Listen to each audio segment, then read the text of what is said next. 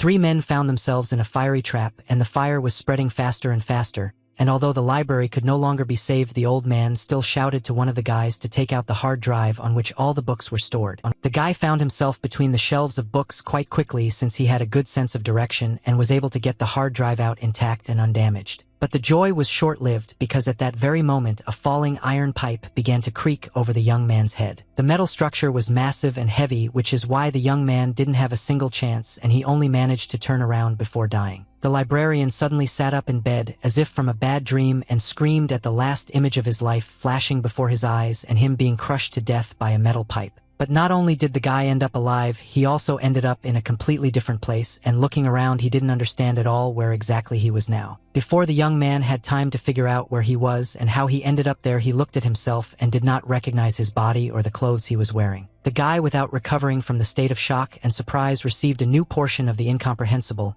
and a scroll appeared in front of him radiating a golden glow and announced in a human voice that this is a world where the path of the literary Tao is valued. The scroll continued to answer the young man's questions and said that this world had taken a different path since the time of Confucius, so such great poets and lyricists as Cao Cao and Cao Ji, as well as Li Bai and Du Fu, had never existed here. The scroll unfurled to reveal the disciples of Confucius, whom he had recruited after creating the 6 books, and through which the path of the literary Tao was opened, which later spread, and thus Confucius became the first saint among men. 5 disciples of Confucius appeared before the guy's eyes, and the scroll named each of them and explained that they, having inherited the teachings of the way, also rose to the ranks of saints in order to defend this world. Since the librarian was well read, he was shocked to find himself in a world where people began to revere the path of literary Tao, considering martial arts to be crude. The scroll confirmed the guy's thoughts and indicated that indeed in this world people are called readers or masters of the path of literature, and they, cultivating this path, discover the palace of literature within themselves. The voice from the scroll told the young man that the 9th stage of the master is good reading, which significantly strengthens the body and grants ease of movement. The 8th stage of the master of the literary Tao path is characterized by the unification of writing and body,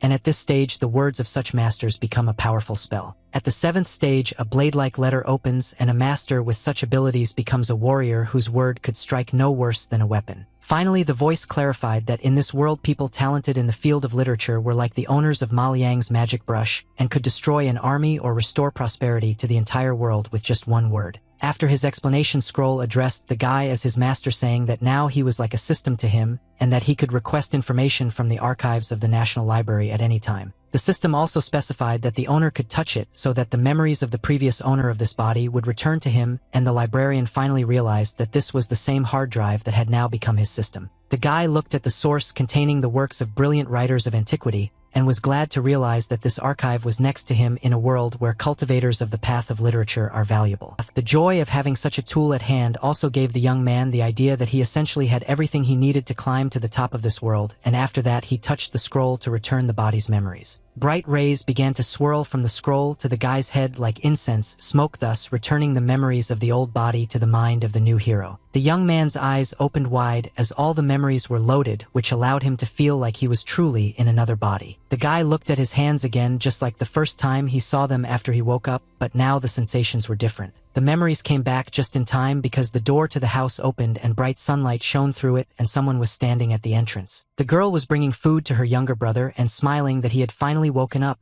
and the guy already knew that this was his older brother's daughter-in-law Lu Jin, who had gone off to war on the 2nd day after the wedding, and there had been no news for 5 years. Lu told her younger brother Li Chang'an that this time he became so ill that he lay unconscious for 3 days. The sister sat down next to him and asked that his brother must be very hungry, handed him a bowl asking him to be careful, because the drink was hot, and the guy responded to the smile with a smile, and thanking him took the bowl in his hands. But Li was surprised when he looked at the contents of the bowl, because it seemed like there was just ordinary water in there. Sister Lu noticed her younger brother's reaction and, dejected, explained that their wine was not being sold at all, and that the money that was left was spent on medicinal herbs and porridge for Li. The guy looked at Lu and, realizing that things were bad, suspected that his sister had most likely deprived herself and asked if she had eaten. Lu responded with a look and, embarrassed that she was lying but did not want to make her brother worry, said that she had eaten. Li saw that his sister had already started to cry and tried to explain something, but the lump in his throat wouldn't let him, so he told her that there shouldn't be secrets between relatives. The girl could barely utter anything again, so Li, without hesitation, poured the drink into another bowl, dividing it in half. The brother gave a piece of bread to his sister, suggesting that they eat together, thereby calming the girl down, and the tears stopped flowing from her eyes. Lu was filled with gratitude towards her younger brother,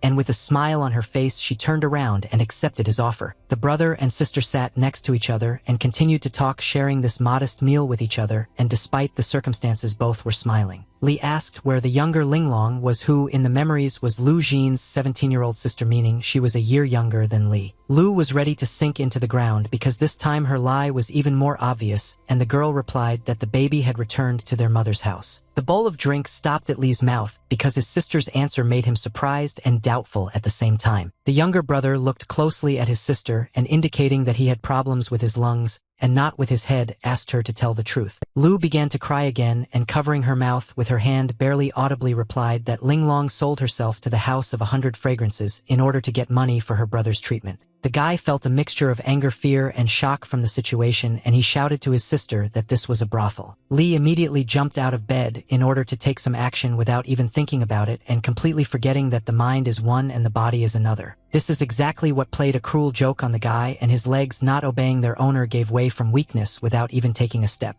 Li fell to his knees from the helplessness and weakness of his sick body, and his sister rushed to his aid, reminding him that he had only just woken up. Full of determination, Li looked at the girl and said that he had a duty to free his younger sister Linglong no matter what. Lu helped the boy up and explained that the people from the House of 100 Fragrances had set a condition for her to deposit 300 taels of silver by the end of the month because otherwise Linglong would start serving customers. And the girl began to cry bitter tears again because with their current state of affairs, contributing such a sum was impossible. Li rose to his feet and stood firmly, placing his hand on his sister's shoulder, showing that he supported her and everyone who touched their family. The guy looked into the girl's tear-stained eyes and said that he would cope with this problem no matter what it cost him, and asked Lu not to worry. Finally, the brother indicated that he would definitely come up with a way to bring his younger sister back and promised that she would not be harmed, which again calmed Lu down and gave her hope. It was already dark, but Li headed to the house where the wine was stored in order to solve two problems at once, with the products and with the return of his sister. From his memories, the guy knew that the Li family was involved in winemaking, and at one time things were going really well, but something happened that threw both the production and the winemakers off track. The business came to naught because first his father and older brother went to war, and then Li was struck by illness and there was no one left to deal with wine. The guy opened one of the barrels and realized that he needed to start by trying what the wine tasted like, and from that draw a conclusion in which direction to move on. Li scooped up the drink with a special ladle and tasted it carefully in order to evaluate the product, in the production of which mistakes had clearly been made. Li concluded that there were a lot of impurities in the wine, but despite this the aroma was very weak, which indicated the low quality of the wine, and accordingly in this case the required amount would not be collected by the end of the month. But the guy wasn't discouraged because he had an ace up his sleeve in the form of a system that clearly contained information about winemaking. The librarian approached the system with a request to show him how to make ergotu, which was prepared by double distillation from sorghum grain and was quite strong. But learning the cooking method didn't last long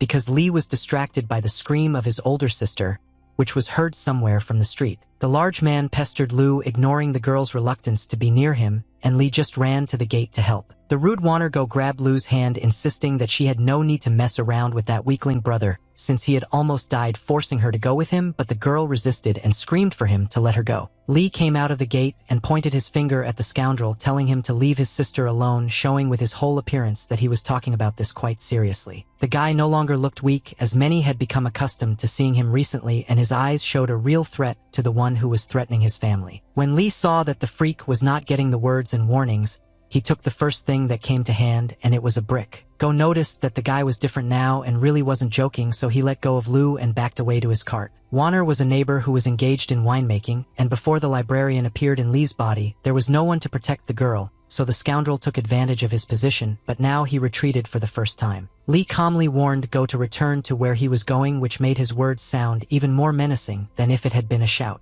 But the neighbor remained standing in place, and then the guy raised a brick and, pointing at the cart, repeated again that if Go did not leave, the jugs of wine would be broken. The neighbor wanted to object to Li's words, but the guy raised the brick even higher, thereby showing that he would really break all the jugs. Go turned to his cart and irritably shouted that he was leaving while uttering a bunch of swear words to the guy, but Li continued to hold the brick at the ready. Having moved away to a safe distance, Go shouted that he would still take the girl for himself when Li finally died, which terribly angered the guy. Although Lu was grateful to her brother, when she approached she was alarmed that he had acted in such a way, insulting that person, trying to say that this was at least some hope for the opportunity to sell wine. The younger brother didn't even listen to the end of why that freak was important, and answered his sister that people like him don't understand the good way, and Lu again wanted to convince him otherwise but burst into tears. The guy convinced Lu not to worry because he would make sure that that person wouldn't harm her again. Chang'an carefully took Lu's hand in his own, showing his support not only in words but also by the fact that he was really there and ready to help. Li looked at his sister and promised that from now on he would protect both her and himself, not allowing anyone to bully them, and also added that he had already figured out how to get little Linglong back. In the morning, Chang'an showed Lu his design for making wine and explained that he learned it. The girl, having smelled the aroma coming from the stream of drink, could not believe how aromatic and enticing it was. Lu looked at the barrel of drink, realizing that even just by smell and appearance this was the best wine she had seen in all of Lin County. The older sister didn't drink alcohol, but the smell was so enticing that even she couldn't resist at least one sip. The girl's eyes filled with tears again from the realization that they could actually save the younger Linglong and bring her home. Lu rushed to hug her younger brother with tears in her eyes, which caught the guy by surprise, because he did not understand what was wrong with her. The girl, wiping away tears of happiness, said that Chang'an is amazing and she doesn't even know how to thank it now. Although Li was a brother to this girl in this world, at the same time, he was also a librarian who was essentially a stranger to her, which made him embarrassed by Lu's words. Having prepared a small amount of wine, the brother and sister went to the western area of the Lin County wine market and actively offered their drink to passers-by for tasting. Lu picked up the jug and asked a guy passing by if he would like to try some wine, but he, seeing that it was the Li family, replied that he was not interested. The girl tried to convince the young man that this was a completely new wine, but this only made him angry and he quickly walked away. The sister was upset both from the fatigue of standing at the market since early morning and from the fact that they had not yet sold a single jug of wine, and suggested lowering the price to begin with. Li realized that the deal was bad and he had only recently appeared in this body, so he agreed to try to lower the price. Go's neighbor was heading towards the boys, mocking their price of 20 coins for one jug despite their recent conversation with Li. Of course, Go didn't give a damn about the guy because this time he wasn't alone but with his workers, and in a humiliating manner,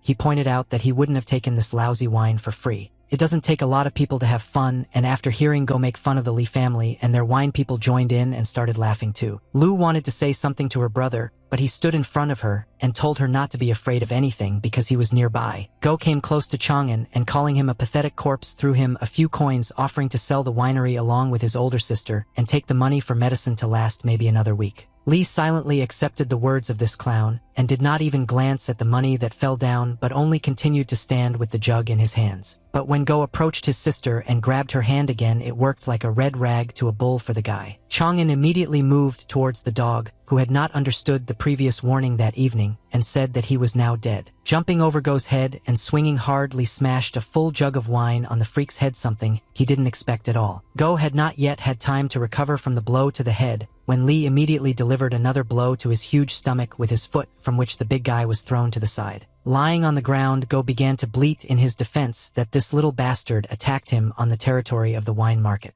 Li continued to stand in front of Wanner while he barely got to his feet, complaining that he would report what happened to Lord Qing Tian. The guy did not lag behind the pathetic winemaker and, falling on the fool, said that the jug simply slipped from his hands right onto Go's stupid head, and he had no evidence against it, which greatly outraged the big guy, and he said that all the people saw what happened. While the men were arguing about who started the squabble, the intoxicating aroma of new wine was already emanating from the broken jug. And instead of watching the squabble, people were now inhaling the sweet aroma, discussing whether it was coming from that jug of the Li family. One of Go's workers told his boss that the Li family's wine had become more fragrant according to people who smelled it. Since the contents of the jug spilled onto the winemaker after it broke, he sniffed and also smelled the same smell. The unpleasant incident turned out to be beneficial for the brother and sister, and people approached them praising the drink and its aroma and asking if they could try it. Li didn't expect everything to turn out like this at all, and before he answered and became happy, he paused a little. A moment later, the younger brother asked his sister to bring another jug of wine, glad that despite the squabble they still managed to attract people. Chang'an and Lu poured wine for people to try, and the guy said that it was the Ergotu variety brewed by their Li family. Potential buyers came up to try the wine one after another, and could not stop enjoying such a truly wonderful drink. One of the men who tasted the wine could not contain his delight, so he shouted out that it was the most delicious wine he had ever tasted. Almost everyone who tried the wine said they wanted to buy a jug, and some asked for two at once, and Go, who had previously sold only his own wine and had no direct competitors, was angry at such humiliation. When Lu turned to those wishing to buy wine with a piece of paper on which it was written whose drink it was, the buyers could not believe that the Li family's reputation had been restored, and at first even had some doubts. But Chang'an now guaranteed the quality of the product made by his family, and his sister standing next to him confirmed this. One of the buyers agreed to take 10 jeans of the Li family's wine, but set the condition that if the next batch of the drink was of worse quality, not only would he not buy it, but he would also tell all his friends about the failure. While Chang'an was thanking the customer for the order, Go stood to the side the whole time and heard the conversation between the Li family and those who wanted to try and buy their drink, which the neighbor really didn't like. Warner felt humiliated by the customers being taken away and decided to do everything to ensure that that scoundrel Li could not sell a drop of his wine. The next day, as promised, Chang'an gave 10 jean of fresh wine when a customer came to him after yesterday's tasting. The young man was very happy with the promptness of the order when suddenly Go came running from behind with his cart and wine, asking the man to wait. Neither the seller nor the buyer expected such a turn of events, so they both froze in anticipation of what would happen next. Putting a fake smile on his face, Go turned to the customer, reminding him that he had already ordered 50 jeans of wine from him yesterday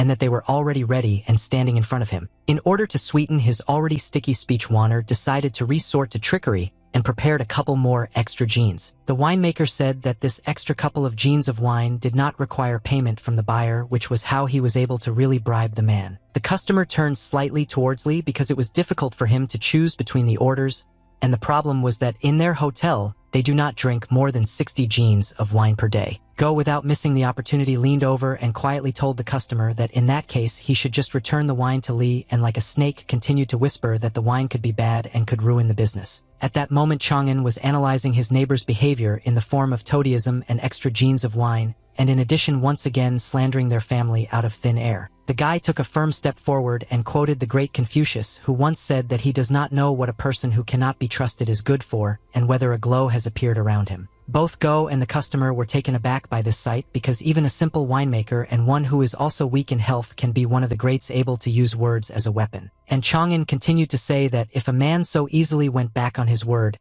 he would never be able to be a decent person in society. Finally, Li said, as if delivering the decisive blow, that just one human word could be worth thousands of gold. The men's necks were wrapped in chains, making it difficult for them to breathe, and they were unable to move their arms and legs for the same reason. From the outside, it seemed that nothing was happening and the chains were not visible, but Li realized that in this world the word really has great power, because Go was holding his throat and trying to catch his breath, apologizing for his words, and the customer was ready to buy all the wine from Li. Since the guy used his knowledge for the first time and saw the word in action on living people, the sight surprised him. Chang'an looked at his hands and was delighted to realize that he was now able to teach two people a lesson at once without doing anything. Behind the customer and Go, someone loudly and slowly clapped their hands, clearly watching what had just happened. The men came to their senses after the power of the word let them go, but they did not understand what had happened, and the one who was clapping behind praised the young man for how well he had said it. The owner of the Zhang family in Zhang Fugue applauded the guy, and when he came closer he added that he did not expect to meet such a talented young man, and at the same time regretted that Li was just an ordinary winemaker.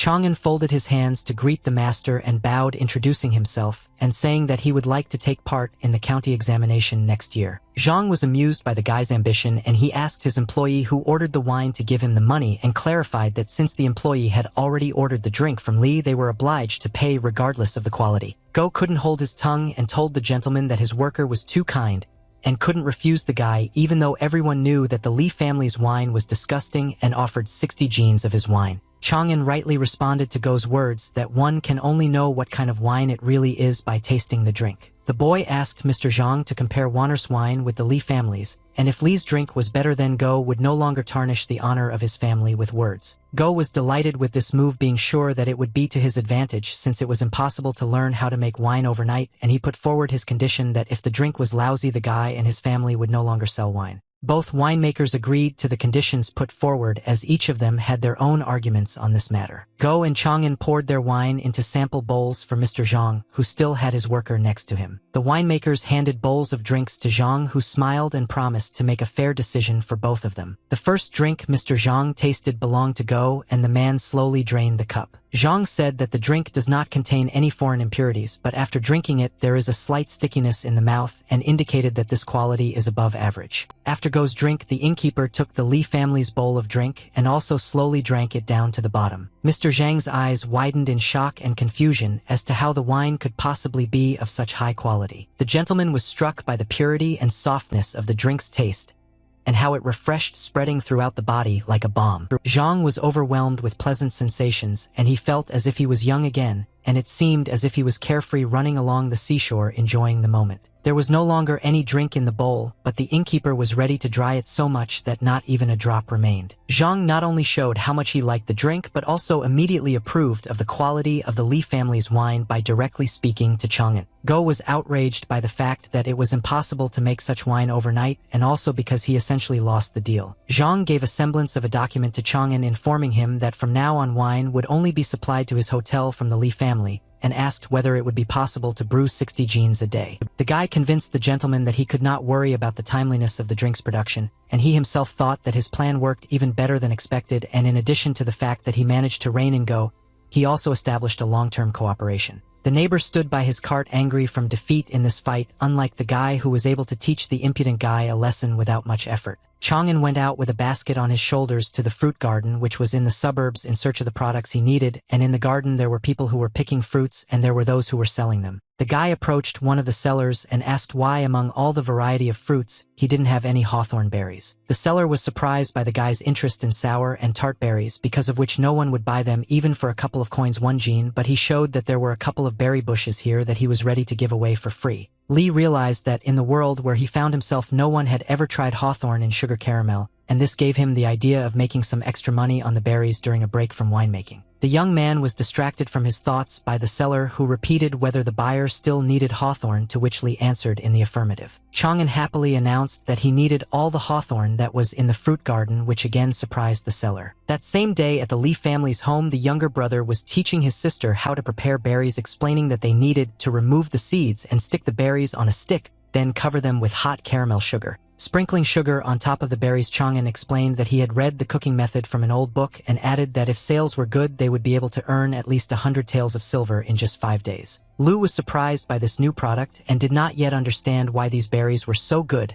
so Li said that until she tried them she would not know, and gave her the treat. When the girl bit the first berry, a pleasant crunch of caramel was heard, and Lu continued to try the taste of the new sweetness for her. Lu was surprised that despite the crunch of the caramel at the beginning, it then melted in her mouth, and to all this was added the sourness of the berries, which neutralized the sweetness of the caramel, resulting in an excellent taste. The sister, having thoroughly tasted the new product, agreed with Li's words that this sweet was really very tasty. Lu wanted to eat another berry, but her hair began to fall down towards the sticky dessert, and Chang'an hurried to fix the strand of hair, saying that he was very glad that his sister liked his idea. Because Li was quite close to the girl, and there was an awkward pause, the girl's cheeks turned red. The librarian remembered again that he was a relative for the girl in this world, and having restored the distance between them, asked his sister to start selling sweets today, and Lu agreed. That same evening, Lu and 2 other sisters stood at the market wall and sold sweets, attracting customers with the new product. And people were really interested and came up to take the new sweets, and not just one piece but several at once, which is why in some places some even got indignant, declaring that they also wanted to buy some. Jean calmed the crowd of angry customers by announcing that there would be enough sweets for everyone, after which everyone was satisfied. Very little time passed before all the sweets were sold out, and the stand for them in the girl's hands stood empty. The elder sister turned to the younger Lan and Fan, thanking them for their work and giving them their pay for today,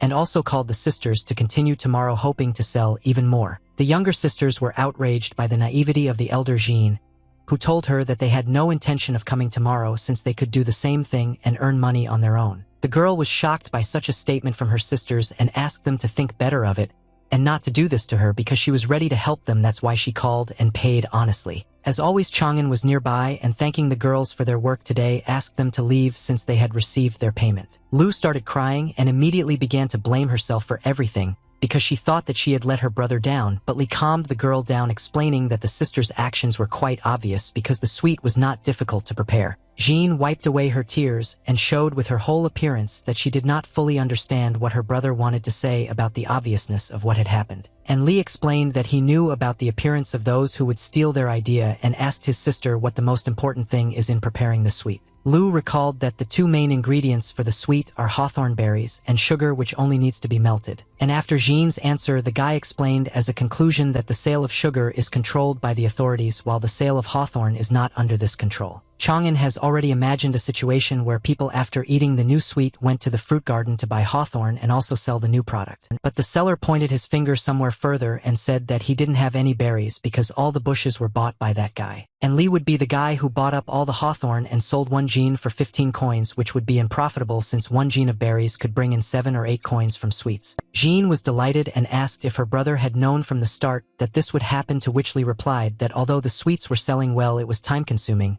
and it was easier to sell all the hawthorn at once. After explaining his cunning plan, Chang'an promised his sister that soon they would have only silver in their hands. One evening, Sister Lu decided to bring brother Li to the Palace of Stars, which was located at the East Gate where the County Poetry Festival was supposed to be held. At the entrance to the palace, in front of the crowd, stood the elder Gu Weidao, who was in charge of education issues in the county, and next to him were small assistants holding large scrolls. Jing and Chang'an tried to get through the crowd, which was quite difficult, and they only angered the people who wanted to watch the tournament. Li tried to explain to his sister that they didn't have to go to the palace because he wasn't particularly interested in the festival right now and was more focused on saving Linglong, and then he would prepare for the exam. But Jing objected that Li was a very talented young man, and he definitely needed to try to take part so that everyone knew about his talent. When the girl finished her words, someone pushed her quite hard with an elbow, causing Lu to stagger towards her brother. Li of course caught Jean by asking if everything was okay with her, and she replied that everything was fine with her, but it was unpleasant to receive this kick. Chang'an turned to the one who probably pushed his sister and sternly asked who the stranger was and why he did this to a person he didn't know. It was obvious that the scoundrel was from a rich family by his fancy clothes and the two guys accompanying him, and he emphasized that he didn't like it when poor people, having learned a couple of hieroglyphs, try to get ahead in life. The guy standing behind him recognized the guy as Li Chang'an and began to mock him, calling him a worthless person, which was picked up by the crowd standing behind Li himself, and also began to mock, which made Lu feel uneasy. The girl asked for forgiveness for bringing her brother here, and now he has to endure this, but Chang'an as always calmed Lu down, saying that she was not guilty of anything and understood that she wanted the best. Li decided to immediately show what he was made of and turned to the upstart, asking whether he had heard the expression "don't judge war heroes and educated people by their origins." Chang'an also added that people like them who come from humble families can be more well-read than kids like this arrogant guy who has had a silver spoon in his mouth since childhood, and the crowd began to buzz. Elder Gu noticed the altercation and concluded that the skinny guy in simple clothes had a sense of self-worth. Both sides argued about who was poor and who was rich, and that the quantity and quality of knowledge actually did not depend on this, and the crowd simply watched the spectacle. Elder Gu wanted to use the potential of both sides to good use, so he stopped the arguments that were leading nowhere. Not only the opponents but also the entire crowd fell silent, and then the gentleman said that given the impasse of this discussion, it was worth resorting to resolving this issue in another way. The upstart immediately agreed with the elder, expressing his desire to demonstrate his abilities and talent. Chang'an folded his hands in front of the master and sternly but respectfully also stated that he wanted to take part in the duel. Master Gu held up one of the scrolls and explained that the lines written on them were prepared to test those wishing to participate in the festival,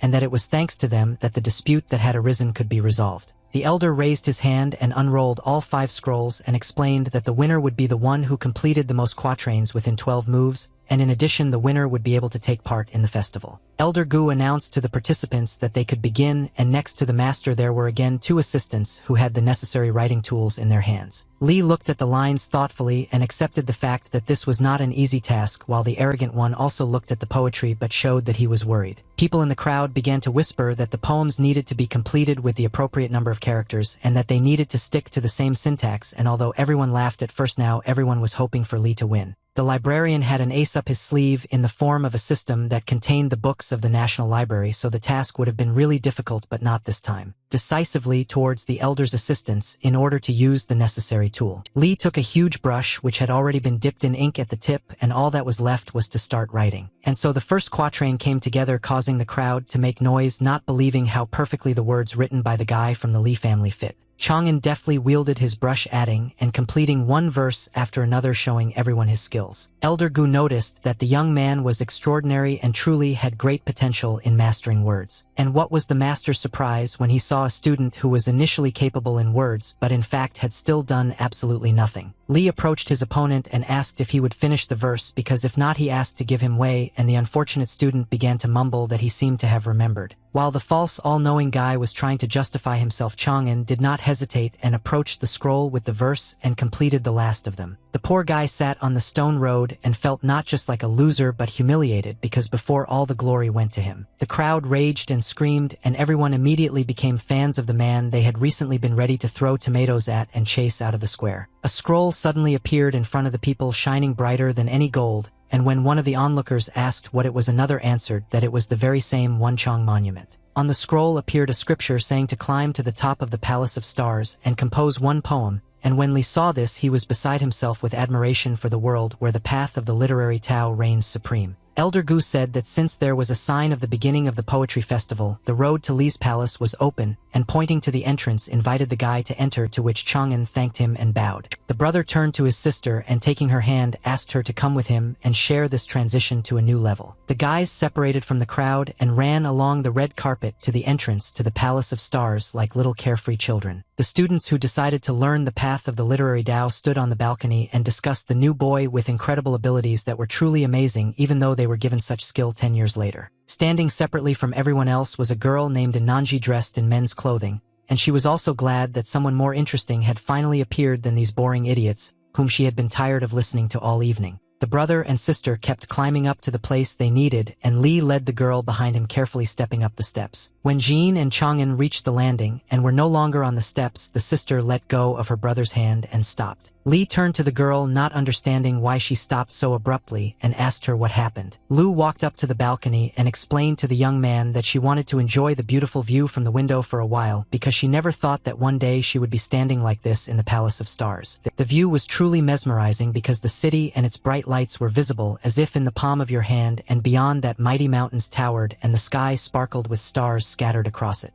Li consoled his sister that the realization of her little dream was just the beginning, and in the future they would be able to go anywhere without any obstacles. Jean asked her younger brother if he had any ideas for a poem, because if not at the moment it was quiet enough away from the crowd to concentrate. Chang'an assured the girl that he really already had a couple of ideas and jokingly replied that he wouldn't promise first place but he would definitely take the prize. For the theme of ascent, Li had a version of a poem by Wang Jihuan that described in a simple manner the beauty of the flow of nature that could only be seen by climbing higher, which had a philosophical subtext. Chang'an was trembling, and it felt like something was trying to break out of his body, and indeed a bright glow appeared where his heart had been. Lu, having seen her brother feel bad many times before, was again afraid that he would get worse, not understanding what was actually happening to this man. The librarian realized that in this way the world of the literary Tao responded to the poem he had read, climbing the Stork Tower. The glow that surrounded Chang'an burst out and hung in front of the Palace of Stars like a huge shining scroll. Words appeared on the scroll stating that the condition of the world of the path of the literary Tao had been fulfilled, and if others did not understand what was happening, then the librarian should have known what was being discussed. The students saw the changes in the Wanchang monument, which promised some incredible event, and the person who caused it had a truly unique talent, and they wanted to find him urgently. And Nanji also watched the scroll and realized that someone who could remove the shackles from her body had appeared, namely the owner of Shantian's body. A bright stream flowed from Li's heart, connecting his soul and the strength he had awakened with the poem, but the guy didn't like it because in such a state he would not be able to protect himself and his family. The young man decided to get rid of the stream at any cost so that no one would find out about his talent, thereby wanting to get rid of unnecessary envy, and began to tear off the beam from himself so that the verse would not be visible on the monument. Using all his strength, Li was able to tear the stream off of himself as if it were some living part of his body and continued to hold it tightly in his hands. The moment the beam came off, blood spurted out of Chang'an's mouth and he began to cough and choke because of it. Lu caught her brother, who was falling and exhausted and bursting into tears from fear of losing him, called for help from at least someone. The pale guy, barely opening his eyes, asked his sister in a weak voice not to scream but rather to close the door so that no one could enter their room. Jean pulled herself together and wiped away her tears, immediately going to fulfill her younger brother's request. The doors, although wooden, were quite massive, and the girl had to make an effort and lean on them with her whole body to close them. Li, realizing that if the power of this poem lingered in him for even a moment longer he would be torn to shreds,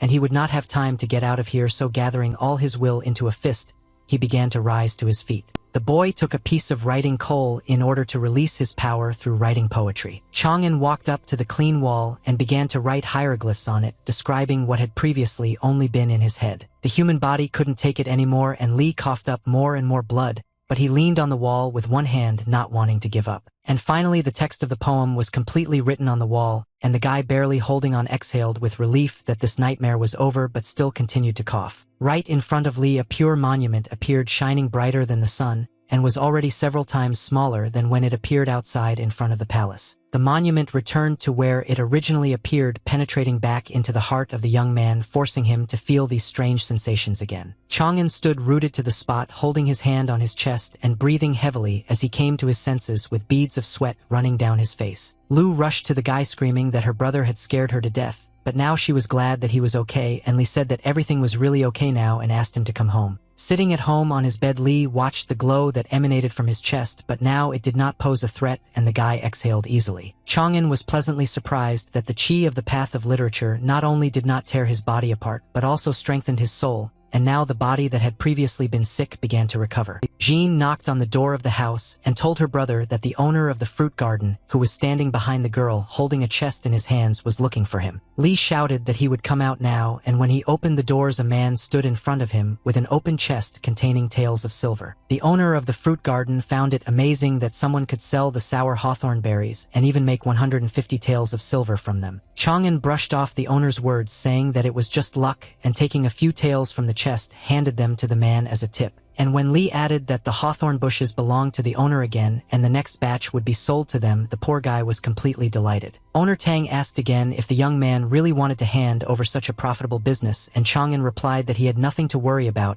and the man headed towards the exit satisfied. Tan promised that he would definitely repay for such kindness, and being at the gate said goodbye, to which Li also wished the owner a safe journey. Jean was alarmed by how everything turned out abruptly, and her brother noticed how sad his sister became, realizing what questions were currently troubling her. The guy turned to Lu and immediately responded to one of the guesses that the hawthorn berries in caramel were indeed finished. After all, everyone and their dog was already selling sweets on the market, so this niche already had a lot of competitors. The brother also added that the process of making caramel is different for everyone, but in general the taste does not change to something radically different, and in addition many most likely planted hawthorn to make the sweet again. Lu reminded them that they only had half the amount to ransom their younger sister Linglong, and asked if her brother had any other ideas on this matter, which amused Li, and he answered in the affirmative. Lu was a little embarrassed, but still thanked her brother for the fact that she could trust him completely, and that he really knew how to find a way out of situations. Chang'an was pleased to hear such words, both as a brother and as a man, that he was able to provide safety and comfort to his loved ones. The young man announced that their next step for sales will be spicy and hot malatang soup, which is a traditional Sichuan dish with the addition of pepper that makes your tongue go numb, and the basis of the soup is chicken. Li went to the market to get the ingredients he needed, and the first place he came to was a spice shop. The guy was a little confused because the taste of the soup is not in the ingredients but in the variety of spices, but here you don't need the usual ones that are sold at the market, you need the most important chicken seasoning. And just as Li was thinking about the seasoning, a chicken appeared from around the corner, and the young man realized that he himself would prepare the seasoning because it was a complex process of chemical processing that this world had not yet reached. Thanks to the system, the librarian first made chicken powder, and then steamed it, that is, decompression occurred to extract juice, to which salt and sugar or other flavor enhancers were added. Chang'an was trying what he had cooked in the kitchen, when he suddenly heard his sisters talking in the courtyard, where the two younger ones ran to ask the older one for forgiveness. Jean was not kind to the girls, arguing that they had once acted meanly,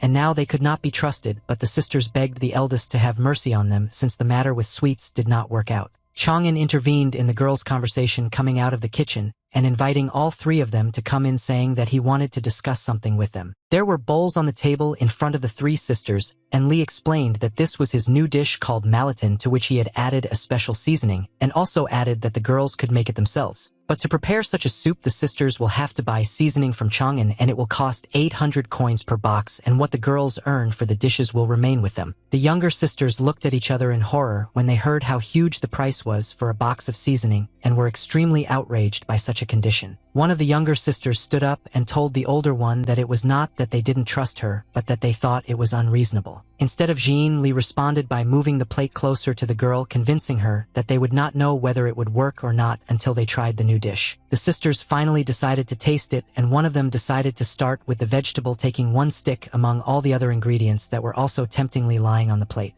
The younger sister was still stubborn, expressing the fact that these were ordinary vegetables boiled in water, and there was nothing special about them. As always, the older sister was the first to trust and decide to taste the soup, choosing circles of radish. What was quite ordinary for the librarian in turn brought the girl into gastronomic ecstasy from just one piece. Lu felt that same numbness of her tongue from the hot pepper and the pleasant sweetness that every now and then spread throughout her body, leaving an incredible aftertaste. The younger sisters could not believe their eyes or ears, and especially their eyes, looking at the older one and how she enjoyed the food. Both girls simultaneously took one bite from each of the different ingredients in the dish, wanting to find out what was so special about it. The sisters admitted that they had never tasted anything more delicious in their entire lives, and loudly declared that they wanted more of this deliciousness. Just like last time with the berries, this time Li also decided that Malaton could be sold that same day because he saw the girl's reaction. In the evening at the market, both younger sisters offered passers-by to try the new dish Malaton, and those who had already tasted it came for a second helping. The brother and sister watched the sales from the balcony, and Lu was worried about whether the idea would be stolen just like with the berries. Chang'an replied that there really was nothing special about the dish except the seasoning, and added that if anyone could replicate its taste, they would accept their defeat.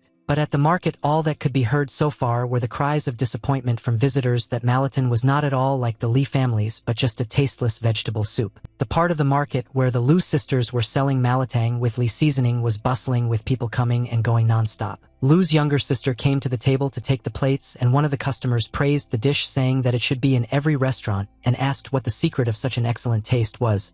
But the girl said that the owner does not divulge the secret. While the man was getting up to leave, satisfied, another visitor at the next table took advantage of the moment when no one was looking, hid the bowl in his sleeve, and left. There were two men standing at the table in the house, and one of them, who took the bowl of soup, decided to try to achieve the same taste by adding all sorts of spices and seasonings to it. Having finished his magic over the dish, the man moved the bowl to another person, asking him to try it and say how similar it tasted to Malaton. The man scooped up some soup with a spoon, and after trying it said that there was about 70% similarity, but it was still not what the Li family cooks. The man who stole the bowl slammed the table, causing the soup to spill, but he didn't pay attention to it and just got angry and started shouting that these people had lured a lot of their customers with their soup and they needed to get some seasoning. The next day in Wangfuji, the sound of a cart and wagons with food was heard, which is why people immediately came running to the sound and smell, and were happy that they would finally have time to try the delicious food, since they had not had time yesterday. Li was pleased that the plan was working and was already thinking that the next dish would be hogo, but for that he would definitely have to rent a room, and while the guy was thinking, a man with assistants appeared behind him. The man who had tried the soup yesterday and decided that he needed this seasoning came to Chang'an and, smiling affably, asked if he was the owner of Wangfuji. Li knew that such a moment would come one day, but he still asked how he could help, and the man introduced himself as the owner of the Say family store, and that he was willing to pay 50 taels for the recipe. Chang'an did not like this proposal and asked not to take him for a fool, and the man again tried to bargain and talk about the price, but the guy clearly answered that the recipe was not for sale. The man suddenly changed from being friendly to furious and became personal, humiliating Li by throwing verbal mud at him. The owner of the Say family shop shouted to his assistants to smash everything related to Wangfuji, and they overturned the cart with the bowls where the food was and gutted the tables. Li gritted his teeth in anger, and Jean screamed for them to stop destroying everything, but it was no use because there was a crowd of thugs and they had been given an order. The scoundrel was pleased with the work done by the assistants and again approached the guy to see if he had changed his mind about selling the recipe. Chang'an covered his sister with his body, reassuring her that everything would be taken care of, and at that moment someone quickly rushed past them. Mr. Zhang ran past the brother and sister straight to one of Say's guards and punched him in the face with all his might. Fugue easily dealt with all of Say's guards, throwing them in different directions like toys. When all the assistants were laid on the ground, Zhang turned to Say, asking why he was using such dirty negotiating methods since it was tarnishing his reputation. A frightened Say called Zhang an idiot, arguing that when Wangfuji becomes popular, he too will have to close his dirty restaurant. The big guy understood that there was nothing left for him to do here, so he turned around to leave and also ordered his would-be heroes to return. Chang'an bowed to Zhang in gratitude for saving him, and the owner said that it was unnecessary, after which he added that he was offering the guy a deal in the form of selling Malaton in his restaurant. Zhang offered a rather favorable condition in the form of 80% of the proceeds to the guy and 20 to him, and Li, realizing that troubles had already overtaken him, saw the deal as quite beneficial in both directions. Chang'an thanked the owner for such a generous offer and said that he would come to the master's place tomorrow to discuss the details. At night, the owner of Sei stood at the walls of Li's house, and his assistant called Go, and Sei promised the scoundrel 50 taels of silver if he got the recipe for the seasoning. Warner was happy with this offer because he would kill 2 birds with 1 stone. He would earn money and do harm to the guy he couldn't stand. Go somehow climbed up the wall of the backyard of Li's house, and all that was left for him to do was to carefully jump down. The neighbor as always mocked the weakling, who was so stupid that he decided to encroach on Mr. Sei's business and was already imagining how he would get the recipe and the guy's business would go down the drain and Lu Jin would belong to him. But it was not Chang'an who turned out to be stupid in this situation, but the one who decided to get the recipe in such a dirty way, and in addition to stupidity, the neighbor was inattentive and underestimated in relation to the guy. Go didn't get off the wall but jumped off and unexpectedly pierced his legs with the sharp pins that Li had prepared for people like him. The winemaker wanted to scream, but then he covered his mouth and did not understand what he had stepped on because it was dark all around. Trying to get out of the trap, experiencing terrible pain in his legs, Go only fell into the second trap without looking where he was going. And when the big guy leaned against the loaded mechanism, a click was heard and a metal pipe flew straight into his stomach, causing the poor guy to cough up blood. The unfortunate man could not bear such pain and screamed loudly, which woke up Li, who understood that the protection against those who would want to penetrate and steal the recipe had worked. Go ran away as fast as he could, but Chang'an managed to notice him and realized that he had been bribed, so something had to be done to end this. In addition to the brother, the sister also ran out to the screams asking what happened, and Li joked that he was trying to catch a rat. The girl screamed in horror and rushed to Chang'an asking if he had already gotten rid of the terrible rodent. Li calmed his sister down by pointing his finger somewhere to the side and said that the beast had run away on its own, frightened by the traps that had been set. Jean felt embarrassed that she had reacted so violently, and in order to hide it she told the guy to go to bed because it was already late and she would go too. Chang'an was shocked that he felt terribly hot, and he put his hand to his heart, which was beating furiously, and said to himself that it was autumn now, not summer. Strange feelings tormented not only the young man but also Mrs. N, and this is exactly what the assistant talked to her about, comforting the girl by saying that the appearance of the owner of Shantian's body in the Palace of Stars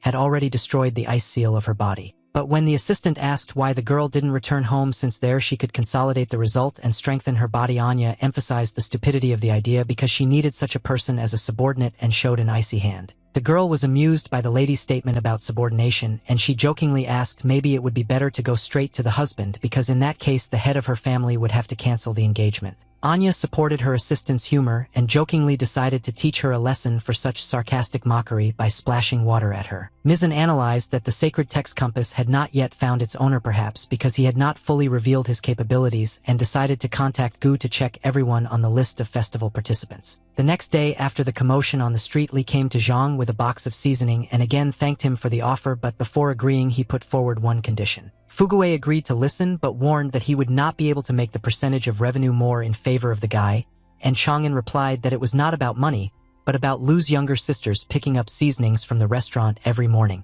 Zhang didn't really like this condition because it complicates everything, but despite his suspicions the owner still asked why the guy needed it. Instead of Li, Master Gu, who stood at the entrance, answered and called Zhang a fool because the young man's request was obvious since the dish had become popular, and there were enough envious people who had bad intentions, solely asked for protection for the girls. Chang'an bowed to the elder, saying that nothing could be hidden from his gaze, and that he was indeed right, and Gu added that Zhang was a capable master, so a bunch of bandits would not touch the girls. Zhong asked again if he understood correctly that the guy wanted to use his restaurant as protection for the sisters, and Li, instead of words, handed Mr. Fuguei another smaller box. Chang'an said that as a token of gratitude they would deliver 1 box of seasoning for free, and Zhang, seeing the young man's sincerity, agreed to his condition. The owner of the restaurant was happy as a child because with the seasoning his profits would increase and the restaurant would prosper and attract visitors. Gu assured the boy that Zhang was his old friend, so he would vouch for him to take care of the Li family's wine and Malaton, so that Chang'an could focus on preparing for the exam. But Li, having thanked the elder, refused, explaining that he now had a more important thought: to save his sister from the clutches of a brothel,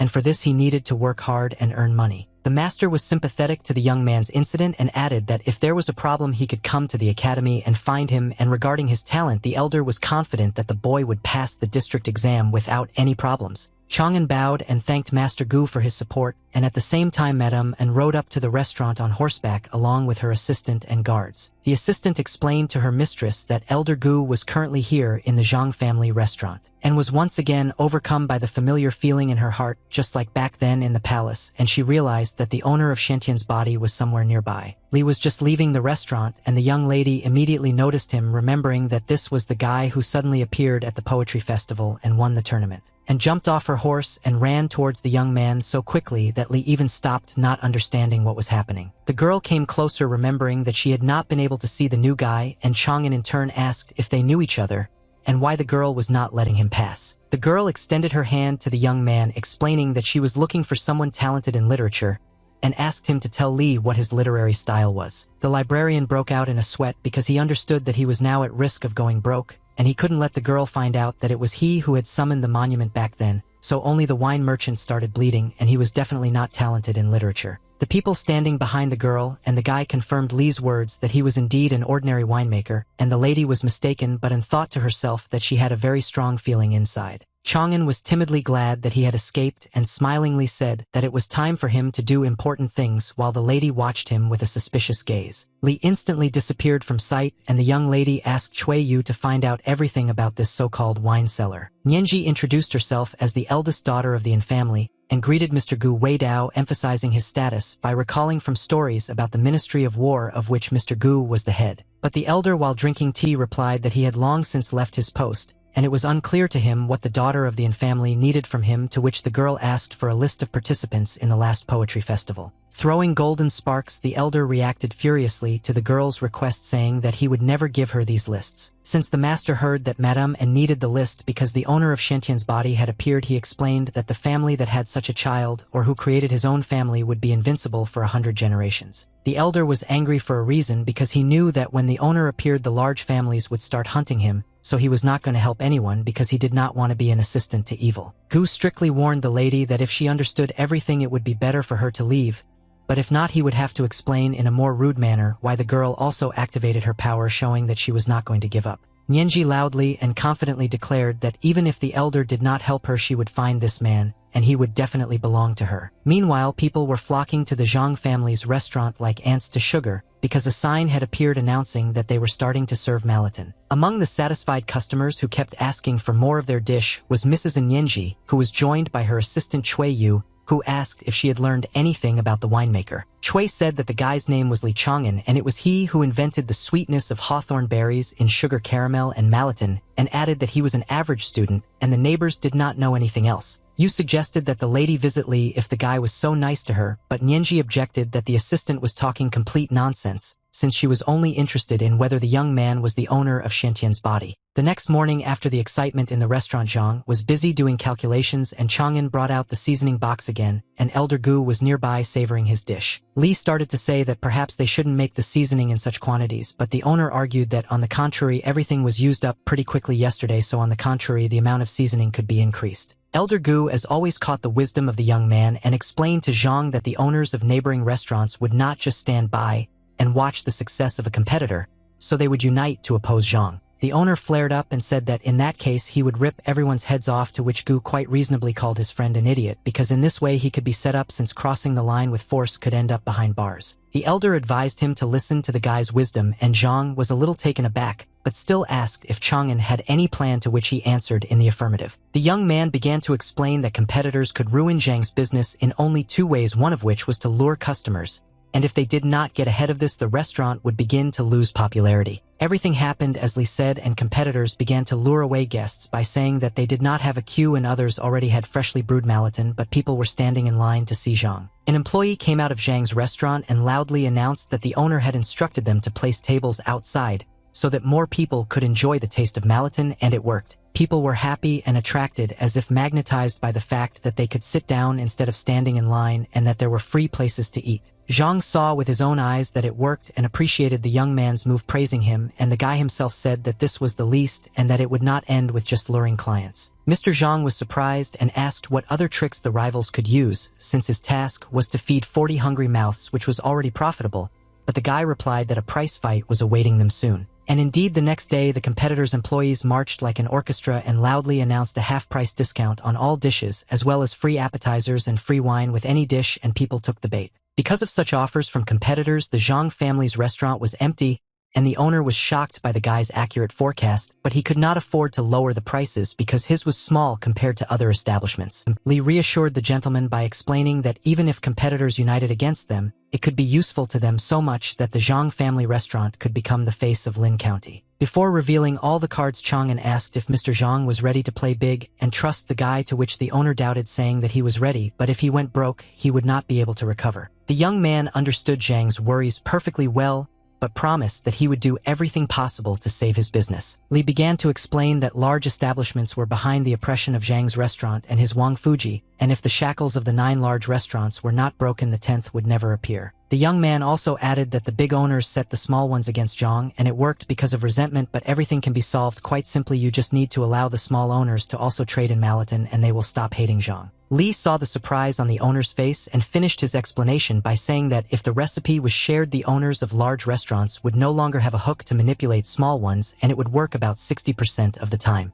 Zhang couldn't hide his horror at the figure, but Li asked if that wasn't enough to close the vicious circle and give other small owners the opportunity to succeed. The gentleman, having digested the information, decided to take such measures and repeated that he was ready to play big, and also added that Li could count on him. The young man guaranteed that he would not let his employer down and quietly began to whisper to Zhang their further plan of action. At the round table sat Sei and other small restaurant owners, to whom he was telling the wonderful news that Zhang's restaurant had been empty all day and would soon go bankrupt, and he would take on all the expenses and shares. One after another, the owners began to timidly declare that they would not take part in such a thing tomorrow, as if something had changed their minds. The owners stood up to leave and began to discuss in front of Sei how good a person Zhang was, since he kindly shared the seasoning with them, and it would be unfair to treat him so meanly. Sei couldn't believe his ears, because a logical question was brewing: how was Zhang going to lure customers if he shared the seasoning? The librarian, as always, had an ace up his sleeve in the form of the system and a new dish that he had already prepared for tasting. Li introduced the men to a new dish called hot pot, which means fire pot, and involves cooking all the raw ingredients in a special pot where the broth is constantly boiling. Zhang and Gu began to dip the prepared vegetables and meat into the boiling broth and taste this new product, savoring the freshly prepared food. The men noted the moderately spicy and aromatic taste of the broth, which gives a vivid sensation from the first bite. Gu and Zhang admitted that hot pot is even more delicious than Malaton because the spiciness and heat are revealed in this dish in a completely different way. Chang'an, as always, happily watched the results of his innovative ideas being implemented in this world and asked Zhang if he now believed that his restaurant would be successful. The owner was still under the vivid impression of the new food and imagining how others would react to it. He could not contain his delight and answered the guy that he was now confident in the success of their plan. Zhang couldn't wait to introduce others to such a gastronomic masterpiece and launch hot pot on the menu today, but this time Li asked him to take his time. Chang'an poured wine to discuss with the gentleman how he saw building a competent sales plan for the Zhang family restaurant. While the workers were busy renovating the restaurant premises, the owners of other establishments discussed what was happening with the premises and that over the past couple of days Zhang had not had any customers at all, which indicates that it was closing. Fugui was just behind, and when he heard the competitors talking, he sternly asked what closure they were talking about. The owner decided to calm the upstart's self-confidence and explained that for their information he had teamed up with Wang Fuji and they were creating new dishes and wine of the highest quality, which made the owners laugh at Zhang's wine. The owners cited as an example the best wine of the 100 Flowers of Mr. Sei, which was not even comparable to anything else, to which Zhang promised to prove them wrong and hung something on the wall. On the wall was an announcement of a competition for the best wine in Lin County, the winner of which would receive 100 taels of silver. The men were delighted with the opportunity to so easily get such a large sum and were already ready to take part, and each of them already considered himself a winner. And Zhang thought that Li's plan was working like clockwork, and now there really would be a ton of visitors on the opening day. On the opening day, the restaurant looked gorgeous and the staff greeted all the guests, thanking them for their visit and inviting them to enter the renovated premises. When most of the people had gathered, namely those wishing to take part in the competition, Zhang thanked everyone for supporting the opening and announced a half-price discount on all dishes in honor of the opening. Dissatisfied owners of other restaurants began to complain that they were not interested in discounts and that they came only for the winnings. Lu Jin was next to her brother and looked at how many visitors had come and Li made her even happier by saying that in a couple of days they would be able to return Linglong. Zhang said that he would not hesitate and pulled the cloth from the table on which the jugs of wine stood and indicated that in 5 days they had brought them 20 different wines. The gentleman also said that for the competition they selected 30 random people who after tasting the wines would vote for the drink they liked and after counting the votes would fairly announce the winner. Say did not miss the opportunity to pour a fly in the ointment and said that what guarantee was there, that there was no bribery of the people who would taste the wine. The small owners like little kids picked up on this statement from Big Uncle Say and also began to object to those who would taste the wine. Zhang was at a loss, but Li understood that everything could go wrong and even in such a case he had a backup plan. Chang'an announced that in order to dispel the jury's doubts Elder Gu and the academy students would taste the drinks and they would definitely not lie. The owners liked the updated conditions of the competition based on fairness, but Say could not calm down and reminded that his 100 flowers had never lost. When everyone was satisfied with the conditions, Chang'an turned to the disciples and asked for a favor, to which they bowed, folding their hands respectfully as expected. The students of the academy stood next to each other, and in their hands floated bright green talismans that they had prepared before the tasting. The students began to recite words about the dignity of a person to always be honest with himself, because the path of the literary Tao will not accept a liar. Thus the young people took an oath of honesty, ending it with the words that those illuminated by the light would speak with the help of the heart, from which 3 bright columns of light rose upward. The 3 disciples simultaneously took the cups of ergatu wine prepared for them which Li had made. Also at the same time all 3 drained their cups to the bottom, and everyone else froze in anticipation of what the students would say. Both the boys and the girl were delighted with the drink, which spread pleasantly warmly throughout their bodies, and they experienced unearthly delight just like everyone else who tried Li's new wine.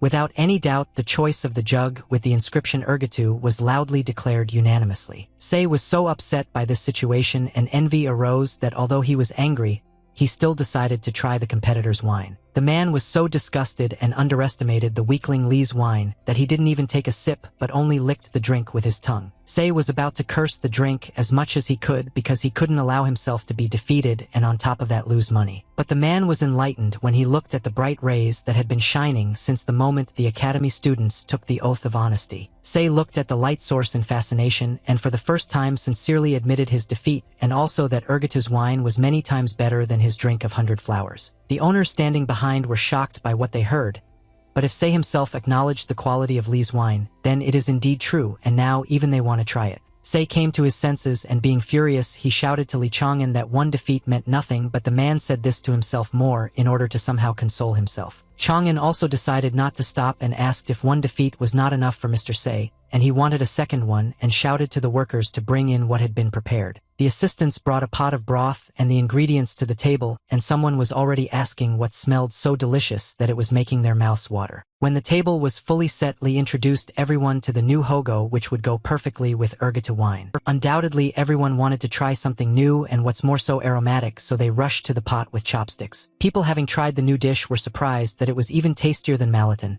And now they will eat only in Wang Fuji, and Chang'an at this time invited Mr. Say to join in and satisfy his hunger. The assistant was no longer able to stand these pleasant smells and joyfully asked if he could really eat from them, but Say shouted at him to shut up and objected that he wouldn't take even a bite from there. Chang'an was glad that he was able to implement the plan, helping not only himself, but Say he said that his plan to oppress the Zhang family's restaurants and Wang Fuji had completely failed. Zhang's restaurant got a second wind and people sat on chairs next to the establishment waiting for their turn.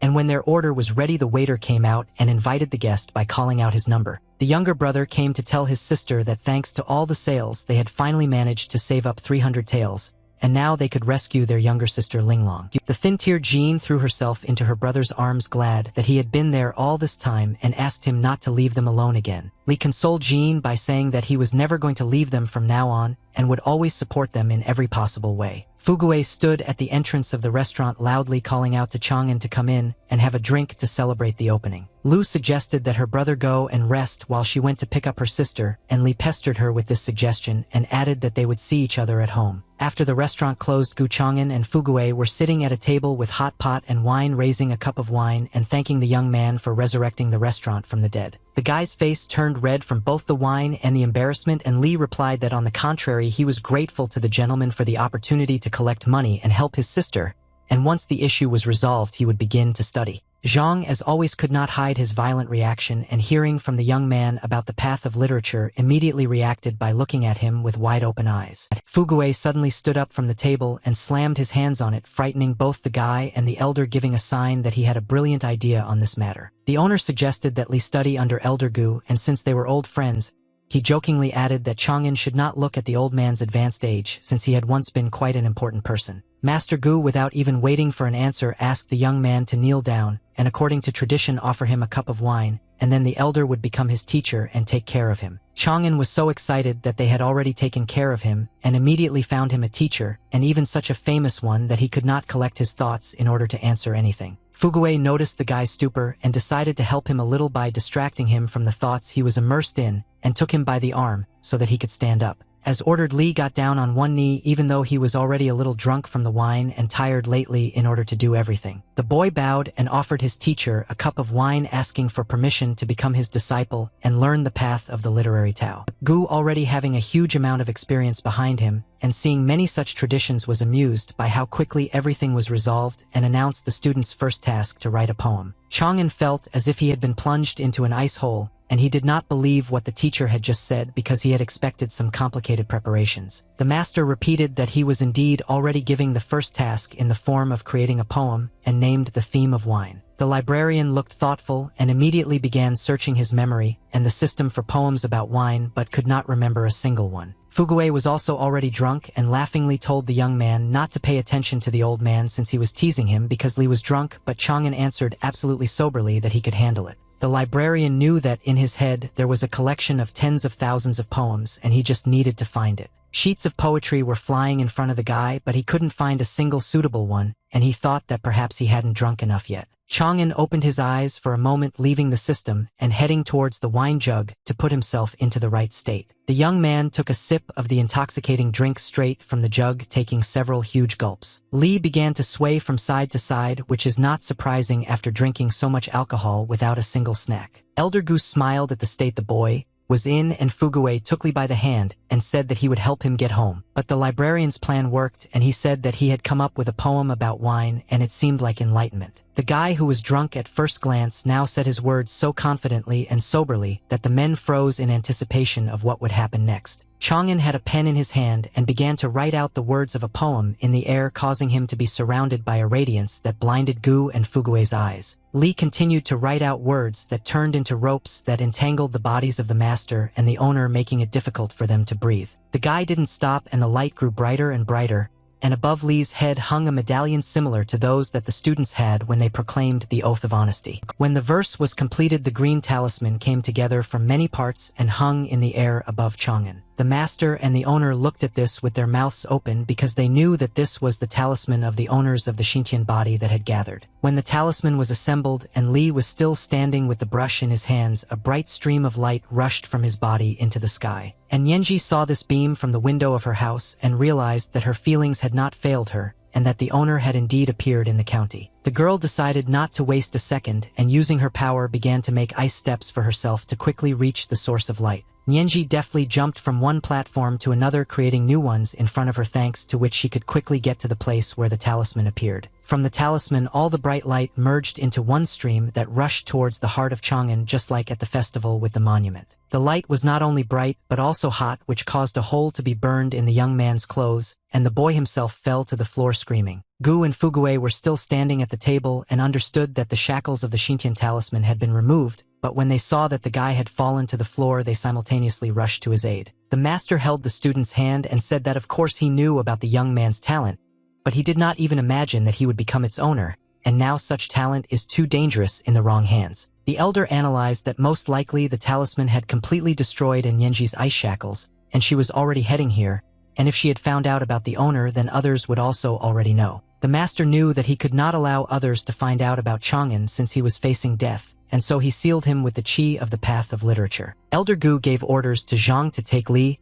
and his family out of Lin County, and the owner took the boy's arm and walked towards the exit. The master, knowing what such things led to, realized that the young man now needed to run away from here without looking back. Li stood in the middle of nowhere looking at the monument with his poem about wine, from which a column of light was spurting, and after which the Xintian talisman appeared, and next to it was another monument with a poem recited at the festival. The guy stood in front of the huge statue and couldn't believe that the poems he read were actually being immortalized in this way. In the distance, the young man could hear the voices of his sisters who were very worried and asking him to wake up because they were afraid of losing him again. Chang'an tried his best to return from this world to the real world and not make his sisters worry, so he grabbed himself tighter to feel his body. The younger brother managed to return to the real world, and he immediately opened his eyes. Li grabbed his head in pain and then saw the girls who were bursting into tears sitting next to his brother, and all three were not in the house as usual. Chang'an stroked his younger sister Linglong's head and said that he was okay, and the girl finally smiled, although tears were still streaming down her cheeks. Jean screamed when she saw that her brother had woken up,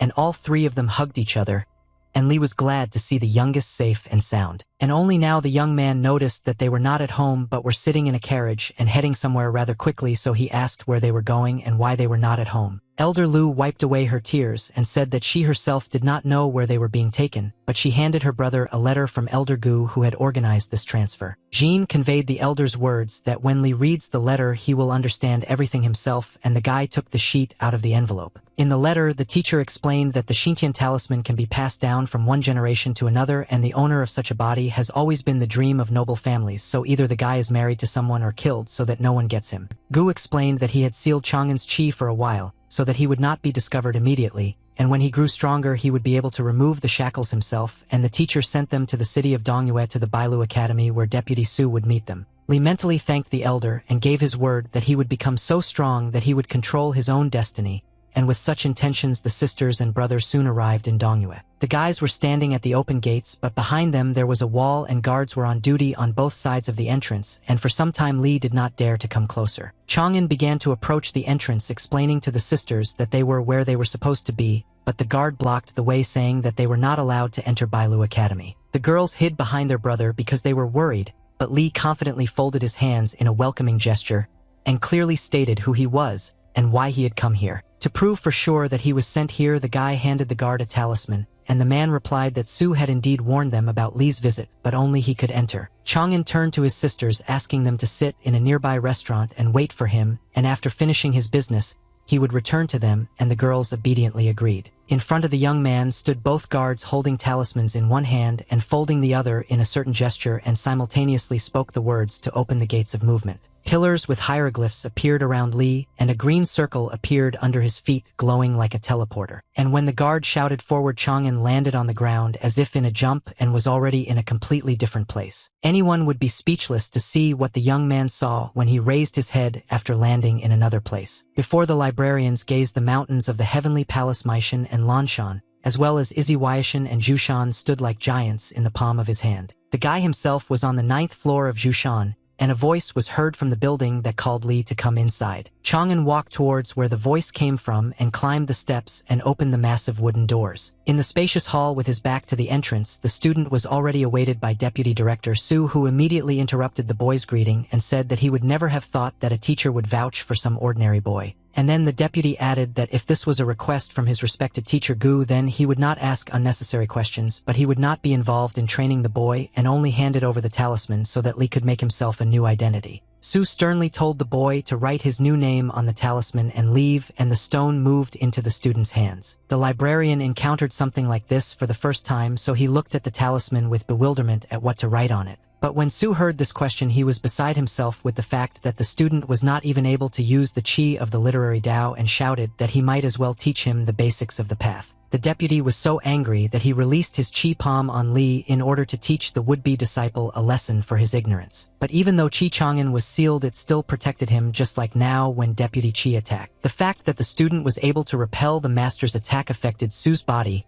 and the wave that was supposed to go only towards Li returned to the deputy. Shuya broke out in a cold sweat from the realization that in front of him was not an ordinary boy but the owner of great talent. Chang'an, as if nothing had happened to him, first asked if the deputy was okay because he felt the attack on himself. Su replied that he was fine and explained that he had tried to awaken the chi in the student's body with his chi palm, but surprisingly the guy had more power than expected. The deputy explained to the student that in order to write a name on the talisman, one must concentrate the power on the fingertips and everything will work out, and Li began to come up with a name for himself. Following the instructions of the deputy, the boy concentrated his chi into his fingertips and wrote his new name Tai Bai on the jade talisman. Tai Bai bowed to his deputy and thanked him for his help, and at that moment Su mentally asked Master Gu who he had sent them here in the first place. Li entered the academy and stopped at the entrance to take a good look at everything, and as it turned out there weren't many students here. Tai Bai was surprised that there were so few students in the 3rd district and concluded that he might have been classified as a poor student.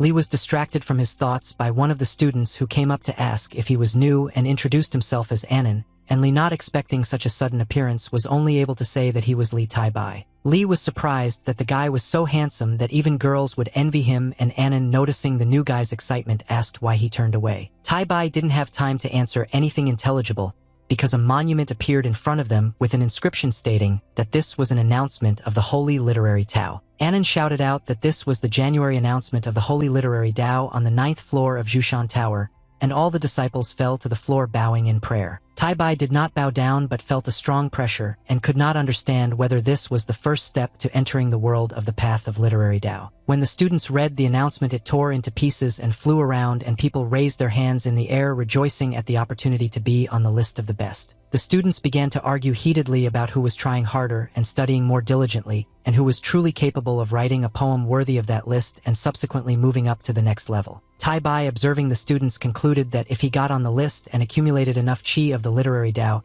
he would increase the state he was currently in and become stronger, which was what Gu bequeathed to him. Anan suddenly appeared next to Li again and consoled the poor guy so that he wouldn't even dream of a list, because as we know, the academy provides resources only to genius students and not to people like them. But suddenly another student appeared next to Anan, asking the guy not to talk nonsense because everything was completely different from what he was saying. The guy pointed out that if the poem is good, then the academy does not look at genius and simply provides resources to support the student in his advancement, but in some ways he agreed with Anan, namely that the academy will not look for poems in their 3rd district. The senior student encouraged Li that he could very well take part by adding the name of their academy to the application and then receive help, and Anan added that this was not the only way to raise his stage. The friends laid out for Tai Bai the ways to increase his cultivation stage in the form of a list of 6 points which corresponded to difficulty levels, the easiest of which was to constantly study and the most difficult was to get into the top 3 on the list. Li analyzed that over the last 100 years only a few dozen people were able to conquer the top of the list, so this is the most difficult way, but for him it was the easiest, having the works of geniuses over the last 5,000 years. Standing at the entrance to the academy, 3 students heard an announcement that the break was over and they needed to return to school. Li, as if nothing had happened, turned around to leave and finally thanked the guys for their help and promised to definitely treat them to something which shocked them. The young people were shocked because even the laziest person knows that it is worth doing at least some kind of activity, but Tai Bai simply left, and the elder concluded that perhaps the guy accepted his defeat and gave up. A month later, the cold weather set in, and while the students sat studying exhausted and tired, Li showed up for class later than everyone else in very good condition. And when Tai Bai was the first one to leave class, he really irritated everyone else. It was quite funny for Ananu to watch such a frivolous student, because even compared to Li, he was quite a diligent student. The brother and sisters spent the outgoing year modestly and greeted the new one by exploding firecrackers in their yard and congratulating each other verbally. Lu Linglong joyfully threw herself into Tai Bai's arms, and with her youth and emotions overflowing made a wish that she wanted to give Li a child in the new year, which made Jean take aback and slap her younger sister on the butt. But Linlong didn't pay attention to her older sister's comments and only hugged the guy tighter, saying that there was nothing wrong with her words because they were from different families and they called each other brother and sister because that's how it should be. Li tried to turn everything into a joke and asked Jean not to be angry with Lin because she was still young, and distracted the girl's attention by saying that he hoped to spend this year together as a big family. Despite the fact that there was plenty of snow, it began to fall again at night, but there were no longer any lanterns hanging near the houses since almost everyone had fallen asleep. Almost all because Li did not sleep, because how could he fall asleep when he was surrounded by girls on both sides and he could not move, he could not even turn around. Since the guy had not been dreaming, he got up from his bed remembering that after midnight the list of the Holy Literary Tao was supposed to open, and decided that it was time to add his poems. Tai Bai, sitting right on the bed, took out the talisman and poured his chi into it because he had already learned to move with its help. After activating the power, the young man concentrated on opening the list and finding himself at the monument, so when he opened his eyes he was already in the right place. The list had only recently been opened, but there were already many verses in it, and he remembered the words of the disciples that this would be a fierce battle. Lee concentrated his power on his fingertips as Sue had taught him and began to select poems, choosing the Stork Tower from the festival because offering wine was quite strong last time. The guy decided to change the title a little, and instead of the Stork's Tower, he called the poem Climbing the Tower and began to read it. With a wave of his hand, Tai Bai sent his poem written on a huge scroll to the list of the Holy Literary Tao. Li was pleased with himself and also anticipated success because how could a masterpiece of classical poetry of the Tang dynasty passed down from generation to generation for thousands of years not be included in the list?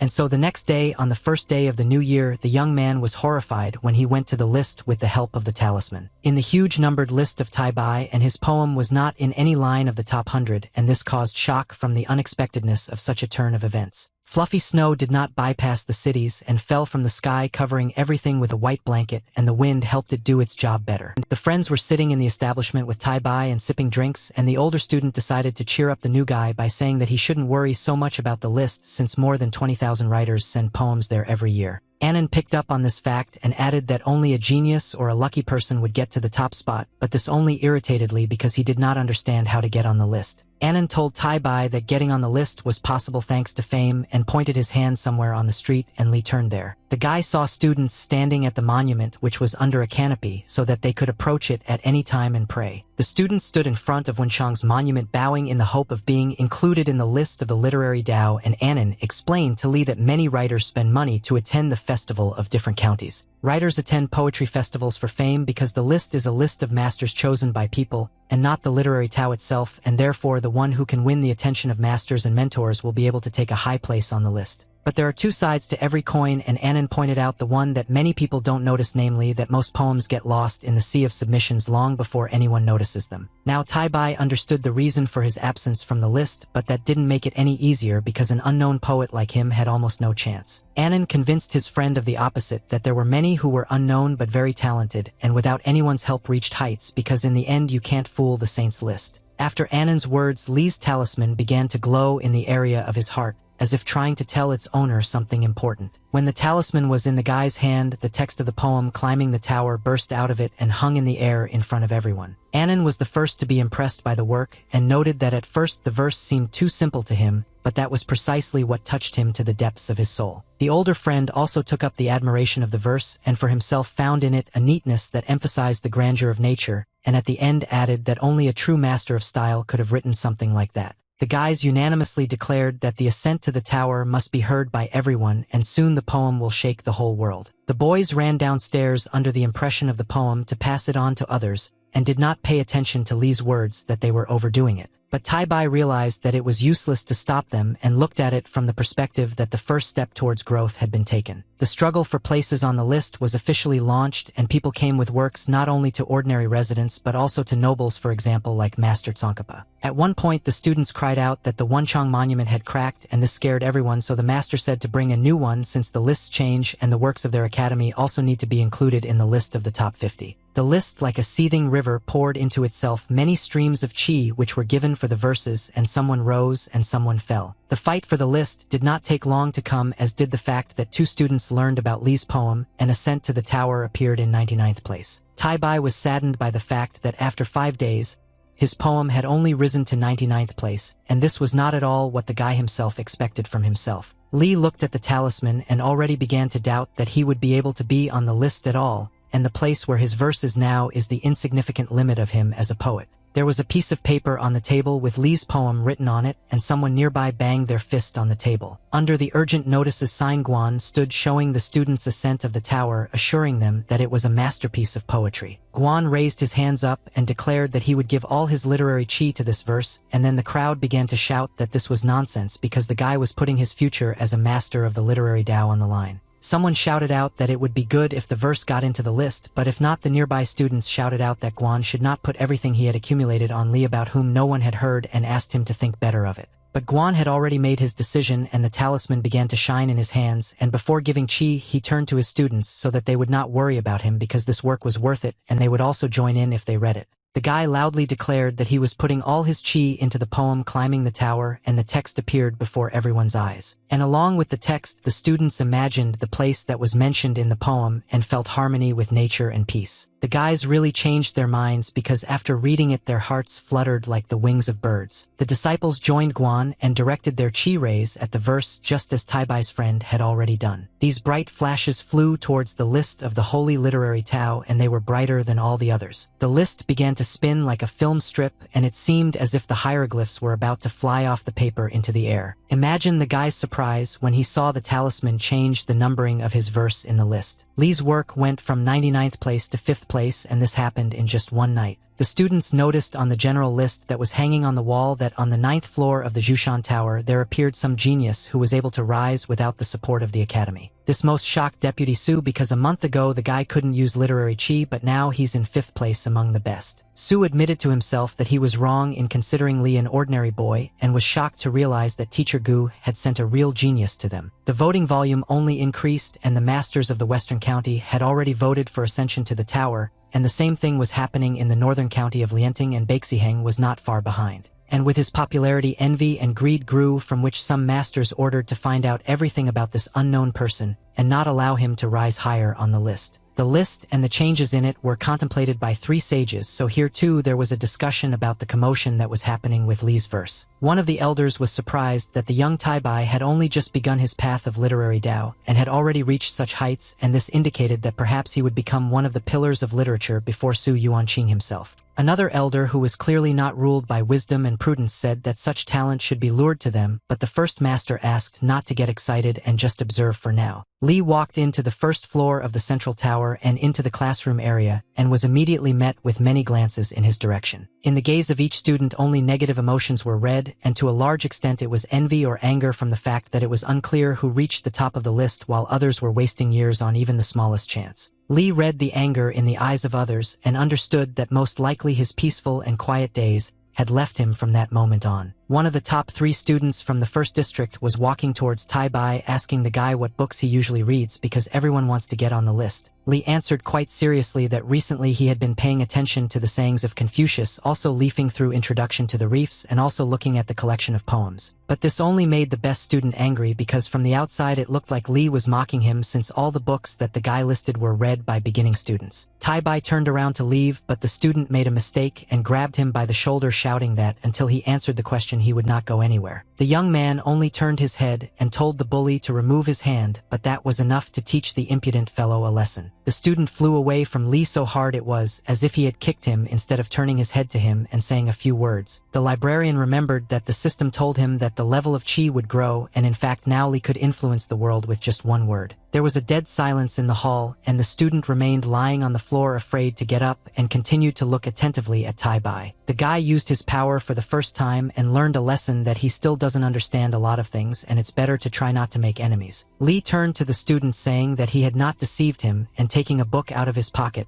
he went to the poor man to prove his words. The student thought that he would now get what he deserved again, but Li leaned towards him and holding the book in his hand said that this is what he was reading now. The young man raised his head up because he heard a stern voice coming from the 7th floor calling Li Taibai to come up. The guy sat down and calmly put the book next to the student and said that it was time for him to go. When the librarian had almost left the hall, a loud astonishment was heard from the students behind him because the new guy had actually read the sayings of Confucius, and they thought that perhaps they should reread something similar. Taibai entered the spacious room on the 7th floor of the central tower and bowed to the deputy and master in greeting. The master of Jushan Tower, whose name was Qin Shouman, asked the guy not to speak in such a guilty voice because he was not called here to scold him, but on the contrary to offer him a transfer to the main tower. Qin also added that in the main tower the young man would be provided with fame and other necessary resources, and the founder also promised to personally transfer his chi, which would allow the young man to reach the 5th stage of the path, which made Li's jaw drop. Taibai remembered that the system mentioned the 5th stage masters who could deal with an army of soldiers with just one word and were not afraid of fire or water. Li was not stupid, and this was no longer about literature, and he immediately asked what the price would be for such a generous service. Master Qin possessed a power that the young man still had to grow up to, and when he said that the price was simple and that he only had to pay with diligence, Taibai felt that power for himself. For the first time, Li learned how other people felt when he read poems or mentioned quotes from famous masters. The guy felt his body being bound by chains, and Qin continued to say that the academy was planning to spend huge resources on him, and if he failed her anger would burn the young man to the ground. Taibai immediately realized that he would become a pawn in the hands of the academy, and his main task was to control his destiny, and he asked the master if there was any other option. Qin warned that if he refused, no one would insist, but Li would become an ordinary student and the promised privileges would be cancelled, and he would have to take all the exams on his own. The librarian did not want to lose his freedom and, kneeling before the master, announced that he was choosing the second path. Qin approached the student and raised him from his knees, accepting his choice, and also added that he would not leave him without a reward for his merits, so the academy at his request allowed him to choose something from the treasury. Li tried to say that he agreed to what the master himself would choose, but Qin refused to listen, and had already activated the field to move to the treasury of the Jushan Tower, where treasures had been accumulating for thousands of years. In the blink of an eye, the master and the student found themselves in front of a huge door in the middle of some rock, which did not exactly inspire confidence. Qin pushed the guy, saying that he could only choose one treasure and he had an hour to think about it. Tai Bai found the doors to the treasury very scary in appearance, and he already thought that they were trying to deceive him and lock him here forever. But once outside the door, the young man lost the gift of speech because for the first time he saw the secret kingdom where bright balls were flying, which were treasures. The student focused on releasing his qi so that it could sense the inner qi of the treasures, and through this he could choose the most suitable one for himself. From each of these spheres, Li felt an incredibly strong energy, which made it difficult to choose just one, so the guy focused as much as possible. The treasures at first glance looked like ordinary objects, unremarkable in any way, but they contained a power that complemented the poet's talent. After some time of thought, Tai Bai was attracted by a sphere inside which was a scroll with an image of fire. The young man raised his hand in front of him, and the treasure he had chosen was drawn like a magnet, enveloping him with its radiance. Li felt how this particular sphere reacted to his qi more than others, and now he felt how this energy filled his body. The student has chosen a fire attribute technique that will become more effective each time as his internal qi supply increases. Behind the door, Master Qin's voice was heard saying that since the guy had already chosen a treasure for himself,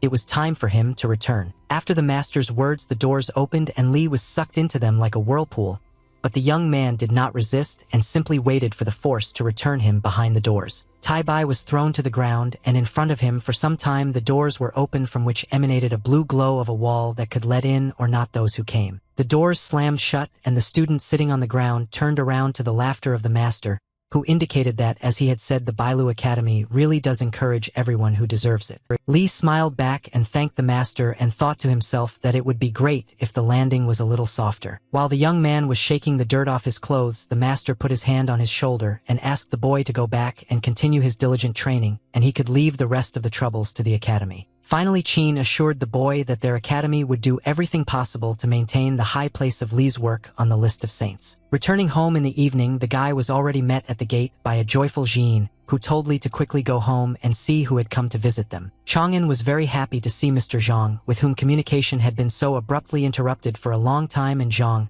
had also already gone outside, impatiently awaiting the student's return home. Zhang asked how the young people were living here and said that he and Elder Gu missed them, to which Li replied that everything was fine, after which the owner said that he had come to give the guy a receipt with 60% of the sales of his dishes. Chang'an refused to take the money since all the work now lies with Zhang, but the gentleman asked the young man not to talk nonsense since he is now essentially just a working hand, and added that if he did not help his brothers in the army he would give 10%.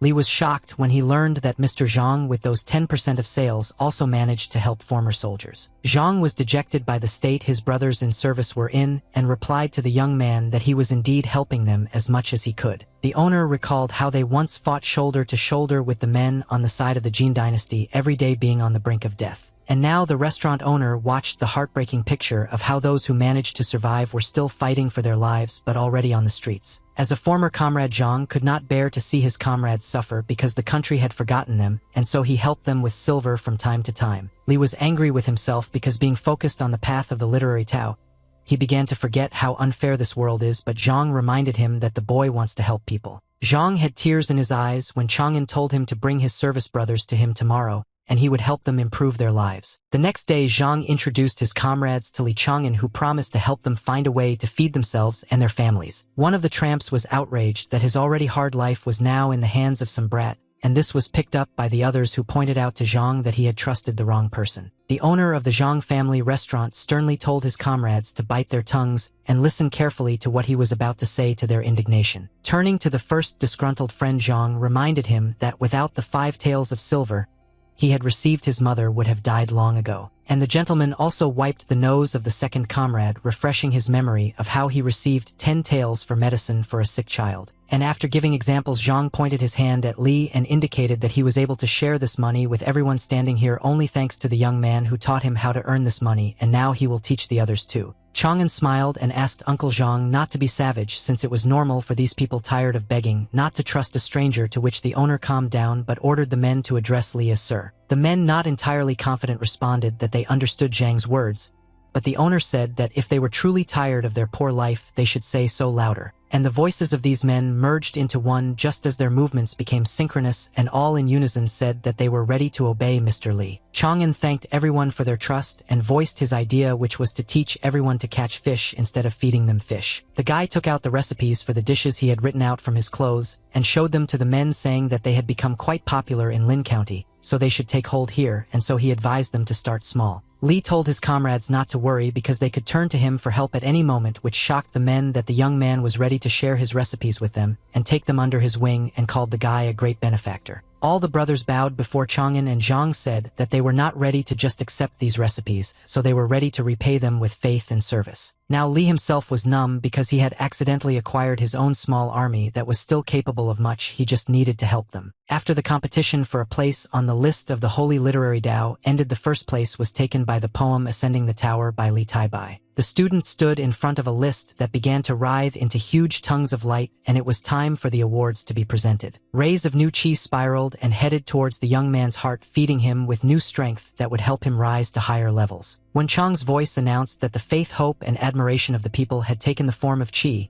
and were now in the hands of the disciple, to which Chang'an thanked him and bowed, promising to live up to the expectations of those who voted for him. The rays swirled into a golden funnel on the youth's chest, and one Chang declared that with the acceptance of these chi, he had now ascended to the 9th stage of the path of literary Tao. A huge sheet of paper appeared under Li's feet on which hieroglyphs were written, which made him a little confused because this was the first time this had happened to him. From the sheet of paper, monuments also appeared with hieroglyphs that surrounded Chang'an from all sides, but the student remained standing in place. The boy looked at the monument and realized that the chi reward he had received had not only strengthened his body, but had also influenced the appearance of new Chang monuments inside his literary Tao palace. And after one enlightenment, a second one immediately came to the young man, which made him freeze for a moment because it was difficult to accept something like that instantly. Chang'an was delighted to know that his power could be improved by writing new poems and releasing them to the masses. On the theater stage, the men were met by a waiter who showed them a free seat where Li and Mr. Zhang came to have lunch and at the same time discuss how things were going with their comrades' training. There was a girl sitting on the stage playing an instrument for the visitors, and the guy in the meantime asked how things were going for Zhang and his comrades, to which he told about the success of 2 people who went to work while others needed a little more time. The men were distracted from their conversation by the scream of a girl who was playing an instrument,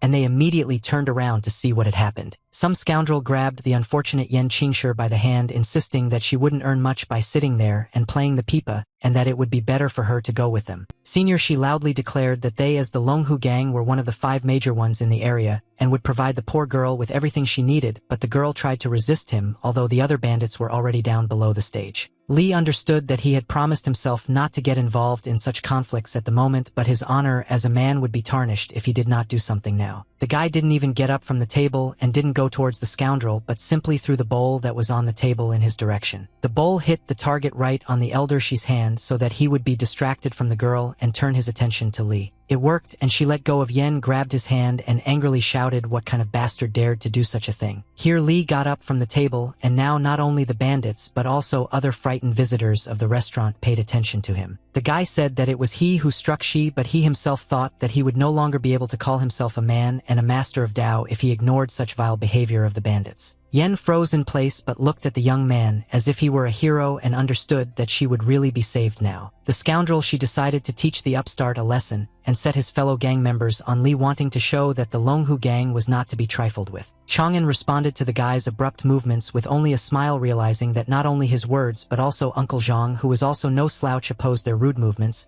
and that the gang still didn't know who they were dealing with. And Zhang appeared in front of the guy like lightning, who was only too happy to protect his partner and teach the bandits good manners. The restaurant owner gave everyone without exception a portion of slaps, which had an educational nature for those who underestimate their opponents. Zhang laughed loudly at how quickly the bandits took a horizontal position and asked again if they were really the same scary Longhu gang. Somehow the guys dragging each other left the restaurant area with Zhang's shouts of "get out of here" flying at their backs. Yan approached the men in tears, and the first thing she said was for them to leave the city as soon as possible, which Li did not understand at all. To confirm his suspicions, Chang'an asked the girl if she thought the gang would return for revenge, but Zhang immediately got ahead of both the guy and the girl, declaring that he would beat those weaklings with one hand. Yen was so scared that she rushed to the young man, explaining that these bandits were not just murderers, but they had also conspired with the authorities of their city, and many innocent people had already died, and therefore she did not want the men to be killed too. Li told the girl not to worry about them and gently asked if she was standing too close to him, which made Yen feel ashamed, and she quickly came to her senses. The girl blushed and immediately moved away from her savior and asked for forgiveness for her unworthy behavior. Yen watched the men standing at the entrance, and Zhang decided to make fun of the guy by pointing out that the girl liked him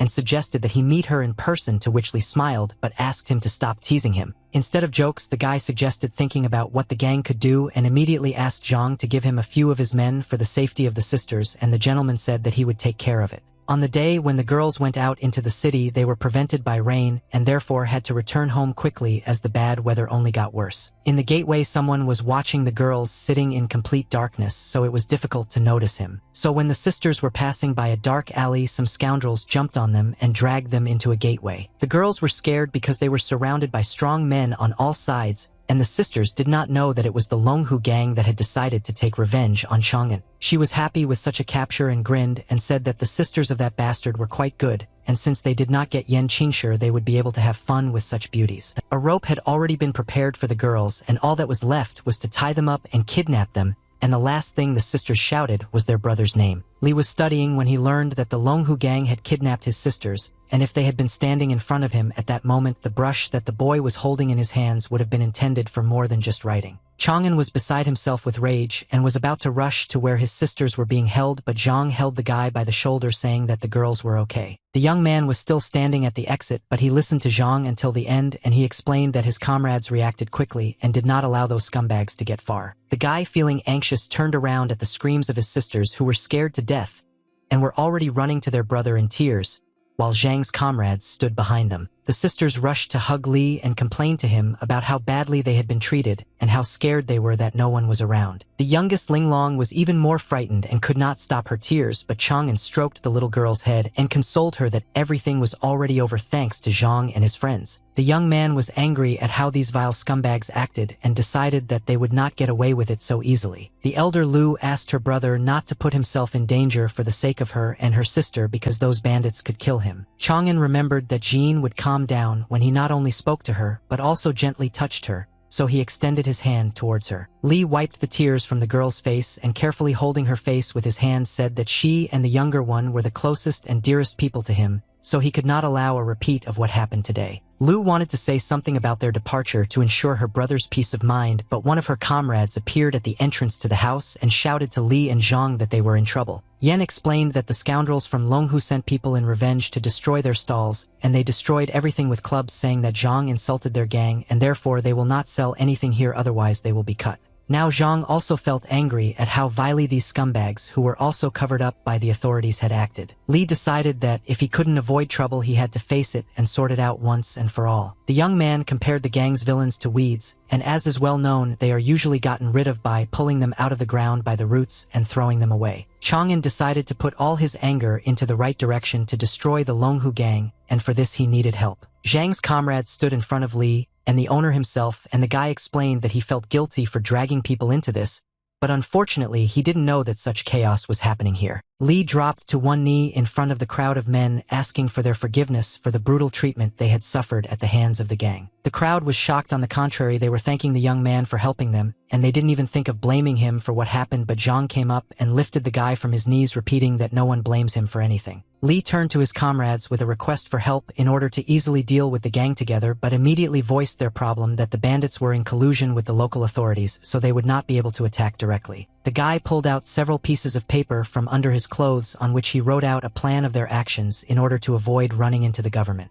When the young man loudly asked if his comrades could help him with his idea, the men raised their hands and the crowd loudly hummed in unanimous agreement. Chang'an asked to suspend the activities of the stalls for a while because there were tasks for everyone, and the first one to receive it was Song, whom Li instructed to obtain information about all the important people of the gang. Dean was given the design for the folding crossbow because he was a former archer and his task was to create a new type of bow and arrow. Buddy Tian and a few other comrades were given the most difficult task of all to get inside the gang and sow discord among those already there. Chang'an respectfully said that he would never risk the lives of other people and therefore everything was already prepared and only needed to deliver the fatal blow and asked to trust him this time too. Zhang, observing the young man, considered him only an excellent writer, but now he realized that in front of him was perhaps their future ruler. It was a fine day, and on the 9th floor of the Bailu Academy Tower, the students were studying as usual where Li Taibai also came today. Sweetly yawning, Chang'an greeted everyone, and Annan jokingly called the guy a great poet and asked if he had done something bad the night before to not get enough sleep. Li laughed but asked his friend not to talk nonsense and not to call him that anymore, to which Annan, continuing to joke, said that he would stop calling his friend that if he started begging him to do so. But the dialogue between the students was interrupted by shouts from the upper floors that there had been another refusal, and that it was a terrible disgrace, and then sheets of paper with text started flying down. Chang'an looked up and asked his friend with confusion what was going on and why these texts were falling down there. Annan explained that their tower had received an assignment from the Kunwen Bureau to write a poem for the first part of the Eating Words book series,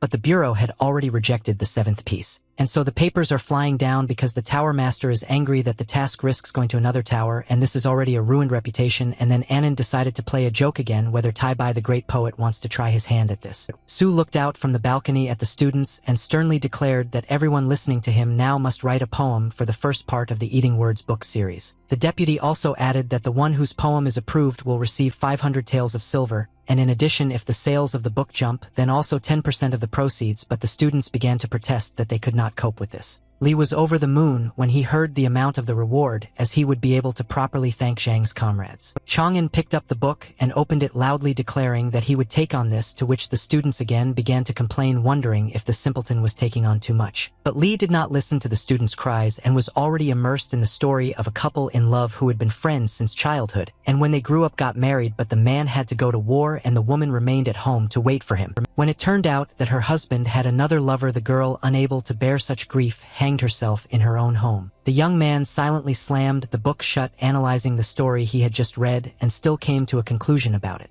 And the conclusion about the book was the guy's opinion that writing such a bad story about love is a complete failure, and it's not surprising that he can't even find a verse. Li was voicing his thoughts out loud about how he didn't understand who could possibly like this book, and that he never liked writing, and everyone heard these thoughts out loud, becoming terribly irritated. Master Qin emphasized that the students apparently did not fully understand the importance of the task, because logically, if the book became popular, then the written poem and its author will also become famous. When Chang'an heard the master's words, he was moved to the marrow of his bones by the understanding of how much his qi would increase, and thus he received a portion of motivation to write. But at the same time as Li came to his senses, the other students were now also ready to walk over heads upon hearing about the fame and glory that would come to them with the poem. If before this the students were indifferent, now the paper could smoke from how hard they tried, and Chang'an realized that now everything had become much more complicated. The young man was not stopped by competition in the form of other students, and inspired by the story, he took up the brush and the words fell onto the paper like a light feather. Li called his poem New Song of the Poplar and Willow Branches, and the boy was so proud of his work that he confidently thought that no one could surpass it.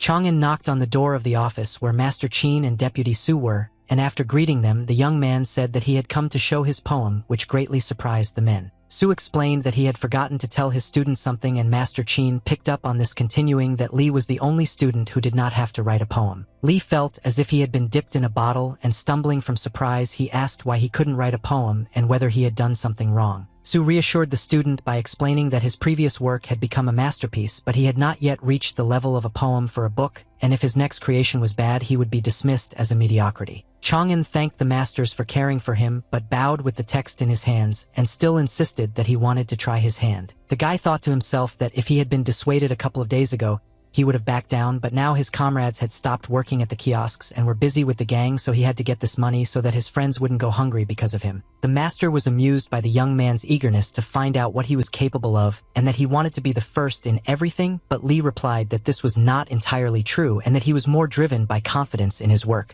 Qin was amazed at how respectful the student was towards himself, and with the same attitude he asked to read his work, so he agreed to take a look, and Su began to read the poem with him. Having read the title alone, the master and deputy were horrified by how reverently and tenderly it already spoke of the love that was described in the book. Su found in the poem the hatred of a woman who was abandoned comparable to the bitterness of nuts and faded silk, while Qin saw on the contrary the love and longing of a woman for her beloved who left home for a long time. The deputy felt what women feel when they love and saw it in the lines that were quite straightforward at the beginning but gradually became sophisticated at the end. Qin praised the work as poignant and heartbreaking but still a beautiful read. The deputy and the master were so carried away by the work that they already imagined the scene between the man and the woman and even began to apply their roles to themselves by acting out the scene. The guy was a little confused by what he saw in front of him, so he carefully asked the mentors if everything was okay with them. The men were overcome by Li's intoxicating performance of scenes from the book and the poem, and they looked at each other in horror. The mentors instantly moved away from each other and were ready to sink into the ground from shame, and Qin, in order to distract the students' attention, said that he would immediately hand over the verse to the Kunwen Bureau. Chang'an was very happy that he managed not only to write a poem, but also to make an impression on the masters with its help, and he bowed in gratitude. The student left the office and walked further down the corridor on his business, while in the room there was an important conversation between the masters. Qin admitted out loud that Taibai's new creation, although not up to par with Ascension to the Tower, was still a masterpiece, and the master wondered what the boy would be able to show them in the future. Su also admitted that the poem was perfect for eating words, but at the same time he cautiously asked the master if the student was too skilled for his age, since this would be dangerous. Qinya was amused by how Su was worried about the young man, but he said that he was not afraid for himself, so they did not need to. But at the same time the master agreed with the deputy that he was right, and the guy really was a genius which they would not be able to hide for a long time. At the Kongwen Bureau of Ding'an County, the debate over the poem was in full swing, and cries of admiration and indignation could be heard every now and then. Everyone crowded around Master Wan, who wrote eating words, not understanding whether he liked the poem or not, and some still didn't even know who wrote the creation. Huang Qingshan jumped to his feet and burst into tears because his book was not worthy of the poem that Li Taibai wrote, so he would take on the task of rewriting the book. One of the assistants tried to persuade Wan not to do this since the printing of the book would begin in 5 days, but the master shouted that he was obliged to rewrite the book, so he would do it at a pace he had never done before and strictly forbade anyone to distract him.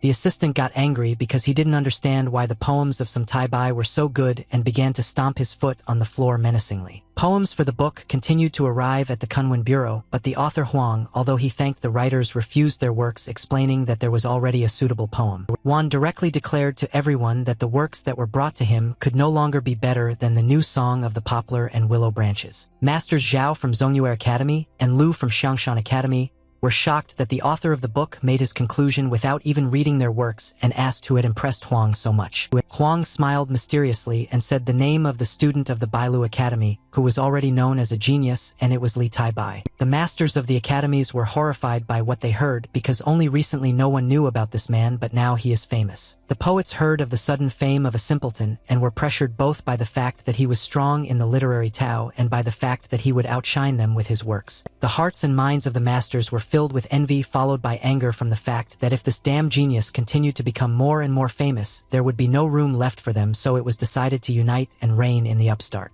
Li sat at the table in the academy holding the promised reward in his hands, surprised that they had sent it so quickly, but Annan put the guy down on the ground, asking if he really didn't notice anything at all. Annan grabbed Chang'an's face sharply but carefully and asked him to look carefully in the direction he was turning it. Li was first taken aback by the fact that his friend grabbed his face so abruptly, and then by what he saw when his face turned. The other students looked at Chang'an with such fierce hatred that if they could they would incinerate him with just one look, and Annan explained that the guy had wiped their noses twice in a very short time. Li turned back and asked warily if Brother Annan also hated him now for his success at the academy. Annan couldn't help but joke about his friend, so he paused to deliberately make him nervous and simply stared at him. But Annan didn't keep him waiting for long, and moving closer to his friend said that he didn't care how good Li's poems were, but he wouldn't refuse a drink since the guy had received an award. It was as if an inspiration had struck Chang'an, and he remembered the restaurant his friend had told him about and suggested that they go there for a drink. All three friends came to the brothel, where they were met by a worker who said that they were already tired of waiting and asked them to follow her. Li noticed one of Zhang's comrades who had the task of getting inside the gang, and judging by how they were having fun sitting at the table, everything was going well for him. Chang'an deliberately walked past the table slowly, so that his comrade would have time to notice him, and it worked. The guy smiled at his friends and told them to go upstairs without him because he urgently needed to go to the toilet.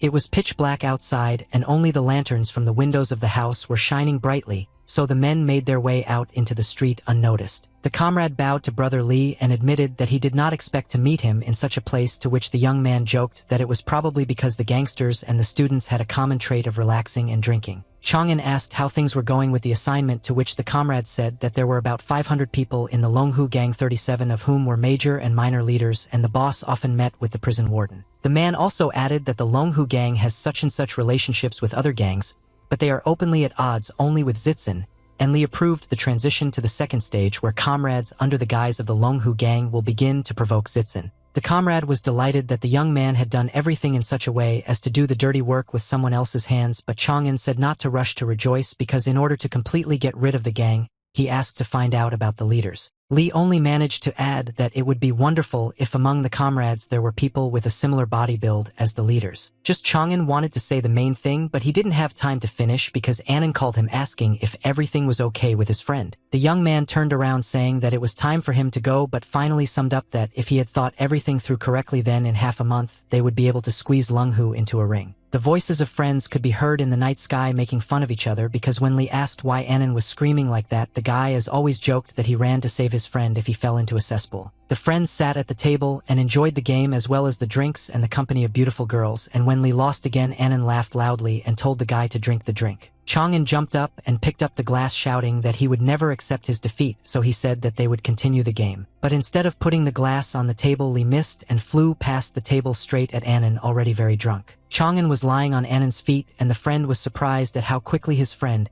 who apparently does not know how to drink at all, passed out, and Lee even tried to mumble something about how you can't say such things to a man. Morning came and Lee woke up from the sun shining in his eyes, and his condition after yesterday was extremely nasty. The guy sat up in bed and grabbed his head, feeling a terrible hangover that made his body feel like cast iron. Chang'an heard someone in bed next to him muttering incomprehensible words in their sleep, and he felt even more uneasy realizing that he had slept with someone while he was drunk. When Lee turned around to assess the degree of lousiness of the whole situation, he was shocked by what he saw because he never expected such a turn of events. Next to him in the bed, his friend Annan was sleeping soundly, and Chang'an frantically began to pray that his suspicions would not be confirmed. The first thing that happened when Annan woke up was that a vase that was in the room was smashed against the wall, and Lee miraculously managed to dodge it. Chang'an begged his comrade to calm down since they had not slept at all, and explained that Annan had simply fallen asleep on him, and that his back still hurt. Lee tried to laugh it off while simultaneously burning with shame, and said that there was no one to blame and it would be easier to just forget about everything. Here Annan became such as he had never been before, and angry at the young man for wanting to just leave. After that, he activated his power, which was like lightning. Annan launched lightning at Lee, entangling his body like a lasso, causing the boy to be shocked seeing his friend in such a guise for the first time. Annan moved his hand to the side, thereby moving his comrade's shackled body closer and closer to himself, and it was useless to lean on it.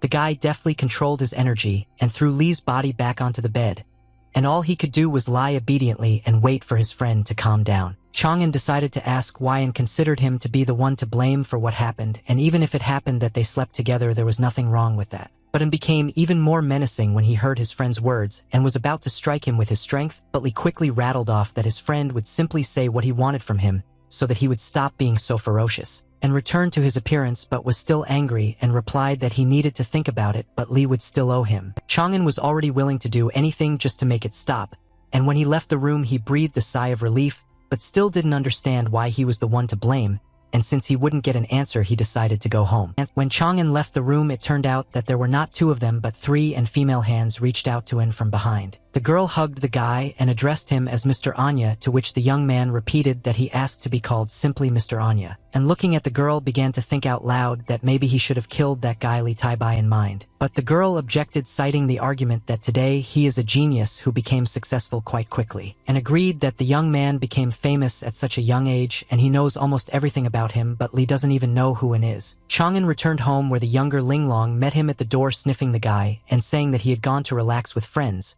and that he smelled of women's blush, and Jean immediately asked the younger one to let Lee rest. The young man was touched by how Jean cared for him and that only next to her did he truly feel calm and had the feeling that he was at home. The girl wanted to make Lee soup, but he stopped her halfway by taking her hand, which surprised Jean very much because that's what she usually does. Chang'an turned Lu towards him and looking into her eyes promised to do everything so that he and his sister would no longer have to need anything or worry about anything. Meanwhile, the Zitzen gang members were dealing with the Longhu gang people for supposedly daring to attack their fellows. One of the Longhu bandits shouted that the people from Zitzen had gone completely crazy and tried to threaten him by saying that they couldn't even imagine what would happen to him after what they had done. But the bandit Zitzen smashed his opponent's head with a club, saying at the end that he behaved like a scumbag even when he was one step away from death. 3 dead bodies lay on the floor under a bloody sheet, which was not really Lee's plan. The leader of the Longhu gang himself came to look at the dead, and behind his back the other bandits shouted that if they now turned a blind eye to this, they would be walked all over, so everyone wanted revenge. The leader turned to face his gang and raised his hand up, sternly declaring that the Zitzen gang should be told about the battle to the death that would take place in 3 days, to which the crowd also raised their hands up and began to rage. Lee looked at the cloudy sky from which rain was falling and understood that now was the moment when it was time to end everything. If before everything seemed like some kind of game, now Chang'an suffered from the understanding that his plans had gone so far that people had begun to die. The young man was wet, standing in the pouring rain, but thoughts about whether he was doing the right thing were so loud that he did not notice the bad weather. Zhang, looking at the boys suffering, shouted to him that if it weren't for him, the Longhu gang would have continued to ruin the lives of other people, so now was no longer the time for long reflections,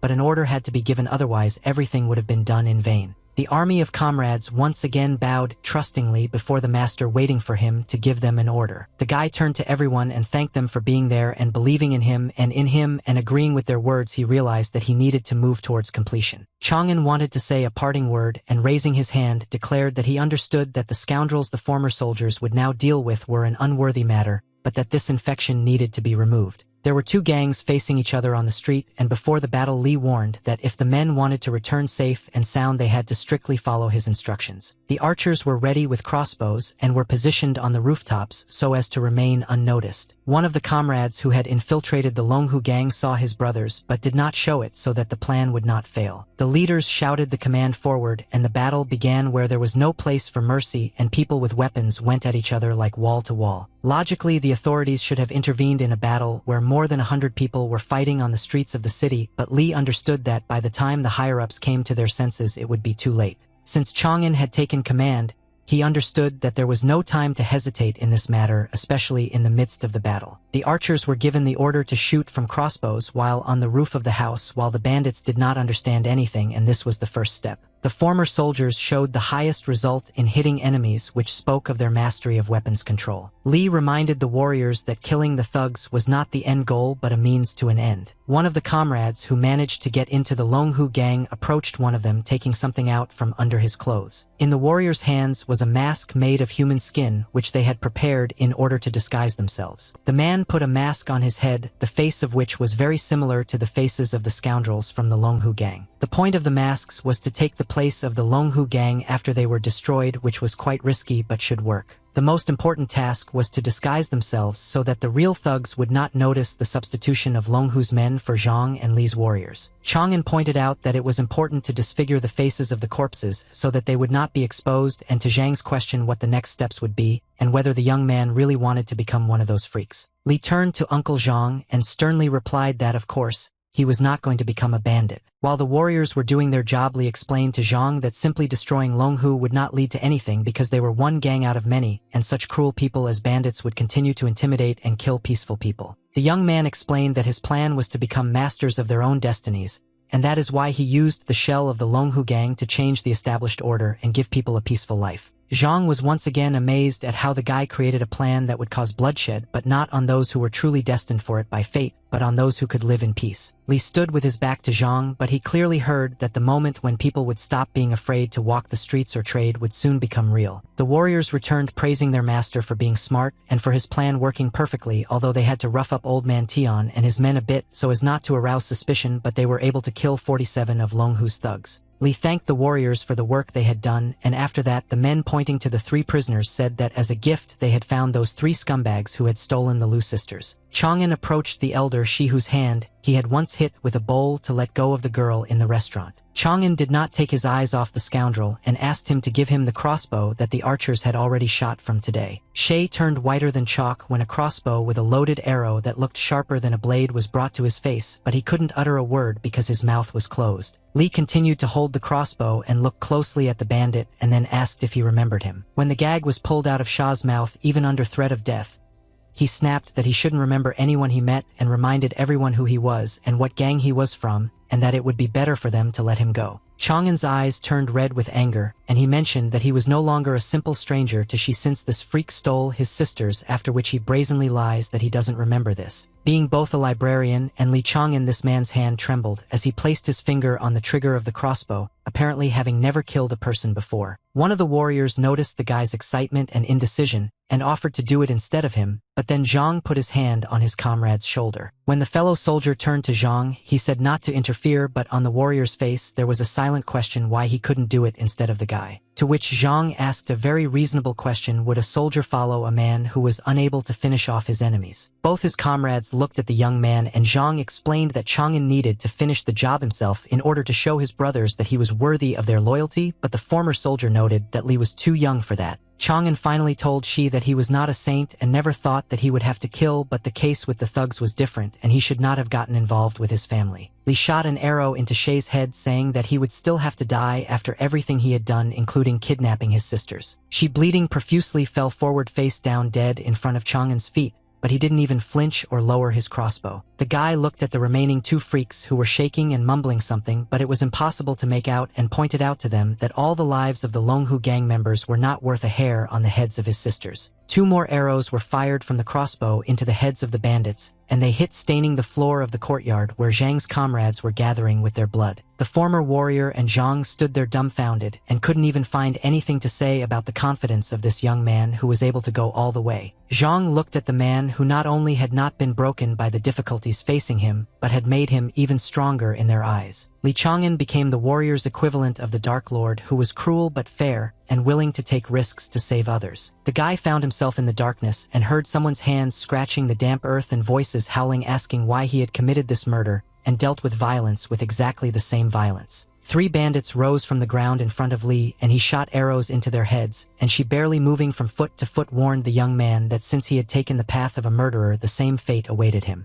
Even while in such a bad vision, the guy shouted that he was Li Chang'an and that he was his path and that he was the master of his destiny, and kicked Shi in the face. 2 mutilated bodies also approached Chang'an, and in terrible, hoarse, blood-soaked voices shouted at him that he was a murderer. The guy's eyes lit up with fire, and he asked the evil spirits if they really wanted to die a second time. With streams of fire, Li incinerated 2 of the dead at the same time, and there was no trace left of them, but there was another problem waiting for him. She held Jean by the throat and smiled evilly, telling the youth that no matter how strong he became, he still wouldn't be able to protect his family, and if he was distracted for a moment, his sisters would end up in his clutches again. Chang'an was overcome with anger and shouted at the bastard to let the girl go right now, otherwise he would follow his friends. But she, making a terrible grimace, began to tear off Jean's head, laughing that the sisters were facing a tragic future precisely because of Li, and the girl screamed her brother's name, experiencing terrible pain. Li rushed towards his sister, stretching out his hand in order to save her, but it was too late, and he seemed to be moving away from her. A heartrending scream came from the room where Chang'an was sleeping, to which Jean woke up and immediately went to the guy. Li was sitting in bed, covered in a cold sweat and trying to catch his breath, when the doors opened and Jean came in, asking if everything was okay. The young man, all pale and wet, turned to the girl, so happy to see her in front of him that it even looked creepy. Chang'an rushed to hug Jean, comforting himself that it was just a dream and his sister was okay, which made her very surprised. Li looked at his sister while she told him that she was indeed fine, but the boy, still under the influence of the nightmare, began to stutter and explain that Jean and Linglong were in danger because of him. Lu was embarrassed and assured her brother that it was not his fault that what happened,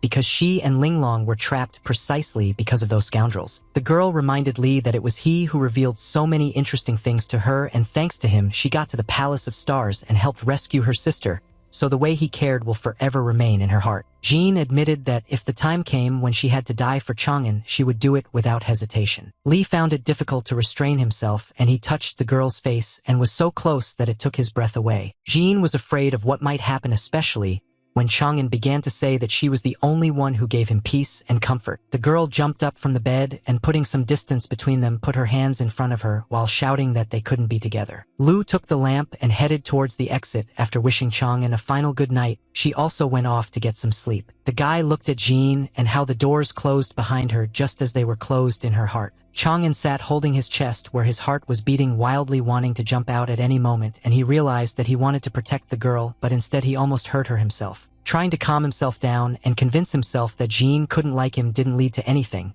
so he wanted to let his feelings out and took out a piece of paper. Armed with a brush, the young man began to write out the words of Shansei's poem entitled "O Heaven." The brush seemed to connect with the heart, and the words fell onto the paper easily and enthusiastically, like the feelings the boy experienced. Chang'an felt much lighter in his heart when he wrote out the text of the work on paper, thus showing his love. In the tower of the academy, the student met with the master and deputy, who were perplexed as to how the boy could write a work better than the new song of the poplar and willow branches. But when Li again confirmed that the poem was indeed better, Su was furious about why the young man did not want to publish the creation on March 6th. The master and his deputy reminded the student of the importance of submitting his work to the sage's March list on time, and not 6 days later as he wanted, because then he risks being left unmarked. Li explained that he wanted to publish the poem on March 6th on the occasion of the birthday of the person to whom it was dedicated, so that she would see it first. The men pounced on the guy, shouting at him that he was an idiot for wasting such an opportunity on love instead of his reputation. Su and Qin asked again if the student was ready to take such a risk, even if it meant that he would not be noticed and others would be included on the list, to which Li completely agreed. The student knelt down and bowed, respectfully explaining that the girl was more important to him than reaching the top, and hoped for the master's understanding and permission to take such a risk. Qin nevertheless made an attempt to persuade the young man, citing the argument that with his talent he would easily reach the top, and thanks to this, in the future, he would be able to take the best girl in the empire as his wife. But Li stood firm on his own regardless of who this girl might be, and even the emperor's daughter did not interest him. For the guy, none of the listed options could compare with the one to whom he dedicated his poem and his feelings. Chang'an introduced her and explained that the girl had settled in his heart, and he had the warmest and most tender feelings for her. Su asked rather sternly and suspiciously who this person was, since the letter from Teacher Gu did not mention Li's beloved but only spoke about his sisters. The deputy was furious that he had guessed about Chang'an's feelings for the daughter-in-law of his elder brother Li, who had long since gone off to war. Su asked the guy if his guesses were correct about his beloved, and Chang'an bowed and honestly answered that she really was his sister, and he was unable to hide it. Both mentors cried out that such a thing was a contradiction to the canons and rules, because such a relationship contradicted the teachings left to them as the first saint, and if someone found out, the student could be killed. Li hastened to clarify to the masters that he and his sister had not violated a single rule of the first saint's teaching. Chang'an mentioned that Jean and his older brother never had a wedding ceremony because his brother and father went off to war just before the wedding. The student also added that given what happened formerly, his older brother and Lu Jin are not even married to each other. Li was filled with warm feelings for the girl for another reason. Even after his brother left, Jean did not leave the poor guy alone and looked after him during his illness, and sometimes even brought him back from the other world. Chang'an was filled with gratitude and respect for this girl because she did not give up on him, even knowing that he might not recover, which he would never forget, and could not give up his feelings for her. Master Qin approached the guy and, putting his hand on his shoulder, approved his decision, considering that it did not go against the teachings, and said that the academy would support him so the student could act as he saw fit. And so the race began for places on the March Sage list, which for the first time did not include a new work by Li Taibai, as he waited until the 6th. But despite the start of the competition, sales of the book Eating Words, which included Chang'an's poem, also started on March 1st, and people mostly bought them only because they contained Li's creation. Thanks to the sales of the book, the new song of the poplar and willow branches took 20th place in the sage's list, and people bought up the books in places not one but two or more copies. As befits envious people, seeing that Li Taibai's poem was rising in the list thanks to book sales, they gave orders to their assistants to tell the major stores to act according to plan. On March 2nd, booksellers attracted male audiences with books about battles and the strength of warriors, emphasizing that this was better than sappy love stories, and additionally offered a promotion for buying the first book, get the second one for free. Men, of course, took the bait of such a proposal so as not to tarnish their reputation with love stories, and switched to literature that suited them. From the shop where the book Eating Words was sold, buyers rushed to where the offer was more tempting, and accordingly the master's plan to reduce sales worked. The list began to change rapidly, and instead of Li's verse rising, it was actually falling due to the loss of customers. In this way, the masters managed to ensure that the upstart Taibai and his work dropped from 20th place to 70th. On March 3rd, someone approached a shop with books about love and furiously throwing coins at the books declared that he would buy this book since the others refused. The novel has now attracted the female part of the population who were deeply touched by the lines of the work, and they decided to support eating words at all costs. One of the men responded sarcastically to the girl's admiration, pointing out that only they would like such a poem about tragic love, to which the girl confidently replied that men speak so of Taibai's work because they themselves would not write such a thing. From that moment on there were fierce disputes between men and women about which literature was suitable for whom as well as about the work of Li's disciple. The list began to change again at a furious rate, only now Li's verse skyrocketed incredibly quickly. The jump was simply lightning fast, and now the creation of the Academy student was in third place, which indicated an increase in sales. The masters were furious because the attempt to bring down Taipei was unsuccessful in every sense because the young man's popularity actually grew. One of the mentors sternly declared that from now on there would be no mercy, therefore every effort would be made to destroy this simpleton, so that no one would even remember him. Some students sat and heatedly discussed that the sage's list seemed to have gone crazy because that song was jumping up and down sharply, while others noted for themselves that Taik was now in third place, which again speaks of Taibai's talent. Anand decided to ask his friend if he had written the last lines of the song thinking about his beloved, to which Li replied in the negative. Friend and breathed a sigh of relief, realizing that perhaps he had just worked himself up about it. But when Chang'an said that he had written another poem for his beloved, and would publish it in a couple of days on the occasion of her birthday, and felt his temper boil, and was about to start yelling at Li, accusing him of something, but he didn't have time because Guan flew up to his friends with some news. It was obvious that Guan was in a hurry because he was out of breath, and he told Li that things were bad because his verse was about to fly out of the top 100 of the list of saints. Chang'an was surprised at how this could happen, since even if you don't count the third place of the verse, it was at least in 70th place. Guan went into more detail about how the masters from the Songhua Academy had united to deliberately ruin the Song of Taibai, which is why the rating was melting before their eyes, and showed the guys the talisman. As a fifth stage master, Lu poured mud on Li's creation, claiming that the author was too blinded by the theme of love, which is why he had a narrow view of the world, and called on others to stray from the path of Tao if they considered a student a genius. At the time of the master's appearance, Song Li occupied the 78th place on the list, but the teachers wanted to completely push the creation out of there, considering both the verse and the author unworthy of being there. Surprisingly, instead of Chang'an, it was An who flared up first, angry at how the masters were humiliating his friend, and without delay he immediately went to deal with the mentors. Li asked his comrade not to get excited, but said that for such words as the master said, one must answer, and it doesn't matter what rank of mentor you are, after which he moved to the list with the help of a talisman, and appeared in the space where the teachers were and immediately addressed them, calling on them to stop sowing discord among the students. Anand directly told the masters that their intention to sow discord was based on the fact that even they recognized Li's poems as real art and therefore acted out of envy. One of the teachers was still trying to control himself and calmly replied that they were opening everyone's eyes on the contrary, in the hope that Li would realize his mistake and take the true path of Tao, but there was no intent here. Anya was infuriated by how they were now trying to make a fool out of him, hiding behind the false truths of the path of the literary Tao, and he put his power into play. The master was of course stronger than the student and simply stepped aside, redirecting Anand's power, but now when the young man dared to raise his hand against his elders and those of higher rank, the mentor also activated his power. The teacher's chi was many times more powerful than the student's, so no matter how in set up defense, the blow was mortally dangerous, at least for the body. Since the guy's defense was weaker than the chi master's, he began to cough up blood when he returned to his comrades. Li caught his friend and, holding his wounded body, heard from Anya that he was very sorry for how everything turned out and that he could not protect his friend and his creation. Inside Chang'an, many feelings merged into one, including gratitude to his brother, anger at the masters, and worry that everything would be okay with him. Now it was Li's turn to go up to the list and meet face to face with those who had decided to decide his fate for him, which was a bitter pill to swallow for the young man. The masters apparently sought a personal meeting with the student since they were still waiting by the list. The treasure the guy had found in the form of fire energy was activated immediately, and he, feeling pure furious anger, said that since the masters so persistently wanted to help him get on the true path, he would accept their help.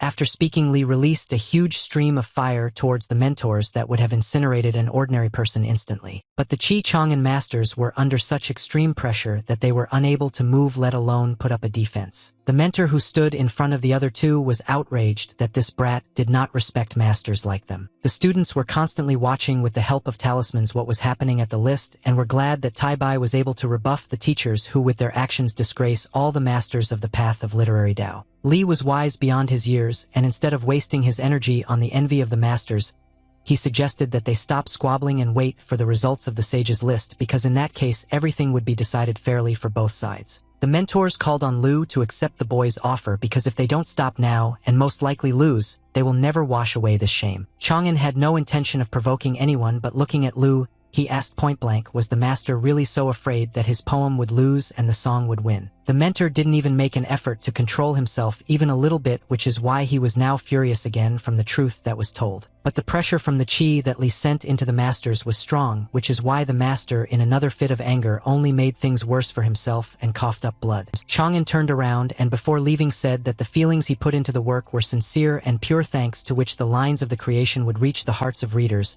And in addition, unlike his mentors, he was confident in his work. Li returned back, and he was already surrounded by students who were watching everything, discussing the fact that there had not yet been anyone who could immediately provoke the teachers, and now rumors would spread about this phenomenon. That cherished 6th of March has arrived, and the weather itself congratulated the birthday girl on her holiday, giving her warming rays of the sun. Chang'an presented Jean with a gift in the form of a beautiful bracelet made from the stone that was in the box. The girl was pleasantly surprised that Li remembered her birthday and immediately began to worry that the gift was too expensive. The guy reverently took Lu by the hand and put on the bracelet, saying that she didn't need to worry at all about the price of the gift. While Jean was examining the jewelry, Chang'an explained that the bracelet was engraved with a poem that was dedicated specifically to her and was the main gift. And when the girl said that it was a little difficult to see the hieroglyphs, Li put his arm around her shoulders and offered to read it. Chang'an recited lines in which he called to heaven the desire to find his beloved, thereby showing the scale of his feelings, and for a moment both imagined themselves in the place described in the verse. Li finished his poem and gently touched the girl's face, never taking his eyes off her for a second, and the feeling was mutual. The guy finally decided to take the step and timidly confessed to Jean that he loved her and had loved her all the time. Lu always suppressed the same feelings in herself so as not to disgrace her honor, and her husband, who went to war, now stood with tears in her eyes and also confessed her love to Chang'an. Now that both were not afraid of either condemnation or slander, they finally kissed, giving free rein to their feelings for each other. But the moment of rapprochement between the lovers did not last long, and when the doors to the room opened, something fragile fell to the floor and shattered into pieces. Lin Long stood at the threshold, pale and unable to say anything other than asking what was going on here. Poor Ling Long was upset and angry at the same time, not believing that they had actually confessed their love to each other, despite the fact that they both knew how long she had liked Li. The little girl screamed in her heart that she didn't care about their feelings for each other.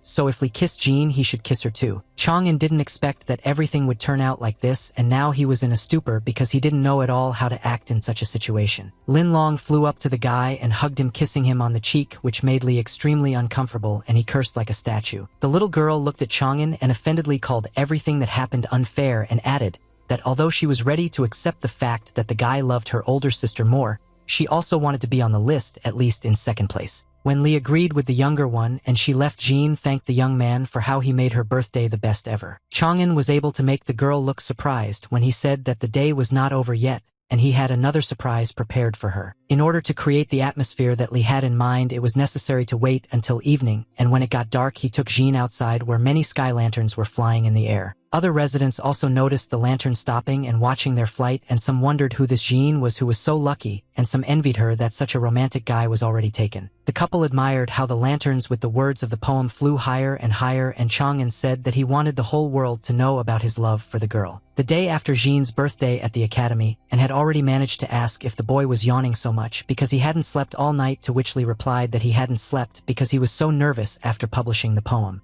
Chang'an looked at the talisman, disappointed by his own unjustified expectations that the poem would still appear on the list, but if the song was in 12th place, then heaven was not there. At that moment, Annan was analyzing that yesterday's paper lanterns were the work of Li, and his comrade wondered if he really loved the girl that much. Wallen was breathing down Chang'an's neck and was tormented by the question of who Lu Jin was. The guy was sad at that moment because there was a risk that no one would find out about his new poem. Barely audibly, and voiced his thoughts that if the poem had not attracted anyone's attention, then it would be worth making the name of Li Tai Bai itself popular. Chang'an turned around so abruptly, being incredibly happy with his friend's advice, that and seemed to swallow his tongue, and only looked at his comrade with huge frightened eyes. Li was happy like a child, thanking his friend for having him and for giving him such a wonderful idea, because now the guy even understood how to implement this idea, and timidly and embarrassedly replied that he was glad to help. Chang'an heard his friend say something else and asked again what they were talking about because it seemed to him that his friend had said something important.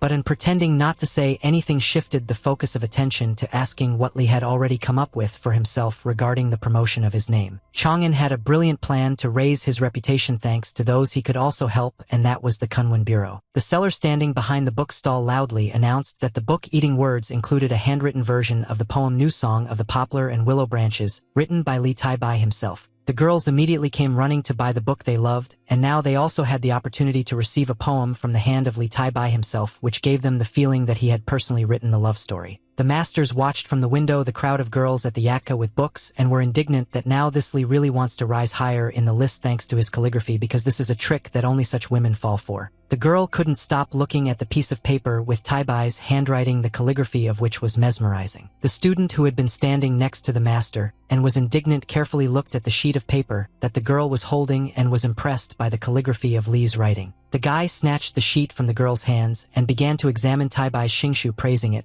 and comparing it to clouds floating in the sky, and admitted that he had never seen such skill. The young man holding a bag of money asked the young lady if she would mind selling him this piece of paper, to which the girl responded categorically, saying that you can't buy something like that for 1,000 gold pieces, and commanded him to go and buy it himself. The guy ran to the stall with books, shouting that he also wanted to make it in time and buy himself at least one copy of this masterpiece manuscript. The masters, who also decided to look at the hieroglyphs written by Taibai, were taken aback when they saw that it turned out that the guy was good not only in poetry but also in calligraphy. For a moment, the mentors felt uneasy at the thought that this disciple could really be the reincarnation of the first saint. Chang'an heard the list begin to move and picked up his talisman, realizing that this time he would see a different picture. And indeed, the last verse about heaven dedicated to his beloved appeared in the sage's list in 99th place. Li moved to his palace of literature and stood by the monument, realizing that one of them was for emergencies, but it was thanks to him that his art of calligraphy would become similar to that of Wang Shiji, the famous Chinese calligrapher.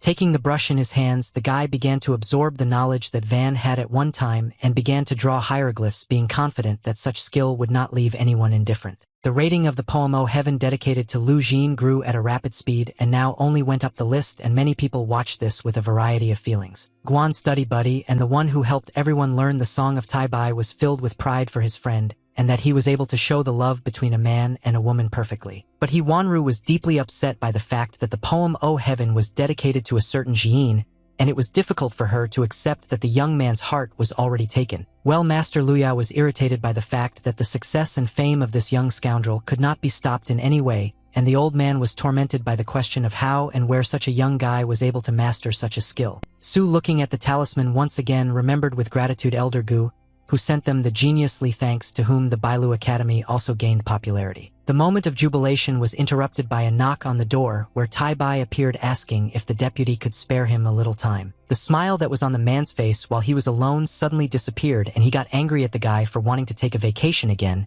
but Li replied that he had absolutely nothing to do with it this time. Chang'an smiled and showed the letter from the elder as proof, saying that Master Gu had asked him to return home urgently to take the county examination. The escorts showed the students where to go, reminding them that their exam would soon begin. Elder Gu explained to the boy with all seriousness that if he could pass the exam, his name would be entered into the temple book of the list of followers of the path of the literary Tao, and thanks to this he and his family would be protected. Chang'an, as always, bowed to his mentor and thanked him, saying that he understood everything, to which the master asked him to be attentive to the questions and answers. Li was the last one to enter the gate, where the escorts showed him, and followed the rest of the students. Standing in neat rows, the students bowed to the holy altar at the command of the two masters, according to traditional custom, for the examination to begin. As soon as the students bowed, bright tongues of energy resembling flames began to erupt from the huge cauldron. These energy flows presented each student with completely different tasks written on paper, which Li considered an absolutely fair approach. After receiving their assignments, the students went their separate ways one by one, and each took a separate place separated from each other. Chang'an reread the questions and assessed them as not difficult, and from this the conclusion emerged that he should not have any difficulties with the answers. One of the masters standing at the altar lit a special candle and announced that while it burned, the students could answer questions, and the candle burned for approximately 10 hours. The sun didn't care whether someone had an important day or not, it did its job by giving light and warmth. But the students had no time to look up and be distracted by the good weather, since the importance of the exam was like a matter of life and death. Li was the first to raise his hand and ask the masters if he could hand over the work already if he had finished it,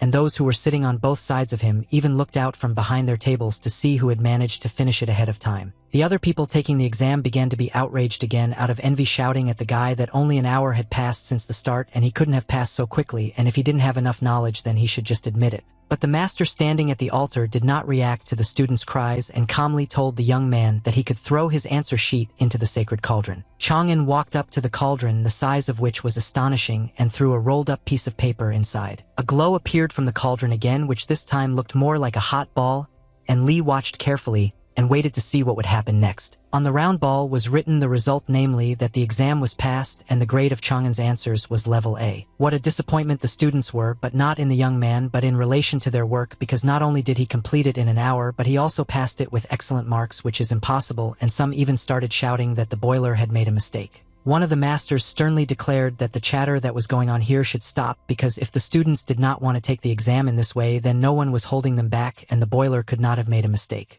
The master pointed to the door and told Chang'an that since he had passed the exam, he could go to the palace of the first saint and write his works there. Li carefully and slowly opened the doors, looking into something like this for the first time, and thought that after the treasury he would not see anything more special. But a completely different world opened up before him, and you wouldn't see anything like it even in a sky densely strewn with stars on the clearest night. Li looked up where the monuments hung huge as a rock, and the guy asked himself out loud if this was really the palace of the first saint. Suddenly a monument appeared in front of the young man, but unlike the others, which were dark, this one glowed brighter than the sun in the sky. In the midst of this darkness, which was softly illuminated by the stars and constellations, such a sharp and bright light forced Li to cover his face with his hands so as not to go blind. But before Chang'an could even get used to such bright lighting, he suddenly felt his heart brightly, and now he had even forgotten about the bright source. Li understood that his feelings were connected with the fact that the power of the literary chi of the first saint was flowing into him, and in addition to his body,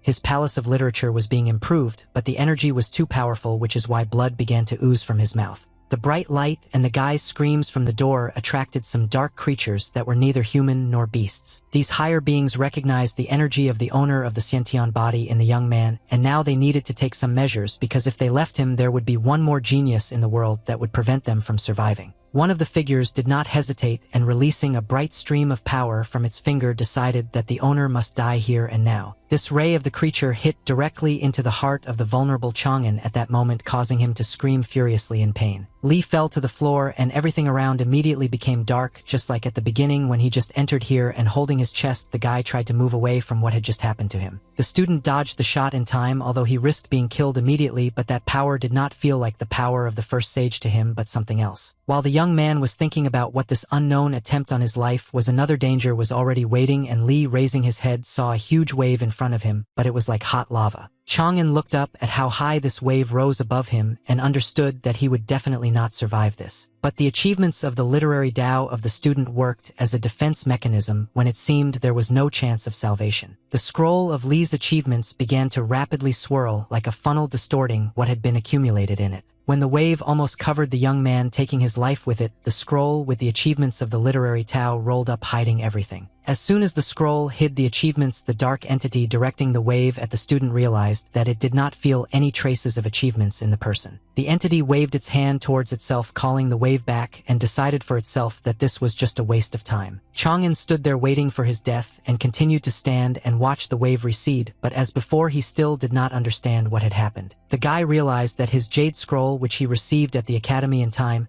hid all his achievements in literature, from which he concluded that the entity wanted to take not him but specifically Xiantian's body. Li only had to relax for a moment and exhale that everything was okay when something rushed at him again, and this time it was related to the palace. Bright stripes of light bound the young man's body so that he could not move in any way, but this time he did not understand what was happening again. As it turned out, he was tied up by monuments, and a voice from space said that he, in the name of the first saint, was bestowing the palace of literary Tao on the disciple, but Chang'an's exclamations that he already had one did not help. The human body could not withstand such a filling of energy, and Li screamed from the tearing feeling inside. The two strong energies of the Jade Scroll and the new palace collided in the body because the scroll hid the disciple's achievements. The saint took him for an absolute beginner and therefore created another palace. The guy realized that there were currently two literary palaces inside him when he felt their collision inside. The collision caused the new palace to crack, causing injuries to the student's physical body, and Lee began to cough up blood. Chang'an fell to his knees bleeding and exhausted, and he was even more frightened by the fact that the emergence of a palace inside the master meant an attachment to life, and if something happened to the new palace, then it would also be the end for him. The desire to remain the master of his destiny always prevailed at the most necessary moments, and Lee remembered his treasure that he had once chosen. The guy activated the spark technique that ignited the steps despite its tiny size but was powerful. Using his remaining strength and screaming furiously, Chang'an freed himself from the currents that were binding his entire body. The Jade Palace within the disciple gradually began to shrink, making room for a new palace, thereby reducing the risk of collision. After everything that happened, Lee was shaking like an aspen leaf, but he was consoled by the fact that he was able to transfer part of the chi from the Jade Scroll to the new palace. But there was still one problem, which was that at the end of March the sages list would be approved and the accumulated chi for 2 verses would flow into the Jade Scroll, and Chang'an was afraid of not having time to transfer it to the new palace, which could cause it to collapse.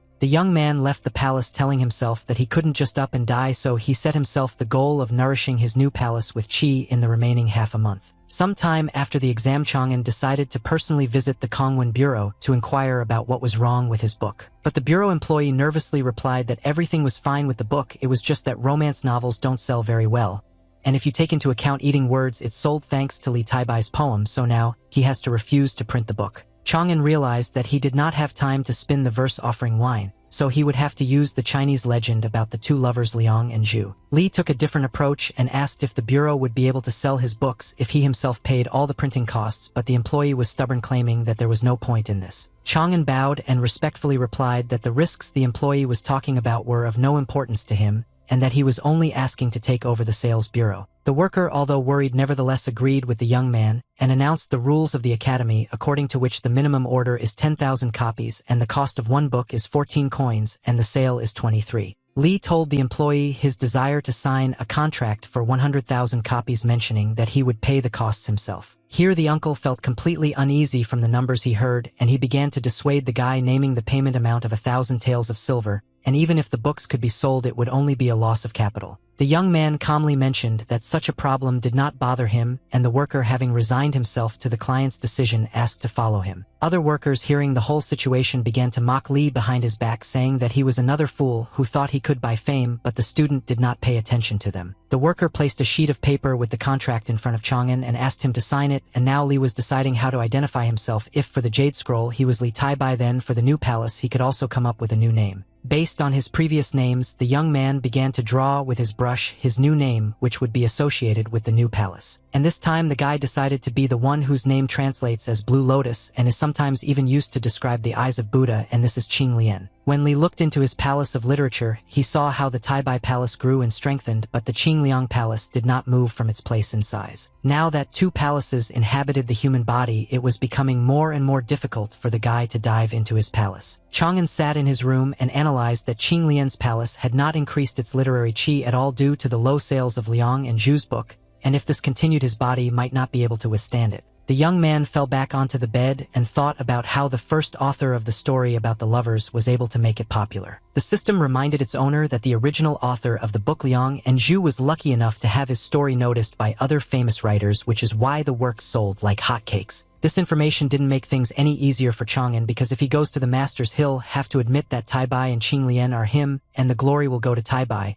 and this will make the situation worse, but Qing needs to be pumped up. Li thought that if he could improve the new palace and remain unnoticed, then Qing Lian could be his strongest hidden trump card, and then the guy had an epiphany. The young man jumped up in bed again from the idea of making it so that people would not read the story of Liang and Zhu but would pass it on by word of mouth. To implement his plan, Chang'an went to a brothel where he found Madame Yen, whom he had once saved together with Zhang from the Longhu gang, and asked her for help, to which the girl happily agreed. Lee stared at Yen because he was surprised at how quickly the girl agreed without even hearing the entire request. Yen thought that the guy had come to offer her to be his wife and embarrassed timidly began to answer that she agreed to become his wife, but Lee interrupted her before she could finish. Chang'an thanked her and was glad that the girl would help him, and taking out a book asked Yen to sing to people about the story of Liang and Zhu from his book, but at the same time so that no one would know that he wrote the creation. Yen was dejected by her own naivety, thinking that the master had come to her with a proposal of marriage. The guy noticed how sad the girl became and asked if something had happened to her, but Yen, abruptly returning the smile to her face, so as not to show her dreams, said that she would do everything that was necessary because Lee had saved her. One fine day, visitors were able to sit outside, and Yen, sitting on the stage with a pipa, addressed the guests with the announcement that she would like to sing a love song for them. Gentle fingers touched the strings of the instrument, and the voice touched the hearts of those who listened to the song about the beautiful girl in Tai who, dressed as a young man, went to school where she met Liang. The story continued with the young people falling in love with each other at first sight, and nothing could influence their feelings, but unfortunately at that time there could only be brotherhood between them because Intai was dressing up as a guy. The story would not have been tragic if the love of Liang and Ingtai had not been hindered by the girl's parents, who had already chosen a groom for her, and because the lovers had to be forcibly separated, Liang's heart could not bear it and he died. When the wedding ceremony began, Intai rushed to the grave of her beloved, and the heavens opened his coffin, where the girl jumped to find herself in Liang's arms, and at that moment their souls turned into butterflies and fluttered away. At the end of the story, everyone who sat in front of the stage was crying, and these were both girls and men. One strong girl, whose tears were streaming down her face, slammed her fist on the table and threatened out loud that if she found the author of the story, she would hit him hard, and Chang'an was standing right behind her and heard this. Lee had seen many different reactions to the works he had used as his own through the system, but this reaction with the threat of beating made him think that he had quite successfully and prudently made another name for himself. The guy looked at Yen from afar, touched by how tenderly the girl conveyed the story, also with the help of her velvety voice. Yen told the visitors that she took the story from the book Liang and Zhu, authored by Qing Lian, and the girls immediately wanted to buy the creations for themselves and their sisters. After a few days, thanks to the book sales and the song that was heard, Chang'an felt the qi of Qinglian Palace began to increase, but still compared to the other palace it was not enough. At the Kunwen Bureau, meanwhile, the crowd was raging at the entrance, and the poor worker was apologizing for the fact that all of Liang and Zhu's books had already been sold out, and he didn't know when new ones would appear, so he lied that they would appear in a few days. One of the cleaners snorted that you can't expect anything else from the girls, but at the same time he was surprised that romance novels have become so popular these days,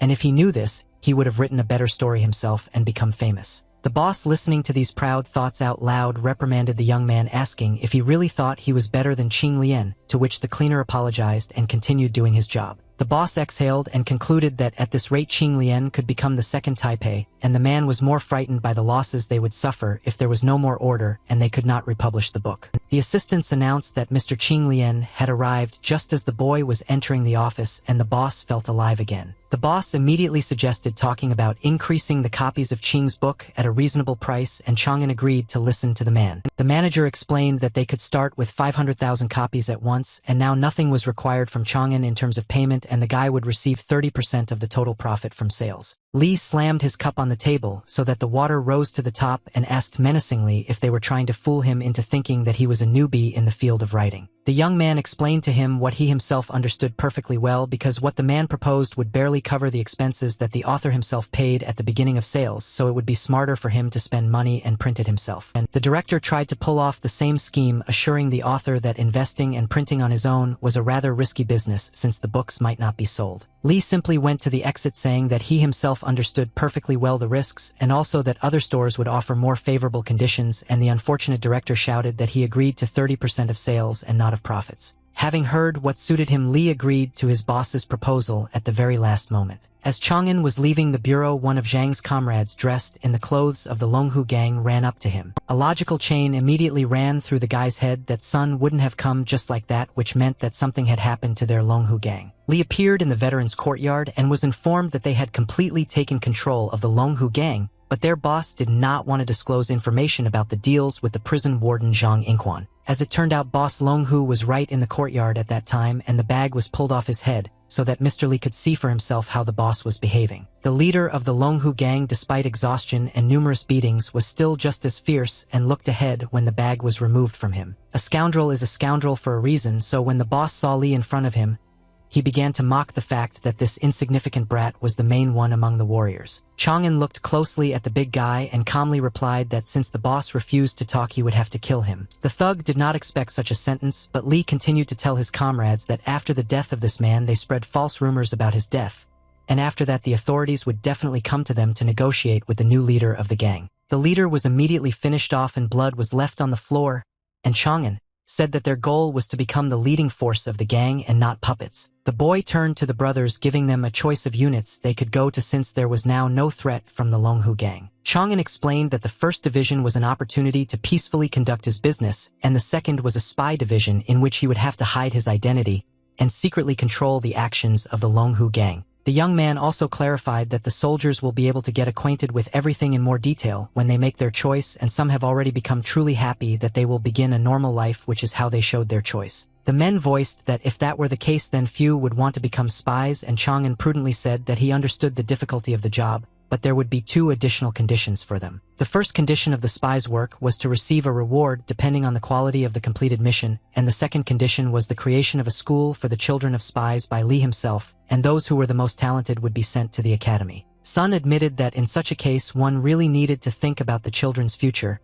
and this was picked up by the others praising Mr. Li's kindness. Sun stepped forward and shouted to his comrades that they should remember how they should address their master, and they thanked their leader in unison. Chang'an proclaimed that from now on they would no longer act in the name of the Longhu gang but would receive a new worthy name. The guy proudly called the warriors the Han dynasty, which appeared more than 5,000 years ago, and almost the entire world bowed before it, and it existed longer than any other. The next day, Zhang and Li's comrades were selling fruit on a stick and hot malaton at the market, while a bookseller was praising the excellent calligraphy technique in the book Liang and Zhu by Qing Lian. Opposite the book counter, 2 masters were talking about how the head of the Kunwen Bureau had gone crazy to start selling this cheap love story, and from an unknown author too, in eating words had at least Tai Bai. Chang'an heard the old men discussing how bad things were for the bureau director, which would soon allow one of them to close it, and then the guy realized that there was some truth in this, and Liang and Zhu had little spiritual aura. Li had an idea on how to speed up and improve the book sales process, and he showed up at Bailu Academy to meet Guan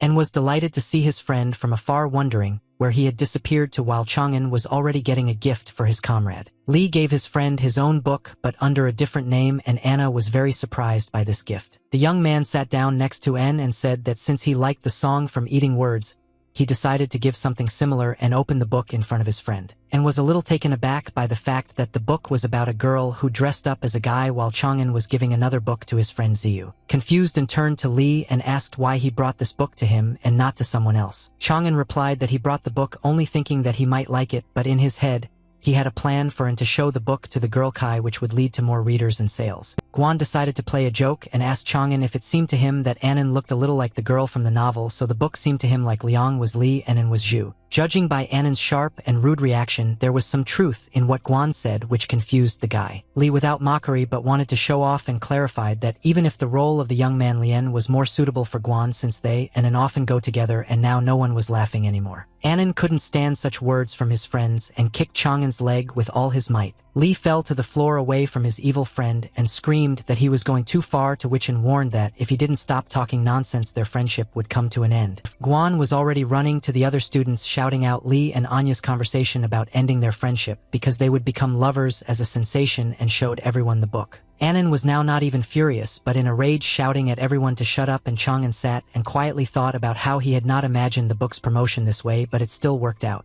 Li's plan worked, and An threw the book that Tai Bai had given him on the floor, telling Kai that he thought she might like it. The young man was relaxing while taking a hot bath and was discussing with the girl that he did not expect such a sensation from this book among the ladies, and Kai added that her sisters said that Mrs. Yen from the brothel on Tonglu Street began to sing songs based on this book. The name of the street Tonglu told Anya that Tai Bai lived not far from it, so some thoughts about this appeared in the young man's head. Kai recommended that the gentleman go to Yan's performance and possibly meet his Liang Shanbao there, which An did not quite understand, reminding the girl that this was a male role, and she asked again if Tai Bai was not the gentleman's Liang Shanbao, and began to splash water at Kai, joking with the girl, when she managed to become so bold that she mocked her master. But the young lady still repeated the question whether the gentleman would go to the performance, and Anya, after thinking a little, answered that he would try. At the gate of Li's house, Yen stood waiting for the guy in order to discuss something with him about tomorrow's performance. Yen smiled and greeted the gentleman, explaining that she had come to ask if she could change some lines in the song about Liang and Zhu. The girl timidly handed the sheet of paper with the text she had changed to Chang'an and asked for advice. Li began to read the text carefully with genuine interest, moving his eyes along the lines while Yen stood and watched the guy's reaction, waiting for his verdict. Having read to the end of Chang'an, I was delighted, even though the meaning was distorted in places, but it sounds very good. Li praised the girl's talent and in all seriousness advised her to try her hand at the next county exam, which made Yen blush, thinking that the gentleman was flattering her. Finally, Yen expressed hope that the gentleman would come tomorrow to listen to the new version of the song, to which he replied that he would definitely come. While Li was saddened by the fact that such a talented girl was singing in a brothel in order to earn a living, and thought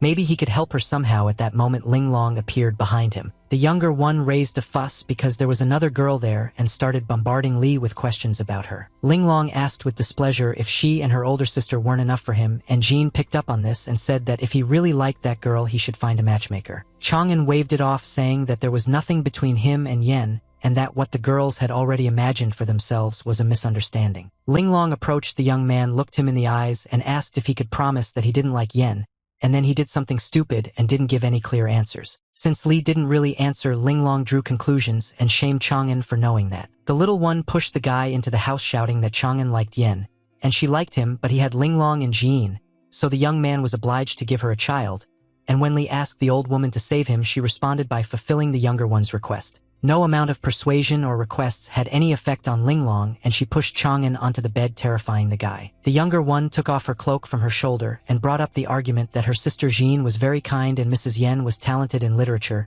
and only Linglong had nothing, but by giving birth to a child for Li she would become valuable to him. Chang'an decided to play along with the girl a little by getting ahead of the game and carefully grabbed her by the shoulder in order to perform one maneuver. The guy abruptly turned Linglong over onto the bed, so that she ended up underneath him, which both scared and embarrassed the girl. Li leaned closer to the little girl and tenderly assured her that he didn't need reasons to love her, which Linglong didn't quite believe since the young man knew her weak points. But Chang'an had his own plans for this, and he wrapped his sister in a blanket like sushi and said that she would sleep today so it would be safe for both of them, and if the girl tried to do something crazy he would be very angry. The next day there was already a crowd at the brothel, and many wanted to take a seat closer, which is why you could hear the swearing of those who were pushing. Some strong young lady pushed Annan, warning him that if he came that close again she would get punched in the face. The girl pushed the guy quite hard, but Li arrived just in time and caught his friend so that he wouldn't fall onto the stonework, and was surprised to see Tai Bai there, as if Tsai had not spoken to him about this in vain yesterday, and Li was glad that the meeting coincided. Suddenly the Longhu gang appeared, and the strongest of them asked the people to line up, and whoever would make a mess would have to deal with them, and the visitors were very surprised by both the gang and their changes. The leader again asked everyone to stand in line and stop pushing, because the sooner order is established the sooner everyone will be able to enjoy the performance, and the people obediently fulfilled the request. Chang'an knew that it was Song under the mask and was proud of how the gang had transformed,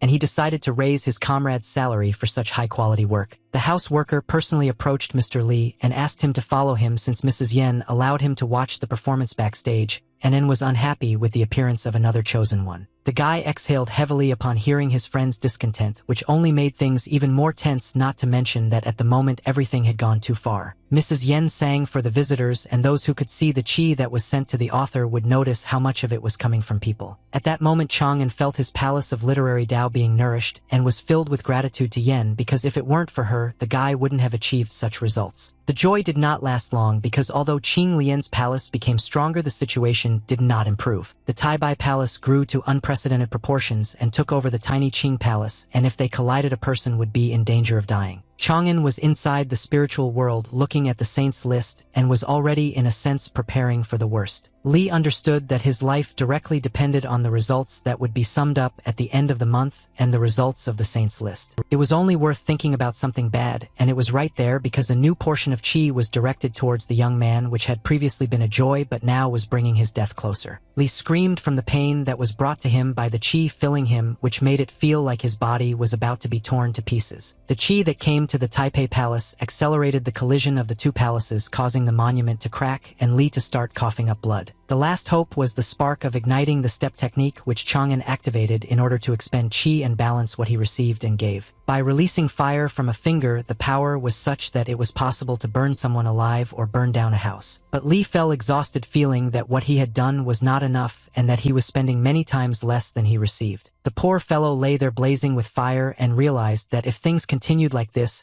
he would not have time to return to the physical world and his strength was really leaving him. And at this last moment, the Jade Scroll appeared before the guy in order to save him and return him to reality. Chang'an's body moved and the scroll became brighter and brighter, forming something in the Palace of Literary Tao. When Li was already in reality, a huge monument dedicated to the Book of Liang and Zhu grew in his spiritual world. The guy was lying on the floor of an empty room, barely able to breathe, and blood was flowing out of his mouth, indicating serious wounds inside his body. Apparently, thanks to the appearance of the monument, Li was somehow able to find the strength to rise, realizing that he was still alive. The young man was grateful that the Jade Scroll had once again extended his life, and moving with difficulty, Chang'an headed towards the exit. Opening the doors and holding onto them, Tai Bai saw En and Deputy Ji, who were afraid for their brother. Li fell into Annan's arms and said in a barely audible voice that he had received too much chi from the literary Tao and that his body could not withstand it, and held his friend's weak body, and Deputy Su shouted for them to follow him to heal his wounds. But trouble came from where they least expected it, and a certain man appeared in front of the three men hovering in the air, from whom a purple glow emanated, and he said in a commanding tone that no one would go anywhere. Su didn't expect to see the palace envoy himself in broad daylight, which left the man shocked. The envoy, smiling at the frightened faces, informed them that he had arrived to take Taipei to the capital. Su understood that this person was much stronger than all of them, but he covered Annan with his hand, and Li asked the envoy for forgiveness, explaining that the tower master ordered the young man not to leave the county, and besides he would not be able to cope with it now due to his injuries. The ambassador, enraged, causing the radiance around him to grow, shouted at his deputy that he did not dare speak to him in such a way, and Su fell to his knees. Su, overcoming the pressure that the unexpected guest was putting on him, turned to Annan and ordered him to take Li away from here, and did not hesitate, and holding his friend with one hand with the other, he used the technique of an unbridled whirlwind, spinning him around them. This manner of behavior and what Anya was going to do did not please the ambassador at all, and he called them all fools and decided to act more harshly. En and Li had not yet managed to move to another place, and the messenger sent 10,000 arrows at them, which pierced their hearts. Almost in front of the guys, Su activated the shield technique, preventing the arrows from going any further, which was very difficult for him. The deputy's body also couldn't withstand this, but he held the shield as long as he could so that En and Li could disappear from this place. Annan instantly followed Su's order to get out of here and accelerated the vortex technique as much as possible. Almost before the students disappeared, Su shouted for them to head to the academy where it would be safest. The next moment, the messenger was already standing in front of the deputy, tightly squeezing his throat, explaining that now Su himself would have to answer for Li's disappearance with his own life. Gasping for breath, Su said that he had simply carried out his orders, to which the ambassador, squeezing his throat tighter, sent the deputy to hell. And indeed, some kind of explosion occurred between the two men, so much so that one might think that Su had already descended into the underworld. But the deputy was still alive, but the ambassador was lying on the ground because after the explosion someone appeared and put his foot right on him. Above the messenger stood a pile of muscles in the form of a man who first asked whether everything had really gotten out of hand, where the guy came from, and since when he had managed to become the ruler of Jushan. And if Su looked at the master with tears of happiness, then the little bastard on whom his foot stood was horrified, realizing that Wang Tianan himself had arrived to sort everything out. Mr. Wang sat down very comfortably on the upstart to discipline him, but this did not affect the sharpness of his tongue in any way, and the guy shouted out why the Hell Master Jushan left the Saint Temple before reaching the second stage. The master was glad that he had the opportunity to crush the brat even more based on how rudely he addressed him. With a little more effort, Van pressed the guy harder, but he was clearly weak against the master, so he started coughing up blood. Without sparing the presumptuous young man, the master decided to ask him about his adventures, namely what family he was from that was connected with the Bailu Academy. The messenger, unable to bear either the shame or the master's overwhelming weight, clutched the medallion in his hand, shouting to the leader to come to his aid. All the young man had left was to squeeze the medallion with his hand so that it cracked, thereby calling for help. The broken medallion caused another master to appear, who immediately reprimanded Mr. Wang to stop this recklessness, since they were doing everything to help Li Tai Bai. Master Tianan looked at the appearance of the gentleman and reproachfully indicated that it was now clear to him that the Sichuan Li family was behind all this disgrace, after which he immediately asked directly what their plan was. The leader explained that he had learned from a secret report that 3 other academies had recently held a secret meeting, and although it was not possible to find out what was discussed, their suspicion fell on a conspiracy against Li Taibai, so the envoy had arrived to protect him. The master then stood up from the messenger but kicked him so that he rolled and then thundered that they were trying not to protect the talented young man but to capture him for some of their own purposes. Mr. Wang defended the guy, pointing out that he, as a young dragon of genius and hope for the prosperity of the Bailu Academy, therefore, he will not allow various scumbags to ruin such potential, and whoever dares will have to deal with him. Meanwhile, in the academy administration, Li was undergoing recovery, and Mrs. Kai brought medicine and told the lady that he was so weak that he was not even able to drink the medicine. The girl took the bowl from Tsai's hands, deciding on a very bold act that was the last chance to bring the guy back from the other world. The lady scooped the medicine into her mouth, but without swallowing it, and drained the bowl to the last drop. In a fit of emotion because of what needed to be done, the girl threw the plate on the floor and it shattered into pieces. With the help of a kiss, the lady gave Li the medicine so that he could definitely swallow at least a little of the entire amount. The bold act bore fruit, and Taibai, albeit very weakly, opened his eyes, although according to Tsai he had been lying there as if he were dead. While Li looked at the girl, remembering who she was, the mistress, wiping her mouth with her sleeve from the medicine, saw that the wounds were healing instantly because it was made from the golden fruit that the deputy master of the tower gave out. Tsai emphasized the young man's luck in that it was the lady who volunteered to help him, but the girl immediately asked him to stop talking nonsense, and Li was still trying to figure out who it was. But weakness took over and Chang'an plunged into his literary palace, continuing to think that he had seen this girl somewhere before. The guy ended up in the Qingliang Palace of Literature, where there was a monument to Liang and Zhu in a very sad state with many cracks. Chang'an approached the monument and touched it, realizing that his qi was barely enough to be transported to the spiritual world, but the accumulated literary qi was enough for the exam and ascent to the 8th stage. The young artist had to make an important decision in the form of refusing to publish works on behalf of Qing Lian until the power of this palace became equal to the power of Li Taibai's palace. After making a balanced decision, the young man immediately got down to business, choosing which of the works could be used to increase the qi of the Qing Lian palace. Considering the number of creations that Chan could choose from thanks to the system associated with him, this was not difficult and did not take much time. After his recovery, Li came to his fellow students and first of all expressed gratitude to Annan for saving him, admitting that he didn't even know how or what to thank him for, to which his friend Guan joked about paying with his body. Li asked brother Guan to stop making such jokes and said the same thing too, and only threatening that if he heard such a thing again, he would tape his friend's dirty mouth shut. Taibai asked the guys at the table about the rumors about another fierce battle in the north, namely, he wanted to know if it was true, to which Annan asked to find out about it from the smart guy Guan, because he knows more than anyone about the situation in the north. Brother Guan explained that their line of defense was broken through causing hundreds of thousands of their warriors to fall into a trap while in the Demon Kingdom, and General Hu Wei, who is the boy's father, had already begun preparing to send reinforcements. Poor Li couldn't keep the liquid in his mouth after hearing that General Hu Wei was Guan's father, and immediately asked what the young man was doing at the academy in that case. Taibai remembered that his friend had insisted on wanting to study martial arts, while still being the son of a general, so he was genuinely surprised by his presence at the academy, to which Guan explained everything as his father's point of view, that martial arts had no future. Guan felt uneasy about the situation and asked his brothers to drop the conversation, and instead told them the news about the appeal of the head of the literary empire to all residents, asking them to write poems on military topics to collect literary qi to support the soldiers. A friend decided to ask whether brother Taibai had already written anything and what he wanted to surprise them all with this time. But Li, taking a long breath, informed his friends that he had not yet written anything, while remaining in a calm state and not feeling the slightest shame. Unlike his calm brother, Guan was shocked that Taibai hadn't written anything, but he decided to find out just in case whether this meant that the young man would not take part in this at all, to which he replied that he wouldn't. Guan tried to convince Li, arguing that he had only recently managed to touch upon some fairly well-known masters with his works, and now they would definitely latch onto his inaction and ruin his reputation. But Taibai still calmly responded with indifference to what the others would say and do, and first of all, he was now interested in restoring his health, and only Guan wanted to object to something when Annan shut his mouth with an apple, reminding him that their brother almost died a couple of days ago. After some time, Chang'an, having donned the guise of Qing Lian, arrived at the Kunwen Bureau, where he was happily greeted in anticipation of the fact that the author had once again written some wonderful book about love, and if so, he would soon have to be called a mentor. Qing assured the gentleman that he had misunderstood him regarding the subject of the book, and took out his work from under his clothes, on which was written what it was about.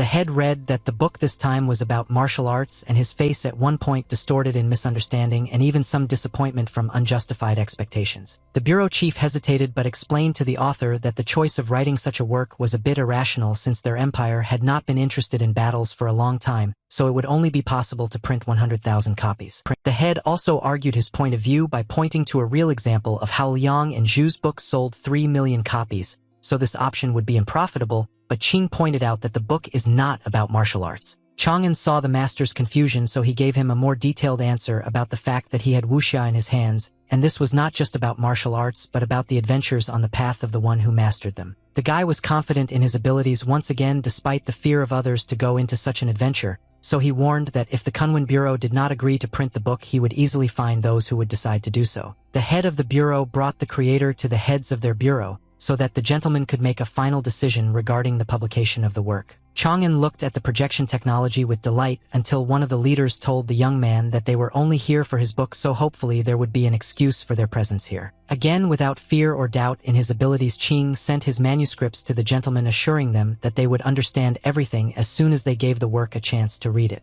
There were many sheets of paper hanging in the air in front of the leader, which he actually read carefully instead of pretending and sending the young man away. The master was shocked that such a young man could describe martial arts in such an adventure genre. The leader immediately saw a warrior with a spear in his hand and riding a horse, while he read how the main character Guojing was rushing to get to the lands of the Jin Empire with his beloved Huang Rong. The poor master was so scared when that very sharp spear flew at him, and it was so realistic that for a moment he even forgot that it was all just a book. Suddenly behind the warrior, who threw the spear at the master, a golden dragon appeared, personifying the new dragon palm technique. The warrior and his horse were thrown by incredible force somewhere very far away, and instead of them the same main hero who possessed martial arts while walking the path of adventure appeared in front of the leader. The main character Guojing told the master that a hero is a person who serves for the good of his country, and the people who live there, but not someone who kills people for his own glory. The leaders could not divide the sheets of paper with the manuscripts because someone had already managed to read part of it and wanted to continue, while someone else could not stop admiring what they saw in front of them, and the most important of them did not believe that it was possible to describe so colorfully what is connected with martial arts.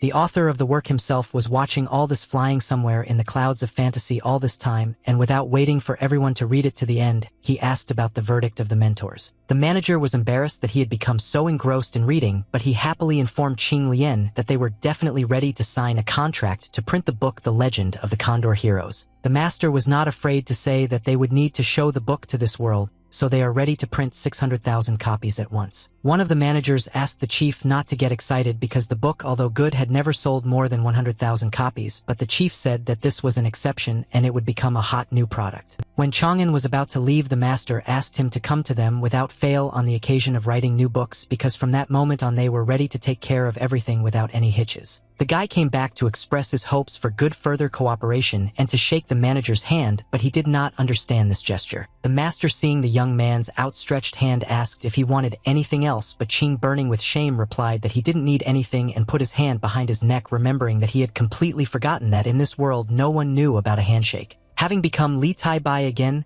the boy went to Wang Tianan's residence to thank the master for protecting him on that fateful day. Mr. Wang smiled and in his loud, deep voice clarified that the young man smelled of blood and wanted to know if he had already managed to kill someone. Chang'an felt uneasy when he realized that the master had realized about the gang that had once ceased to exist and how many people had actually been killed. Van, as if reading thoughts, quietly asked how many people were killed, but without waiting for an answer pointed out that it did not look like an order from the academy, that is, the murders occurred before arriving at the academy, and asked another question about whether the government knew. Li was so scared that he had given himself away with his facial expression before, so now ashamed of this situation, his excuses that the gentleman might be joking no longer worked. The master lit up at one moment, emitting a golden light, speaking in a louder and seemingly unnatural voice about how murder is not so scary if there is enough chi for it. After these words, Van jumped up into the sky in a split second, disappearing as if teleporting somewhere far away from here. Chang'an stood in horror, seeing such a scene for the first time, and all he was capable of at that moment was to call out to his master questioningly,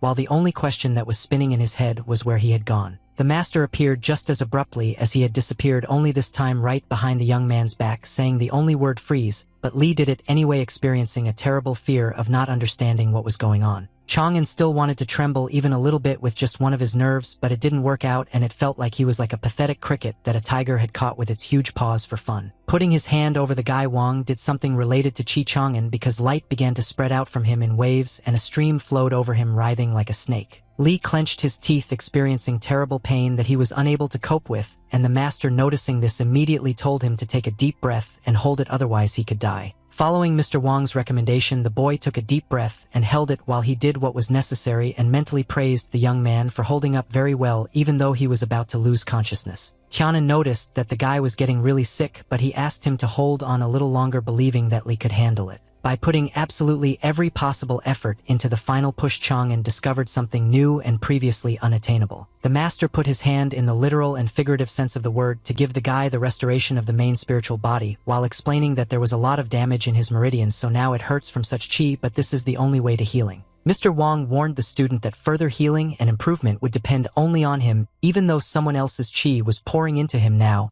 If he did not continue to try to keep it inside his spiritual veins, it would break out and cause harm. Removing his hand, the master announced to Chang'an that it was all over and that he could breathe again. Poor Lee barely had time to put his hands up to keep from falling face down on the ground from such a long lack of oxygen in his body. For the first time in his life, Tai Bai, breathing so heavily and with great effort and shortness of breath, expressed his gratitude to the elder for his help. Wang enlightened the student that this technique is related to martial arts and is called Feats of the Elephant and Dragon and is aimed at strengthening the body and spirit, and most importantly, it helps to combine combat with the literary Tao. The mentor, being pleased that Chang'an had appreciated the technique, was already exhausted with impatience to begin training, but before that he told the boy that on the occasion of his first place on the saints list for March, the academy allowed him to take 4 treasures. But when Lee heard that the master took the 3 treasures for himself in exchange for the technique for the student and his training, he was so shocked that he could not contain his emotions, asking whether the fee was too high. Mr. Wang's expression changed when he heard the young man's dissatisfaction, clarifying that maybe he did something wrong and in general others did not receive his technique even for 10 treasures, but Lee immediately became a good boy in the face of the fear of death and was grateful with all his heart, but in his thoughts he cried for the treasures. Standing under the tree, the teacher and student took their starting position, and Wang explained that first Tai Bai needed to understand the breathing exercises of the technique, and to do this he needed to look closely at the teacher. It would seem that Tianan took an ordinary deep breath, but in fact it was very difficult and an incredible stream of air was drawn into his body. The same thing happened with the exhalation, but it was not for nothing that the technique was called Feats of the Elephant and the Dragon, because the exhalation was sharp and hot as if the dragon itself had done it. Master Wang once again shone brighter than the sun, absorbing the chi that flowed towards him in a multitude of golden rays. Now Chang'an was impressed, not feignedly or out of politeness, but genuinely, because it was the first time he saw such an incredible and powerful technique. To understand the breathing technique, the mentor explained that the dragon cannot be compared with anyone in the water, and the elephant on land, which makes them complementary, and therefore one whole, and since Li is a beginner, the master did not demand a quick result from him. All Tai Bai had to do was learn to inhale for the same amount of time as the incense stick burns and exhale for the same amount of time, and one such stick burns for about 20 or 30 minutes, which seemed impossible to the guy as a human being. After several hours of trying, Li would get hit on the head for opening his mouth wide, and the master would sternly send him to the pigsty to find out how these animals breathe through both their nose and mouth at the same time. And sometimes Van completely blocked the guy's access to air with his own hands, which is why the poor guy turned blue, and all just because the master thought that the student was snoring. And then it is unknown how much time passed before Lee started to succeed, and the master, munching on a watermelon with gusto, shouted out that it turns out the guy can do it when he wants, and now all that remains is to learn to exhale the same way. Chang'an managed to master the breathing in the Feats of the Elephant and Dragon technique, and this was evident from the energy surrounding him. At some point Van got bored with all this and told the guy to get lost because mastering the technique was happening very slowly, and he ordered him to come back when Lee could take 2 breaths in a row. Chang'an was already glad that he could run away and said goodbye to the elder, but he finally said that he remembered something important. Wang warned the student that he was forbidden to indulge in carnal pleasures if he had not yet reached the 6th stage of Yuanyang, and the young man did not expect such a turn of events at all. Chang'an imagined the two girls he lived with under the same roof and realized that such a ban would be hellish torture if he had to wait until the 6th stage. The guy returned home tired and saddened by how he could explain to the girls where he had been for so long, and in addition find an excuse for refusing to make as Linlong says a baby. The elder Lu Jin calmly greeted the boy happy to see him back, but Lin put her hands on her hips and demanded an explanation for her absence for several days. While Chang'an was admiring his sisters admitting that he had really been too busy lately and hadn't been paying attention to them, Jin in turn tried to calm Linlong down that Chang hadn't been out walking but had been busy, but the younger one wasn't interested in that since she was tired of sitting within 4 walls. And then Chang'an agreed with Lin and that they would not go out anywhere since he himself asked them to do so for security purposes since his identity could be revealed, but now the girls had passed the district exam and would be under the protection of the academy. In order not to keep her in suspense for so long, Chan asked Lin what she would like to do because if he could do it now, he would fulfill her wish, which made the younger one very happy. And Linlong again began to beg the young man for a child for herself and her older sister so that they would definitely have something to do at home while he was away, and this was what Chan was so afraid of, and all he could say was to ask him to postpone this desire. But in order not to upset the girls who were already bored, the young man offered them another wonderful idea that had just occurred to him, and the sisters froze in anticipation of what this resourceful young man would come up with this time to please them. To the greatest surprise for the girls, Chan went to pick flowers, but what was even more unexpected was that they did not look like the bouquets he wanted to give. Instead of making a wreath for his head or placing a bouquet of flowers on the table, Chang'an threw all the collected buds into a bowl of hot water. Thanks to their keen sense of smell, the girls immediately felt the sweet and intoxicating aroma of those same flowers that the guy had collected, only in a more intense version. The sisters immediately imagined themselves lying in a flower field, but even there it would not smell as sweet as it did now in the house, and this aroma pleasantly enveloped them. Chang'an poured the boiled concentrate into a small bottle with a cork stopper and explained to the girls that it was called perfume, or a special water that retains some aroma for a long time. Based on the new product, Chan suggested that the girls open a perfume shop, and although it is only April and many flowers are not yet available, there will be more opportunities in the summer thanks to which production will be established. And when the young man said that the sisters could buy powder and blush from the shops in the area and open a modest but their own beauty salon and he would help with this, Linlong rushed to hug Chang'an and shouted that he was the best, and Jin was also grateful that they had him. And while some were rejoicing in the capital where the Kunwen Bureau was located, others were frantically sounding the alarm and trying to find Master Yu to tell him everything. The master himself asked the assistant not to shout like a madman, attracting unnecessary attention to himself, but to calmly explain what happened. But Yu himself was ready to sound the alarm when he heard the news that 13 writers had come to terminate the contracts they had once signed with the Bureau. Now the master ran out of his office to see the guests in person and try to resolve the situation. But before you could even say a word, the gentleman immediately attacked him with complaints about the fact that he decided to bet everything on the upstart Qing Lian, and for them it was humiliating. The writers put the leader in a difficult position by putting him in front of the fact that he either chooses 13 masters who bring him money or one unfortunate and little-known upstart Qing Lian. The manager had a hard time making the decision, and the words he said to the gentleman about the fact that he could not refuse to cooperate with Qin because their plans were to sell at least 1.5 million copies of the book, which risked becoming a conversation piece. The writers considered the idea of selling such a large number of copies to be complete nonsense, but that what this poor fellow Qin could do was within his power, and therefore they strongly recommended that the master, while it was still not too late, not deceive himself and make the right choice. Here the master felt disrespect not only towards Mr. Qin but also towards himself, so he made it clear to the gentleman that the work of the young author was a story about martial arts that contained more than 1 million hieroglyphs. The writers were not surprised, but at the same time they remained silent about the fact about the new work and showed with their whole appearance that they were still waiting for the director's decision. The master, as a man of his word, saw that he could not convince the men, so he offered them a bet, and for his part he bet that Mr. Qin's book would come first, but if he lost he would pay each of them 5,000 taels of silver. To indicate the conditions of the opponent's side, the master indicated that if he wins, the gentleman will not break contracts with their bureau, and one of the writers, although he said that the master was crazy, agreed. When the writer and the master shook hands after making a bet, the latter prayed mentally to Qing Lian that from that moment on he was the only hope. Meanwhile, Li found himself in the academy's treasury for the second time, choosing the one treasure that was left for him out of all 4 since Van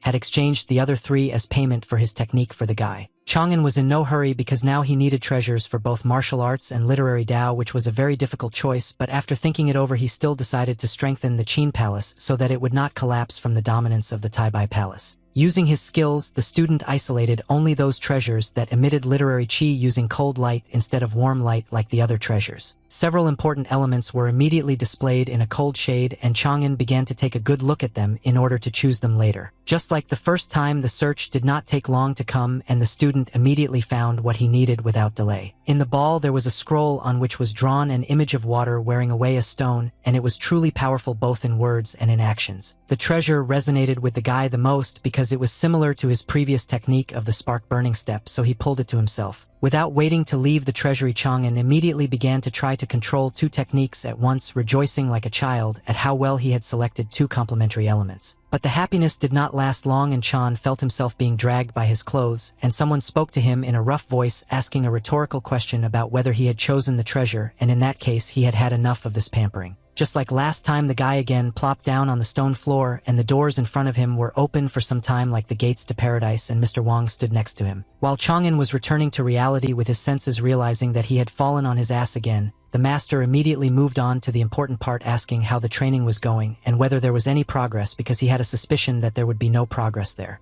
The young man definitely came to his senses when he raised his head and saw Mr. Wang, but instead of answering about the training, he expressed his understanding of who was responsible for the safety of the treasury, and in his head, he found an explanation for why he was being thrown out like that. The stern mentor asked the boy, who told him that now was the time for chatting, and Chang'an, having understood the hint, rushed off to train. A few days later, the bureau's representatives were already walking around with flags and shouting out the news about the writer Qing Liang and his new work about the adventures of a martial arts follower, which are described using 1,000,000 hieroglyphs. While the bureau representatives were attracting attention to themselves with bright posters, shouts, and drums, people had already begun to whisper that the one who was able to write a wonderful novel had now fallen so low and written about something that no one was interested in anymore. Chang'an stood behind the dissatisfied people without showing it and breathed a sigh of relief that the people did not know that that same Qing Lian was right behind them now. The sellers did not lose hope and attracted people by buying the book The Legend of the Condor Heroes, standing at the stalls where there was a sign stating the cost of one book at 40 coins and all parts at once at 110 coins.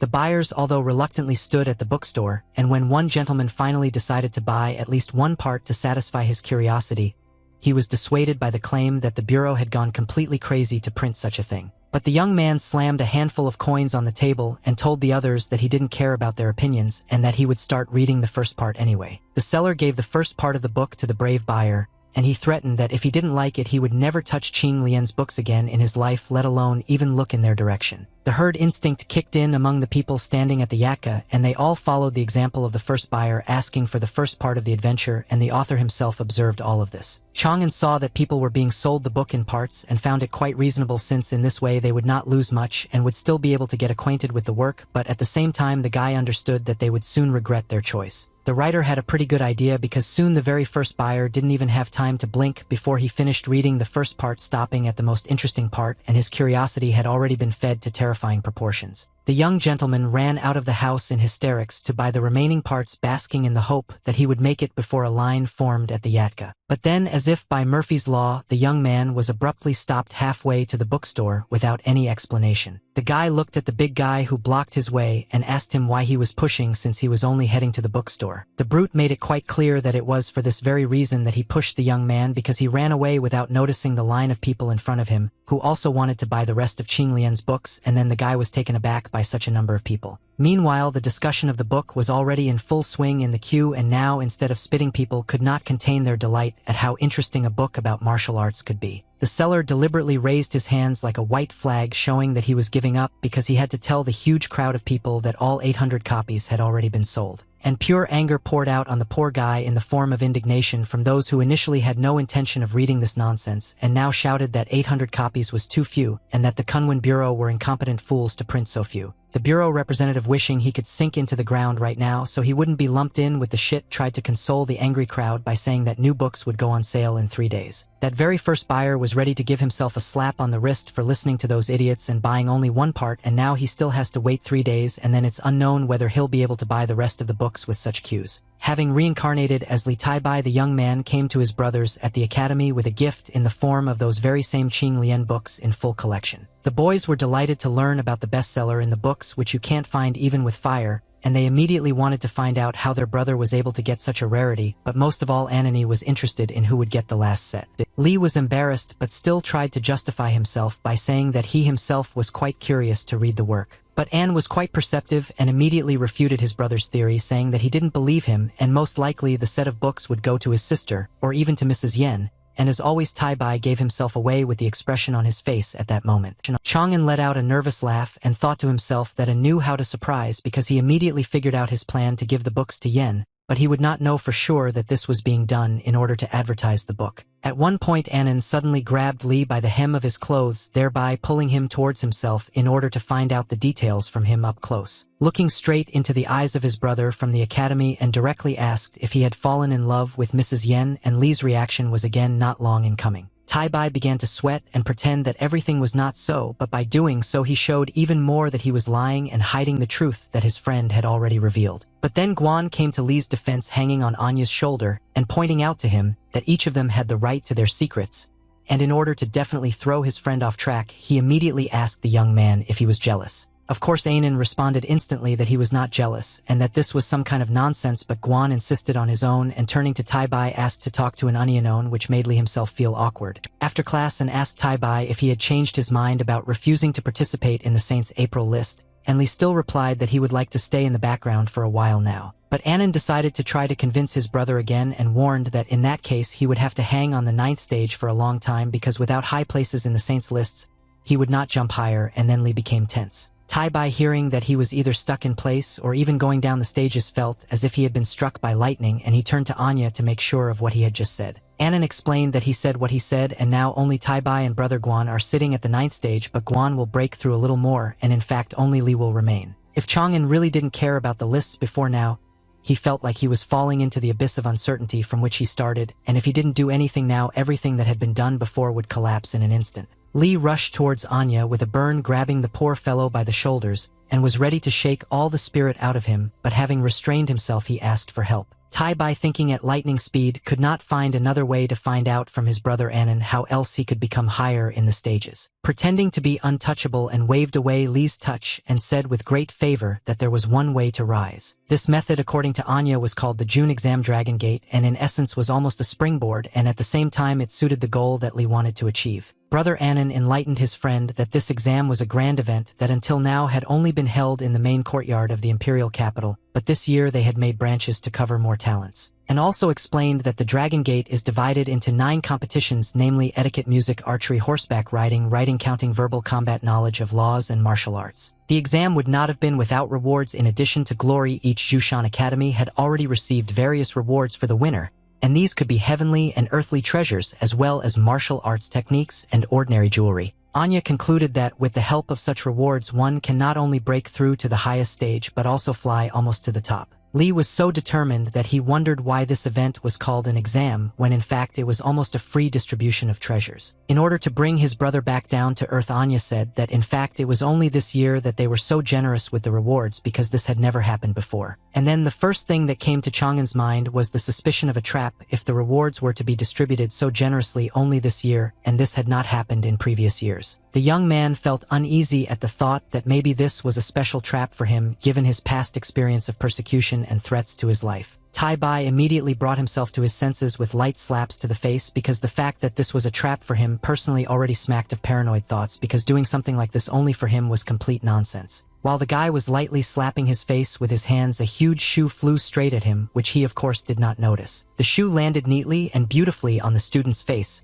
so that he didn't even have time to do anything to avoid the collision. The blow was so powerful that Tai-bai fell to the floor, and his friends froze in bewilderment looking at him and tried to call him until Master Wang came behind them to take the soul of his student. The master got mad at Lee, cursing him like crazy because he had abandoned training and lost his breath, thus becoming the first such irresponsible student, and right now he ordered him to gather his arms and run to training. Lying on the floor, Tai-bai quietly answered the master that he was coming now, and he himself thought that it made no difference at all whether he would be at the exam or not. The young man no longer cared about the Dragon Gate, since with such a martial arts instructor the most important thing was not to die during training. This time the task was with an asterisk, and the breath holding was done underwater and under the control of the strong hand of the master. No longer able to bear the fact that the horses would really move now, Chang'an greedily grabbed the air and broke free from the hands of the mentor and stuck his head out of the water. Now Mr. Wang was pleased with the student's result since he could at least last for half a stick of incense. And while Chang'an was coming to his senses, Huang, the author of Eating Words, was also getting nervous despite how his colleagues tried to calm him down, saying that the popularity of the insignificant Qing Lian would decline because writing about martial arts is the same as certain creative death.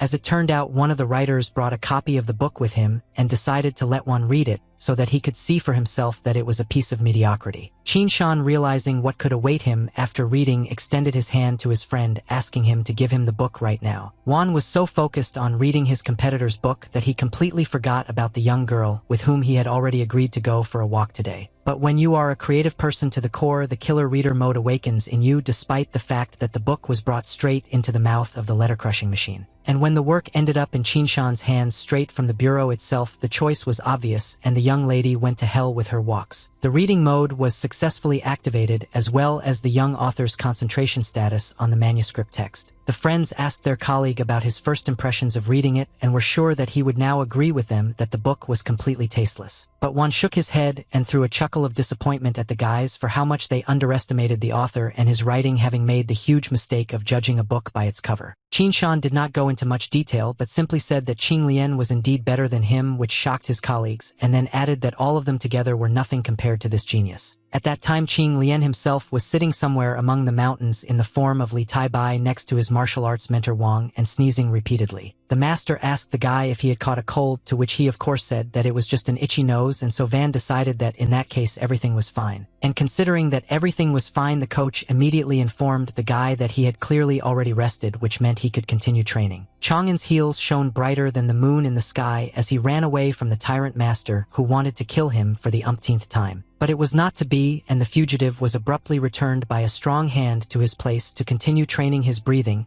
and in general to not relax. Mr. Wang confronted the guy with the fact that he would not leave here until he could hold a whole stick of incense in the air. People were banging on the door, shouting for it to be opened immediately and not to hide like the last cowards from responsibility. A crowd gathered outside the doors of the Kunwen Bureau, calling the staff swindlers and demanding that they print more books or else they would break down the doors to hell. There was a good bolt on the door, but it was unknown whether it would hold, and while people were breaking in, the manager and assistant stood there and quietly talked, who reported the situation that there was the same pogrom near the bookstores, so they decided to print 2 million copies. The voice transmission talisman in the head's hand worked, and a remark was heard from the youngest Mr. Jia that even 2 million would not be enough. Mr. Jia gave the order to print 5 million copies at once, and in addition instructed the director to do everything possible to ensure that Qing Lian continued to cooperate with the bureau. The master knew that contradicting the master was a bad idea, but due to his worries, he still tried to say that 5 million copies were too risky. Mr. Jia burst into flames when he heard this, pointing out that even 5 million might not be enough for what the book is currently being used for. And to make it clearer, Jia explained that the emperor himself ordered the use of the legend of the Condor heroes to gather martial arts chi to support their warriors in the battle that lay ahead. The incredible charge of energy that is sent by everyone who reads the book fills the entire army with strength to fight the enemy. Before leaving, Master Jia warned the master and assistant that if people continued to read books like this, Qing Lian would soon risk becoming the most popular writer in the empire. Who would have thought that the almost popular writer of the empire was now being dunked like a kitten in water by a dog? And when the morning came, the master suspiciously handed the student a new set of clothes, and Tai-bai was very grateful. He was grateful until the moment when the clothes were completely in his hands, after it simply dragged him down like a stone to the bottom of the river. Mr. Wang was amused by how the guy with the clothes plopped down on the ground, and only after that he clarified that from that moment on the uniform was weighted and weighed about 200 jin, 100 kilograms. Poor Chang'an, holding his crushed hands in front of him, wanted to say "your ass by the leg." But the guy had to restrain himself and shut up mid-sentence because the gloomy face of the master turned towards him and with a threatening voice asked if the guy had just said something. Li fell to his knees, saying that he was grateful to heaven for being lucky to have such a master as Mr. Wang, and he was pleased with the answer, giving the order to put on a new uniform and continue practicing breathing, and if this was successful then learn the first stance of the technique. Exhausted both physically and mentally, Li came to the 9th tower in the same uniform that weighed like a small train, and the poor fellow trudged along as if he had just been taken down from the cross. Knowing nothing about the hard training or the 100-kilogram clothes on his back, Guan approached and lightly pushed Tai-bai and greeted him. Guan was frightened, not understanding how the guy was carried forward by a light touch. He froze in horror, and Chang'an by inertia fell further like a tower. It's good that it was a team effort, and An, who was just walking towards them, appeared in front of Lee on time. Chang'an was so pleased with the soft landing that he blurted out without thinking how Annan's brother smelled good, making a huge mistake. Anya asked and warned that there would be no more such jokes, but they did not listen to him, and as they say, fear the wrath of the patient. The young man simply stepped aside, causing Lee to fall face down on the floor under the weight of his clothes, which was already very painful, but under the weight it felt doubly terrible. Somewhere there, from under a flattened face, a sad and barely alive "Why did you do that?" was heard, to which that same flat face heard that there was no need to throw stupid jokes and that now this would be a lesson. Tai-bai lay on the table, weighed down by the mental and physical weight, while Guan said that he understood his brother's love, but that there is a limit to everything, and if he continued like this he might not live to old age, and the guy said that it was all training and weighted clothing. And having heard about the training and a bunch of other things, began to worry that brother Lee would not take part in the saints list. Tai-bai himself understood that he was already so tired that he really didn't want anything but Guan, who was sitting next to him with the soul of a warrior, and at the same time a writer instead of his friend, answered that of course he would take part. Having become determined, Guan mentioned those masters who declared war on their brother Lee, and now they became even more animated, poking the guy in the nose with the fact that he was inferior in everything to Qing Lian, and if these dogs continued to bark then Tai-bai would lose the glory to which it had come with such difficulty. Here Guan addressed his friend directly, trying to awaken in him the warrior of literature, pointing out that he was no worse than that Qing, and to prove this he needed to show his talent to the world. Chang'an imagined the image of Qing Lian and Li Tai-bai competing and realized that he essentially needed to fix his own face. Having calmed his wild imagination, Chang'an assured his brothers that he would definitely think about everything they told him. Li decided to visit Uncle Zhang on business, and just that day Wang Fuji, which he had created, was introducing a new restaurant to the people, and in honor of this offering all visitors a 20% discount on all dishes. The guy immediately noted how Uncle Zhang and his brothers tried to create this place, thanks to which people come in a stream, and immediately asked for help in the form of security for the Lu sisters since they want to open a cosmetic store. Mr. Zhang of course agreed to help his friend, but the men's conversation did not continue because the uncle noticed that Mrs. Yen had come to them again. Uncle Zhang told the young man that this girl came to the restaurant every day hoping to meet him, and was almost in despair. Li understood that there was no longer any way to delay this moment of meeting, so he asked Zhang to ask the girl to come to his room. The guy stood in the room and already from afar heard the hasty steps of the lady, which were approaching until she entered the room at all. Standing with his back to the girl, Chang'an tried his best not to turn around and lose control of himself, since Yen was not indifferent to him, until the girl asked if he really was avoiding her, since he even passed the book through someone else's hands. Li realized that now was the time to explain himself to the girl in order to dispel all misunderstandings, so he immediately told her not to blame herself for anything since she had not done anything bad. Yen, embarrassed, replied that she understood how far she was from the one that the master could catch his eye on, but at the same time she still really wanted to continue to be close, so she was ready to do anything for this. Unexpectedly for Chang'an, Yen came up to him and hugged him, saying that she agreed to everything if only he would love her, and wrapped her gentle arms around him. Li was taken aback and, continuing to control himself, stood with his back to the girl, but when he asked her to stop, Yen turned the young man towards her and kissed him, which he did not expect even more than the hug before. Yen pointed out that this was a way to understand whether the master appreciated her, and Chang'an did not deny it but asked not to commit rash acts anymore, to which the girl agreed but put forward her condition that the young man would no longer hide, and he also agreed. One day, a colleague of Uncle Zhang's rushed to Chang'an asking him to follow him as quickly as possible to see everything for himself. Uncle Zhang's old friend brought the young man to where the men had gathered, but every single one of them looked, to put it mildly, lousy. Li noticed that Uncle Zhang himself was also here, so the first thing he asked him was what was going on here and why these unfortunate people were here. Zhang bowed to his brother Chang'an, and not knowing how to choose his words, began by saying that it was he who brought all these valiant warriors. The uncle told the young man that these soldiers were the real heroes of that very war in the north that had recently escalated, and that they were the ones who had fought with tens of thousands of demons.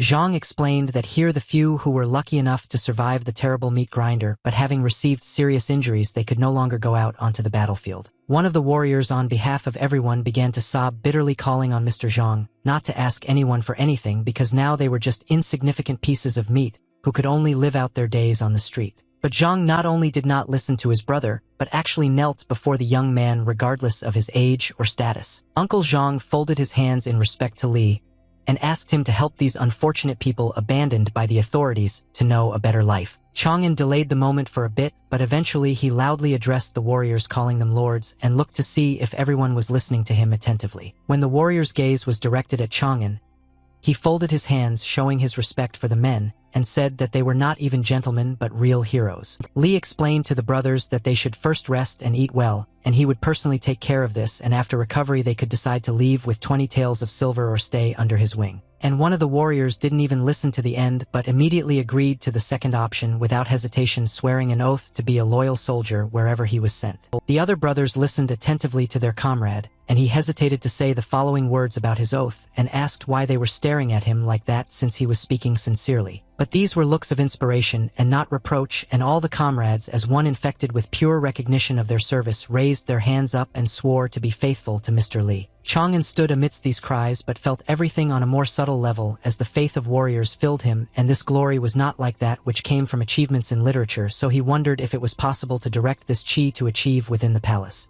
As soon as the guy thought about a new achievement, a monument to Wang Han with the work Liangzhou Ci appeared in the palace. The words of the poem were heard throughout the palace describing the difficult fate of the warriors who could not always return from bloody campaigns. Li was delighted that his choice fell on the right work that like never before best described the feelings of the warriors who were now before him. But the young man was immediately annoyed that he would not be able to make money from this poem, since they would all go to help those who had returned from the war. The student was distracted from his sad thoughts by a beam that suddenly appeared in the middle of the city and was directed towards the sky. Chang'an knew that such a signal came from the academy when an emergency occurred, and all the students were thus called back there. And indeed some kind of commotion was happening near the Bailu Academy, since among the usual forms of the same color others appeared that were different. One of the guests who arrived introduced them as students of the Songshan Academy, and although he folded his hands respectfully, his face showed that he was a real devil. When all attention was focused on the student, he explained that their arrival was related to the exchange of experience with the students of the Bailu Academy,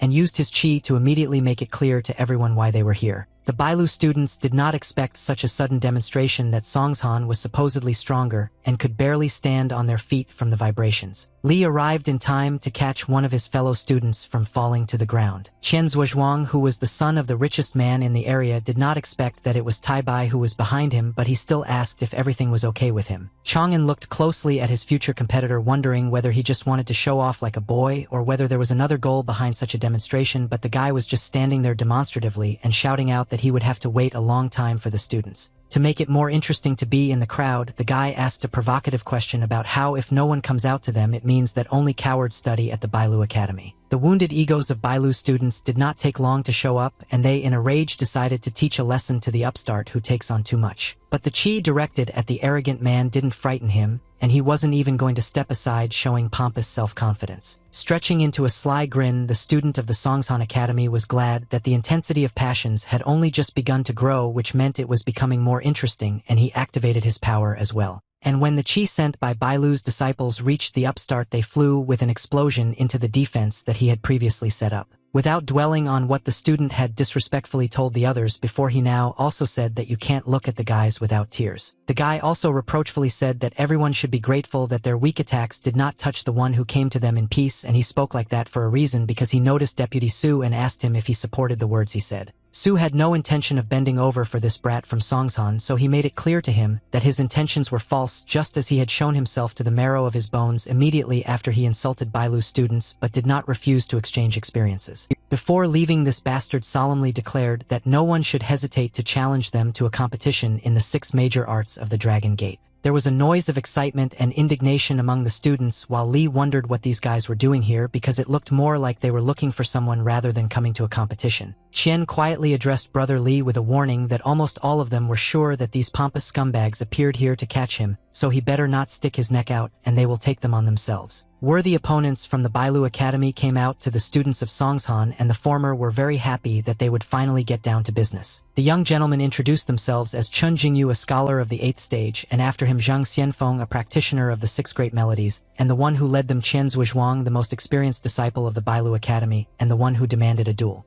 The arithmetician from Songshan Academy used his abacus to activate qi by solving various equations, thereby increasing his strength. When the smart guy solved the most difficult problem, he hit Qian with his blow, and he, unable to withstand the power, stepped back. Li grabbed Qian's older brother, and the poor fellow began to cough up blood from such a strong blow from the enemy. Qian turned to Brother Tai Bai and asked him for forgiveness for failing to defend the Academy's honor and losing the battle. The judges who were watching the competition between Bailu Academy and Songshan Academy in the 6 major arts, bitterly announced that Songshan Academy had pulled ahead. That same impudent fellow ironically noted that at the moment the Bailu Academy lives up to its so-called impeccable reputation. The old man from Songshan decided to provocatively stop the student by reminding him that Bailu had the genius Li Taibai and maybe he at least had enough strength to give a worthy rebuff. Bailu's students were burning with hatred towards the bullies, while Li himself as always calmly approached the further plan. The young man realized that if the opponents were not stopped, they would have a reason to continue to humiliate the students of the Bailu Academy. As Chang'an went to meet the enemy, a hand from one of the 3 literary warriors who had previously lost the battle fell on his shoulder. Qian asked brother Li not to fall for the provocation because all those sharp words were said specifically to get him to come out of the shadows. The elder brother warned Taibai that if he now gives the opponents the opportunity to see him, they will continue to throw dirt at him and spread rumors, and he is first and foremost the hope of the academy. Li reassured the elder that he had no intention of going out into the light, but after those bastards insulted Bailu's students, he was not going to stand aside. Chang'an snapped his fingers and activated the first treasure he chose, which was the spark of igniting the step technique. The disciples of Songshan found themselves surrounded by a flaming ring from which it was impossible to even jump out, so they became hostages. And then Li started talking to them, pointing out that they had put too much weight on him by calling him a genius, but in fact he was the same student as everyone else in Bailu. The old man, covering himself from the fire, asked why then the most ordinary student would not show them his appearance, and was he really afraid of the defeat that his older brothers had already suffered. Suddenly a huge palm appeared right next to the old man, and Taibai suggested raising the stakes and determining the winner as the one who would take first place on the May list of the saint. The master jumped away from the palm, which also began to emit light as an indication that the bet had been placed. The mentor got tired of this and decided to put an end to the recklessness, and in addition he was irritated that Li did not show himself, so he activated one of his techniques by hitting his palm against his palm. The master summoned a huge stream of water to clear the enemy's puny fire from his path and finally see him. But Li, still in the same calm state, finally said that he was challenging all of Songshan's students and clarified that if they were so confident in their abilities, then it would be easy for them to overcome him, and then he snapped his fingers again. The ring of fire dissolved, but the master could no longer call the water back, so after the hot trap, a cool shower awaited the students. Everyone was immediately doused with a column of cold water, which was originally intended to extinguish the fire. The students of Songshan stood there completely wet and at the same time humiliated by the fact that they had shit on themselves. The students of Bailu Academy began to laugh at the wet and clumsy enemies who had gotten what they were fighting for, and they praised Taibai for teaching them a lesson. The master, unable to bear such humiliation, shouted at Li Taibai to come out right now and meet the enemy face to face and pay for what he had done. But Bailu's disciples were already in a different mood thanks to brother Li, and immediately told the upstart to bite his tongue because he had nothing to answer for, and what offended the old man was that the guy turned out to be more skilled than all of them put together. The wet hens leaving threatened that everything would be decided on the Saints' May list, and if this worthless Taibai suffers a defeat, he will personally apologize to the entire academy. The young man did not laugh with the others because he understood that this was no longer just an affair but a clear plan with the goal of bringing him out into the world with clearly evil intentions. Under the main tree of the academy, 2 masters were talking, and Wang insisted that he was against Taipei's participation in the Dragon Gate tournament because the reward in the form of a saint's technique this year was clearly a trap, and Li was the academy's only hope. The head of the Bailu Academy, Zhao Xiangong, who was already 160 years old at the moment, sat under the tree filling it with energy and asked Tianan's opinion on how long this Jianmu tree could live. Van thought it would be worth answering about the plant's longevity, so he pointed out sarcastically that it would outlive them all put together. But the head surprised the mentor with the truth that the tree had at least 50 years left, and when its time came to leave, the Bailu Academy would also come to an end. The master's blood always boiled inside, so even now, despite how important the person in front of him was, he shouted that he did not believe in such a quick demise of the academy. But Chief Zhao explained that although the disciples and masters had been investing a huge amount of literary qi in the past decades, this had not affected its fusion with the Jianmu tree. And looking down, the leader showed the mentor that only Taibai, with his only 2 victories on the lists, was able to give life to a sprout on the roots of the tree, and this happened for the first time in many decades. It was hard to surprise Van with anything, but now the leader succeeded, and from the master's face one could understand who he had taken as his student. The leader looked at the tree sprout not just as a continuation of the academy's existence, but as something more, and wanted to share this with Van, asking him if he understood what it meant. The master understood that he should remain silent now because the head himself would say very important words, and that is what happened. Mr. Zhao said that Li Taibai was the future not only of the academy but of the entire literary Dao. Returning to where the conversation began, the chief explained to the master that in this case it doesn't matter what the evil people have prepared for the guy. Zhao made it clear to Wang that the most important thing now was to give the young genius the opportunity to continue moving forward no matter what. From the Bailu Academy, angry cries could be heard from one of the instructors regarding the actions of his student. A notebook flew towards Li Taibai along with the teacher's shouts about how he single-handedly managed to get into trouble with the entire Songshan Academy. The notebook flew straight into Chang'an's hands, and he didn't quite understand whether he had done well or badly, but he was determined that he had caused such a reaction from the teacher. Burning with shame, Li agreed with Deputy Su that the situation was not very good, and he had already heard this from Master Tangan, but the mentor objected, correcting the student even more that it was not just not good. Su was angry and like a small child asked the guy whether he really didn't understand what he was getting himself into, and without waiting for an answer immediately indicated that in case of defeat he would turn into a corpse. This time Chang'an couldn't stand it and angrily explained to the mentor that he couldn't just stand aside while their academy and the people who studied in it were humiliated. Su's energy resembled a fire that had just gained strength, and he wanted to know if the young man being a brat was really trying to piss him off. But it didn't go beyond a menacing look and a word, because right before the dragon wanted to spew flames at the culprit, he was stopped by two students who stood up for Li and fell at the feet of their deputy. Su was so taken aback that he couldn't even move, but only sternly asked the students to let him go right now, but they flatly refused to do so until the deputy accepted that Taibai had come to the defense of the Bailu Academy. And when the second disciple added that if they combined their efforts, brother Li would undoubtedly be able to take first place on the saints list, even the deputy's gaze changed. And seeing how his comrades stood up for him, Taibai declared with honor that he was ready to risk his accumulated achievements in the name of protecting the Bailu Academy,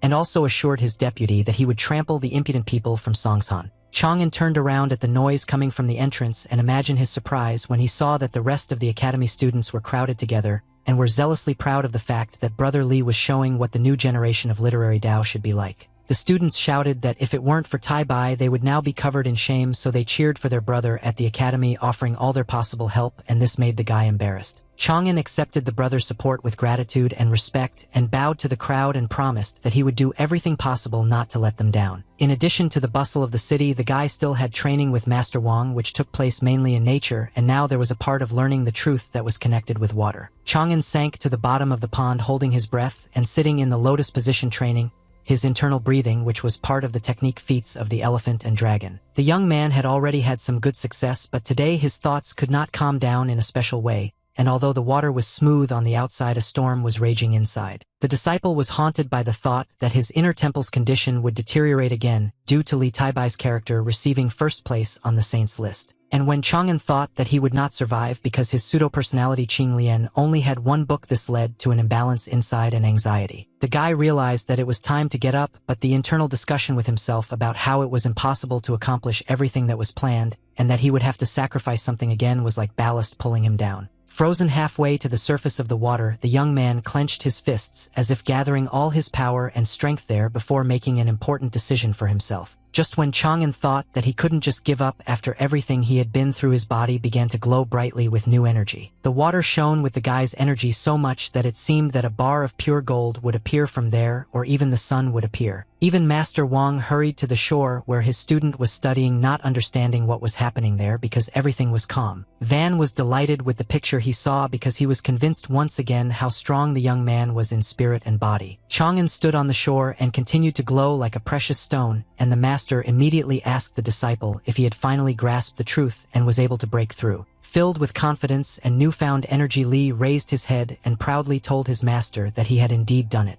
Wang was jubilant and bursting with admiration for the guy because he had seen many cases where people needed at least several years to learn the internal breathing of the feats of the elephant and dragon technique. Having made a smart and thoughtful look on his face, the master expressed his disappointment that the guy was good both in the literary Tao and in martial arts, but the first was not inferior to the second, otherwise he would have taken the student to himself right away. Chang'an was a little confused by the master's revelation, so he asked him just in case what he had done wrong, but Wang laughed and said that everything was fine, but they should return to training as soon as possible. The next stage of the training was to stand in a certain pose while the master waved a bamboo stick right at your feet, saying that you need to be like the firmament of the earth. Li timidly admitted to Van that he thought it was too early to move on to such complex stages of mastering the technique, but he objected so that the kid wouldn't whine since these were the simplest basics. Smiling broadly, the master assured the young man that he guaranteed that at this rate, he would quickly become like the most ferocious dragon and as formidable and unshakable as a sacred elephant. Wang decided to manipulate a little and directly told the guy that if he didn't need it then the training could be finished right now, but Chang'an nervously said that he wanted to continue to become a holy martial artist. Approaching the student, the master put his hand on his shoulder and praising him for his attitude said that in that case it was worth adding another 100 genes of weight. In an instant, the student's feet began to gradually sink into the ground, and not only did he no longer believe in his own solidity, but he even had doubts about the solidity of the earth. Already shoulder deep in the ground, Li decided to gently hint to the master that he might have gone a little overboard with the extra weight. On another day, having become Qinglian, Chang'an came to the bureau to the owner Huang with the hope that he would help promote his next work, but at the same time gave him a notebook with a new part of the legend of the Condor heroes. Huang, like a little child, was happy that the master had returned to them and assured them that the bureau would make all necessary efforts, but Qin Lian warned that this time the circumstances were a little different. The creator said that he plans to take part in the May Saint list and would like to use the fame he has gained through his book to get people to notice his poem. Wan admitted that he did not understand what poem was being discussed and froze waiting for an answer from the gentleman. Chang'an did not hesitate to demonstrate the majestic flow of energy put into Liang Zhouxi's poem. Without exaggeration, Wan could not stand on his feet in front of such a creation, so he fell to the floor, almost losing his jaw from surprise. Chang'an left the office thinking that he had successfully dealt with Qin Lian, so now he needed to come up with something for Li Taibai. Looking at his talisman, the guy asked the students from Songshan in a loud voice whether they were ready to fight and suffer defeat. When the time came for the May Saint list, 8 saints of literature and 77 ordinary masters took part in it in the open area. In 9th place was Chang'an under the guise of Qin Lian with his poem Liang Zhouxi, and the crowd rejoiced at the rapid rise of the young artist. The young creator was most admired by the girls who shouted at Qin how incomparable he was, and everyone admitted that if you don't take into account those who are among the top 8, it turns out that Lian is in first place. One of the students from Bailu Academy was not happy that all the laurels went to some upstart and threatened Qin Lian that he was only able to climb up because their brother Li Taibai had not yet entered the literary battle. The girls immediately reacted vehemently to such a statement from their student, not allowing him to speak like that about the skill of their incredible master Qin Lian. It looked like the fight was about to begin, but it would be far from literary since two camps of fans of essentially the same person clashed, and if the girls said that Li Taibai was no match for their Qin Lian, then the students told them the same thing only about Taibai. Two students were running down the corridor in a hurry because they were trying to find one of their brothers in the academy. The angry brothers Anan and Guan appeared on the threshold making claims to Taibai about why the hell he was sitting around here and calmly reading something at such an important moment for the entire Bailu Academy, but he pretended not to understand. He walked up to the table and slammed his hands on it, angry at his brother for not doing anything, and in the meantime a fight broke out between him and Qin Lian. So he told his brother that he too should finally make his move. Chang'an smiled nervously and tried to playfully wriggle out of the guy's way, while in his head he was thinking that there was no struggle between him and the created personalities because in the end it was all him. The student buried his face in his book again and calmly explained to his brothers that he had no need to rush because he had already worked on completing his poem. Anan immediately took the notebook in his hand to draw Taibai's attention to himself and asked him not to waste a minute but to put the work on the list. Chang'an wanted to object, but he raised his head to his brothers and realized that he definitely wouldn't be able to get out of it now, so under the pressure of their menacing looks he said that he would do everything now. The boys high-fived each other, happy with how well they were doing as a team since their drive had doubled. Next to the sheet on which the poem had already been written lay a brush still with fresh ink, which meant that Taibai had really worked on his move in the battle. Chang'an unrolled the scroll, asking the brothers to look at his new creation called Taisho from the north. And above the disciples who were waiting for Li Taibai's move appeared lines about black clouds that carried destructive power. Li Taibai continued to write the following lines of verse on the spirit scroll, which said that the walls were strong because they shone like armor in the sun. And the next moment the image of the student himself like the sun appeared from behind the clouds, personifying what was written in his creation. Taibai opened to all the participants of the holy list a line about something great and victorious, describing it through the colors of nature, and also praising a certain ruler for whom the warriors were ready to give their lives because he was generous. At Songshan Academy, the students stood in front of the list and couldn't believe their eyes as the poem by that same Li Taibai rose to 30th place, and this was already on the first day of publication. Those who had too high an opinion of themselves and because of their noses held high did not notice other worthy opponents now did not want to accept the truth. The most terrifying thing for the Songshan disciples was to see how the poem not only rose to 30th place on the saint list but also continued to rise up the rankings. In the end, finally stopping Taisho from the north took 10th place, which was a blow below the belt, and everyone prayed that the work would not rise even higher. One of the students from Songshan Academy, although indignantly admitted the fact that the young man Li Taibai was beyond competition no matter how much they wanted it. Envy took its toll, and the old man, gritting his teeth, hissed that he was not going to give in to this and believed that some upstart could just allow himself to humiliate them by inventing and creating whatever he wanted. A student who took part in the competition of the 6 major arts and used his arithmetic abilities told the master that he had a plan that might help them defeat the brat Taibai, and he was interested. The guy reminded the master about a certain Qing Liang who is also quite popular but still isn't listed in any academy, so he suggested trying to attract him to them in Songshan. This was currently the only loophole to defeat Taibai, since both among the fans and in the battle between him and Qing Liang, the winner had not yet been determined. The master was pleased with what a good rat he had trained, so he told the student that he would be the one to take on such an interesting idea, which he did not refuse. From Chang'an's house, if not coughing then sneezing could be heard, which was a rather rare occurrence, but this time somehow there was no luck. The young man was sitting in his room and was busy reading when Lu Jin came in to him, asking him with concern whether he had caught a cold, to which he replied that he wanted to answer that everything was fine, but he managed to finish speaking. Chang'an's answer was cut off as Jin appeared very close to him and leaned her forehead against the boy's forehead, saying that there was a possibility that he had a fever. At the door, in addition to the dissatisfied Linlong, who immediately asked what the guys had come up with, other friends appeared who had come to visit Chang'an, and Annan also began to grumble about the guy being lucky. The young man was brought many treats which were placed on the table in front of him, and everyone was looking forward to him trying everything. Linlong was so happy that she asked Chang'an to try the zongzi that she personally made for him, and when he politely asked what it was, the girl explained that it was a dish made from glutinous rice with a filling and wrapped in a reed leaf. Madame Yen also presented Chang'an with a small token of her gratitude in the form of a treat, hoping that the young man would not refuse. While Brother Guan was already running away with the delicious food, Annan playfully hung a gift for Taibai on his finger, saying that it was from them to him in honor of being included in the saints list, and sweetly threatened that it would be better for him not to neglect the favor of his friends. And so absolutely everyone crowded around the tired young man, wondering whose gift he would take and eat first, and for Chang'an it was like a death sentence, since he did not want to offend anyone. Chang'an began to get extremely nervous, going over possible escape options if he suddenly made the wrong choice. But the next moment the treat disappeared from Guan's hands, as if a cow had licked it with its tongue,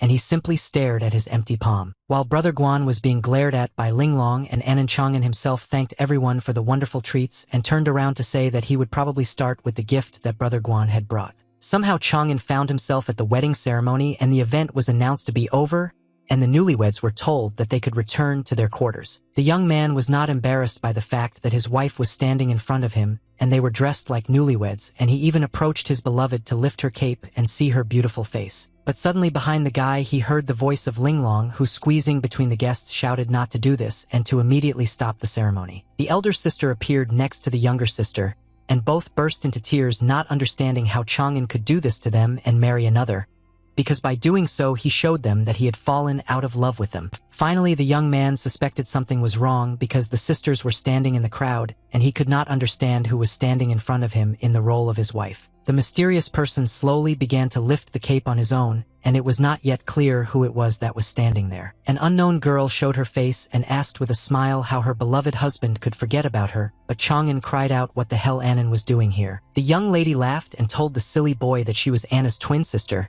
and that was the trigger that triggered the realization that something incomprehensible was going on around him. In shock and unable to digest what was happening, Chang'an felt someone's embrace and turned around to see Madame Yen, who told him that she would also like to become his bride. On the other hand, Linglong pounced on the young man, shouting for Chang'an to finally tell them his intentions, because they all wanted to know about his decision. And when the guy asked what he should confess to the girls, Linlong sternly said that of course it was about which of them he would take as his wife. For Chang'an the situation became unbearable, and he began to slap himself hard on the cheeks, saying that this could not be real but just a bad dream. At that moment in real life, the guy really did get slapped on the cheeks, only it wasn't his hands but one of his friends, who loudly asked him to finally wake up. In a state of shock, Chang'an opened his eyes and saw in front of him Annan, who was just trying to bring the sleeping handsome man to his senses. Everyone in the room froze in silence, staring at the young man, and he now didn't know how to look them in the eyes after such a stupid dream. When an asked Brother Lee if he had sobered up, everyone in the room was embarrassed and smiling, and after Guan said that he didn't expect the guy to go down like that from the wine, they laughed outright. Guan pointed out in a friendly manner that his brother did not know how to drink at all, and Chang'an also laughed embarrassedly at the truth. Soen added that in that case more such practice was needed. Jean brought the guy tea, asking him to drink it because he would feel better afterwards, and he thanked the girl for being the only one who showed concern for him. Mrs. Yen informed everyone that it was already quite late, and it was time for her to go back, which was supported by Guan, and in realizing that their brother had already drunk more than enough. As he left the courtyard, Annan reminded Brother Lee not to forget about practice, which meant repeating their similar meetings. Jean carefully took Chang'an's hand and asked if something was bothering him, and if she wasn't imagining it, she asked him to share if it was connected with them, but he couldn't find a way to explain what he was feeling. The young man hugged the girl and admitted that he was indeed troubled by some thoughts, but he needed time to sort it out himself. The young people went out into the fresh air before going to bed and looked at the full moon, after which Jean told Chang'an that as long as there was a place in his heart for her and Linglong, she would accept anyone he chose, and he called the girl his beloved. Meanwhile, the evil did not sleep but watched what place Li Taibai was in now, and for now the students of Songshan Academy could breathe a sigh of relief since they were still in 10th place. But the master still asked if the student had contacted Qing Lian, to which he replied that unfortunately not, since the Kunwen Bureau refused to provide information about Qing Lian, which made the old man furious and believed that both Qing Lian and Li Taibai should die. The young man tried to calm his mentor down by saying that the saint from their academy was still in 3rd place and was confident that Taipei had no chance. But the old man got even more angry, calling the guy a brat and throwing him an argument that this freak Taibai is not as simple as he seems. And the master turned out to be right, because on May 11th at the summit where all the saints stood, Li Taibai's chi shone brighter than all the others, and it seemed that he was completely ablaze. The young man continued to present with honor the lines of his creation, which had already captivated many fans. The observers shared with each other that the poem Liangzhou Ci exceeded all expectations when it was honored to become a military poem, but this is not surprising because it speaks of death as a return home and of the younger generation that surpasses the older one. Suddenly, one of the participants pointed upward, shouting for everyone to look, because a battle had broken out there between two powerful saints whose rays of qi were rushing into the sky. As it turned out, Taisho from the north also became a military poem, and Qing Lian became stronger and faster for a moment, but Taibai's aura still surpasses him in saturation. The opponents looked at the young man with envy and anger, not believing that such a newcomer could climb so high, and the opponent, who stood a little further away, said that the status of a military poem does not mean anything yet because the winner has not yet been determined. From the huge amount of qi, the guy screamed, and the lines of his work began to speak again, only not in his voice but in many other voices. The column of energy became even wider, and this glow could be seen from afar, which was both fascinating and frightening. This flow of qi not only went up but also spread out in rings like waves on water, causing the participants standing below to become unable to stay on their feet. The saints standing next to the young man also moved from their place, although before that they were like a rock on which they had remained the entire time the list was being made. Now it was absolutely clear that they all lost looking at the amount of energy they had, and that very upstart whom they were ready to humiliate with their victory. One of the saints continued to lie on the ground and watch the rise of the young talent, but in his thoughts, he admitted that they could no longer keep up with the young author. It was the moment that many were waiting for and many were afraid and did not want. It was the hour of Li Taibai when he reached the top of the saints list. At the mountains where the waterfall flowed and Chang'an won the saints list, all the qi energy that belonged to him flowed to the source of accumulation. 2 qi were poured into the tiny body compared to the energies where the red one was the power of the Qing Lian Palace of Literature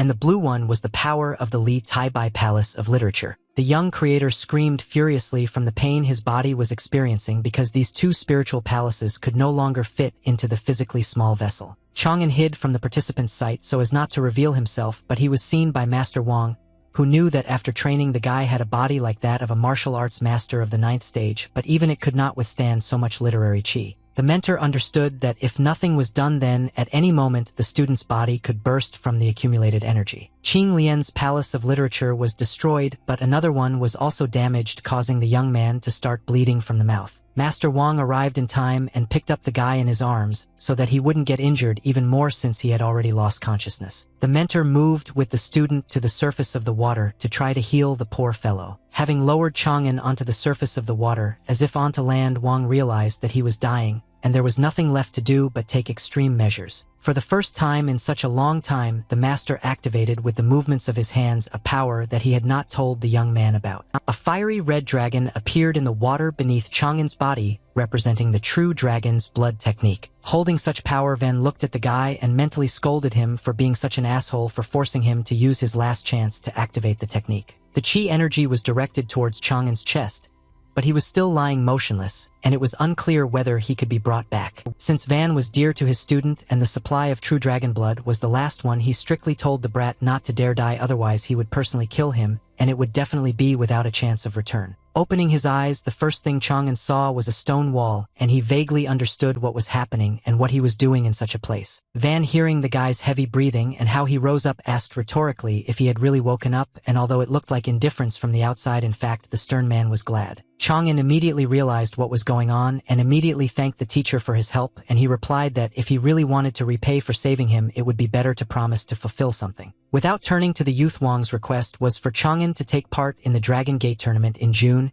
and obtain the saint's literary chi. The student was shocked by what he heard because such participation would immediately show the whole world who he was, and he reminded the mentor that he was well aware of the secrecy of his true identity. Kneeling down, Van began to shout, explaining that he remembered and knew everything, but their academy was on the verge of extinction, and if the situation were not critical, he would not have made such a request to the student. The master didn't know what else to say, so he lowered his hands to the ground, begging Tai Bai to help the entire academy not disappear from the face of the earth. Chang'en consoled the master by saying that his refusal did not mean that there were no other options to help, and assured him that his poems would be an alternative, which Wang did not quite understand. The student explained that it would be kind to share his works with someone from the academy, and he would perform them at the tournament, and the academy could modestly reward him for this. The master was beside himself with happiness, and taking Chang'en by the shoulders began to praise him for never doubting his student, and asked him not to be modest but to take from the treasury whatever his heart desired. At the end of May, the students and master of Songshan Academy looked at the final saint list and could not believe the results. For the overly arrogant and self-confident Turkey's Taipei's victory was like a blow below the belt. The energy of envious anger emanated from the master, and the students did not lag behind but took a bad example of how to react to someone else's victory. From Songshan Academy, angry cries continued to be heard, in which the name of the young talent Li Taibai was heard. Meanwhile, Bailu Academy had its own atmosphere in which all the students were happy, except for Chang'en, who was surrounded by too much attention. The guy didn't understand why his brothers were looking at him so strangely, and such fascinated looks made him feel creepy. As it turned out, after Li Taibai's victory, all the students as one began to offer their sisters as wives to such a famous candidate, arguing with each other that someone's sister was ugly and someone's was not young enough. Chang'en ran away as quickly as possible just to hide from the crowd, ready to tear him into pieces and take them to his relatives as a symbol that Taibai personally was their relative. But the young man could not run far because the crowd caught up with him and grabbed him, wondering where he was in such a hurry. Among the pile of portraits and the forest of hands, the poor guy was no longer visible, and they had even told him to finally give up and not to struggle. When the hurricane of those wishing for a piece of the famous creator flew away, someone carefully approached the aggrieved Chang'en and touched his head with his finger. Anan joked that Li's brother was dead and could be buried, after which he received a response from the victim, and Guan, laughing loudly, supported the joke, and was already exhausted from waiting for the legends about the genius who was almost beaten to death with portraits of girls.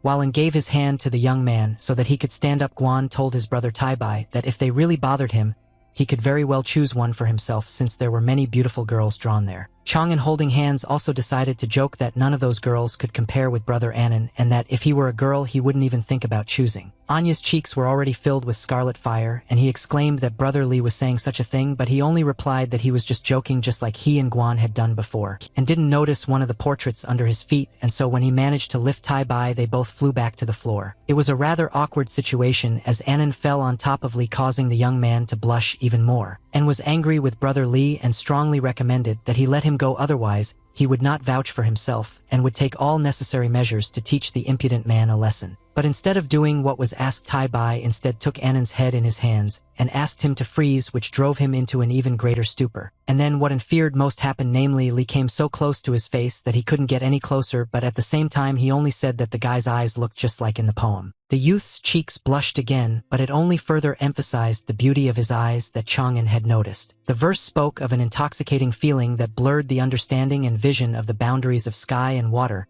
so that when they merged they formed a multitude of thoughts that shone like stars in the sky. A new monument has been erected in Chang'an's literary palace in honor of the poem Ti Long Yang and Qingqiao Lake, which describes an old man who despite his age continued to enjoy leisurely boat rides on the lake. The romance quickly evaporated as Annan had an ice blade in his hands, ready to kill the bastard several times and then resurrect him and kill him again. It didn't end with one blade, and the rest of them quickly flew after the first one, which Annan immediately created to teach brother Lee a lesson. The student was no longer in the mood for jokes because he was scared that he was now risking his own life just to give a compliment. Stuck on the floor, Chang'an promised his angry brother no more jokes and asked him to free him from the cold shackles, and warned the bastard that next time he would make every effort to send him to the palace as a new eunuch, and Guan let out a sly laugh from behind. The weather was wonderful and the brothers decided not to miss this opportunity and went to eat in the fresh air. Looking at the talisman, Chang'an admitted that it was strange that he was told about the comparison of the strength of Qing Lian's achievements with his power, but he ended up at the top while he only took 4th place. The student did not understand how this was possible, but considering that he said it out loud, a laugh was heard from the side. Brother Annan simply pointed to the window with a smile and asked Tai Bai to look outside to clear up any misunderstandings. It turned out that there were rallies against Qing Lian on the street where they wished him death, and the most interesting thing is that Guan was among them. Chang'an could not believe that brother Guan was also taking part in the rally against Qing Lian,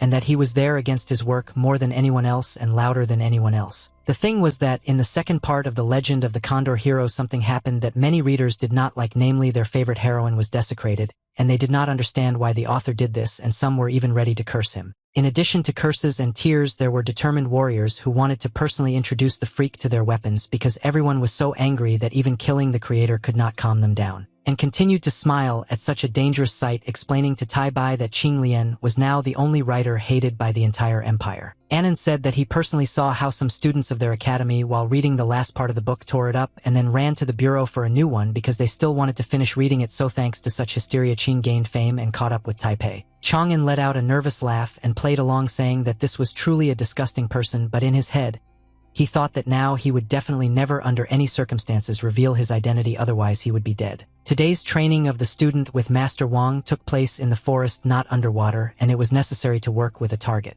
While Chang'an was pulling the bowstring, the master stood behind him and explained to him that martial arts are closely related to weapons, so practicing with a bow will help in mastering the same technique of feats of the elephant and dragon. The arrow launched by the student flew charged with energy that he already possessed today, which means it was a faster and stronger shot than usual. The young man hit the target with an arrow, piercing the target completely, which indicated that his body was well trained. Chang'an turned to face the teacher, filled with pride and also happy that it was quite simple. But Master Wang told his student the stunning news that it turned out that he had missed and had hit the wrong target. To make sure his vision was okay, Chang'an turned to the target and saw that he had hit it, but Wang pointed out the real target in the form of a red dot on a tree, so it was too early to get cocky. Chang'an didn't understand how he was supposed to hit a target that could barely be seen, but Wang confidently said that for true masters 100 li was nothing, since such people were capable of piercing a huge boulder with a flimsy arrow. The guy's head was spinning with the master's words about the master's murderous intent, and so he tried to tune in to something like that.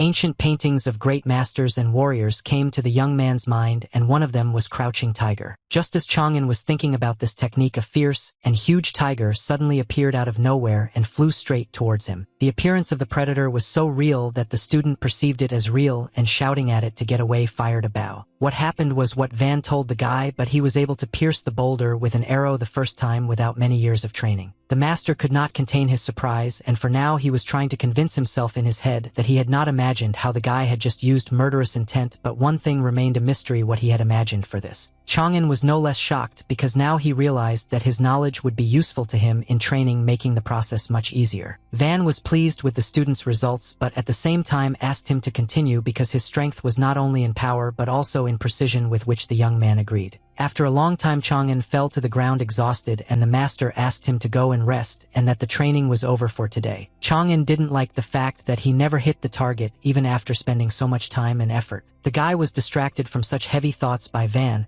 who told him the pleasant news that the Academy's management had conveyed to him their readiness to offer him a decent fee for his poems. Li was happy with this change, as it could mean the possibility of establishing a balance between his palaces. Since the student had not yet given his poems to anyone, the master explained to him that such writings as his that had gained fame were treasures, and even one hieroglyph from there was also a source of power. In return, he was offered 1 crystals and tree sap. Chang'an heard that the one crystals would help him develop on the path of the literary Tao, and the tree sap would allow his body to reach the 8th stage of martial arts, and although he looked serious from the outside, inside he rejoiced like a child from such gifts. Van bought into the strange and serious look of the young man, perceiving it as something like this, that even such gifts were not enough for him, and the guy felt awkward in front of the teacher because he simply had a thoughtful look. But the master immediately informed his student that he knew about such an outcome, so he immediately asked the families that would receive his creations to give treasures of the same value in exchange, and they of course did not refuse. Wang assured the young man that the rewards for the works were worth every coin, so there was nothing to worry about. Li was over the moon and made sure to thank the master for vouching for him. Time flew by during the discussion, and night came, and Chang'an asked which families wanted his poems, to which the master listed the Li family, the Guan family, and the Yin family. Tai Bai was delighted and asked again if the Yin family was really the same one where his friend Annan came from, and Wang confirmed this by calling the young man the direct heir. Chang'an did not put it off for long and wanted to hand over his poem to the Yin family right now, but on the condition that Annan would personally own it.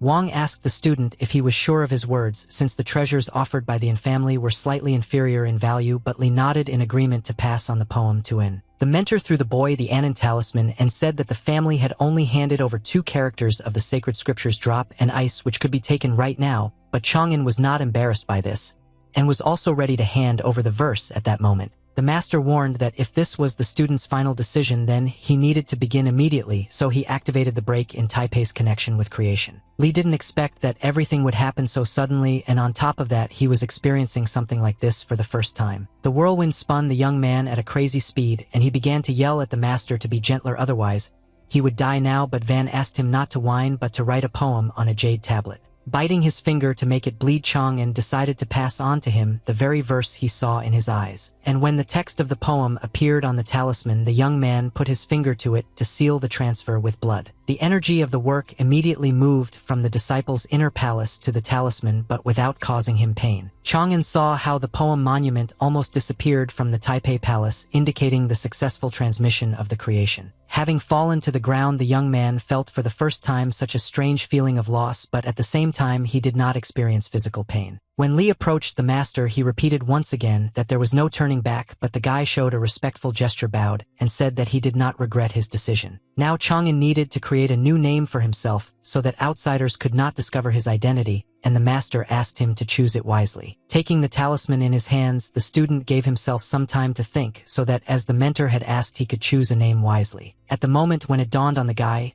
he suddenly turned to the teacher and joyfully announced that he would be called according to the technique he was learning, namely Longxiang, where the first is dragon and the second is elephant. The master was amused by his student's resourcefulness, so in his rude but playful manner, he called the brat a damn genius. In the academy hall, Bailu Annan angrily scolded Li Taibai, expressing his incomprehension as to why he would give such a beautiful poem to a stranger when he could have climbed to the top of the list with it. Then the guy immediately answered his brother that he was not a stranger to him, which is why Guan was shocked when he realized what had happened. Not only did Anya turn red again, he also became so numb that one might think he had swallowed his tongue. The friend leaned towards Tai Bai and silently put his arm around his shoulders, which made the poor guy nervous, and asked him to calm down, preparing for the fact that he would now still become a eunuch, as An had once threatened him. But instead of throwing ice daggers or something else scary at Li, and simply asked the young man to become related. At the same time, all 3 guys were shocked, and they stared at each other with a silent question of what the hell just happened. Chang'an was so stunned that he fell backwards onto the floor, and Guan even asked Annan that it was not necessary to make such sacrifices, and clarified that if Tai Bai thought that he meant himself, then he was an idiot, because in fact it was about his sister whom he could take as a wife. But Li asked him to be more specific in the future because his heart had just stopped, and he gave up on the idea because he already had Jean and Linglong.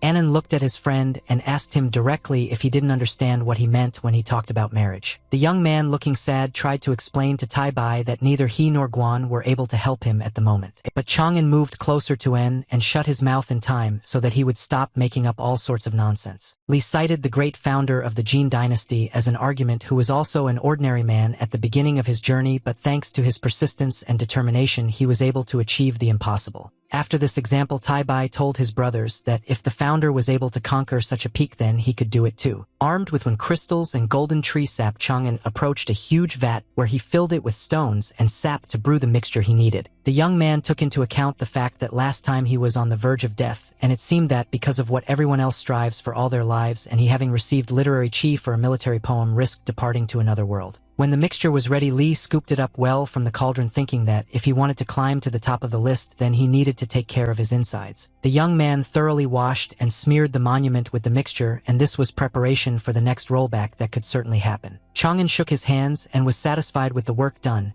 and now all that was left was to hope that the Taibai Palace would not violate the integrity of the Qinglian Palace. This time, having in his arsenal the treasures that his families had given him as a reward for his poems, the guy was confident that even if qi came flooding in, it would all be over with little bloodshed. But in life you should prepare not only for the best but also for the worst, because right after the student confidently thought that trouble would pass him by, this devil on the contrary came and broke everything that had literally just been fixed. Chang'an sat among the rocks in meditation, staying inside his palaces, and was confident that he could at least temporarily secure his body and strengthen the palaces. Unfortunately, the student's ideas did not match the real picture of a powerful wave of literary qi arriving in such a short time. Chang'an even began to use his abilities in the form of a spark that ignites the steppe and water that wears away stone in order to spend the incoming qi somewhere. The strength of the physical body was once again at its limit, and Chang'an felt pain creeping up, followed by death. The young man was unable to use the incoming qi with the help of techniques because he simply did not have time to do it.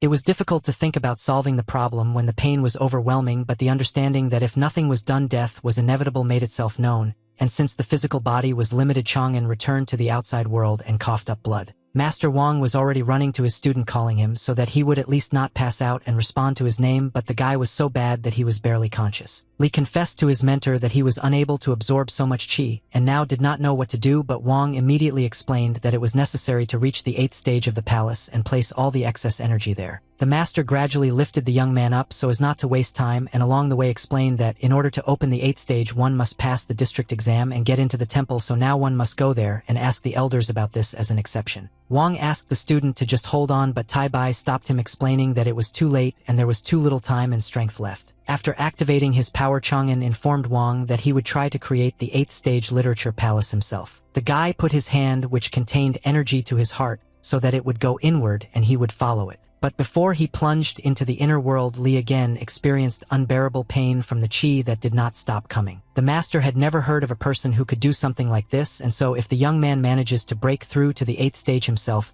he will become the first master in history with such a skill. Brick by brick, Chang'an began to lay one of the walls of the new palace, and this took some time. So far, everything was going well, and the student continued at the same pace to independently give himself a chance at life. But even before he had even finished one wall, Li saw a wave of qi rushing towards him and part of the building, sensing a new place for accumulation. Like a raging sea during a storm, the wave washed away everything in its path without feeling a place where it could lie down and accumulate. Chang'an understood that he would not have time to complete even the foundation of the palace of the 8th stage, since the flow of qi was many times stronger, and again began to think about how to get out of this situation. It dawned on the young man when he looked at his palaces again, only from a different angle, and he understood what he should do. Chang'an directed its efforts towards expanding the existing palaces, since the 8th stage is about laying and strengthening the foundations. It was necessary to hurry because the wave of qi again felt a wider space for accumulation and rushed towards the palaces. But even though some details of Chang'an had not yet been completed, the wave did not wash away the renovated palaces. The guy was beside himself with happiness and rejoiced that what he had planned had finally worked and the buildings were holding up as they should. Both Li Taibai Palace and Qinglian Palace stood firmly on their foundations and were filled with plenty of energy. When the breakthrough to the 8th stage was completed, Chang'an was even able to exhale, feeling such changes in physics. Van was already exhausted from waiting, and when he saw that the young man's bleeding had stopped, he shouted out that he had succeeded. Li returned to his physical body and looked at the master and confirmed that he had indeed been able to break through to the 8th stage. At the speed of light, the mentor began to run around the student from side to side, looking at him as if he were some kind of miracle, because for the first time he saw that a person could cope with something like that on his own, but Li asked him to stop fussing around like that, otherwise he would throw up.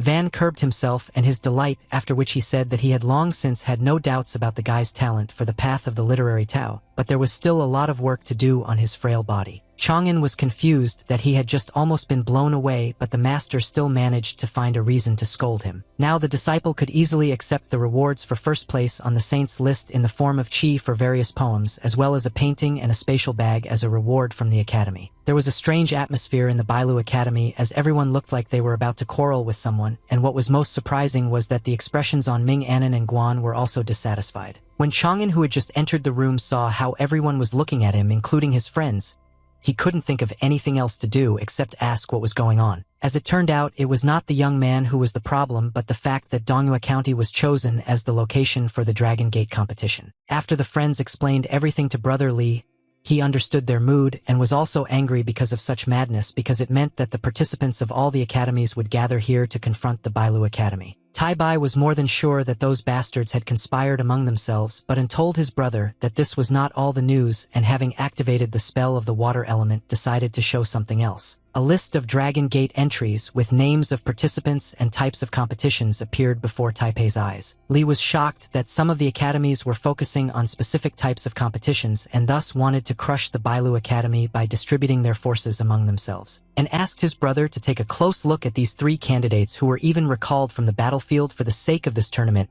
and they were Jiang Zongqing from Wansong, another He Ruzhong from Xiangshan, and also Qin Xiaofa from Songyue. The most important thing that Annan emphasized was that all these masters were at the 7th stage, and Tai Bai could not believe that they had all surrounded them, and that the worst thing was that they were going to completely destroy the Bailu Academy. And approached with the understanding that, for obvious reasons, Li would not be able to take part in the verbal battle, but asked if perhaps his brother could think about other competitions, and he said that after talking with Wang he would take part in archery. Out of nowhere, Brother Chen flew towards Tai Bai screaming for nothing, not wanting to let him go to the shooting competition. The student cried at Chang'an's feet, asking him to sign up for the account because every exam they had ended with him getting 1st place and Brother Chen getting 2nd place, and in general he was the only one who could fill this void and save the academy. Looking at the pitiful sight, and admitted that he never thought that their Chen would be so worried about the academy, and asked Brother Li what he thought about this, but for now he was busy lifting the unfortunate man from the floor. Chang'an tried to encourage Chen by saying that he himself could restore the reputation of their academy in the field of arithmetic, and when the crybaby began to mumble that he couldn't, the young man offered to help.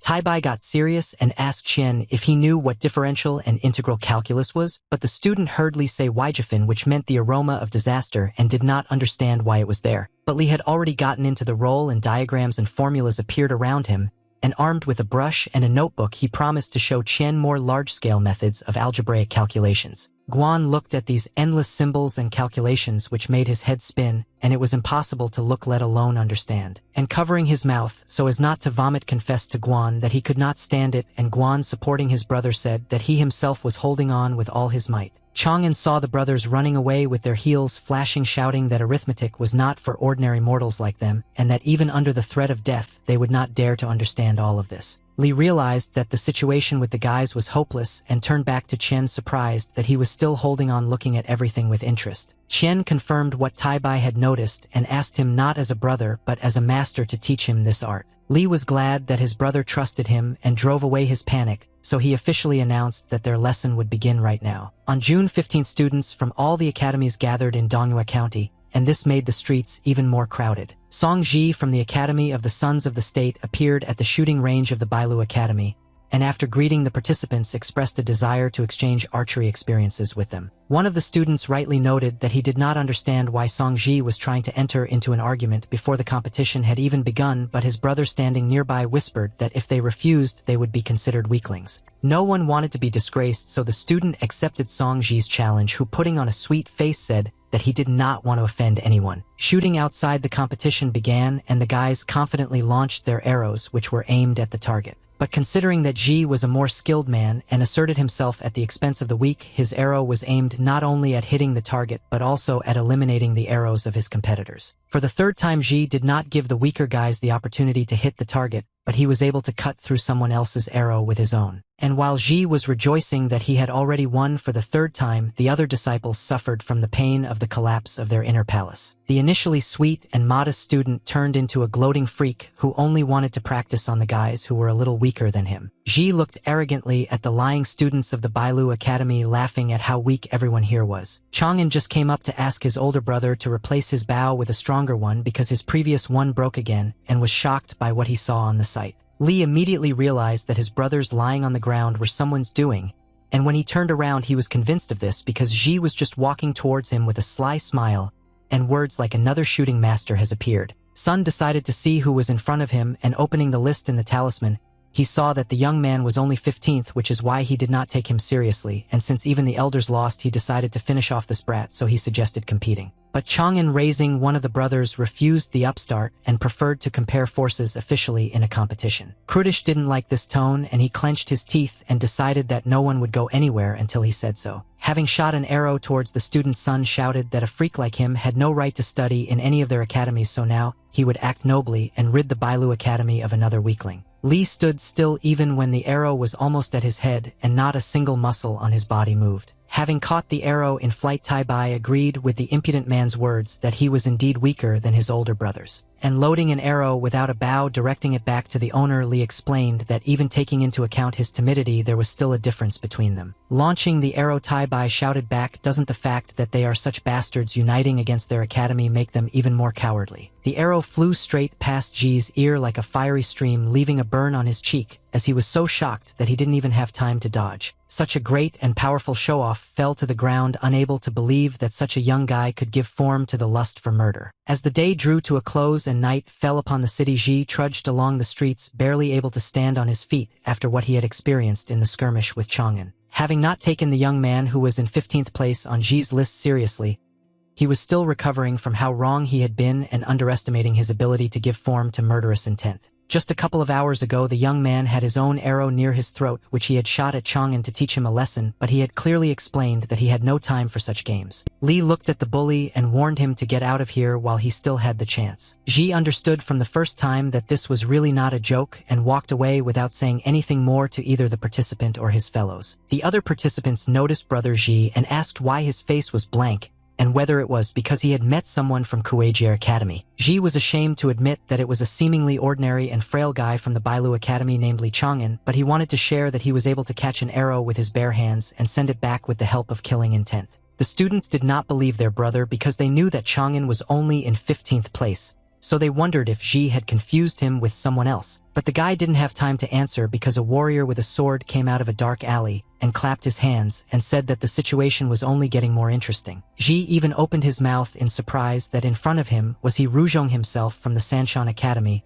who had been recalled from the battlefield. He was interested in the very student the boys were gossiping about and was glad that it turned out that the Bailu Academy had some secret aces up its sleeve. He pointed his sword at Ji and commanded that he wanted to learn more about Li Chang'an, and for this he needed the student to challenge him again. There was no longer any insolent courage in Ji, and he confessed in fear that today Li had crushed him without revealing even a part of his true abilities, and if he were to take the step that he was asking him to take, it would be the same as going to certain death. He smiled evilly and said cruelly that in that case the disciple would go to Chang'an again and die if necessary. With a sharp movement he found himself behind Ji and pointed the sword right at his throat, showing that his words were not empty. Ruzhong threateningly informed the brat that he was torn here from the battlefield only because their Academy of the Sons of the State decided to unite against Bailu, but upon arrival here, he found it terribly boring. The warrior was outraged that just when he learned about the worthy target in the form of the 15th on the list, Ji refused to introduce them and thereby wanted to destroy the shaky alliance of their academies, but the guy tearfully admitted that he did not intend to do anything like that. He was satisfied with the brat's answer, so he hid the sword so as not to delay him in fulfilling his promise. As he was leaving, the warrior made it clear that the young man would have problems if he did not complete the task, so he said that although he was patient, it was better not to delay with the promise. Ji looked after another danger and realized that tomorrow he would get down to business, and when one of his brothers said that he had to win otherwise, he wanted to finish saying that the outcome would be sad, but he himself understood everything, saying that he needed to prepare. For Chang'an, preparation and training in nature have already become a habit and an integral part of his life. Li continued to refine and hone his archery after he was able to imbue an arrow with killing intent to put his brother's abuser in his place. Thanks to the technique of murderous intent, the student understood that it was possible to increase the speed of flight and the penetrating power of the arrow, and once again launched it at a barely visible mark on the tree. But unfortunately something was still missing because the arrow fell to the ground literally a meter short of the tree. Chang'an was disappointed that even the energy he put in was not enough to hit the target, and it was only a little bit short. Master Wang always watched the students' training, and now he gave his verdict that it was very commendable that such a young guy was able to give form to his intention, which not everyone could do, and Li asked why then it was not working. The mentor noted that the student's new skill increased the strength and speed of the arrow many times over, but the fact remains that he is a complete weakling physically. After trying so hard, hearing something like this from his master was like a blow below the belt, so Chang'an was so shocked that he didn't even know what to say. Van cited as an argument the fact that the guy had been training for so long but had not gained any muscle mass, and showing him his muscles as an example, he said that he needed to reach the 8th stage of martial arts and then he would have a red target in his hands. This approach pleased Li more, and he immediately asked his mentor how he could move on to the next stage. The master was with the student as if he were a friend or a son, and out of habit, he again put his hand on his shoulder, rejoicing that the young man had a desire to improve, so he answered that it was enough to do everything as the master said. Having moved to the cave, Li lay down on the water's surface, and his body began to fill with strength due to the fact that Wang poured golden liquid from the jug into the water, but the sensations for the young man were not pleasant. Chang'an screamed furiously from the changes that were happening to his body, and it was extremely difficult to let in the new unknown energy, but this was the moment of transition to the highest level. When everything stopped, Li stood up, and the first thing he did was look at his hands, thinking that he felt as if he was in a new body, and then he thanked the master, telling him that he felt like he had broken through to the 8th stage. Wang was glad that the student had matured and offered to continue improving since there were still a couple of drops left in the jug, but Chang'an refused. In the evening, Li returned home and opened the door, immediately told Jin and Linglong that he had finally returned from training, but it was surprising that no one greeted him as usual. The boy saw one of Uncle Zhang's brothers standing next to the girls, and Jean sitting next to Linglong's leg with medicine in her hands. Li noticed that one of Linglong's feet was missing a shoe due to a huge bruise on her leg. The young man was horrified to see his sister scared for the first time, and with such a scratch on her leg, so unable to withstand the onslaught of emotions, he immediately asked what had happened. Uncle Zhang's brother immediately asked his master for forgiveness for being at fault, because he did not keep an eye on Mrs. Linglong, which is why she suffered at the hands of one freak. The younger one was scared and could barely hold back her tears, but in order not to make the situation worse, she tried to hold back and said that everything was fine and the wound was not critical. But the rage that was already raging inside Chang'an could not be stopped, so he asked to explain everything in order again, especially about who dared to do this. Linglong began to tell what happened when a stranger approached her right on the street, asking her to deliver a letter to Chang'an, but she refused, arguing that he would never agree to such nonsense. When the girl was about to leave, this freak shouted at her back that refusing a challenge was a defeat and provocatively asked that Li Chang'an was a coward and it would be better if he didn't say such a thing. Linglong was not afraid and defended her brother's honor by running up to the impudent man and kicking him in the leg with her foot, shouting at him not to dare desecrate the name of her loved one. The idiot was not only in pain but also ashamed, and on top of everything he was scared because he was threatened with death from he if he did not challenge Li to a fight, so under the influence of depressing thoughts, he pushed the girl, calling her a piece of trash. Linglong was scared and no longer resisted because she was alone, and Ji shouted at her that he was not going to back down, so he asked her to tell the worthless brat that if he wanted to refuse he should come and say it to his face. Linglong stood up and looked at the back of the offender and was terribly angry at him, while this idiot barely hid how much pain he was in when this little brat hit him. Chang'an, after listening to the younger one, was proud that she stood up for him, but at the same time he was sad because of this she was wounded, and on top of everything anger was creeping up on the one who decided to challenge him to a fight through a weak girl. After treating the wound and taking care of Linglong, Chang'an stroked her head and asked her not to worry about him. And when Li turned away so that the girl would not see anything, his face suddenly changed, and he mentally asked her forgiveness for disobeying and taking a risk, but he was seriously determined to teach the bastard a lesson. The brother accompanied the gentleman to the hotel where that freak was staying, and Chang'an asked everyone to stay outside. The murderous intent was already gaining momentum, and he once again told the security not to enter the hotel until he solved the problem and came out himself. When Li entered the inn, he glowed brightly, emitting powerful energy, and loudly shouted to Song Ji to come down immediately and accept his death with honor. A lot of onlookers immediately came running, and some were pleased with how lively their district had become because of such skirmishes between the masters, but there were also those who did not find it funny at all since such fights could harm other people. Ji opened the window of his room and looked down, realizing that the next danger he had run into was already waiting below. Before the bastard could even open his mouth, an arrow filled with murderous intent was flying towards his head. The arrow hit the window's stone frame and pierced it, leaving cracks in the foundation, and again it was very close to the impudent fellow's face, just like at their first meeting. Ji looked at the arrow, which was almost entirely stuck in the stone, and understood that things were bad, while his brothers were outraged at what this savage was doing and called on his brother Ji to destroy the impudent fellow.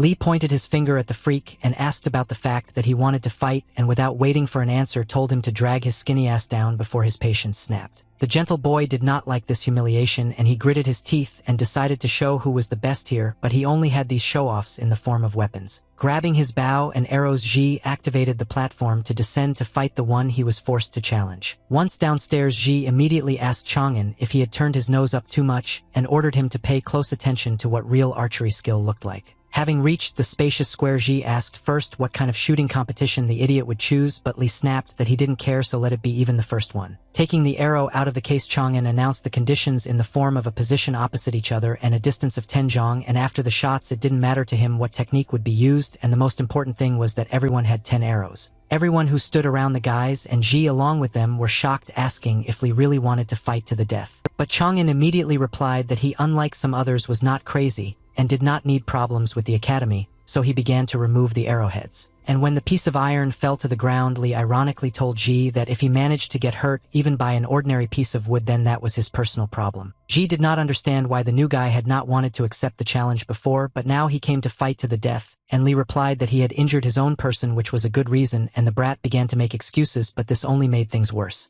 Having pulled the bowstring, Chang'an informed Ji that he would have 10 breaths after which he would shoot, and these intentions were true. Sun was frozen with fear when he heard the countdown, realizing that the new guy was serious in every word he said. When the last 3 digits remained, Ji could not stand it and also pulled the bowstring and shouted at Chang'an that he was a sick bastard. When the word 1 was pronounced, 2 arrows were launched simultaneously, and each had its own intention, differing even in the color of the aura. Absolutely not expecting such a turn of events, Sun looked at the tiger that was flying towards him in an attack, opening its mouth and paws with sharp claws. The predator sank its huge fangs into the body of its victim, and blood gushed out, bones crunched, and all this was mixed with a growl. The unfortunate man screamed furiously from the pain he experienced from the loss of his arm, which flew off somewhere high into the air, and the tiger disappeared as if it had never existed. Everyone who stood and looked at this cruel picture until the end could not understand whether it was real or a vision. But when Ji fell to his knees and blood poured out of his body, everyone realized that they were not imagining things and rushed to help the wounded man, and only Chang'an continued to stand and cruelly answered the bastard that yesterday his sister injured her leg, so today he lost his arm.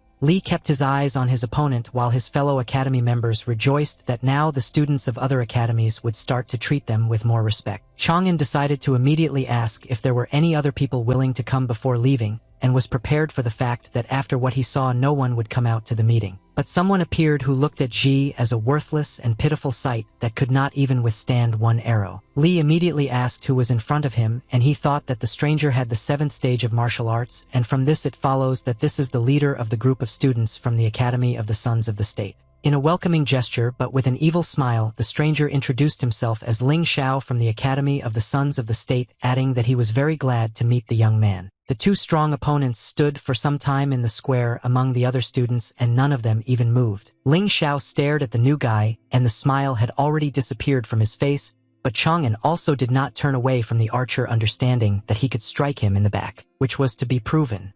Lin was the first to lose his temper, and pulling the bowstring decided that he would now teach the young fool a lesson, having already forgotten that Ji was kneeling nearby with his arm torn off. Just as the arrow was about to fly towards Chang'an, it fell to the floor with just one movement of the boy's hand. Lin was furious about what the hell just happened, and he was even more angry that this brat had made him a laughingstock in front of everyone. All the fighter could do was shake his fist at the young man while Li spread his arms out to the sides as if to show that he had nothing to do with it. Since all attention was on Chang'an, he wasted no time in announcing that he was giving everyone the opportunity to come to their senses today, and that tomorrow he would personally volunteer to fight against 50 of the best students at once. Lin became even more angry and called the weakling a brainless idiot, and behind him other students shouted out how cool he was, which was even more annoying. But in an instant Xiao restrained himself, realizing that there was a risk that he would not cope alone, and if other skilled archers came out against Chang'an they would kill him with ease. A sly smile returned to the fighter's face, and he stuck to the conditions put forward by the student of the Bailu Academy,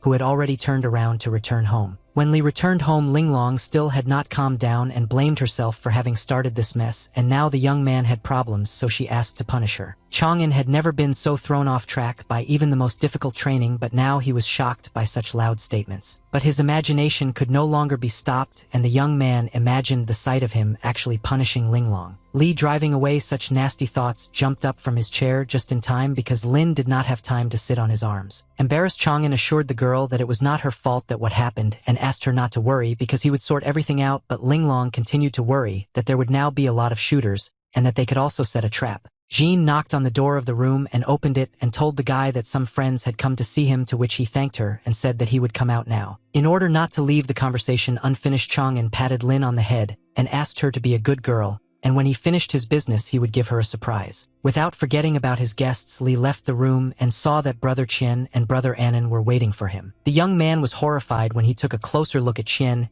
and immediately asked what had happened to him, but he timidly asked him not to laugh at him and explained that a student from another academy had challenged him to a competition of counting skills and had released a murderous intent. Li was even more stunned by Brother Anan when he said that the conversation now was not about Chang at all and began to scold him for the fact that he had thought of calling 50 archers to battle at once, and this only meant that he would get even more than Chang tomorrow. And was furious, explaining that Brother Guan had just left to take the county exam, so there was no one to help Chang'an, and reminded him that he had promised to lie low, and Li, smiling, asked him to think less about it because he was getting angrier. Anan seemed not to listen to his brother and, holding out something in his hand, said that he had already prepared money for Li so that he could leave their county today, and Qian also suggested that they move to his residence as an option where he would be under protection. Chang'an smiled slyly and thanked his friends for their help, explaining that it was not just for nothing that he felt confident because he had a plan. The guys immediately wanted to know what kind of insidious plan this was, and Li agreed to share with them but asked for their help. When the cards were revealed, the brothers could not believe such a brilliant strategy that was sure to work, and jokingly noted that Brother Li was a real scoundrel, but at the same time approved the plan, saying that he understood everything and Qian supported this. The next day, as agreed, Chang'an came to the meeting place where 50 archers were already waiting for him. Ling Xiao immediately raised his voice and dismissively told the enemy that he had hoped until the very end that he would not come, but now it turned out that he would not get out of here alive. Li also did not remain silent, but in response threw a verbal slap at the impudent man, saying that he was not surprised by such speeches from someone who did not value his brothers at the academy. Therefore,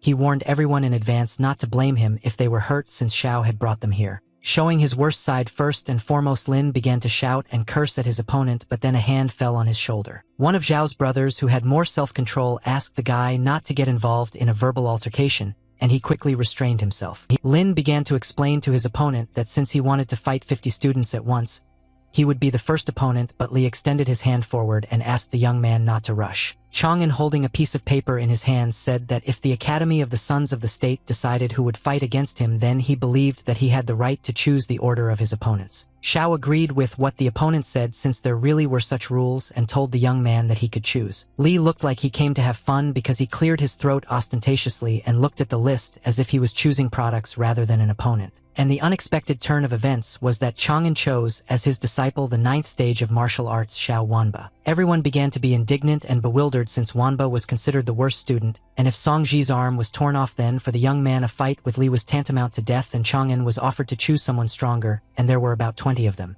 Chang'an put on a casual expression and asked if the enemy was refusing to fight, which meant an automatic victory on Li's part, and he thought that these idiots didn't even suspect that he could defeat them all without lifting a finger. Chang'an crossed out one after another of the opponents from the list of students of the Academy of the Sons of the State because they refused to go to certain death. This was the young man's plan, which he told Anya and Chen about, and now when the 30th of the 50 archers had already been crossed out, he asked if these were really the very best students. Ling Xiao was furious again, and already rolling up his sleeves, he walked towards Chang'an, but he was stopped again by one of his brothers asking him to calm down. The one who was more humble and stopped Xiao for the first time so that he would not get into a squabble now announced that the next one on the list must go, otherwise their academy would be covered in shame, but Lin reminded that all the students could die if they went out to fight. Xiao also reminded his comrade that even if the students lose a limb, it will still be the collapse of their future life as masters, but his brother said that there is no need to worry about this. The young man explained that Xiao should tell the next participant that he would help him by throwing arrowheads containing murderous intent at Chang'an at the moment of the shot, and doing it in such a way that it would remain unnoticed. Lin didn't fully understand how this would look and whether it would make the situation worse, but he still agreed to do as he was told. Chang'an, unsuspecting, continued to voice the name of the 31st disciple Fu Xiaobing and asked if he would try to go against him. And to Li's surprise, the young man nevertheless volunteered, raising his hand and firmly answering that he would go out to fight and stand up for the honor of his academy. At this point, Li suspected that something was wrong, but he did not dissuade the student or mock him. Fu Xiaobing pulled back his bowstring and declared to Chang'an that he accepted the challenge, but even though he knew about the cover, he was still a little nervous. Li yawned sweetly and said that he was very glad that among all of them there was a brave student, because it seemed that only cowards were studying at the academy. The opponents stood opposite each other and prepared their weapons, after which they shouted in one voice that they were starting. Xiaobing loaded 3 arrows at once and threatened Chang'an that he would not leave here alive today, so he had better change his mind. But behind Li, Crouching Tiger had already appeared, which became the personification of his murderous intent, and had already torn off Song Ji's arm last time.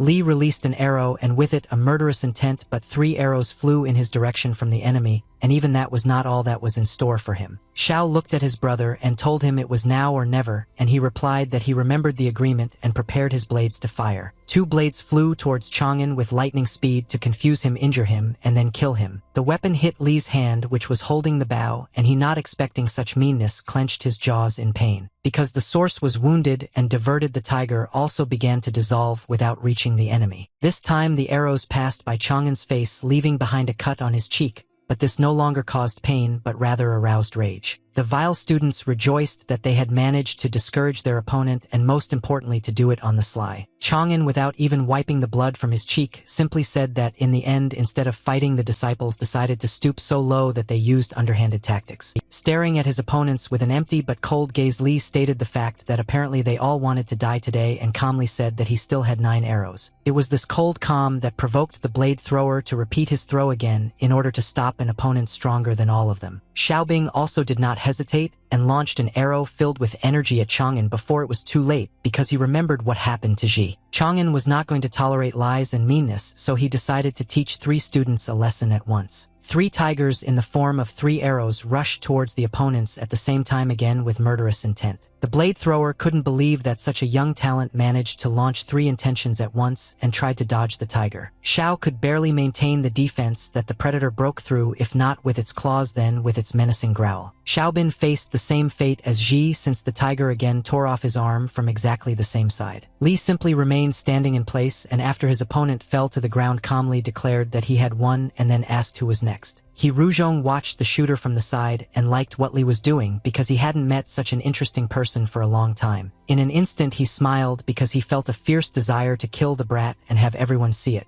Chang'an suddenly turned around in the direction from which this killing intent was coming, which was difficult to confuse with anything else. But there was only a crowd of onlookers standing to the side, and the young man felt that the energy of death had disappeared, but it was difficult for him to convince himself that he had imagined it. He actually hid in time, regretting that he couldn't kill the young man right now because it would disrupt the old men's plans for the Bailu Academy, and mentally told Chang'an to see him again. Li decided to continue and called the 32nd disciple Chang Shuyun, asking him if the guy was ready, to which the poor guy could not even really answer, being driven into a blind corner between the risk of death and shame. Instead of the student, Xiao answered, telling him that he could refuse, considering that the opponent was much stronger and it was better not to risk his life. After some time, when everyone had been named, Li looked sternly at the list and announced that since no one else wanted to go out to fight, there was only one person left. Chang'an calmly told the guy to go out, because he himself understood this perfectly well, and opposite him appeared the same blade thrower, Hu Yuzhen, announcing that he accepted the challenge. After checking his hand, Chang'an sternly said that he was only waiting for this opponent to finish what he had started. The opponents fired their weapons at the same time, and both had such good technique that the arrows touched tips. In a fierce duel, Hu Yuren's killing intent in the form of a snake collided, wrapping its flexible and strong body around Chang'an's tiger. Li pulled the bowstring again and, filling the arrow with energy, shouted at his opponent to finally show what he was capable of. And Yuzhen, having done the same, answered the enemy that if he thought to intimidate him, it would not work, because he was not afraid at all. Xiao was beside himself with anger, because he knew that if this was a competition in pure martial arts, then brother Hu would have already torn the brat Chang'an to shreds, but archery is about accuracy and killing intent. Remembering absolutely all his efforts and achievements in training, Li told himself that he would be able to defeat the enemy, and gave free rein to the fierce dragon and the formidable and unshakable elephant, next to whom was still the tiger.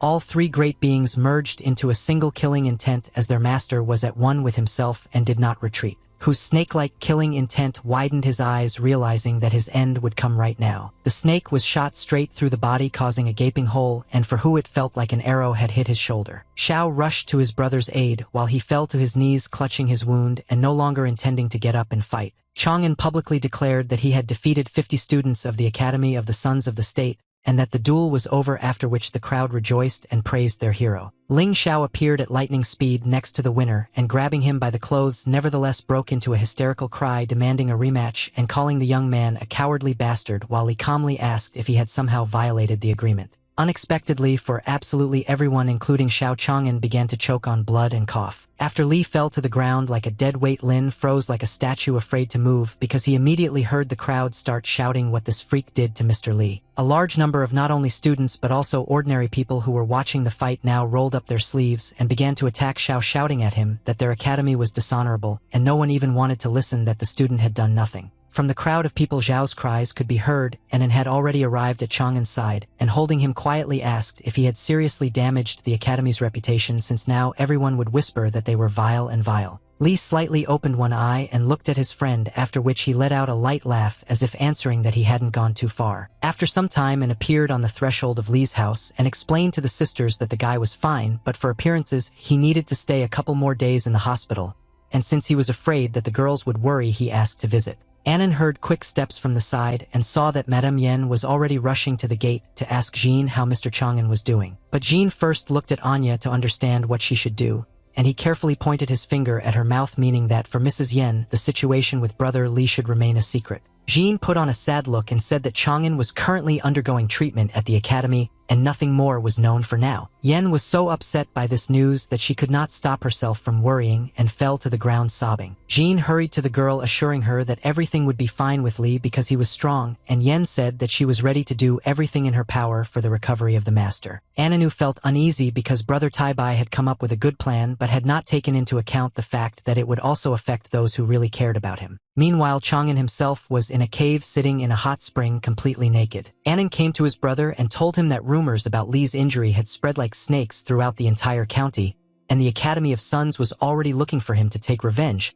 so it was better to remain hidden for a while longer. Chang'an stood up and walked towards Anyu when he said that he had brought the young man something to eat, and he thanked his friend. And froze in place, and not even a muscle on his face could twitch from the shock he experienced at that moment as the steam dissipated and he saw Li's naked body. Taibai, adjusting his wet hair, stood calmly in place and asked why and had frozen in place. The poor guy turned away, covering his eyes with his hands, and began to shout at the shameless moron about what he was doing and that he'd better quickly cover up his shame. But Chang'an did nothing and simply continued to stand there naked, arguing that they were both men and had nothing to be ashamed of. Annan, unable to bear such impudence, turned to his brother with an ice stake, giving him one last chance to get dressed, and now Li realized that he should obey. While Taibai was running away with the food, Annan asked if he would continue to hide in this place for a couple more days. Li did not answer right away but thought for a while, and when he finished his meal and put the plate on the ground, he showed that he had made a decision. Chang'an looked up and replied to brother and that he would indeed stay here for a while until the Dragon Gate competition began. June 20th began with a bright tail of light flying into the sky with a loud whistle launched by people in honor of a special day. Fireworks exploded over the arena, signaling the official start of the Dragon Gate competition. The students and participants and those who just came to watch the spectacle could not believe their eyes when they saw who appeared above them. The most important judges of the day were embodied in the air in the form of elders who hung over everyone who was present in the arena. The incarnations of the three saints evoked a range of emotions from fear to respect, but the crowd buzzed about their appearance like a beehive. Chang'an was not yet with all the participants, but together with Master Wang, he watched the competition from the sidelines and was excited by the fact that if the students' behavior corresponded to the norms of the sacrament, then the incarnations of the saints remain and otherwise they disappear. Wang, clicking the seeds, smiled at the young and inexperienced student, saying in his manner that he as a brat had not seen the world, which is why he was so excited. Having made the most suspicious and condemning look, Li did not take his eyes off the mentor and took this as the guy's desire to also eat some seeds, so he offered him some too. But Chang'an, crossing his arms and making a pouty face, decided to write the master a remark about how he was somehow frivolously treating such an important moment because the competition was a fight for the honor of their academy, and began to say something else. But Van spat the seed so accurately into the guy's forehead that he even threw his head back from such a turn of events and stopped telling something with a dissatisfied face. Lying on the ground with a huge bump on his forehead, Chang'an heard that it made no difference how the mentor treated this, since he would not take part, and asked the guy to let him enjoy the spectacle and once again offered him some seeds, to which he agreed. And now the teacher and his student were watching the competition together, cracking sunflower seeds. And Li was still curious to know Wang's opinion about what place Bailu would take by the end of the day, and he heard that for now she was in 50th place. But the mentor clarified that other academies would carry out their vile deeds, so it was difficult to talk about anything for now, and just at that moment they saw how Yuan from Songshan violated the sacrament and fell down. The scoundrel could not have done anything else but grab the leg of another student to drag him along with him to defeat. The student of the Bailu Academy held on with all his might, but the impudent man was so persistent in preventing him from concentrating that he involuntarily turned his head. The young man clenched his jaws and through his teeth very quietly hissed at the freak to let him go right now, and one of the saints was watching all this. The last thing the guy heard was how the saint told him that Chun Kai from the Bailu Academy broke the sacrament and drove the student away and then disappeared. Both students fell like stones, screaming in fear that they would break since the columns on which they stood were quite high. But the landing was successful only if the scoundrel put on a false smile and slyly asked his opponent for forgiveness. Then the second student understood what was happening and could do nothing more than call the first a scoundrel. Chang'an was indignant and pointed his finger at the teacher, shouting that it was obvious that this was all specially arranged, and asked why the hell no one was doing anything, to which Wang replied that the competition was held between the students and they solved their own problems. Unfortunately for Bailu Academy, the results of the first day's competition were sad, as they failed miserably in the mystery, which also happened with art, and even if they managed to get into the list, it was only in calligraphy and the 6 melodies of books and songs competition. The opponent looked at the dejected students of Bailu and rejoiced that he would have crushed them in an instant even before the start of the competition, but decided to leave this pleasant feeling for dessert. After all, for such a vile scumbag, the taste of him trampling the Bailu Academy and its students in public was sweet. The 5th day of the competition had arrived, and it was archery, and Chang'an was already there, and his brothers were approaching him, but they had not noticed him yet because they were discussing what Brother Li would have done to these freaks if they had not wounded him. As soon as the students saw their beloved Brother Li, one immediately beamed with happiness, while the other stood in a stupor from exactly the same emotions, not believing his eyes. Chang'an turned towards the direction from which his name was shouted, and also smiled, showing that he was glad to see his comrades. Behind him, the opponents were already looking out for their victims from behind Chang'an's back, preparing to strike immediately. Li, in order to encourage his brothers, reminded them that they were now the face of the academy, which meant stopping humiliating themselves and throwing away their insecurities, and instead walking with honor and pride to victory. Feeling the evil energy, Chang'an looked towards the enemies and warned his comrades that today they had to show off what the students of Bailu Academy were capable of with all their might.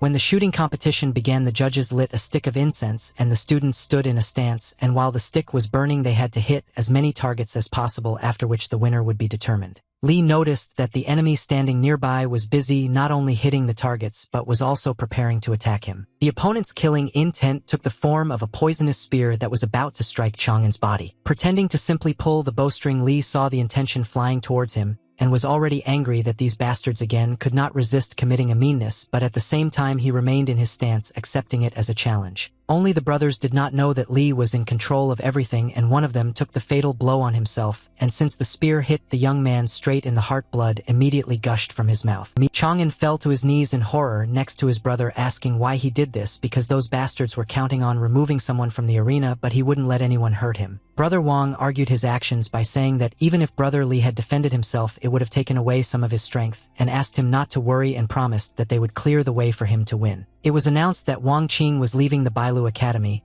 and while Li was sitting over a pool of his brother's blood and others were already running to him, the bastard pricked him by saying that he was climbing to the top over the bodies of his brothers, which was a pathetic sight. The students covering Chang'an with themselves shouted at the bastard to shut his mouth, because he had already fully shown how dishonest their academy was, and firmly declared that they would protect their brother from such vile tricks. Behind their backs, the boys heard Chang'an's calm and confident address to them as respected brothers. And when absolutely everyone turned their attention to Li, he silently lowered his hand into the blood of his brother Wang and ran 2 fingers over it. Chang'an stood up and pointed his bloody fist at the enemy, giving his word that today he would teach an important lesson to the students of the Academy of the Sons of the State, and they would even fall to their knees begging for mercy. On his first try, Chang'an was able to hit 20 targets, which was quite a good result, but everyone was waiting to see what the opponents would do. And to his great regret, Ling Xiao was able to hit 23 targets, which he was very proud of, as if he thought that it was all over and he was the winner. As a result, the fierce rivals of the 2 academies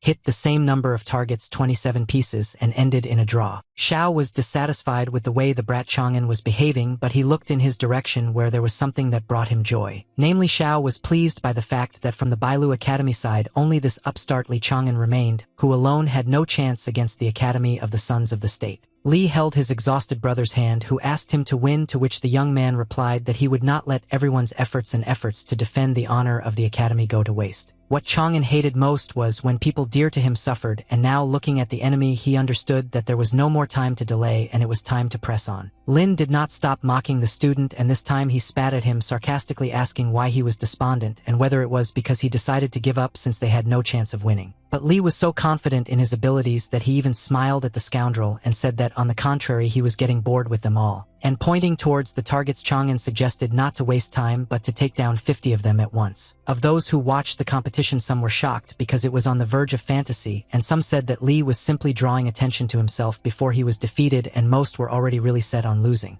Chang'an decided to challenge Xiao and asked why he grimaced so much at the offer, since everyone in their academy of the Sons of the State was a genius, but the poor guy couldn't even find a proper answer. And considering that there was no answer, Chang'an immediately got down to business and, pulling the bowstring, said that it could already be considered that he had won. Loaded with murderous intent, the arrow shot like a fiery bullet towards 50 targets, and this was the moment that Li had overcome in training. 50 targets were knocked down by one fiery blow, and the arrow flew further to the end of the arena. Chang'an knew he would do this, so he didn't even look at how things were going behind him while the others held their breath. The students and other spectators opened their mouths wide and had to believe that the impossible had become reality. The students of Bailu Academy proudly shouted out how good their brother Li was, thanks to whom their academy would surpass the others. Chang'an stood with his back not only to the arena but also to Xiao, who was shaking with horror because he did not know what else this mysterious disciple was capable of. The young man became scared because now he doubted his own strength, and this was followed by the fear that he would let the entire academy down. Two more came to the aid of one cowardly scoundrel, sensing that their brother had no guts, and assured him that they would help him cope with the task. Next to Hu Yuzhen, who had treacherously thrown the blades last time, stood his younger brother, and he explained to Xiao that if there was not enough aura of killing intent, they would add their own, because even the master himself had said that they could not allow Bale to take the top.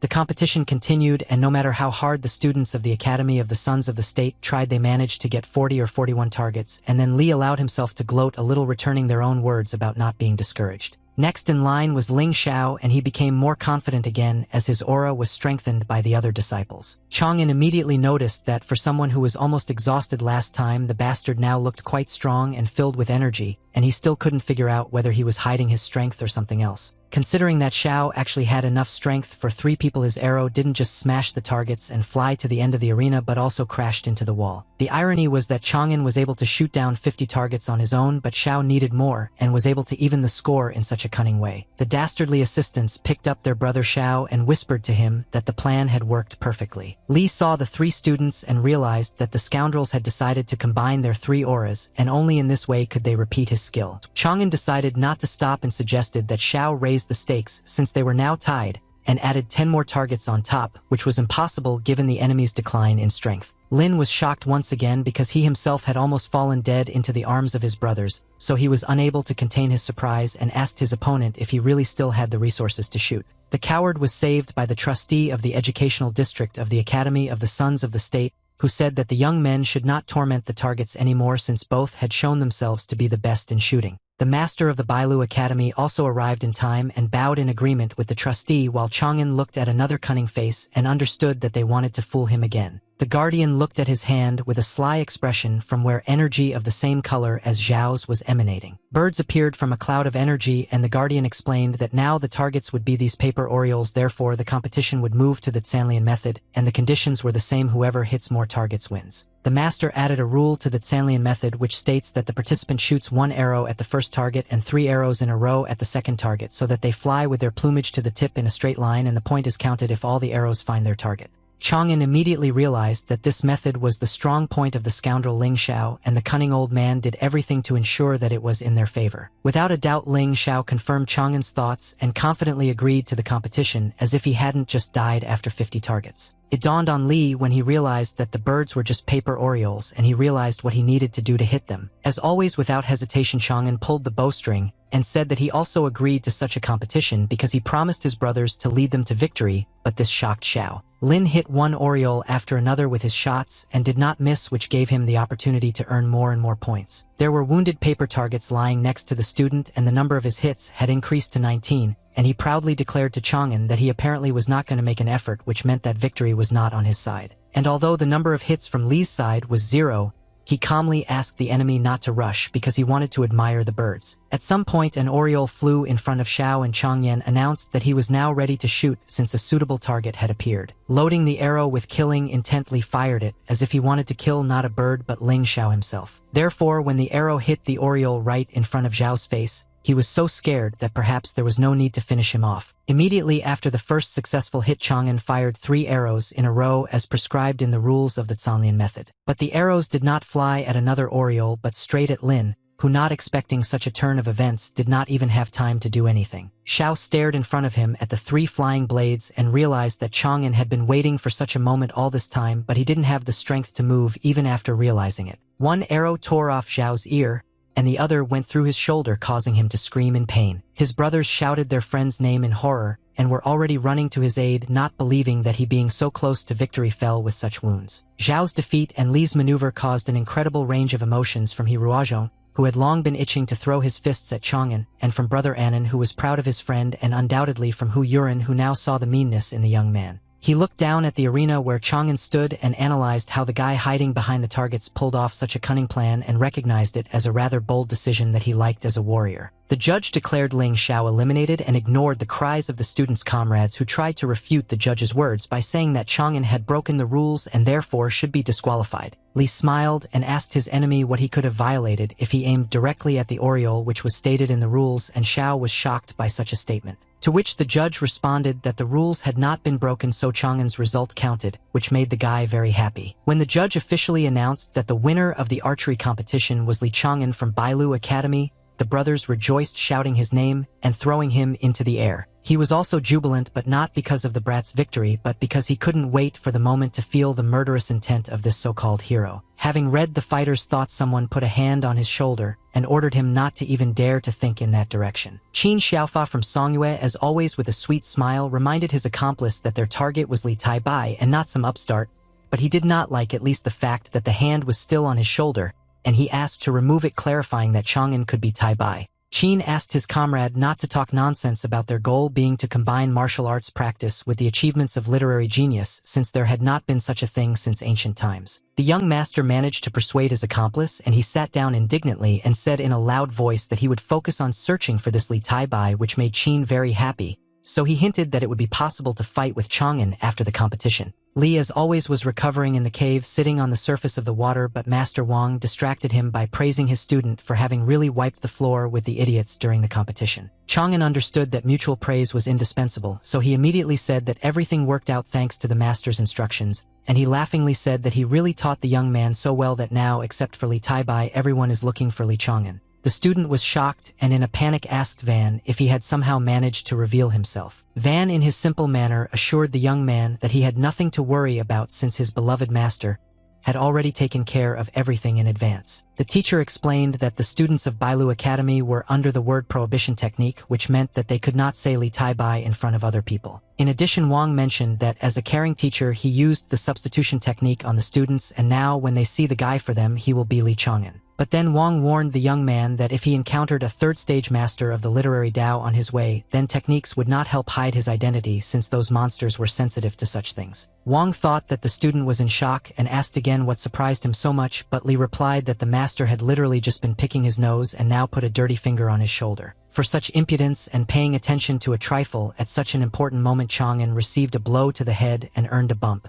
Having shown his mercy, the mentor clarified to the guy that the technique was not used on his brothers Anya and Guan, so they remember who he is, and from this news Chang'an was beside himself with happiness and was filled with gratitude. Today the teacher poured out news after news and also clarified that there is an additional way to hide it, but said that it is most likely beyond the boy's capabilities. But instead of being despondent or afraid, Li was glad that he would like to at least try this method, to which Van agreed, but after tomorrow's competition. Chang'an silently endured this behavior of the master, but at the same time watching him with his eyes, he wondered if he was acting like this on purpose, as if he was taking revenge. On the 6th day of the arithmetic skills competition, the students who had gathered in the arena were already horrified and indignantly asked what this man was doing there. Chang'an confidently replied that he did not understand the stupid question since he had come to take part in the counting competition. One of the opponents decided to humiliate Li by reproaching him that the score is not stupid archery and the upstart will not see victory if he can only swing his fists, which surprised the young man. Everything was decided when the competition ended with the defeat of absolutely everyone who fought against the stupid fist wielder. Li left as a winner, hearing what a scoundrel and monster he was and what dark forces helped him defeat everyone. The one who angrily spat in the direction of the archer to tears was upset that he came to the word battle, but Li decided to please the poor guy this time and said that now he came to support his friend. In some places, the students could be heard discussing how it was impossible to be both a fighter and a follower of literature, which meant that Li Chang'an was simply ignorant, and they were also very sorry that Li Taibai would not show up.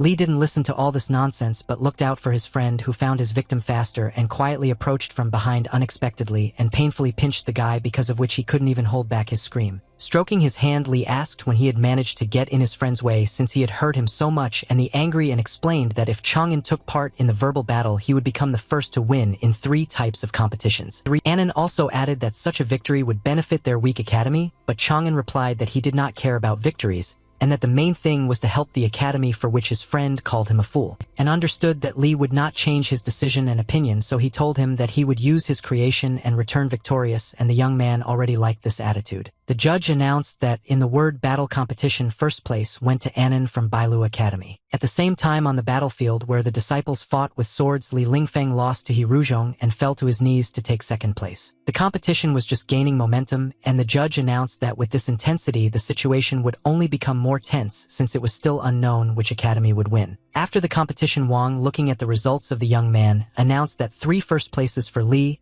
and 1 second place were very good for Bailu's reputation, and he, while drinking tea, reminded him of a way to hide his identity and that the teacher would tell about it. The mentor raised his finger, smartly indicating that important information was about to be announced, and said that this method was very simple and consisted of the guy becoming a master of the academy. Chang'an froze in a stupor like a statue, but water from his cup poured straight onto the master's pants, but he did not react to Wang's cries. The teacher was furious, so the brat got another bump on his head, but even so Li asked how he could become a master if he himself was still a student. The master explained to the young man that the academy cannot interfere in the affairs of the students because competition produces strong people, but an attack on one of the masters is like a provocation by the academy. The fame of Li Chang'an is the safety of Li Taibai. Now that the picture had become clearer to Chang'an, he excitedly asked what he would teach the others. Wang started with something that the student would definitely not teach, and that was martial arts, and this was because Chang'an exuded too much killing intent while shooting. But without saying what exactly Li would teach others, the master hugged him by the shoulders,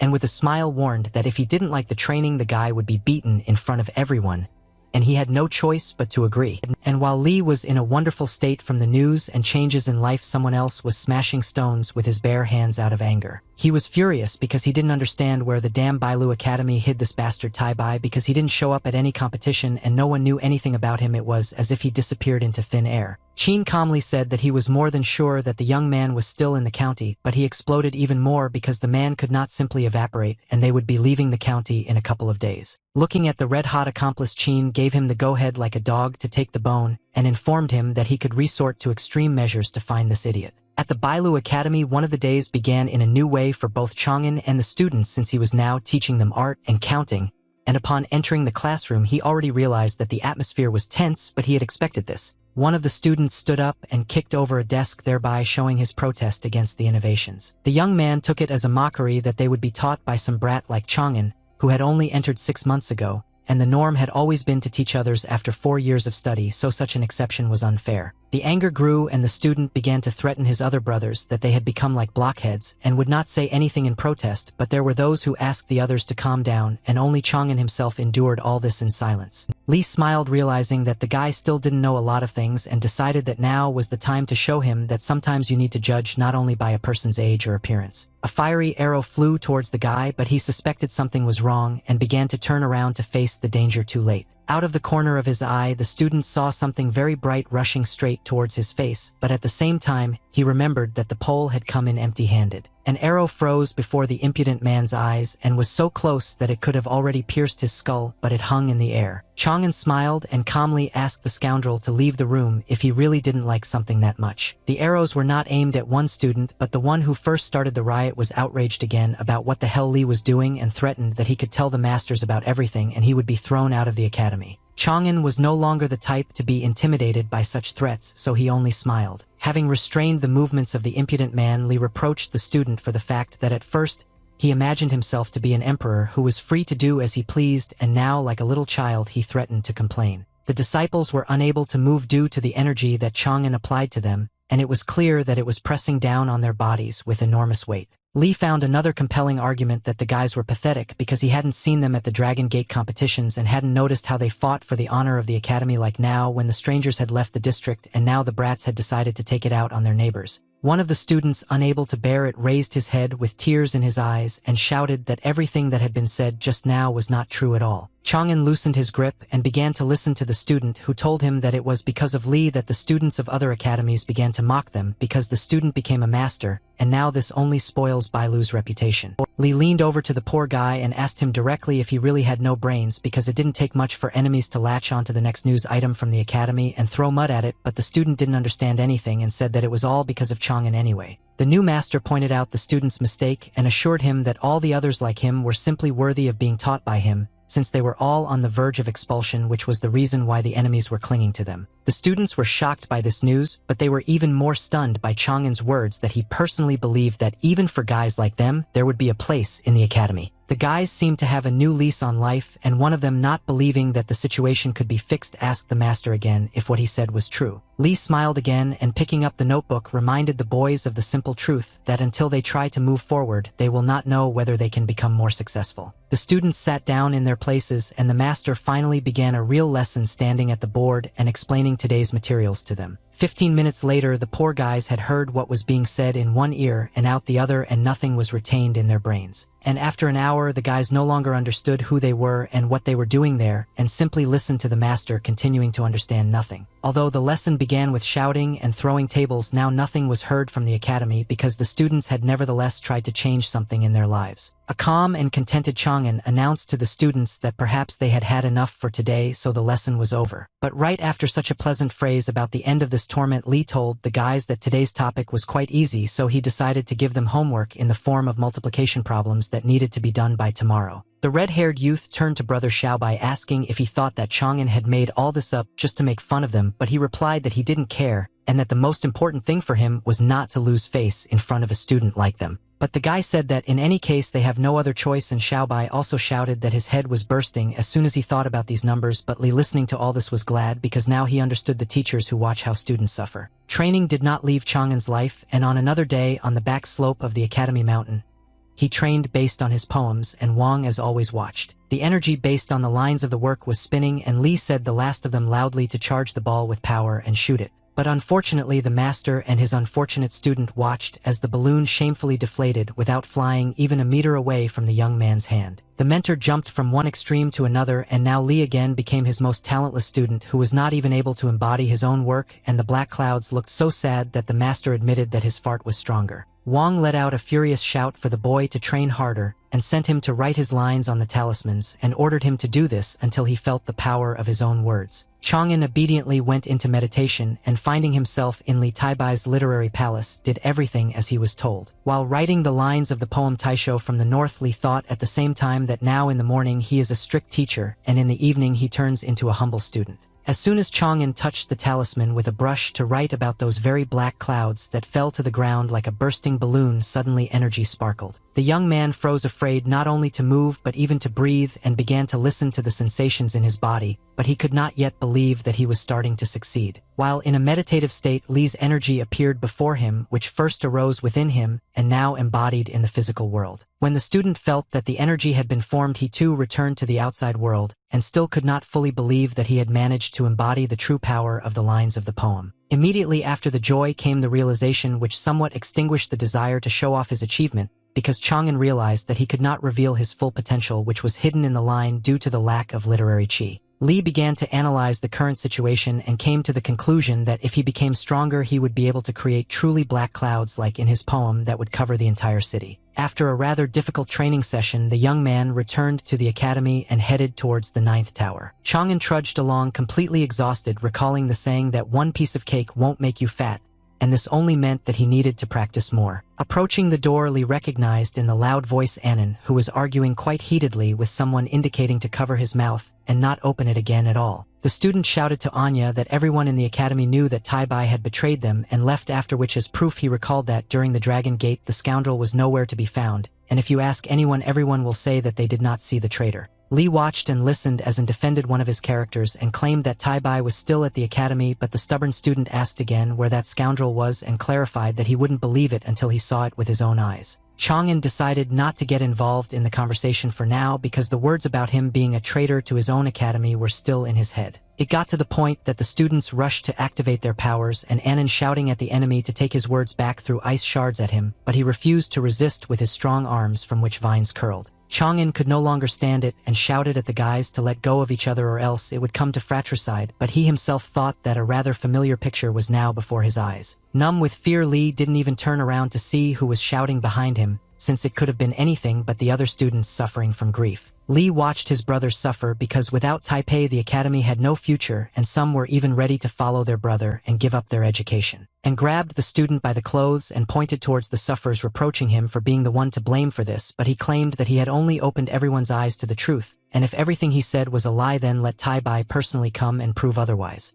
At that moment Annan became quiet and stared somewhere through his brother and replied that Tai Bai could not come, but he could not continue for what reason he could not. Li arrived in time and putting his hand on Anya's shoulder scared her a little, but at the same time consoled her with his presence and said that everything was fine. Li asked his brother why he assumed that Tai Bai had betrayed them and left since there was no evidence, but the young man explained that once the Songshan Academy posted a list of students who would have to join them, and there was Li Tai Bai who had not been seen for a long time. The guy added that Bailu denied the fact of betrayal and showed everyone the Tai Bai Jade tablet as evidence, but many still took it as a bluff, and another student said that before leaving students returned the tablets. Chang'an, putting all these puzzles together, realized at least that other academies were continuing to look for him, and this time they were using provocation. The young man began to think of ways out of the situation, but if Tai Bai showed up he would be killed, and if he didn't show up the academy would fall apart, and it turned out that there was a dead end on all sides, and then An came up to console his gloomy friend. But Li confidently told his friend that he was fine and not to worry, and he himself thought that he would create a third way out of the situation and get around those annoying bastards. Sitting at the table in the evening with a piece of paper, Chang'an thought that a token is not a 100% guarantee, but if you take Tai Bai's poems no one could forge them. There was just one moment that made the young man smile nervously to himself, since he had already spent enough time with this. And Chang'an's body immediately became stuck in the memories of just recently achieving a precarious balance between his palaces,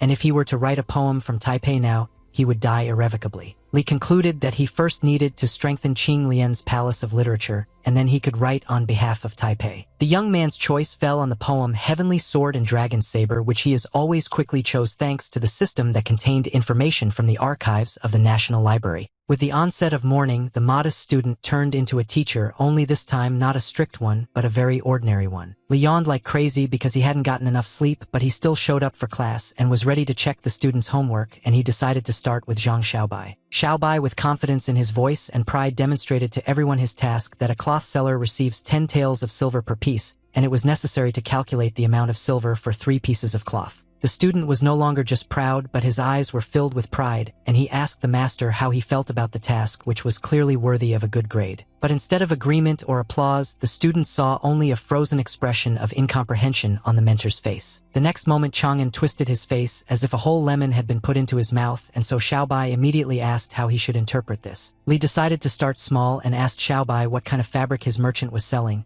and he sharply replied that it should be linen, and this was followed by a counter-question whether the young man would buy such fabric for 10 taels of silver, which left him in shock. Chang'an made Zhang directly imagine how such cloth sellers are usually dressed, and when he saw the thoughtfulness of the young man, he reminded him that an ordinary family in their district spends 2 taels on their living, that is, the seller would be rich. Li, like a good comrade, put his hand on Xiaobai's shoulder to show that everything was okay, but at the same time he clarified that a problem like his was good for calculation but did not correspond to reality and therefore was only suitable for theory. Zhang was despondent, but this time he didn't object or get indignant, but was only confused about whether he had succeeded or not. Approaching the door instead of the board, Lee called the students to follow him, saying that their lesson today would take place in a slightly different setting than usual. Namely, the master brought the students to a crowded and lively city where they could definitely learn calculus within the framework of real life, which was many times more practical. The students were shocked because this was the first time they had experienced this, and considering that they had not yet fully digested the material from yesterday's lesson, now they would also have to practice. Xiaobai decided to ask his brother again that he had not gone crazy and was not sleeping, but it turns out that the master had completely lost his mind since he did such a thing, but Chang'an heard everything. Li grabbed Zhang's cheek tightly and warned that if he heard one more crooked word in his direction, the guy would fly out of the academy on the spot, to which the poor guy screamed that he understood everything and asked the master for forgiveness. Walking up to the snack bar, Kahua Chang'an pointed at the sign and said that this was a great option for them to start their practice in calculus. Soon our heroes arrived at Kahua's diner and began to look at the menu and prices of the dishes. Li Chang'an suddenly asked his students how much they thought the shop could earn in one day. One of the students thought for a moment and said that it was a rather small paw, so the owner probably couldn't afford quality products, and if you subtract the expenses, the profit for one day should be about 250 coins. Having heard this answer, the main character praised his student, saying that he was not so far from the truth. The guy was very happy to hear this praise, and without wasting any time decided to brag about it to Zhang Xiaobai. Li Chang'an continued to say that it was quite possible to live for a month on this money, but what would happen to the shop owner if his mother fell ill or his children needed money to study at the academy? Both students were amazed by these questions and did not know what answer their teacher wanted from them. Zhang Xiaobai soon stated that in that case the owner should buy medicinal herbs and give the children money for their education. Li Chang'an praised the boy for his kindness but insisted that he use his brain sometimes. Now the student had the status of a good guy who had no brains. His friend could not restrain himself and began to mock him. Then the guy said that they came here to learn how to count, so he didn't understand why they needed to delve into the intricacies of the lives of some merchants and shop owners. Li Chang'an asked his students if they had ever thought about who was the foundation of a country, assuming that they immediately thought of scholars, warriors, and officials, which was the wrong answer. The guy then confidently stated that the correct answer was the common people, because it was these people who were the foundation of the country, although they themselves did not even suspect it. After this, the main character of the story said that the point of today's lesson was not to teach students the counting method, but to convey to them a simple truth. After all, the future of the country was in their hands. Hearing this, all the students immediately bowed respectfully to their teacher and thanked him for the valuable lesson. Unexpectedly, Li Chang'an grabbed Zhang Xiaobai's shoulder with a smile and drew his attention to what was behind him. The boy pointed to the cloth merchants and said that he would not like the future minister of taxes to mistakenly tax the honest people with 10 taels of silver for one piece of linen cloth. Now Zhang Xiaobai realized what his mistake was and admitted it without any hesitation. All his comrades were happy about what happened and supported the guy, believing that only a fool did not learn from his mistakes. They also all promised to study even harder. Suddenly, as if out of nowhere, a stream of chi energy appeared and headed towards Li Chang'an. It turned out that the main characters received a new achievement called Valuable Lesson, which consisted in realizing the truth and working for the good of the country, because only then could one gain recognition from the common people. The main character was very happy to receive a new monument of achievements and did not expect at all that it could be obtained for just one successfully completed lesson. After some time, the guy was already at home and was working hard at his desk until he was distracted. Lu Linglong quietly crept up behind the main character and, covering his eyes with her hands, asked him to guess who it was. Lu Jin intervened and asked her sister to stop fooling around because Li Chang'an was busy. The guy replied that everything was fine because he really hadn't paid attention to them for a long time. Lu Linglong then said that a list of the best conversation books of this year would soon be announced, among which there would be real masterpieces, so she bought one of these books and would like the guy to read it. Li Chang'an looked at this book and thought that nowadays many talented writers wrote in the genre of conversational books, and believed that among the mentioned masterpieces there really could be a worthy work. The protagonist was interrupted from these thoughts by Lu Linglong, who was interested in whether the guy would be able to read this book for him and his sister now. Li Chang'an could not refuse. The reading continued until late in the evening.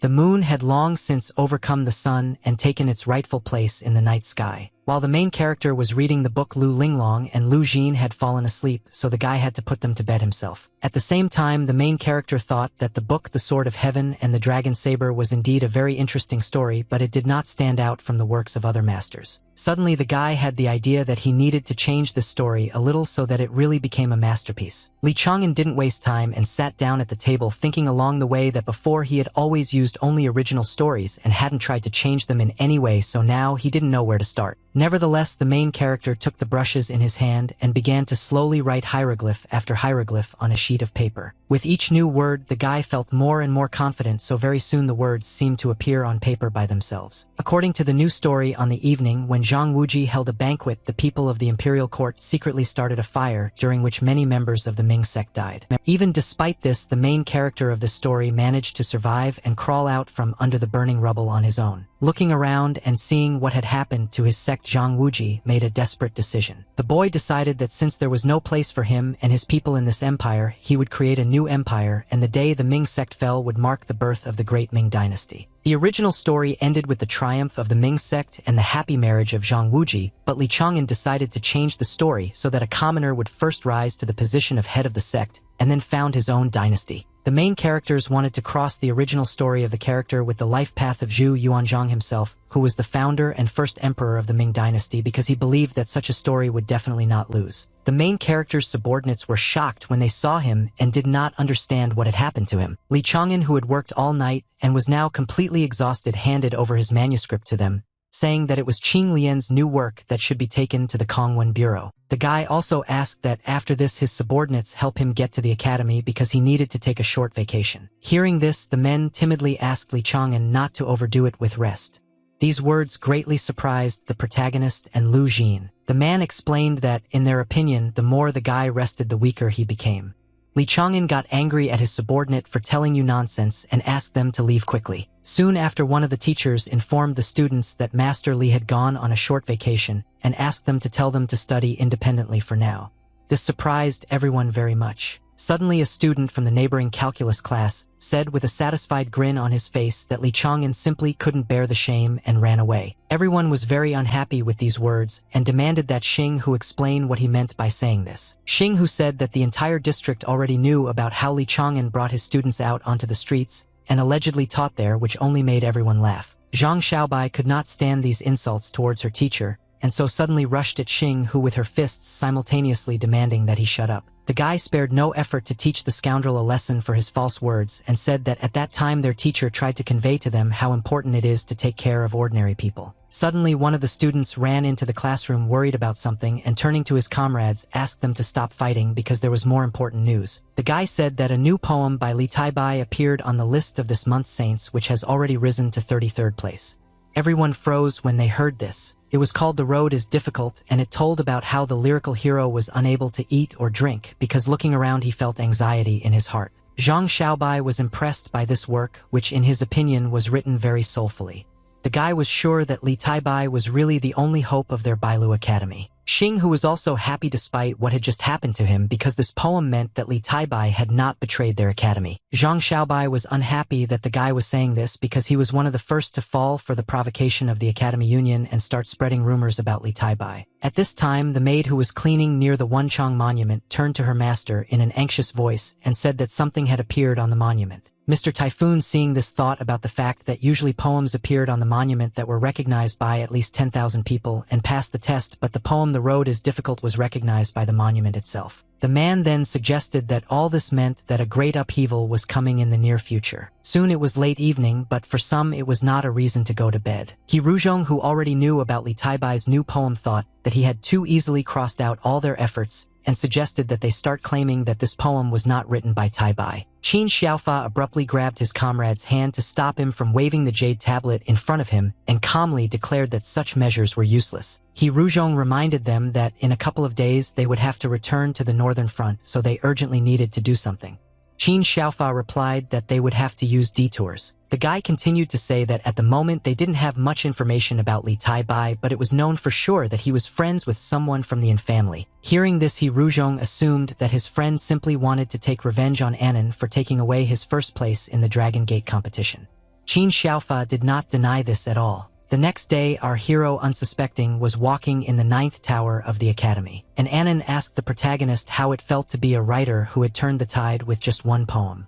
Lee Chang'an briefly replied that it was wonderful. And Anan was dissatisfied with such a short answer and asked if this was really all the boy felt. The main character replied that he was not going to write a book with self-admiration and asked his friend to just let him relax today because today he was freed from training and teaching other students. Suddenly, one of the masters addressed all the students and announced that today each of them had to write a commentary on the poem The Road is Difficult or express their thoughts on this topic in poetic form. And Anan heard this and laughed at his friend and advised him to praise his own work, well, otherwise he would get a bad mark. The main character immediately remembered how 6 months ago one of the masters was indignant that he could not discern the true meaning of the poem Climbing the Stork Tower and demanded that he redo his review. Lee Chang'an sarcastically agreed that even the author himself simply could not discern the true meaning of his poem, and of course only the great and unattainable teachers of the academy could do so. Some time passed.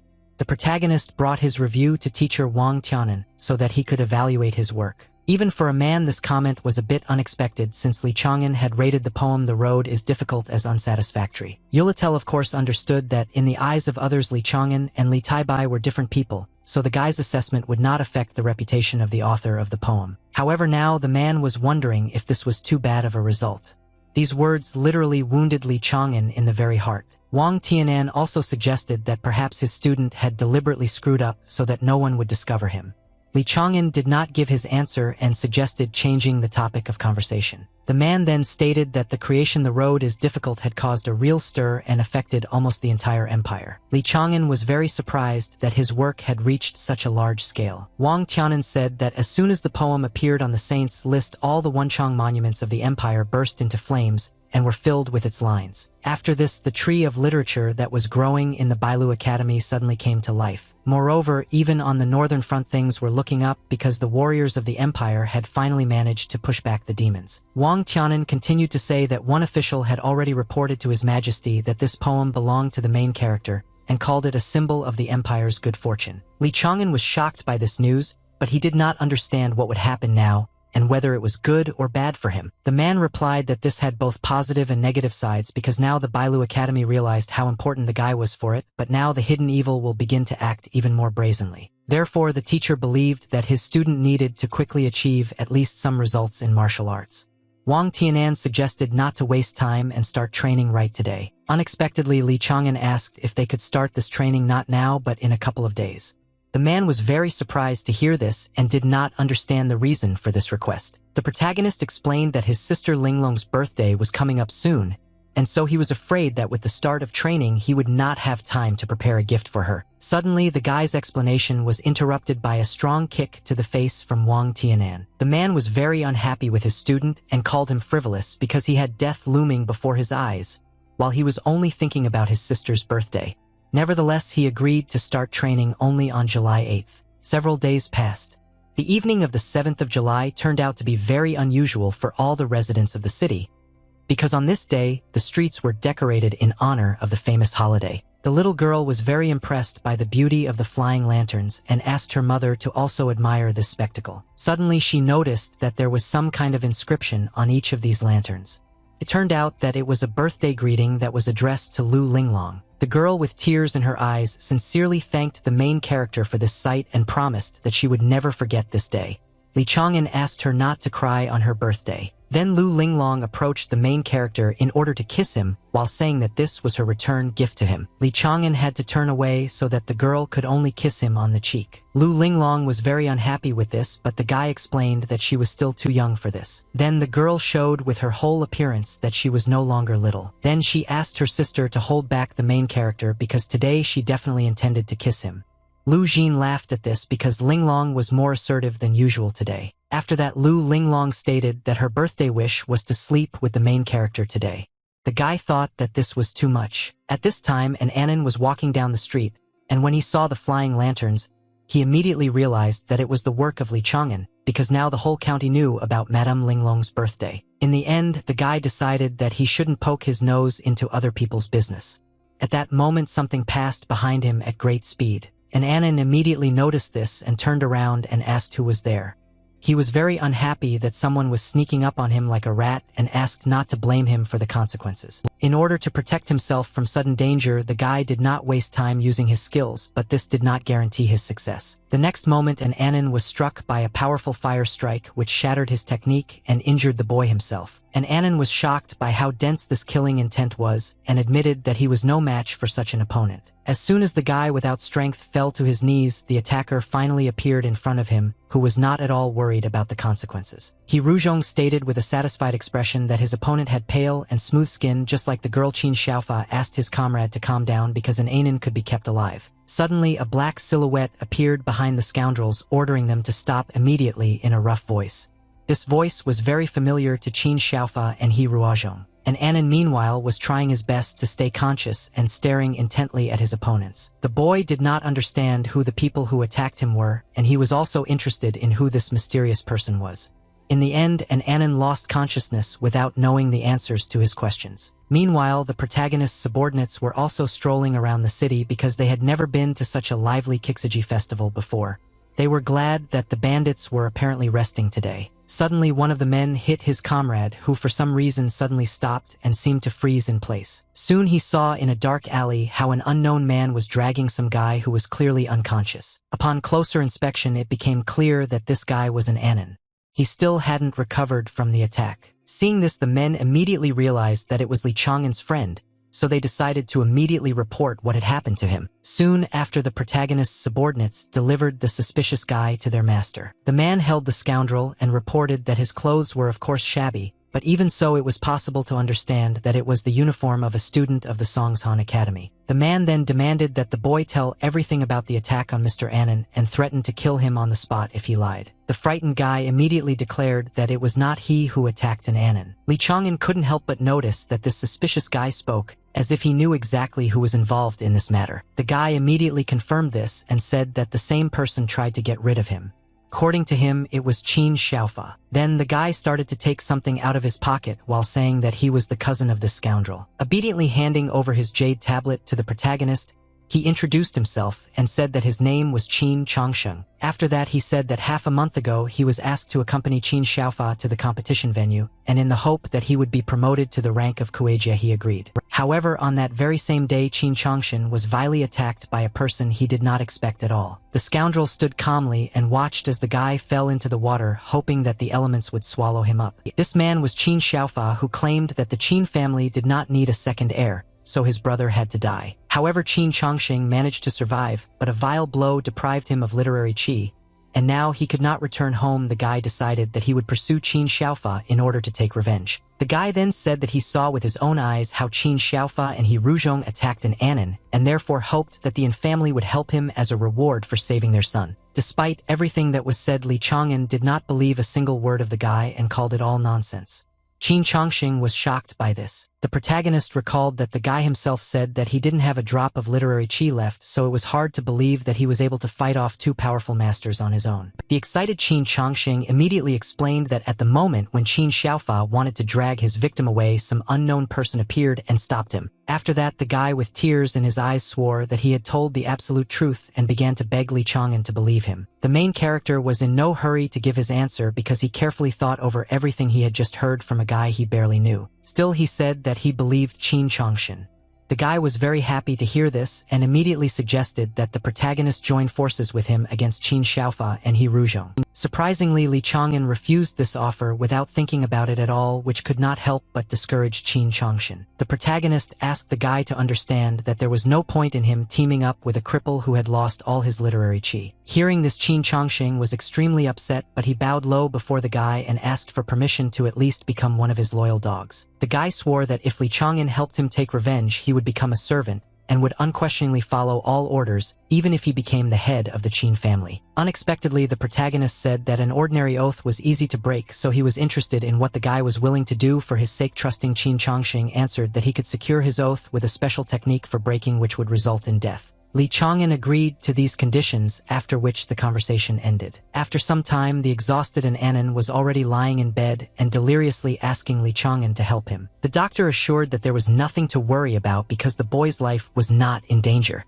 Li Chang'an was glad to hear this, but he was worried about the fact that it was not safe to be here now. That is why the main character had to think about where he should move an Anin so that he would not suffer anymore. Soon after morning came, the rays of the early sun illuminated the mansion where Li Chang'an lived with his female relatives. And Anin was unable to resist the new day, so he woke up and looked around in confusion because he didn't know where he was now. Li Chang'an, who was sitting next to him, said that it was still quite early so the guy could rest longer. And Ananya was very embarrassed when he saw the main character holding his hand on his chest. Without wasting time, he sharply hit his friend in the face so that he would immediately remove his hand from him. Lu Linglong and Lu Jin could hardly contain their laughter when they saw Li Chang'an. At the same time, the main character was not at all happy with his condition and asked if it was really funny. And Anan apologized and said that he didn't mean to do it, but any man would react the same way if he woke up in an unfamiliar place with another man. After what happened, Li Chang'an was now certain that a good person would not be rewarded for his goodness. Then the guy reminded that yesterday his friend was attacked, but he saved him and brought him to his home. And Anan said that everything could have been avoided if the main character had not slept in the same bed with him. Li Chang'an was still dissatisfied because he didn't have a big house or another place to lie down. And Anan began to ask for forgiveness again. After this, the main character said that he would forgive his friend if he asked him to excuse himself from today's training with Master Wang because he didn't want to show up to him with a bruised face. And Anan was happy with this request because he thought it would be a piece of cake for him. At the same time, Li Chang'an mentally asked his friend not to rejoice prematurely and wished him good luck. Soon after, Anan began to fulfill the protagonist's request and informed Wang Tianan that his student would not be coming to training today. The man was very unhappy that Li Chang'an had broken his word and demanded that Anan explain what had happened to the boy again. After the interrogation Anan had gone through, she didn't regret at all that he had beaten the main character this morning. At this time, Li Chang'an was busy with the matters he had not finished the night before. Qin Chongxing handed the guy a small box and told him that this statue would be directly connected to him. If he betrayed his new master, then Li Chang'an would personally be able to bring about the mechanism of action that would cause him to die. Now the protagonist understood how this special technique worked, but he was sure that the Qin family had an antidote, so the risk of betrayal still remained. That is why the guy decided to try another method, and for this purpose he unrolled the scroll of literary qi. Next he wrote down the words of the benefactor, which could bind what was destroyed, but they could also deprive everything. The main character believed that this should work well. He then informed Qin Chongxing that he had created lines that could restore his destroyed palace of literature and allow him to regain control of the qi energy. Without wasting any time, Li Chang'an used the sage technique and transmitted his literary qi to his new subordinate, causing streams of bright energy to rush forward. Having found its target, the energy began to penetrate directly into Qin Chongxing, causing him to be completely discouraged and not even knowing what result he should expect. At that very moment, all the fragments of the destroyed palace of literature began to come together as the main character had promised. Soon the jade tablet was collected, meaning Qin Chongxing could use his literary qi again. The boy began to say with tears in his eyes that he could not express in words how grateful he was to Li Chang'an. At this, the protagonist abruptly waved his hand while saying that Qin Chongxing should not rush to thank him. At that moment, a small cloud of energy flew out from Qin Chongxing's chest, causing the guy to lose his strength again, which couldn't help but discourage him. Li Chang'an said with a wicked smile on his face that as long as his new subordinate served him faithfully, this power that he had bestowed upon him would also serve him faithfully. Then the main character showed the guy what would happen if he one day wanted to betray him. These prospects did not please Qin Chongxing at all. The boy fell to his knees and declared that he would not dare to even think about betraying Li Chang'an, who was glad to hear this. And so he granted his new subordinate the title of his third commander, and from now on he was his shadow. Soon after, Qin Chongxing set out as he now needed to leave his new master and return to Songshan Academy. Li Chang'an was surprised by this because the guy himself said that he was afraid of his brother, who would be able to get him more easily at the academy. Qin Chongxing replied that since Qin Xiaofa and He Ruzhong had been delayed here for so long, they should have already been returned to the northern front.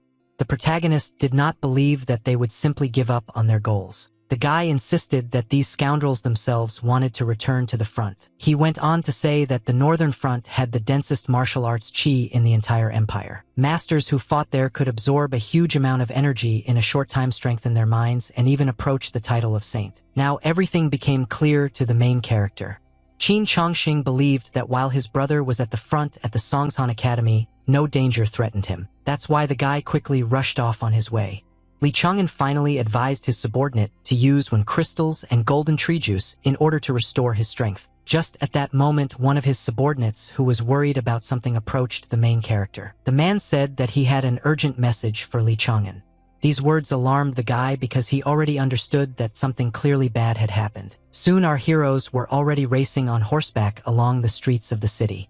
The man said that today Zhao Yingquan, who was the head of the county prison and the patron of the Longhu gang, had summoned their leader. Hearing this, Li Chang'an asked if Zhao Yingquan had realized that they were now the ones leading the gang. The man began to timidly deny this, but insisted that the situation was no easier.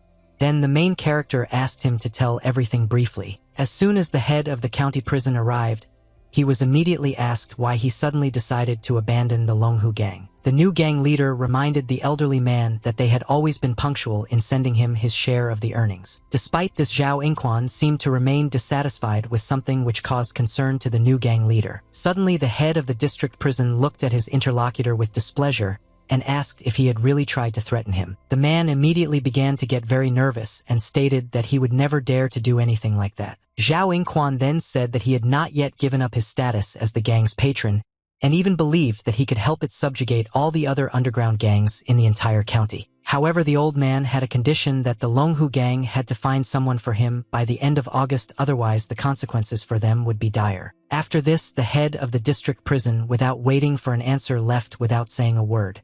The new head of the gang did not dare to detain him. Now the main character was interested in who the 8th rank official could need, since he even resorted to threats. The man said that Zhao Yingquan needed a woman, but he did not give her a portrait or even a name, saying only that she was 28 years old and that she probably had a Fengchuan accent. Li Chang'an was very angry at what he heard and did not understand how they were supposed to find a person based only on this meager information. The main character's subordinates felt guilty about this, so they immediately bowed before him and asked for forgiveness. Li Chang'an clarified that he did not blame his subordinates, so he asked them to rise. At this moment, the guy was informed that Zhao Yingquan had invited the heads of other bands to his place and given them the same task. The main character thought for a bit and decided that for now they should do some reconnaissance and also monitor the actions of other bandits. The subordinates understood the order and began to carry it out. After some time, Li Chang'an was already sitting at her desk studying the scroll with the map depicted on it. The guy needed all this in order to find a mysterious 28-year-old woman with a possible Fengchuan accent. Suddenly, Li Chang'an's attention was drawn to Fengchuan County, which could be the key to solving this problem. Looking at the map, the main character saw that this district was located in the north, where the war was currently going on. The guy didn't understand how this woman ended up here, but he was sure that Zhao Yingquan knew more than he said. So it seemed as if he was leading the gang leaders by the nose. Now Li Chang'an was very interested in what the head of the county prison was trying to achieve. The next day, Wang Tianan met his student with a satisfied grin on his face and asked if he had finally come to him to train. The alarmed protagonist immediately asked the man to be reasonable because yesterday he really wanted to come, but he had urgent matters to attend to. To this, Wang Tianan tried to calm his student down by saying that he had no intention of hitting him with the stick because it was just food for one little one. The guy became very curious about who they were talking about. The man, with a sly smile on his face, pointed to the huge ferocious panda standing behind him and said that its name was Baby. He also warned that he could not vouch for his behavior. Li Chang'an was astonished by the sight of the huge animal, which was clearly unfriendly. Unexpectedly, Wang Tianan ordered his pet to attack the protagonist in order to punish him for missing so much training. For the man, he said that he had found a great sparring partner for the guy, so he should be grateful to him. Li Chang'an quickly ran away and promised that he would not miss training anymore. Some time passed. The main character trained hard and already performed the same exercise 125 times. Wang Tianan, observing this, said that the day should start with 300 squats with weights and then engage in embodiment of the word and art of the sword in order to make up for lost time. After some time, the main character moved on to the next exercise, and now he had to attack his sparring partner. However, it was not so easy because the huge panda, despite its size, had excellent reaction and speed, so it could easily defeat its opponent. Li Chang'an thought that he needed to try harder, seeing that now his abilities in martial arts and the path of literature could not compare to Qin Xiaofa's achievements. That is why the main character soon rose to his feet in order to repeat the exercise again and become stronger. Meanwhile, Li Chang'an's subordinates diligently carried out his orders and walked around the city asking the locals if they had seen an unfamiliar girl with a Fengchuan accent. One of the men turned to Sun and regretfully reported that they had already walked around the county 3 times but had not found a girl with a similar accent. Then the man said that in that case they would have to walk around everything again. Meanwhile, the frightened, mysterious girl sat right on the ground and trembled with fear, not understanding why no one saw her. The protagonist carefully studied the July Saints list while being between Qing Lian's palace and Li Taibai's palace. The guy couldn't help but notice that 3 of the top 5 places on the list of best books this year were occupied by works that he wrote under the name of Qing Lian. Moreover, the influence of Qing Lian's books was so great that it gave rise to 2 laws of literary creativity that were completely new to this world. Now Li Chang'an was absolutely confident that Qing Liang's palace of literature would withstand the pressure from Taibai Palace. Just at that moment, a huge explosion suddenly thundered in Li Taibai's palace, which did not bode well. Li Chang'an was taken aback by what had happened and didn't even know how he should react to it. As a result, the blast wave destroyed Qing Lian's palace. The protagonist admitted that he was too self-confident because he did not even count on the fact that the road is difficult would scatter throughout the empire. The surprises did not end there. For some reason, a jasper letter appeared in Li Taibai's palace, which absorbed the excess literary qi. After that, Li Chang'an saw a street and people going about their business from a bird's eye view. The guy seemed to recognize what kind of street it was. This surprised him very much because the jasper letter showed him a piece of the real world for the first time, so the guy assumed that this was a hint that there was something special in this alley. In order to check this, Li Chang'an returned to reality and quickly looked around. Apart from the giant panda that was peacefully sleeping, there was no one else here. The protagonist couldn't miss his chance and therefore decided to leave quickly since Master Wang Tianan was nowhere to be seen nearby anyway. Soon after this, the guy was on the very street that the jasper letter showed him. Looking around, Li Chang'an did not notice anything that would interest him here. The alley looked the same as always, and even the cellars were the same, so the main character did not understand what the letter wanted to show him. At this moment, Li Chang'an felt a strange sensation suddenly coming from his chest. The guy didn't understand what was happening and therefore assumed that the jasper letter for some reason was trying to take control of his body. Unable to resist this feeling, Li Chang'an's hand reached forward on its own as if trying to grab something. The main character did not understand what the reason for this was, but he could not resist. Suddenly, the guy touched something, after which an unfamiliar girl appeared in front of him as if out of nowhere. Because of what happened, the girl was very scared and began to ask if Li Chang'an had seen her. At the same time, the guy was also scared and asked who the stranger was. The girl's fear quickly turned to joy. She took the main character by the hand and with tears in her eyes declared that he was the first to notice her. These words frightened the guy even more because he assumed that this stranger was a spirit from the other world, and that is why no one had seen her. Surprisingly, as soon as Li Chang'an snatched his hand, the girl immediately disappeared as if she had never been there. Li Chang'an was shocked because he really didn't feel her presence before the letter made him touch her with his hand, as if the stranger didn't belong to this world at all. In order to test this guess, the main character touched the girl's hand again, thanks to which she reappeared. The girl began to say through tears that she did not know whether she was a spirit or someone else, but other people did not notice her even after touching her. Li Chang'an was taken aback, but he admitted that if it weren't for the influence of the jade letter, he wouldn't have noticed this girl either. Meanwhile, she was asking if she could go with the guy. Before giving his answer, Li Chang'an first demanded that the stranger tell him who she was. The girl, continuing to cry, replied that she did not remember at all who she was and where she came from. She did not even know why she appeared in this world. The stranger only knew that no one had seen her, as if she did not exist at all. Suddenly, the main character assumed that it was this very girl that Zhao Yingquan was trying to find. Li Chang'an couldn't just leave this poor girl here, so he allowed the girl to go with him if she stopped crying. The stranger was very happy to hear this and promised that she would not cry anymore.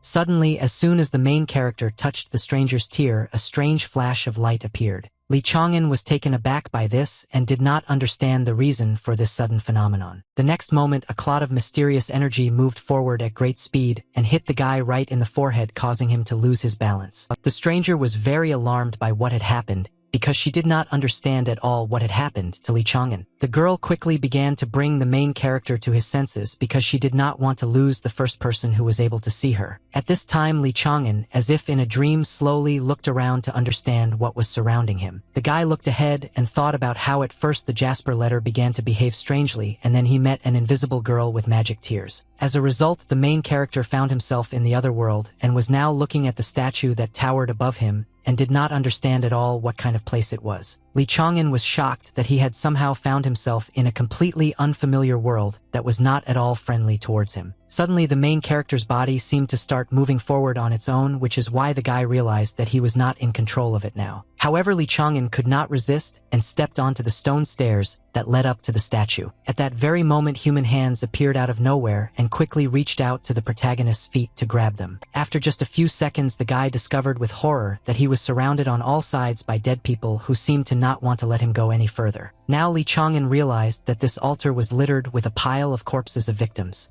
He didn't know what was happening here, but he was sure that it would definitely not end well, so he needed to pull himself together. Suddenly, a mysterious female voice coming from the statue addressed the main character. She said that she had been waiting for him for a long time. Lee Chang'an was very surprised at this but still asked who this girl was. At that very moment, a powerful bolt of lightning struck the statue emanating from the dark purple clouds, which only added to the ominousness of the place. Due to this blow, the statue began to crack, but the female voice did not subside. As pieces of the stone shell flew off the statue, the girl introduced herself and said that her name was Jian Linyan. Lee Chang'an was of course shocked by what was happening, but he still didn't understand anything. The guy then asked what kind of place it was and why Jian Linyan was waiting for him here. To this, the girl again stated that she was waiting for the guy here. At the same time, the main character continued to be surrounded by the dead. Suddenly, the undead rushed at Lee Chang'an and began to ask him to definitely save the girl and bring her back. The main character tried to resist the onslaught of the dead, but they were much stronger and therefore were able to completely surround him. Soon the undead almost completely engulfed Lee Chang'an, leaving him no chance of salvation. At that very moment, the dream ended and the main character jumped up from his seat in horror. He was breathing heavily and trying to come to his senses after what he had seen. The girl, seeing this, breathed a sigh of relief and said that she was very scared when the guy suddenly lost consciousness. Lee Chang'an, out of surprise, called out the name Jian Linyan. Hearing this name, the girl asked if the main character had really decided to call her that, which indicated that none of her memories had yet awakened. Lee Chang'an said that as soon as he touched the girl's tears, he was transported to some strange place where he managed to meet a girl named Jian Linyan, so he assumed that this name belonged to the stranger. The girl, hearing this, hugged the main character tightly because she was very happy that now she had a name that she promised not to forget. Lee Chang'an asked Jian Linyan to let him go, and just at that moment Lu Jin and Lu Linglong appeared behind him asking what the guy was doing here. The main character, very frightened by the unexpected appearance of the girls, immediately began to justify himself and say that they did nothing like that. Lu Linglong and Lu Jin were very surprised that the guy spoke about himself in the plural, and so they asked if he was not alone here. Lee Chang'an quickly remembered that other people couldn't see Jian Linyan, so he began to laugh and insist that he was just joking. Then Lu Linglong, without even noticing Jian Linyan, happily told the protagonist that he and his sister had bought a lot of delicious food, so they needed to quickly return home. Lee Chang'an was in no hurry to say anything because right now all his thoughts were occupied with the mysterious girl that no one could see except him. Nevertheless, the main character extended his hand and suggested that everyone return home as soon as possible. Jian Linyan was very happy to hear this, and so she agreed without hesitation. Lee Chang'an took his new acquaintance's hand while Lu Linglong said that the guy was acting strange today. After this, our heroes went home, discussing along the way what they would cook for dinner tonight. The next morning began as usual. The protagonist left his estate and went to the academy, having warned Lu Jin and Lu Linglong about it beforehand. Jian Linyan wanted to go with the guy, but he said that it would be better if the girl waited for him at home. He also asked her to try not to scare those two. Jian Linyan understood who the guy was talking about, but she asked if these girls were really that important to him. Lee Chang'an replied that the girl was his friend and therefore he promised to protect her. However, the protagonist considered Lu Jin and Lu Linglong to be his future daughters-in-law, who were the most important and closest people to him. After this, the guy again asked Jian Linyan to wait for him at home and promised that in return he would bring her delicious food.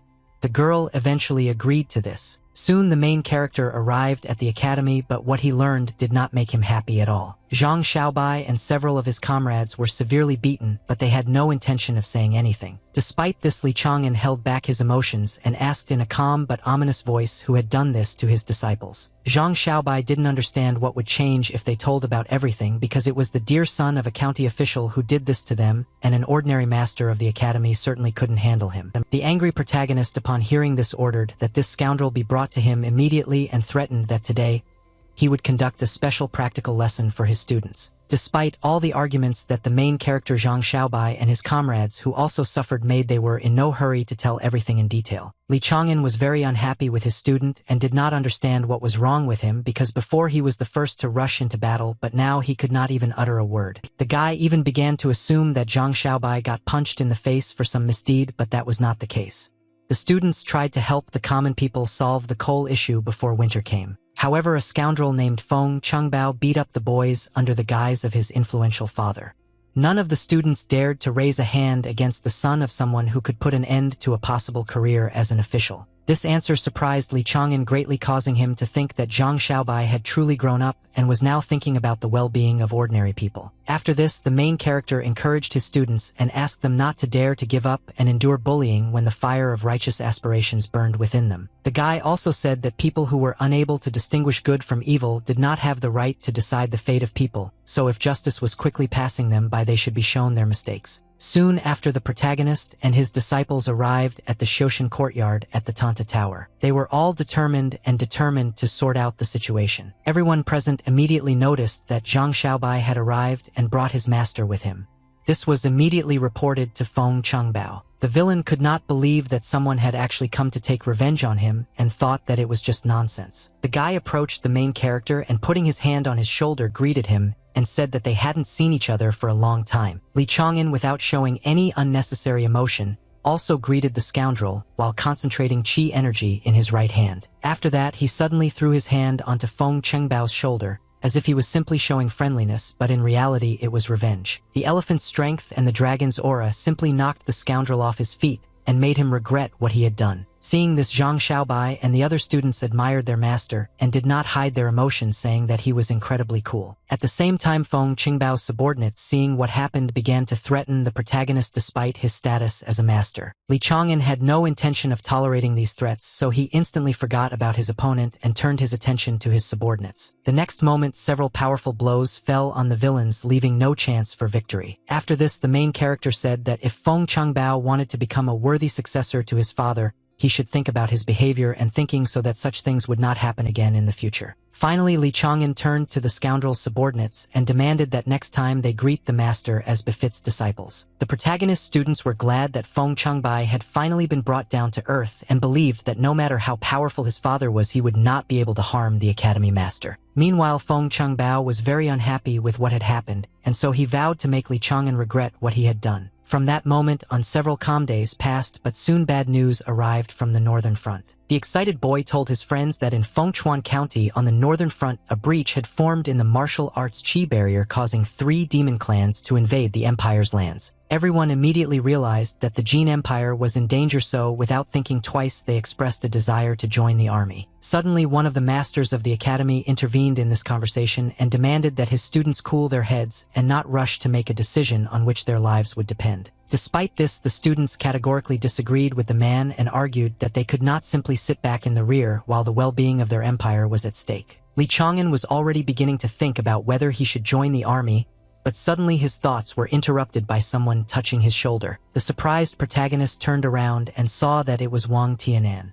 He shook his head from side to side as if he knew what the guy was thinking and was dissuading him from this decision. The man then addressed all the students and stated that all the academies had already sent their senior students, so all they could do now was focus on their self-improvement and humbly await their time. Wang Tianan also said that he would go to the battlefield today, so there was no need to worry about the safety of the empire in the near future. Li Chang'an was very surprised by what he heard, because he didn't expect this from his master at all. Thoughts about this haunted the protagonist until late in the evening. The boy remembered well the last instructions of his master, who asked Li Chang'an to cast aside unnecessary thoughts and concentrate on his training. Unexpectedly, Jian Linyan turned to the main character and said that if the guy was sad, she would also feel restless. At that very moment, a magical tear from the girl fell on the guy's shoulder, causing a small flash of light to appear again. Li Chang'an immediately began to say that he was not sad but simply lost in thought, and so he begged not to be transported to another place again, but it was already too late. The next moment, a bright light blinded the protagonist, causing him to close his eyes. As soon as the guy opened his eyes and looked around, he was stunned by the lack of understanding of where he had ended up. He raised his head up and saw hundreds of arrows flying high in the sky. Li Chang'an guessed that he was currently on a battlefield. Li Chang'an was shocked by what was happening, so now He could only calmly watch as sharp arrows hit the soldiers who surrounded the guy. The main character did not expect at all that he would have to be on the battlefield, which is why he was now completely out of control. Now the guy was just wondering whether it was just an illusion or whether all this was really happening to him. He clearly felt that the blood of the soldiers that got on his hands was warm.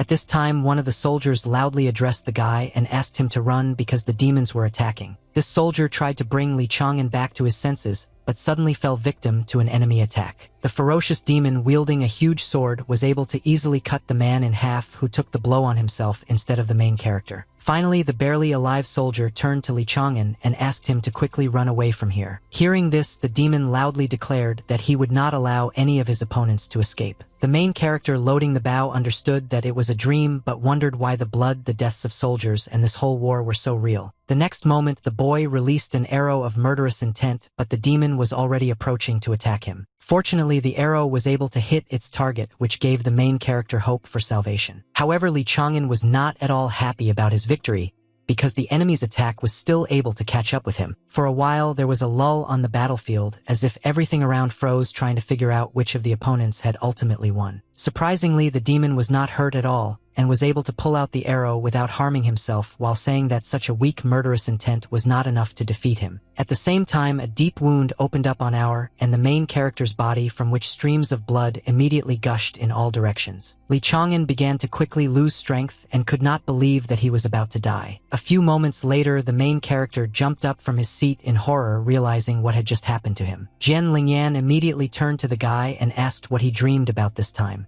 Li Chang'an was in no hurry to answer and thought that it was all just a dream. The guy also believed that even if it was just a dream, he had to avenge the warrior who saved him and finish off that bloodthirsty demon. Suddenly, the protagonist turned to Jian Linyan and asked if she could cry a little. The girl was very surprised by this request. After some time had passed, Jian Lingyan was delighted for some reason and said that she wanted more. Li Chang'an asked her not to make such a noise and refused to give her any more hot peppers, but the girl insisted that she had not eaten anything like that for a long time. The guy soon realized that spicy food had no effect on his girlfriend, so he had to use another method even though he didn't want to do it. Jian Lingyan was alarmed by this. She did not understand what the protagonist was planning, but she reminded him that he was a righteous man. Despite this, Li Chang'an, with a sly smile on his face, still grabbed the girl, intending to carry out his plans. The next moment, the guy began to tickle Jian Linyan hard despite her pleas to stop. The girl was so full of laughter that she even began to cry. Li Chang'an saw this and was very happy that the result he needed had been achieved and decided to immediately use the girl's magical tears. Very soon, the main character saw a worried soldier running towards him. She loudly declared that the demons were advancing, so they needed to escape from here immediately. Li Chang'an saw this man and recognized him and realized that he had returned at the same moment as last time, and now he had a chance to save this soldier. Without wasting any time, the protagonist pushed the man aside, preventing the ferocious demon from carrying out his plan. The monster was very angry that the pathetic man dared to interfere with him and therefore threatened that he would immediately tear him to pieces. Meanwhile, the soldier thanked the guy for saving him, but Li Chang'an insisted that now was not the time for that. He only asked the man to hand him the bow and arrows and then ran away from there. The bloodthirsty demon was not going to just stand and wait for all the preparations to be completed, so, with a wild roar, he rushed at his enemy. The protagonist, having analyzed his past experience, decided that this time he would completely rely only on murderous intent, because the battlefield is a natural environment for the aura of murder and the will to fight. Without wasting any time, the guy began to concentrate his power into the arrow, so that this attack would certainly be successful. Once all the preparations were completed, Li Chang'an fired an arrow from his bow without a shadow of a doubt, hoping that it would work better than last time. Seeing this, the monster was very scared and could not believe that an ordinary person could emit such a dense killing intent. The next moment, the arrow struck the demon, causing him genuine horror. Soon it was all over. The lifeless body of the monster fell to the ground, causing Li Chang'an to breathe a sigh of relief and rejoice that he had succeeded. Then the main character thought that inside these dreams he could improve his martial arts, because on the battlefield all the sensations became many times sharper. Now the guy was interested in who Jian Lingyan really was, but even the girl herself didn't know this. Returning back to reality, the main character decided to first talk about everything with Jian Lingyan. The guy asked if the girl had ever fallen into a dream in which her tears moved him. Jian Linyan replied that it was the first time he heard about such a thing. Li Chang'an began to remember that the first time he was transported to some ancient altar, and the next time he found himself at a more battle. Something told the guy that the girl had already been to these places. Then the guy thought that in conditions close to a real mortal battle it was much easier for him to improve his martial art, and that is probably why the Jasper letter led him to this girl. Li Chang'an was so deep in thought that Jian Lingyan had to shout loudly to get his attention. The main character immediately asked what was going on. Then the girl asked him to look away. Turning around, Li Chang'an saw that Lu Linglong and Lu Jin were in the room, clearly taken aback by the guy's strange behavior. The main character understood the situation he was in and could not believe that the girls had already woken up. Jian Linyan said that they had been standing here for a long time, so the guy's words were inappropriate. Lu Jin immediately asked who the main character was talking to here because she was sure that they had no guests today. Lu Linglong reminded that this was not the first time. The girl suddenly assumed that Li Chang'an was talking to a spirit, which made her very worried. Lu Linglong began waving the willow branches in all directions and using them as the protagonist to drive away the evil spirits. Of course, Li Chang'an did not like this. In the end, the main character explains that he was simply talking to himself here, so there was no need for such measures. Soon after, the boy headed to the academy in order to somehow escape from Lu Linglong. The guy didn't understand where the girl got so much strength from and thought that she should start learning martial arts. The main character's attention was unexpectedly drawn to one of his subordinates who clearly wanted to tell him some news. The man told his master that another problem had arisen with the head of the county prison, Zhao Inquan. The guy suggested that his subordinate meet at the usual place to discuss everything. Soon the main character met the man again in a secluded place where no one could interfere with their conversation. The subordinate said that Zhao Inquan had learned that the Wang Fuji restaurants were connected to the Longhu gang, and so he demanded 100,000 taels of silver for protection. Li Chang'an thought that this was not surprising. Hearing this, the man was shocked and asked if his master really intended to hand over 100,000 taels to this scoundrel. The protagonist wasn't worried about money at all. He was more interested in whether Zhao Inquan remembered it too conveniently. All this led the guy to think that this was just a deceptive move which couldn't help but anger him. Li Chang'an believed that the head of the county prison did all this on purpose in order to cause discord between the gangs and then put a puppet he could control well at the head. Old Man Song was very surprised by this and asked the main character what they should do now. The guy decided that first they should prepare the silver and then try to find confirmation of his words, but in case of failure they needed to do something else. The main character's subordinates began to watch attentively as their master wrote down a message with instructions. Using the spilled tea, Li Chang'an wrote on the wooden table that they would have to kill the head of the county prison. Then the guy confidently stated that they could not allow what they had acquired through backbreaking labor to be taken away from them. All the subordinates agreed with their master. After that, the protagonist thought that a lot of misfortune had happened recently because Wang Tianan had gone to the northern front. Jian Linyan did not remember anything, and an imbalance had once again reigned between his palaces. On top of all this, there were also the intrigues that Zhao Inquan was weaving. That was why the main character firmly decided that he needed to become even stronger. On August 10th, in the northern Fengchuan County, an army of demons attacked the city. One of the great masters stood up to defend his empire and immediately began to apply the law of literature against his enemies. The old man, concentrating energy in his hands, believed that this beautiful day would bring happiness to the great Emperor Fuxi, who was the legendary first emperor of China and the deity of the East. The next moment, several powerful explosions were heard on the ground, which literally incinerated a large number of demons. Xinjiang, who was at the third stage of the literary Tao, was very unhappy that the enemies had set their sights on his country. Soon after, one of the demons decided to challenge the great master and therefore fearlessly approached him. Third-ranked demon Lord Qitong believed that Fengchuan County was beyond saving, since no one could patch up the hole in the shield that the Empire's soldiers had hoped for. Xinjiang immediately declared that the shield was impregnable, which meant that someone from inside helped the demons destroy it. Qitong laughed and said that the old man would soon meet this man in the afterlife. After this, the monster began to concentrate its power in order to launch a powerful attack on its enemy. Soon this created a huge column of destructive energy that took the form of a sharp blade. Without wasting any time, the demon began to attack Xinjiang, who was shocked by what was happening. The elderly man tried his best to resist this attack, but it was clear that it required too much effort from him. Suddenly, a powerful explosion thundered in the sky, which seemed to completely engulf the great master and left him no chance of survival. Soon after, the students of Bailu Academy witnessed a sudden bloody rain that did not bode well. Li Chang'an watched the events in horror and listened to the ringing of 26 bells, which meant that the master of the third stage of the literary Tao had fallen. People did not understand whether things had become even worse in the north and refused to believe that the master of the third stage of the path had died.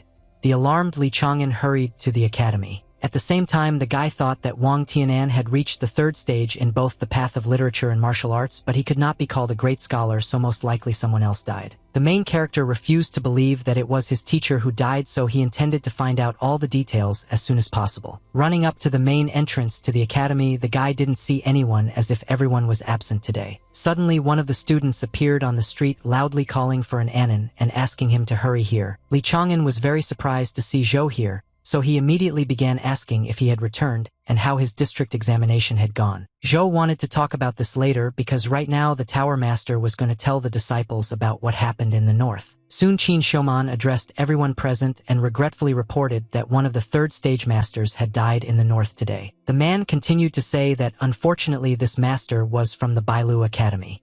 Hearing this, the main character began to get even more nervous because he had already assumed the worst. Qin Shouman reported that this master was Ning Ping. This was because a crack suddenly appeared in one of the 9 shields that were holding back the demonic horde. Li Chang'an breathed a sigh of relief upon hearing the name of the deceased because it meant that Wang Tianan was okay. Qin Shouman continued to say that Master Ping was tasked with erasing the Fengchuan County next to where the crack appeared, but no one expected that a dozen third-rank demons would crawl out from there at once. Then the man using his jade tablet demonstrated to the students everything that Mr. Ping had managed to seal before he died. The 9-tailed fox laughed and confidently stated that once the sacred stone of the demons touched the ground, the shields and the will of the defenders that supported them would come to an end. The demon looked his enemy in the face and happily said that then nothing would stop them and humanity would come to an end. The third stage master of the path of literature, Ning Ping, believed in thwarting the demon's evil plans, and so he immediately applied the law of literature. At that very moment, a huge sacred monument of the saint began to grow straight out of the ground. This monument grew upward until it hit the sacred stone of the demons, thereby preventing it from falling and touching the ground. The students of the Bailu Academy, upon seeing this projection, were shocked by what actually happened on the northern front. Thanks to Ning Ping's self-sacrifice, he managed to protect the other shields, and his last desperate technique partially restored the damaged shields, causing the demons that overcame him to become significantly weakened. Qin Shouman continued to say that it was only thanks to Lord Ning Ping's sacrifice that the demons were unable to infiltrate the Empire's lands. The 9-tailed fox and the other demons were very unhappy that Master Ning had managed to do this to them, so they immediately rushed at him in order to take revenge. At that time, the elderly man was already quite weakened due to the use of powerful techniques, so he no longer had the strength to resist the enemy. All the students of the Bailu Academy were very saddened by the fact that their master had died, and they couldn't even hold back their tears. Despite this, Qin Shouman loudly declared that if they lost this battle and allowed the demon to reach the saint's monument, then all of them would be left without the Empire's most important protection. That is why the man spoke very emotionally that they should not have allowed this to happen, and that now the disciples were needed more than ever by their Jin Empire. The students of the academy immediately stated that they improved themselves every day and studied hard in order to be useful to the academy and the empire, so it would be an honor for them to die in the fight against demons. Zhou was in complete agreement with his comrades, so he was one of the first to show a desire to go to the battlefield. And Anan and Li Chang'an were very surprised by their friend's decision, but they didn't seem to have any intention of dissuading him. That evening, they all gathered in the Jiao quarter to discuss the latest news. And Anan was very unhappy about something, which is why he loudly banged his glass of alcohol on the table. The guy claimed that drinking at such a time was incomprehensible. Zhou calmly explained that he wanted to have a drink with his friends before he went to war, and Anan immediately began to ask why the guy wanted to go there since he had just passed the county exam and moved on to the 7th stage of the literary Dao. Zhou began to claim that only on the battlefield would he be able to surpass himself and gain what he had never been able to achieve. In addition, he really did not want to live in the shadow of his father. Li Chang'an surprisingly claimed that his friend was a real man and he admired him. The protagonist wanted to say something else, but Zhou interrupted him and began to argue that if he wanted to somehow help on the battlefield, he should have written more poems to strengthen the shields of the empire. Li Chang'an realized that the guy's argument was useless, so he only promised that he would try to fulfill this order. Suddenly, Anan loudly slammed his hands on the table and stood up from his seat because he had something to say to his friends. The guy decided that since he couldn't dissuade Zhou from the idea of going to war, he would go there with him. Li Chang'an was very surprised by this statement because Anan herself had just dissuaded her friend from this idea. Zhou also did not support the guy because he was only at the 8th stage of the literary path. And Annan replied regretfully that this was not entirely true since he could become a master of the 7th stage at any time and even instantly reach its peak. Zhou didn't understand what his friend was talking about. It seemed to the guy that he understood the words, but for some reason the meaning of these words eluded him. After a few moments, Zhou had a guess that was very hard to believe. However, an Annan confirmed that he was indeed the bearer of the Wenlu talisman, which still had 4 more stages to increase. Then Perep showed his friends this talisman and explained that it could easily reach the rank of 4th stage peak master. However, this method had its drawbacks because if a guy uses this talisman, it will put an end to his future improvement. And Annan then said that he once met the owner of the Xiantian body who could help him break these shackles, but he was never able to secure his support. Li Chang'an, upon hearing this, immediately remembered the girl who had forced him to leave his hometown when she found out that he had a Xiantian body. She also used ice and frost techniques. The main character quickly threw these thoughts away because an Anan, no matter how handsome he was, still remained a man and not a girl. Then Li Chang'an turned to his friend and said that even if he had a talisman, it took time to absorb the power of Wenlu. And Anan began to claim that his family had their own methods. After that, the guy suddenly used the law of literature to move from the peak of the 8th stage to the peak of the 7th. He was sure that it would not take much time, but he would have to sacrifice 5 years of his life. The next moment, the ice legacy technique enveloped an Annan from all sides, causing him to feel intense pain that he could barely bear. Despite this, the process of transition was still ongoing, accompanied by the movement of turbulent streams of bright energy. Eventually, the boy felt a strong pain in his heart, which marked the end of the process of transition to the 7th stage of the literary path. After what he had experienced, an Annan was no longer able to stand on his feet and therefore began to lose his balance. Before the boy fell to the floor, he was caught by a worried Li Chang'an, who was very worried about his friend's condition. The protagonist asked if the guy had gone crazy, but the exhausted Annan claimed that he had to do it. Zhou admired his friend's determination and believed that it might help him survive on the battlefield. Li Chang'an responded that both of his friends should definitely survive and return. 3 days later, the main character was already seeing his friends off on their way, but he suggested that they stay until the Mid-Autumn Festival since there was no point in rushing to war. Zhou confidently replied that the more they delayed, the worse it was for their brothers on the battlefield. Having heard this, the main character had no choice but to wish his friends good luck. In the end, he promised that he would wait for their triumphant return. Some time passed.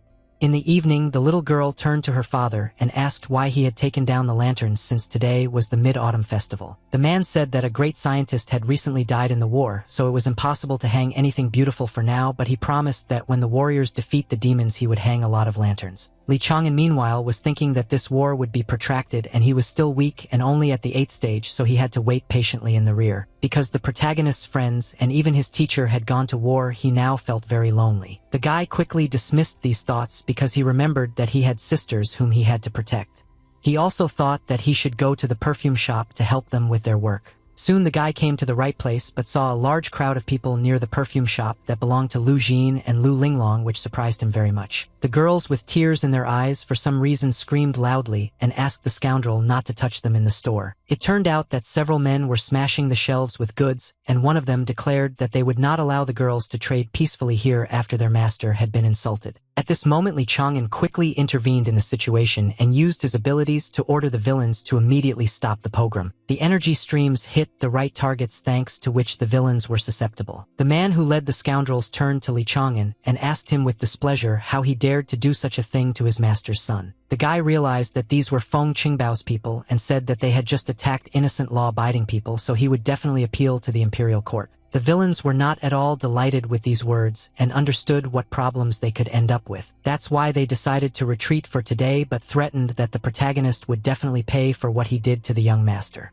Li Chang'an didn't pay attention to these threats. At this time, Feng Qingbao approached Zhao Yingquan and asked him to order the county bandits to destroy the perfume shop and kill Li Chang'an. The warden immediately wondered if the main character was somehow connected to the Longhu gang.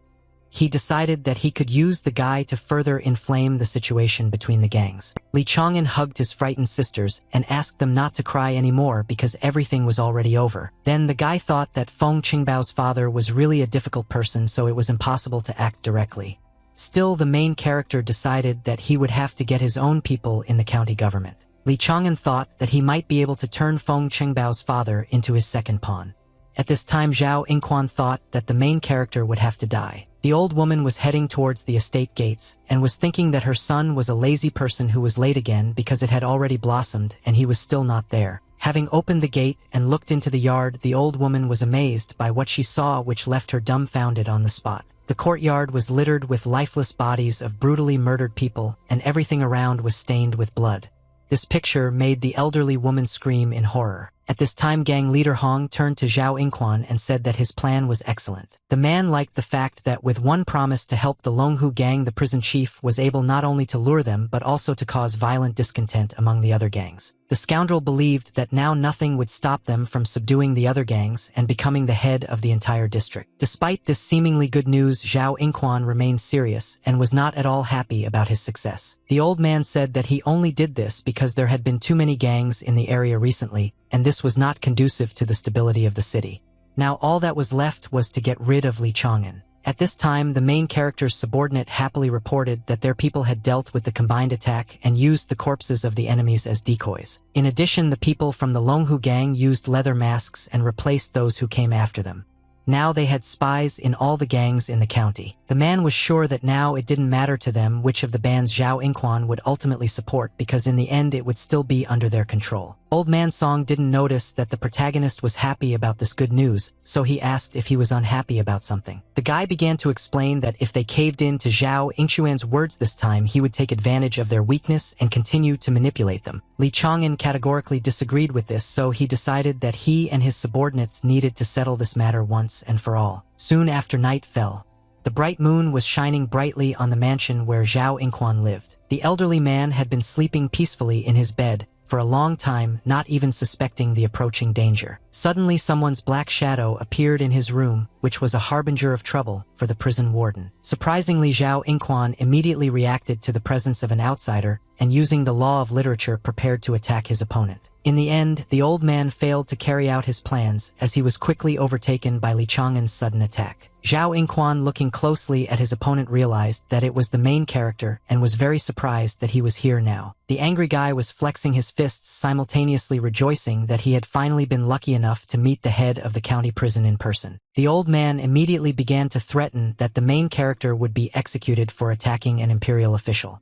In addition, he would have a lot of problems if people found out that the academy master was the leader of the Longhu gang. Li Chang'an was unwilling to listen to these threats, so he demanded that Zhao Yingquan shut his mouth while attacking him with streams of chi energy. The warden felt that this was a murderous intent and could not believe that the main character actually dared to do such a thing. Li Chang'an meanwhile claimed that he had not come here to make small talk or negotiate about anything but to put the old man before a choice. The guy offered Zhao Yingquan to obey him or go to the afterlife. In order to help with this choice, the main character hit the prison warden several times. Zhao Yingquan warned his opponent that if he died, the government would definitely use the sacred compass to find the criminal. Li Chang'an said with a satisfied grin that he had already figured out how to solve the problem with the compass, and that was why he came here without any fear. Now the guy was only interested in the older man's answer. Zhao Yingquan was very scared, so he was in no hurry to answer. Then the protagonist said that he no longer wanted to waste time here. That is why the guy began to attack the prison warden while he was loudly shouting that he recognized him as his master and promised to listen to him. In the end, the old man was so scared that not only was he shaking with fear, but he also found himself in a very humiliating situation. Li Chang'an was very pleased with this result and praised the head of the county prison for his good choice. The guy then stated that from now on Zhao Yingquan would become his personal spy in the government and help him deal with Feng Chengbao. The elderly man had to agree under threat of death. Rather, after this, the morning came.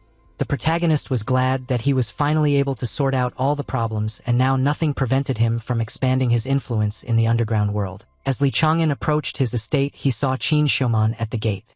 The guy didn't understand why he came here. The next moment, the worried man holding the letter in his hands turned to Li Taibai and stated that something had happened to Master Wang Tianan. The main character was shocked to learn that his teacher, according to the words of other warriors, fell into a trap, after which the connection with him was broken. Wang Tianan had recently been fighting on the battlefield located in Fengchuan County. The man was able to easily defeat fierce demons that were several times larger than him. Even after fighting such a strong opponent, the master still had the strength strength to continue killing his enemies. The demons were very unhappy that this old man had already finished off 2 third-rank demon lords, and so they wanted to deal with him as soon as possible. Soon several monsters immediately grabbed Wang Tianan, but he only laughed and claimed that they would not be able to stop him. To this, one of the demons, with a sly smile on his face, replied that they did not need to stop their enemy. The next moment, the monsters used a transfer formation and disappeared along with Wang Tianan. Having moved to another place and looked around, the master began to understand that he was in a difficult situation. The man was surprised that the demons were ready to sacrifice their lives in order to move him beyond the protective barrier. However, the monsters were very pleased that their enemy was surrounded by tens of thousands of demons of the warrior clan,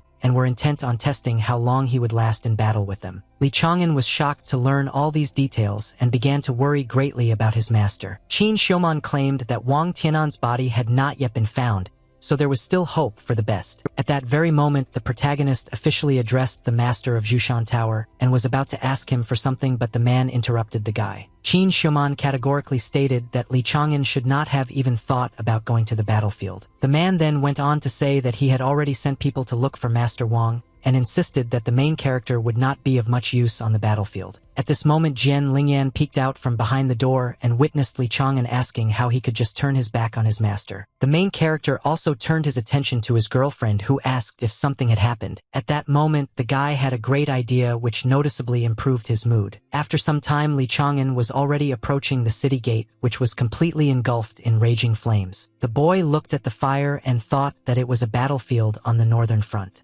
He also assumed that it was the city of Jiong, which had once become a heap of ashes. Then the protagonist saw a mysterious master who used the law of literature to create the flame of the Red Cliff. Unfortunately, not only demons suffered from this flame, but also ordinary people who were trapped and now begged for help. Li Chang'an was amazed because he saw his father and older brother in these unfortunate people, which could not help but surprise him. The guy assumed that these events happened about 5 years ago, and his relatives did not die in battle but burned alive in the heat of a fire that broke out because of someone's equipment. Without wasting time, the main character applied the law of literature in order to create a lake surface and try to pull his family out of the flames. No matter how hard the guy tried, nothing worked for him because the heat of the flame was too strong. He also thought that it was just a dream and his father and brother had already died long ago. Suddenly, someone who looked very much like the main character grabbed Li Chang'an's hand and began to beg him to save his family. At that moment, the guy woke up and, breathing heavily from excitement, jumped up from his seat, trying to come to his senses after what he had experienced. Lu Linglong and Lu Jin, who entered the room, immediately assumed that the boy was worried about his master, and that was why he was having nightmares. Meanwhile, the main character was thinking that initially he just wanted to try to find Master Wang with the help of dreams. But then he learned new facts regarding the death of his father and brother. In the end, Li Chang'an decided that he could only find the truth in the north, so he turned to his sisters because he had something to tell them. Lu Linglong and Lu Jin immediately assumed that the protagonist wanted to tell them that he would go looking for Master Wang, which is why they began to cry and dissuade him from this idea. Li Chang'an hugged the girls and asked them for forgiveness for what he planned to do. He assured them that there were good reasons for it. The main character confidently stated that he had to save his master and find the truth that was hidden from them while helping the warriors protect the empire from invasion. On the morning of September 5th, people who were to go to the battlefield were gathered at the gates of the city, after which the roll call began. The commander read the list of names and came to the name of Li Si, but no one responded to it. Soon some guy who was late for the lineup was now in a hurry and loudly talking about how he was already here. Li Chang'an, who was dressed in a different outfit so that no one would recognize him, claimed that he was Li Si. The reserve army had been moving towards the front for half a month already. The main character was impatiently waiting for the moment when he could join the united army of the empire. Another evening came. The recruits stopped and set up camp in the forest to wait out the night. One of the men cheerfully said that they would soon be leaving Ding'an County, so he offered Li Si to enjoy the tender meat one last time. Li Chang'an, keeping up with his new image, took the meat and asked Huang to stop treating him as if he had just crawled out of the imperial palace. Everyone immediately started laughing and claiming that their new comrade and the people from the palace really did have something in common, for example, that he had never been with a woman. One of the men promised that he would definitely take the main character to a brothel as soon as they passed the next city. Li Chang'an began to claim that he did not need it because someone was already waiting for him at home. This answer greatly surprised the other man, who immediately assumed that his new young acquaintance already had a wife. Li Chang'an replied that she was not his wife yet, but as soon as he returned from the war, he would definitely marry her. The guy also remembered that the night before he left, Lu Jin came to his room and embarrassed him greatly. The girl timidly said that she had already come to terms with the main character's decision, but wanted him to at least leave her the child. Lee Chang'an was shocked by what was happening and asked Lu Jin not to rush. The girl did not understand what the reason for this reaction was, and therefore began to assume that the main character no longer loved her. The next moment, Lu Jin passionately kissed Lee Chang'an on the lips, causing him to become even more embarrassed. However, the guy was determined to stop this, so he deftly laid Lu Jin on the bed and let's just talk to her. He went on to say that he and Lu Linglong were the most precious people to him, and that was why he loved them very much. After that, the main character said that it was all about martial arts because according to Wang Tianan, one could not do anything like that until the 6th stage of martial arts was reached, otherwise all cultivation would collapse. Lu Jin heard this and immediately began to apologize and was about to leave, but Lee Chang'an asked her to stay. The main character hugged the girl, and in order to at least slightly dispel her anxiety, he promised that when he returned from the war he would fulfill her wish. Lu Jin promised that she would wait for this moment. As a result, Lee Chang'an transferred all his shops and restaurants to Lu Jin and Lu Linglong so that they could take care of business in his absence. Jian Lingyan didn't have any fighting skills, so the protagonist left her at home to wait for his return. Also, thanks to his connections, the guy was able to transfer all 4 points of the moon reflection into the hands of Yan Qingshi. Now, the guy believed that even if he didn't return, his dear people wouldn't have to worry about money and other small concerns. Soon, Wan ordered all his comrades to stop talking and go to bed, and it was time for the sentry to go on duty. The soldiers were glad that they would finally be able to sleep, so they immediately went to their tents. Lee Chang'an also fell into a deep sleep, not worrying about anything, but he still kept his sword close to him. The night was quiet and did not foreshadow any trouble. It was the perfect time for something unexpected to happen. The main character suddenly opened his eyes because he was awakened by loud sounds coming from the street. The sentry, being surrounded by enemies, loudly called to his comrades, informing them that they were being attacked by bandits. Lee Chang'an wasted no time in getting out of his tent, not forgetting to grab his weapon. Suddenly, someone grabbed the guy by the shoulder in order to stop him and prevent him from doing something rash. Wan quietly said that it was too dark now and they would not be able to distinguish enemies from their comrades, so it was reckless to rush into battle.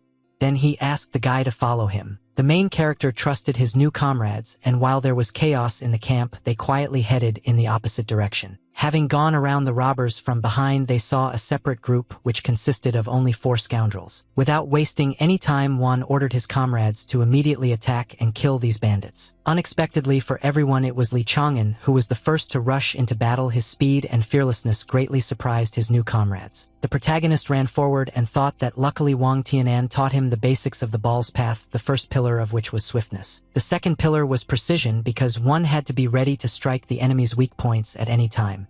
The third pillar was agility, so that every swing of the blade would take the enemy's life. The next moment, Lee Chang'an rushed through the group of bandits with great speed and skillfully swung his sword, managing to behead 3 of them at once. Shaking the blood of the villains off his sword, the guy thought that the beginning had been made and now he had officially entered the battlefield. The recruits were trembling with fear because everything around them had suddenly become too quiet and there were no bandits to be seen anywhere. Soon one of them decided that it was necessary to light a torch, believing that if they could see their enemies they would be able to defeat them in an instant. Seeing that the recruit had lit a torch, Wan immediately ordered it to be put out immediately, which discouraged the already frightened guy. The next moment, the bandit's arrow hit the recruit, who was holding the torch in his hand, right in the neck, as he was too visible a target. After this, the attack of the bandits continued, so Wan ordered everyone to quickly disperse. The man was not at all happy that they had losses and did not understand whether the recruits did not know that with a light source in their hands they became an easy target. Suddenly, Lee Chang'an approached Huang and asked him to look into the depths of the forest. Seeing a large group of bandits who had gathered together and were heading forward, Wan realized that only the advance guard had attacked them and that there were many more opponents. The recruits were very scared when they saw this and decided to run as far away as possible so that the bandits would not find them. People ran headlong, completely unaware of Wan, who was in no hurry to retreat. The man tried to reach Lee Chang'an, who remained standing, but the frightened crowd would not let him in. The main character turned to Wan and asked him to flee with the others while he covered the retreat from the rear. Soon after, the boy was already fearlessly fighting the bandits, killing them one after another. One of the villains, seeing this, even praised the main character because it was clear that he knew how to fight well. However, the bandits only sensed the aura of an 8th stage martial artist in Lee Chang'an, so they assumed that they would be able to easily defeat him simply by overwhelming him with numbers. That is why just a moment later several opponents rushed at the guy confident of their success. Despite this, the main character did not lose his head, and considering that his enemies had gathered, successfully decided to immediately use his abilities. The boy used a skill called Spark that ignites the steps, which caused a furious flame to burst out of his hand and instantly burnt the bandits. Seeing this, the head of the villains realized that the guy had applied the law of literature, which meant that their opponent was a master of the path of literature. Li Chang'an, approaching another scoundrel, confirmed the bandit's fears and said that although his achievements were not so great, even this was enough to achieve victory. In addition, the main character skillfully took advantage of the fact that his enemies themselves kindly crowded together and rushed at him. This helped the guy kill the villains one by one. When another group of enemies was destroyed, Li Chang'an stopped to wipe the blood of the enemies from his face and looked around. Seeing another group of robbers, the main character decided that now he had to deal with them. The bandits did not understand how such a strong warrior could end up in the ranks of the reserve army, and considering that they would not be able to cope with him, decided that they needed to retreat and call the demon lord. Li Chang'an clearly heard that the scoundrels were trying to call the demon, but he did not fully understand what it actually meant. In order to find out, the main character immediately attacked one of the robbers, but this time he was in no hurry to kill him. The guy demanded that the scoundrel tell what demon they were talking about. He was also interested in whether the robbers really decided to betray humanity and join the demons. The scoundrel, with a satisfied smile on his face, explained that they were simply tired of the annoying foundations and they liked the way of life of demons better, so they themselves turned into demons. Li Chang'an didn't want to listen to the scoundrel to the end, so he mercilessly strangled him with his bare hands. Then the guy thought that the bandits themselves helped the demons get deep into the empire, and because of this the situation became even more dangerous because this could soon start happening everywhere. However, the main character was not going to stay away and therefore went away. The guy thought that he needed to quickly report what he had learned and get out of the bandits' territory because the empire had to know about the danger that came from within. Suddenly, the main character felt danger approaching, which forced him to forget about his intentions for a while. Li Chang'an stopped abruptly and loudly addressed the unknown enemy, asking who he was. The next moment, a truly ferocious demon appeared behind the guy, who now knew who dared to disturb his subordinates. The main character was amazed by the sudden appearance of the enemy because he did not even notice how he moved behind him. The guy tried to attack the demon by swinging his sword sharply, but the monster managed to jump away in time.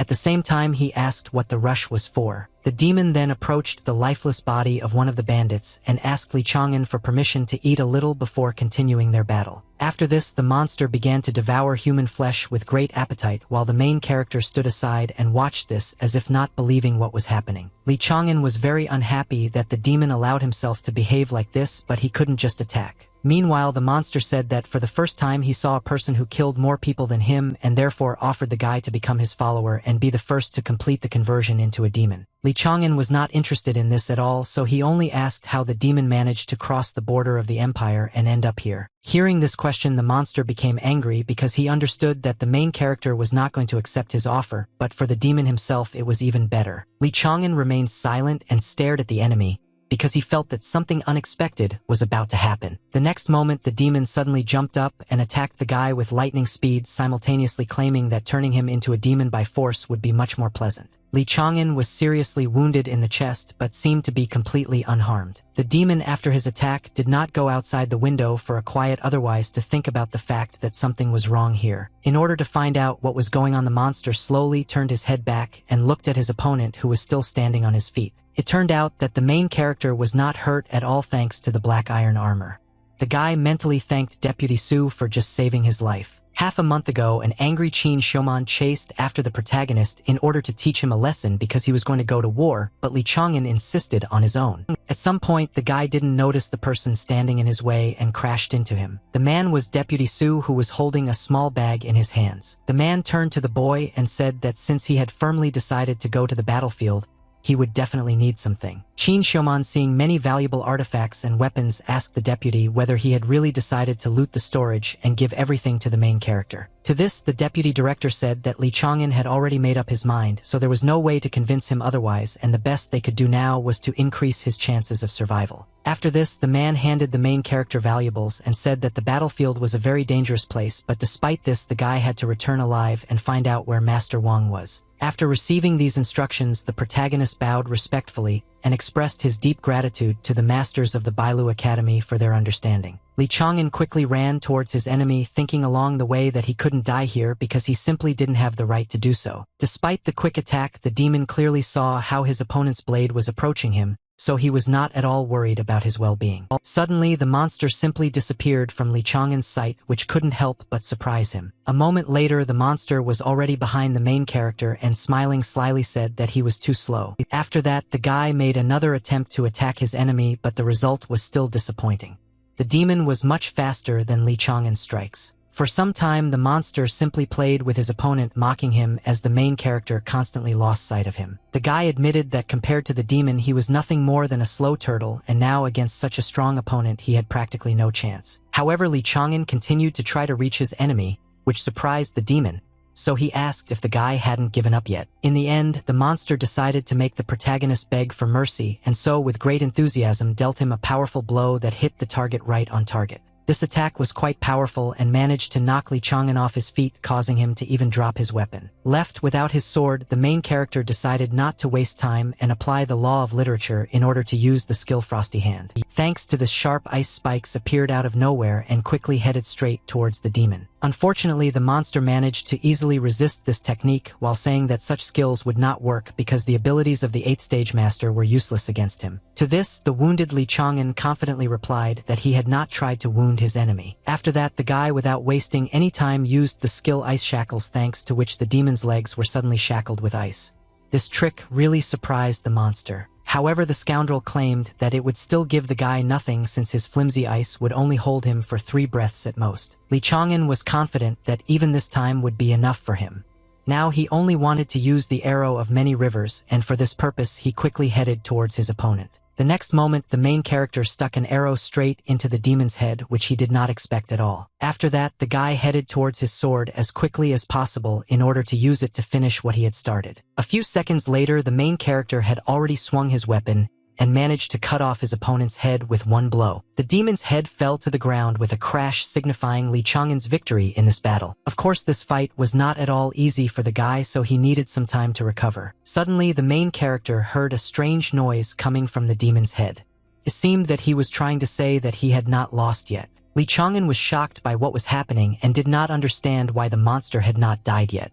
The guy even began to assume that demons could live without a head. In order to protect himself, the main character pierced the monster's head with a sword, wanting him to finally die. As soon as this happened, the demon's head turned into an ominous aura and dispersed into the air, leaving behind only a small round stone. Taking it into his hand and examining it carefully, Li Chang'an happily realized that it was a demonic pill. At that moment, the guy suddenly heard someone's voices coming from the depths of the forest.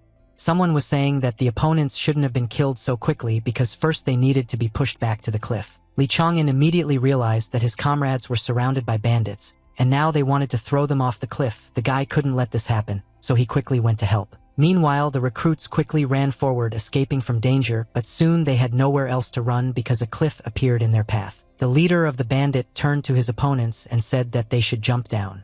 He also said that under this cliff there was a huge alchemical furnace which was created by one of the powerful demon lords. The recruits thought that this was definitely the end for them, but Juan asked his comrades not to give up prematurely because they could still cross the bridge and escape. Suddenly, the men saw a raging flame in front of them which appeared out of nowhere and did not allow the robbers to come closer. The whole point was that the main character used the law of literature in order to create a real wall of fire which was supposed to protect his comrades. Juan, seeing the guy in front of him, could not believe that he was safe and sound and could also use such skills. Li Chang'an turned to his comrades and ordered them to cross the bridge while he held off the bandits. The recruits immediately began to carry out Li Chang'an's order and carefully crossed the very precarious bridge across the gorge. Soon the main character turned to his comrades and asked if they had all crossed over to the other side.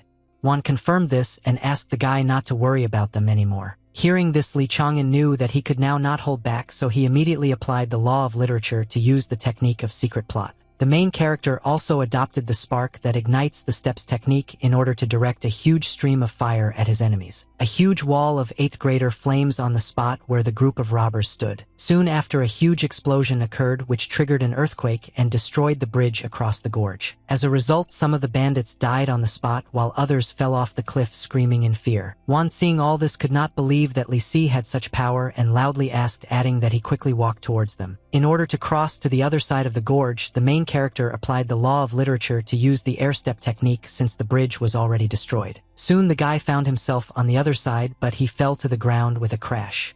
His comrades, seeing this, immediately ran up to the guy. Wan, seeing that Li Chang'an was okay, turned to him and thanked him for saving their lives.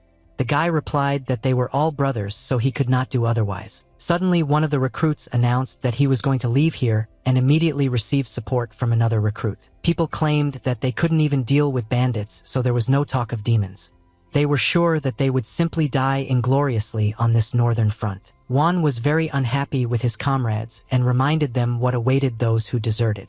He assured that not only the recruits but also their families would suffer. To this, the recruits replied that their commanders were already dead, so no one would know about their desertion unless, of course, no one let it slip. Suddenly, one of the men attacked Wan, saying that if he himself was impatient to die, then he should have gone to the battlefield himself and not interfere with them. At that moment, one of the recruits also had a strange feeling, as if he had goosebumps all over his body. The reason for this was the protagonist, who showed his murderous intent and ordered his comrades not to dare point their swords at each other. Li Chang'an then used his technique to stop the fighting between the recruits. After this, the guy seriously threatened that as soon as he counted to 3, he would kill everyone who had a weapon in their hands. The recruits didn't seem to believe that the main character was capable of killing his own comrades, whom he had just saved, but no one wanted to test it. In the end, everyone threw their weapons to the ground because it was hard for them to resist Li Chang'an's arguments. The guy then said that he understood that each of the recruits had a reason to hate the authorities and even the empire because they had to go through a lot due to the fault of officials. However, Li Chang'an insisted that this did not concern any officials. The protagonist believed that even if the Jin Empire fell, the land on which they now stood should remain in the hands of the people. The guy also claimed that this land was their homeland and it was here that their roots were kept, so they all could not allow demons to penetrate here. In addition, Li Chang'an said that they were not going to force anyone to do anything, so those who wanted to reach the north and fight the demons should stand on the right and the rest should move to the left. As soon as this choice arose, the recruits began to hesitate and look at each other, but everyone remained standing in place. In order to hurry his comrades, Li Chang'an again threatened that all who did not make a choice would die at his hand. Very soon, on either side of the main character, 2 small groups of recruits appeared who made their choice. The first thing the guy did was turn to those people who had decided to desert and advised them to get out of here as soon as possible. Huang did not understand why Li Chang'an let these people go, because in the north there would definitely be a check on the list. If these people were not there, then a hunt would begin for them. To this, the main character asked whether a man could really trust his back to his comrades on the battlefield who had already tried to escape once. This question discouraged Wan, but he still answered that he definitely could not trust such people. Li Chang'an then decided to reward those who remained,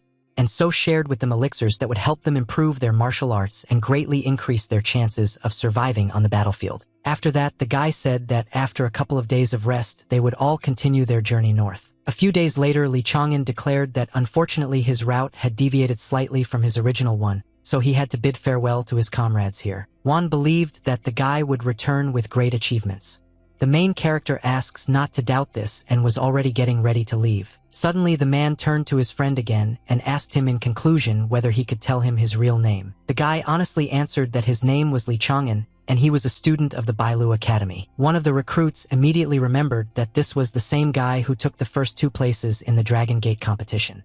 The man was sure that if something happened to this guy, Bailu would execute them all. Wan immediately subdued his comrade with a good kick and demanded that he shut up. After this, the man watching the main character said that he would definitely return alive. In the evening, the main character arrived in Hudong County and asked the servant to prepare a room for him on the 2nd floor and leave food there, and also not to forget to water and feed his horse. The night was quite quiet and calm, so Li Chang'an could rest without worrying about anything. The guy sat in his room and remembered that according to his master, the demonic pill was pure poison for people, and by consuming it, a person either successfully turned into a demon or died painfully. Still, the guy decided that it was best to destroy this pill as quickly as possible, so he squeezed it tightly in his hand and crushed it. At that very moment, an ominous energy appeared out of nowhere and began to spread around the main character. Li Chang'an was very surprised by what happened next because he didn't expect this at all. It turned out that the Jasper letter began to absorb demonic chi, but it was still unclear what would come of it. Soon after, a huge flow of energy was released from the letter, which no longer posed any danger to the guy. Without wasting time, Li Chang'an began to absorb this energy, consider that there was nothing dangerous about it. The guy couldn't believe that the jade letter absorbed demonic chi and turned it into true energy, but for now his body was not able to contain so much spiritual power. The surprises didn't end there. True chi itself opened the guy's spiritual veins, and at this rate he could soon break through to the 7th stage of the literary path. Shortly after that, a bright glow appeared that extended far beyond the room Li Chang'an was in. The room itself was completely filled with clouds of smoke and steam, which appeared as a result of the transition to a new stage. The protagonist felt like the power of the initial degree of the 7th stage was seething within him, and now he understood that the Jasper letter was not just his personal library but something much more. The guy also believed that if he had stayed in his district, he would never have learned about this ability, so he believed that by heading to the northern front he was on the right path. Suddenly, these thoughts were interrupted by someone's loud voice, which announced the alarm because the criminal had killed the assistant to the district chief. The main character did not fully understand what was happening outside his room, so he looked out the window to figure everything out for himself. He saw a mysterious masked man quickly running away from armed soldiers who were chasing him and intended to surround him so that he could not escape justice. Along the way, the stranger dropped several sheets of paper, one of which Li Chang'an took for himself. It was a leaflet that said that the man everyone called the assistant to the county chief was a true monster.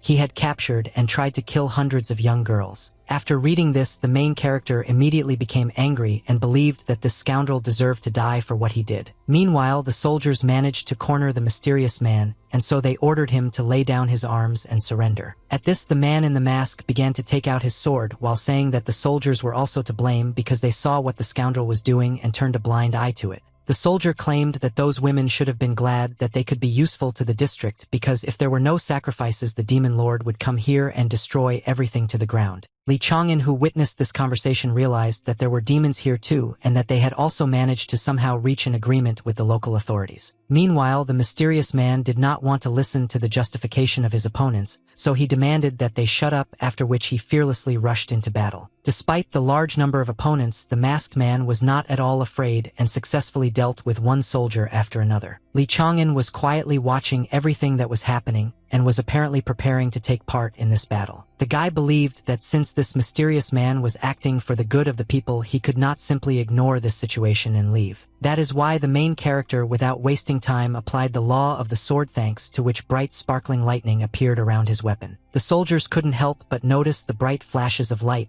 so they immediately turned away from their enemy and looked back. The next moment, Li Chang'an rushed through the crowd of opponents with great speed and was able to defeat them all with one swing of his sword. The head of the villains, seeing the warrior of the 7th stage, immediately declared that he had gone against the will of the emperor.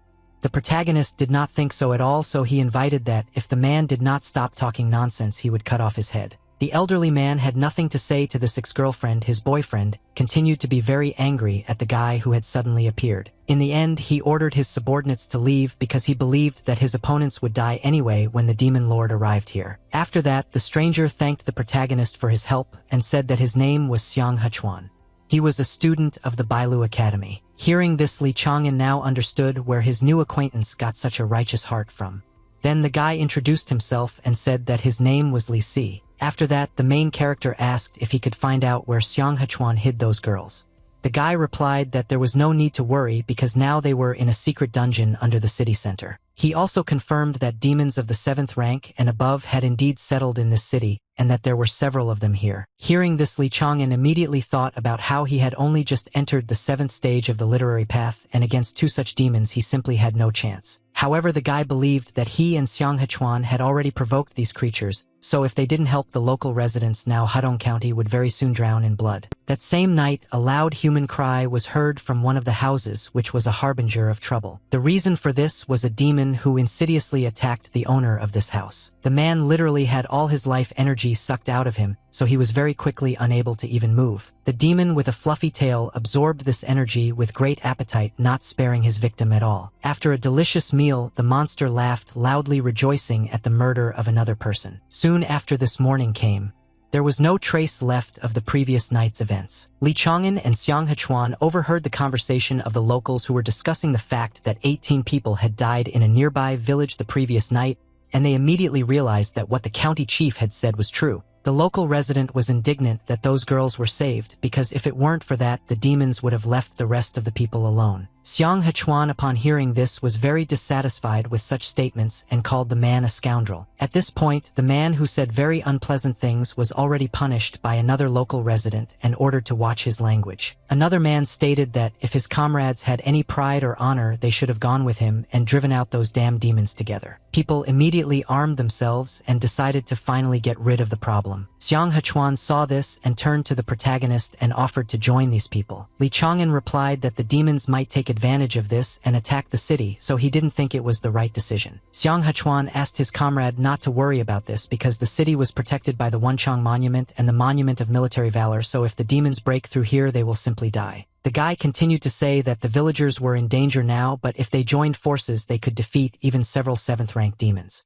Still, Li Chang'an agreed to go. Already in the evening, armed men together with our heroes arrived at the very village that had been attacked by demons. One of the men spoke loudly to the demons and fearlessly ordered them to stop hiding in the corners and to accept their death with dignity. At that moment, an undead creature appeared out of nowhere, emitting a loud roar and quickly heading towards Xiang Hechuan. Li Chang'an wasted no time in pushing his comrade aside to save him from the attack. After this, the main character quickly pulled out his sword and cut his opponent in half with one blow. Xiang Hechuan was very surprised to say that it was not a demon but a human who had been forcibly turned into a demon. Soon after, our heroes heard behind them the same loud growling as before, but this time along with human screams. It turned out that one of the undead decided to attack the man and start eating him alive. Despite this, the man seemed not to have died yet, but was clearly no longer himself. Suddenly, as if nothing had happened, he rose to his feet, but he was no longer human. Because of this, other people realized that the bites of the undead turned people into half-demons. Xiang Hechuan wasted no time and tried to kill his opponent quickly. With one precise blow, he managed to cut off the demon's head. Surprisingly, the monster grabbed his severed head before it hit the ground and put it back in place before continuing to advance on his opponent. Xiang Hechuan was shocked by what happened and immediately informed the protagonist that these creatures were very difficult to kill, if at all possible. Li Chang'an suggested that they needed to flee because at that rate everyone would simply be killed. Xiang Hechuan did not agree because then all the villagers would definitely turn into half-demons, which was worse than death. The main character agreed with this, but he needed time to think. Suddenly, he noticed a bright glow in the distance which rose high in the sky. Xiang Hechuan immediately guessed that this glow was emitted by the Monument of Military Valor. Li Chang'an, hearing this, realized that this whole situation with the village was just a deception to lure out all the combat-ready people and attack the defenseless city. The guy looked around and thought that on one side he had half-demons and on the other a 7th-rank demon. The main character didn't know what to do in this situation or where to go now. He understood that no matter what choice he made, there would always be victims and perhaps even he himself would die, but the guy still decided to try to save everyone and wipe the demons into dust. Li Chang'an, while running away, turned to Xiang Hechuan and asked him to stay in the village because he would definitely be able to kill the half-demons thanks to his literary chain, and in the meantime he would try to save the city. The main character also handed his comrade a small bag and said that there were 30 spirit crystals here that could be used during a shortage of chi energy. Xiang Hechuan warned that there were at least 4 demon clans, so Li Chang'an would not be able to cope alone. To this, the guy replied that he was a master of literature capable of making the impossible come true. Meanwhile, several fierce demons had gathered near the city gates, one of whom was trying to break through the defense of the monument to military valor with strong blows. The people who were defending the gates were very scared and prayed to God that at least someone would help them because they did not want to die. Suddenly, the demon who attacked the gate was distracted from his work because he heard that someone had applied the law of literature, after which cracks appeared on the ground right under his feet. At that very moment, thanks to the clinging roots technique, the demons were pushed back from the city wall. The ferocious monster turned with displeasure to his unexpectedly appeared opponent and asked who he was. Li Chang'an swung his sword and confidently replied that he was the death of the damned demons. Without wasting time, the main character attacked his enemy, but he managed to use the skin strengthening skill in time. Thanks to this, the demon was not harmed at all, so he could allow himself to mock the guy and ask if he really thought he had enough strength to defeat him. Li Chang'an, despite the failure, remained as determined as ever and said that he was now willing to risk his life to stop the demons. Immediately after that, he used the law of literature to perform the dungeon shackle technique, which caused numerous metal rods to fall from the sky. This caused a loud roar and clouds of dust to rise. This continued until the last pin fell to the ground. The other demons who stood aside also shouldn't relax because this attack could hit them as well. The demon girl turned to her comrade and asked him not to underestimate the enemy who suddenly appeared because he was not as simple as he seemed. As soon as the clouds dissipated, it became obvious that it was too late to advise anything because the demon wolf was pinned to the ground and could not move. All this made the monster very angry. His eyes lit up with rage. He turned to the man with displeasure and asked how he dared to hurt him. The demon was not going to tolerate such treatment, so he strained all his muscles in order to free himself from these shackles. Rising to his feet, the monster, unable to contain his rage, invited that he would now tear the main character to pieces. Li Chang'an dodged the attack and admitted that things were bad for him, as he had planned to take advantage of the surprise effect and defeat at least one monster, but now they could unite against him. Then the guy decided that, in this case, he might not have a single chance, so he went for a desperate piece. In the next moment, Li Chang'an used several literary laws to increase his speed, strength, agility, and blade sharpness. The wolf demon was apparently very surprised by this and did not understand how a person could rise from the initial stage of the 7th stage to its peak in the blink of an eye. Soon the monster decided that all this was unimportant because the power obtained through the law of literature could not last long, so he just needed to wait for some time. At the same time, Li Chang'an did not intentionally let his opponent go and therefore believed that it was already too late for him to escape. Without wasting any time, the main character pushed off the ground with force and quickly headed towards the demon, who did not want to engage in combat for now. The wolf demon saw his enemy approaching perfectly, but he could do nothing about it. A moment later, the demon screamed loudly in pain as Li Chang'an managed to land a series of blows that hit the target accurately. In order to finish what he started, the guy used the blade whirlwind technique, with which he was able to cut the demon into pieces. The defenders of the city gates, seeing this, could not believe that Li Chang'an had actually managed to kill that demon and thought that they were now saved. At the same time, the snakehead demon was very unhappy that the main character killed his comrade and was about to take revenge on him, but he was stopped by the demon girl. She then turned to Li Chang'an and, recognizing his power and exceptionality, asked why someone like him needed to save these people. Instead, the girl asked the guy to let them go and in return promised to make him the happiest man in the world. To this, the main character, calling the demon ant, said that he didn't particularly like old meat. These words greatly angered the girl, who now had no intention of engaging in dialogue with her opponent. In order to teach Li Chang'an a lesson for his words, she ordered the other demons to kill him immediately. At that very moment, a huge snake wrapped itself around the guy and squeezed him tightly, but the main character remained just as calm. The dangerous predator was already intending to kill its victim, since it did not offer any resistance at all. However, this was a misconception. Li Chang'an used his killing intent to create a controlled flow of energy in the form of a sharp arrow. This energy could easily kill the huge snake, so she had to retreat and forget about her goal. The demon girl said that it was impressive, but the main character's body would not be able to last long and would soon begin to deteriorate, so she suggested that he give up now and be reborn as a demon with unlimited potential. Li Chang'an heard this and pointed out to the enemy that the demons with unlimited potential were unable to deal with him, but the guy admitted that he would really die if things continued like this. Nevertheless, the main character decided to take a risk and see which of them would die first. The next moment, the guy used the burning blood technique, which enveloped him in a frightening red aura and also reinforced the effect of the madness technique. To all this, Li Chang'an added the technique of flaring up flames, thanks to which a huge stream of fire moved towards the demons. Seeing all this, the demon girl assumed that the guy decided to bury them all here and asked why he tried so hard for the sake of complete strangers. Then she turned to her comrades and ordered them to gather because this man was supposed to die today. At this time, Li Chang'an fearlessly looked at the enemies and thought that he had to manage to finish them all off before the last drop of his chi energy evaporated. That is why the guy now rushed at all his enemies at once, but suddenly stumbled. The protagonist realized that his energy was running out faster than he expected and therefore was afraid that he simply would not have enough time to sort everything out. Seeing the jasper letter in front of him, the guy asked her for forgiveness because she would most likely have to perish along with him. Suddenly, the main character saw that something strange was happening with the letter and could not explain it. The next moment, Li Chang'an simply disappeared right before the eyes of the demons, who now did not know where to look for their opponent. At that moment, the protagonist used sword art, which caused lightning to strike the ground, destroying the heavens. The city gate defenders couldn't understand what was happening and couldn't believe that Li Chang'an had lost. However, this was not the case at all.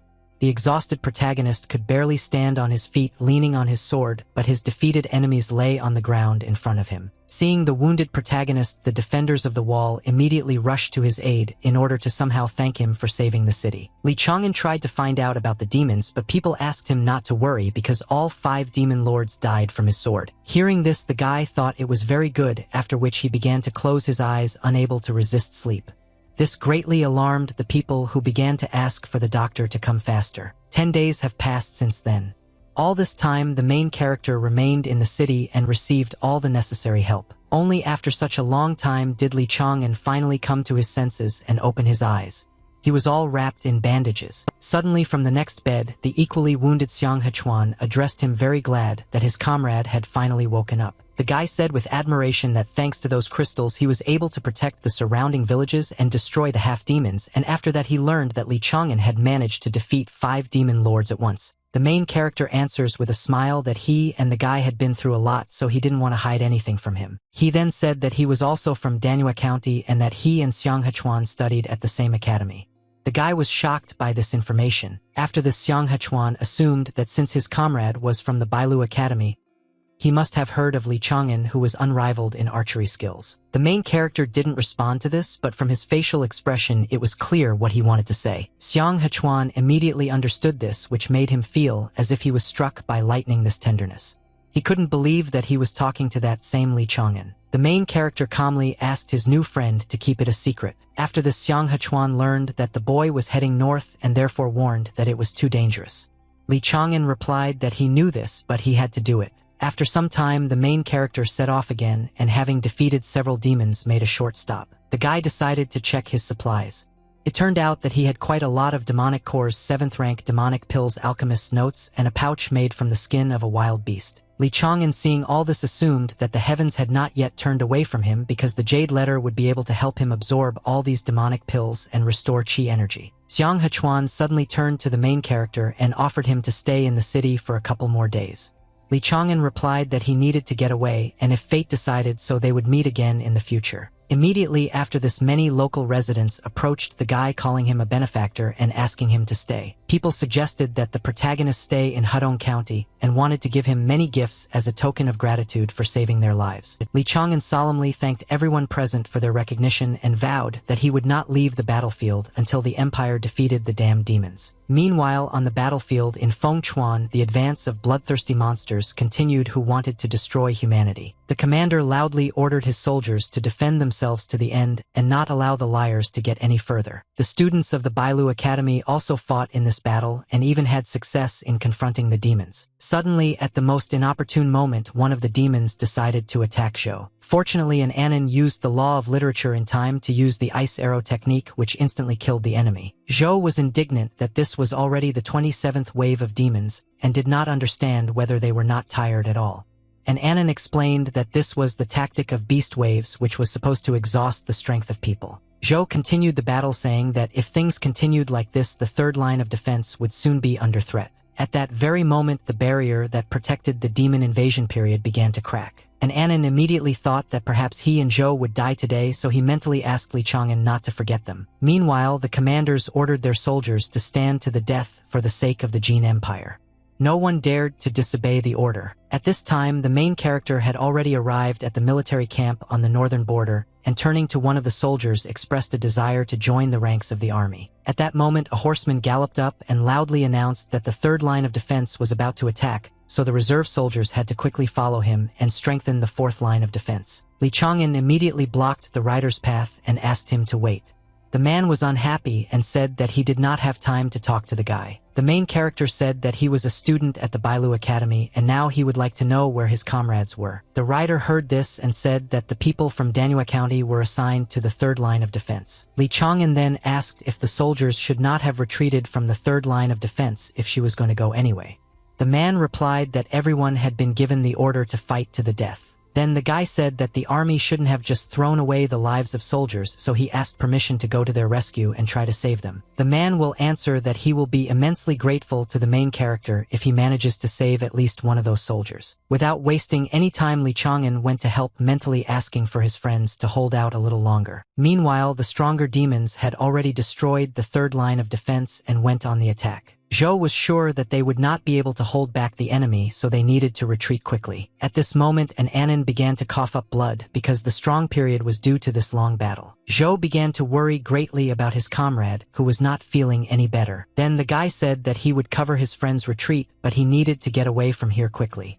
And Anon refused this. He then said that he had already used up all the chi energy in his palace, so he would not survive even if he tried to escape, but Zhou still had a chance. And Anon pushed his friend hard to make him leave because he thought that he was already dead anyway, so he should only try to buy more time for the others to retreat. Zhou didn't agree with this at all, but there was nothing he could do. The guy could only watch as the bloodthirsty demon approached his comrade, and Anon was already saying goodbye to life. At this moment, Li Chang'an appeared out of nowhere, fearlessly entering the battle and easily defeating the huge snake before it could kill his friend. In addition, the main character managed to catch an Anon and prevent him from falling to the ground. After that, the guy began to quickly carry his comrade away from the battlefield while saying that he would not die today. And Anon couldn't help but shed tears of joy when he saw Li Chang'an coming to his aid. The main character said that now was not the time for tears and intended to take the guy to where the fourth line of defense was located. The guy also turned to Zhou and asked him not to lag behind.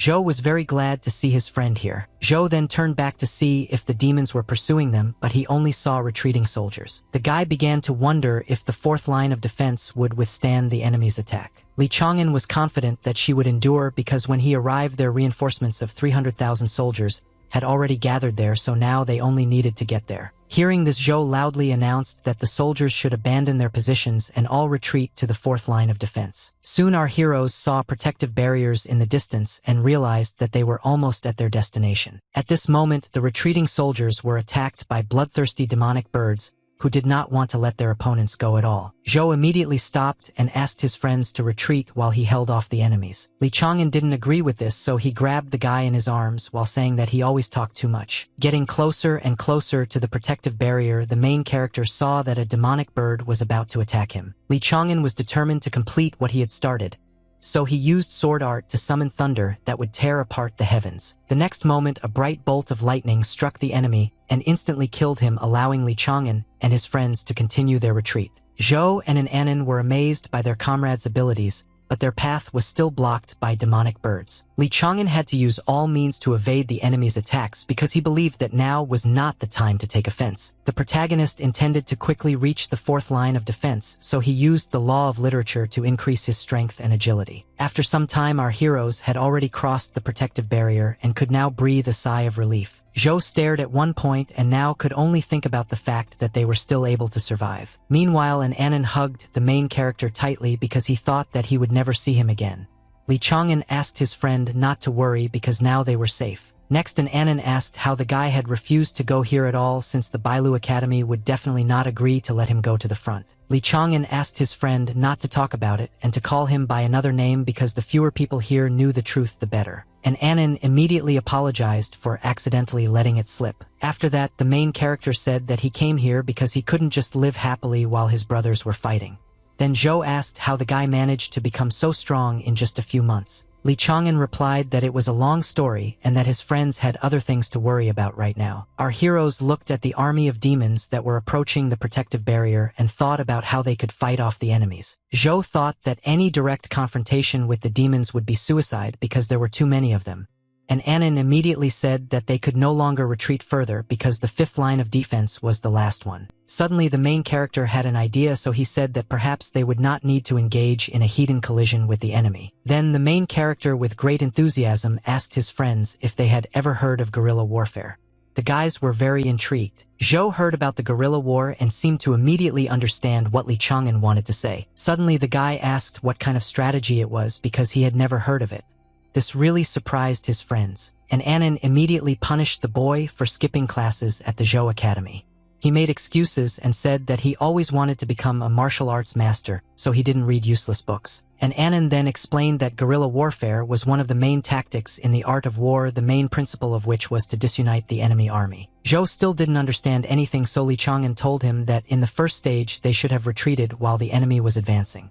In the second stage, they should have caused confusion when the enemy set up a military camp. At the third stage, it was necessary to attack a tired enemy and then move on to the fourth stage when the enemy would retreat. This explanation helped Zhou understand all the subtleties of the strategy, so he believed that they absolutely had to switch to guerrilla warfare, otherwise they would simply run out of steam sooner or later. After this, the guy suddenly jumped up and called his friends to follow him because now they needed to convince the commander-in-chief of the correctness of the strategy as soon as possible. And Annan was in no hurry to go because he noticed that the main character seemed to be bothered by something. Li Chang'an replied that in truth waging guerrilla warfare was not as easy as it seemed at first glance because there were too many factors to learn. Despite this, Annan was sure that the guy already had some thoughts about this because he was still a famous genius. Li Chang'an immediately confirmed this with great enthusiasm and promised that they would emerge victorious in this war. Soon after, our heroes arrived at the commander-in-chief's tent, who was very unhappy with this idea and did not understand how such a fool as Li Chang'an could even get on the saints' list. Shi Yanjun turned to the protagonist and asked him if he understood how absurd his idea of guerrilla warfare was. The man then listed several compelling arguments that made this idea useless and even dangerous for the participants in the strategy. To this, Li Chang'an calmly replied that it was possible to use dark magic because if everything was done correctly, the demons would fall under the spell and simply kill each other. At this point, one of the advisors present intervened in the conversation and was shocked by the protagonist's proposal. Luo Taiqing said with displeasure that the guy should have known that dark magic was prohibited. Li Chang'an replied that he had learned of this, but in war all means were fair, and so they had to use everything they had to win. After these words, a very heated discussion began in the tent about the idea of using dark magic.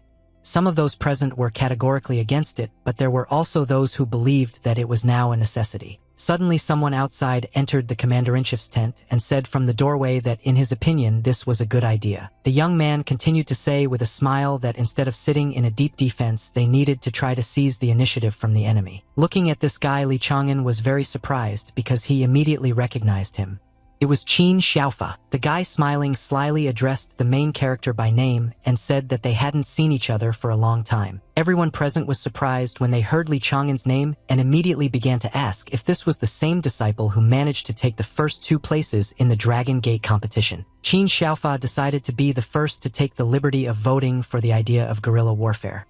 The commander's words influenced the others, so this idea no longer seemed so meaningless to them. Li Chang'an immediately thought that this guy was one of those who wanted to destroy the Bailu Academy, and also injured an Annan when he tried to find out Li Taibai's location. Qin Xiaofa then asked if the protagonist himself wanted to join the partisan detachment. Li Chang'an calmly replied that he simply couldn't help but go after everything he had done.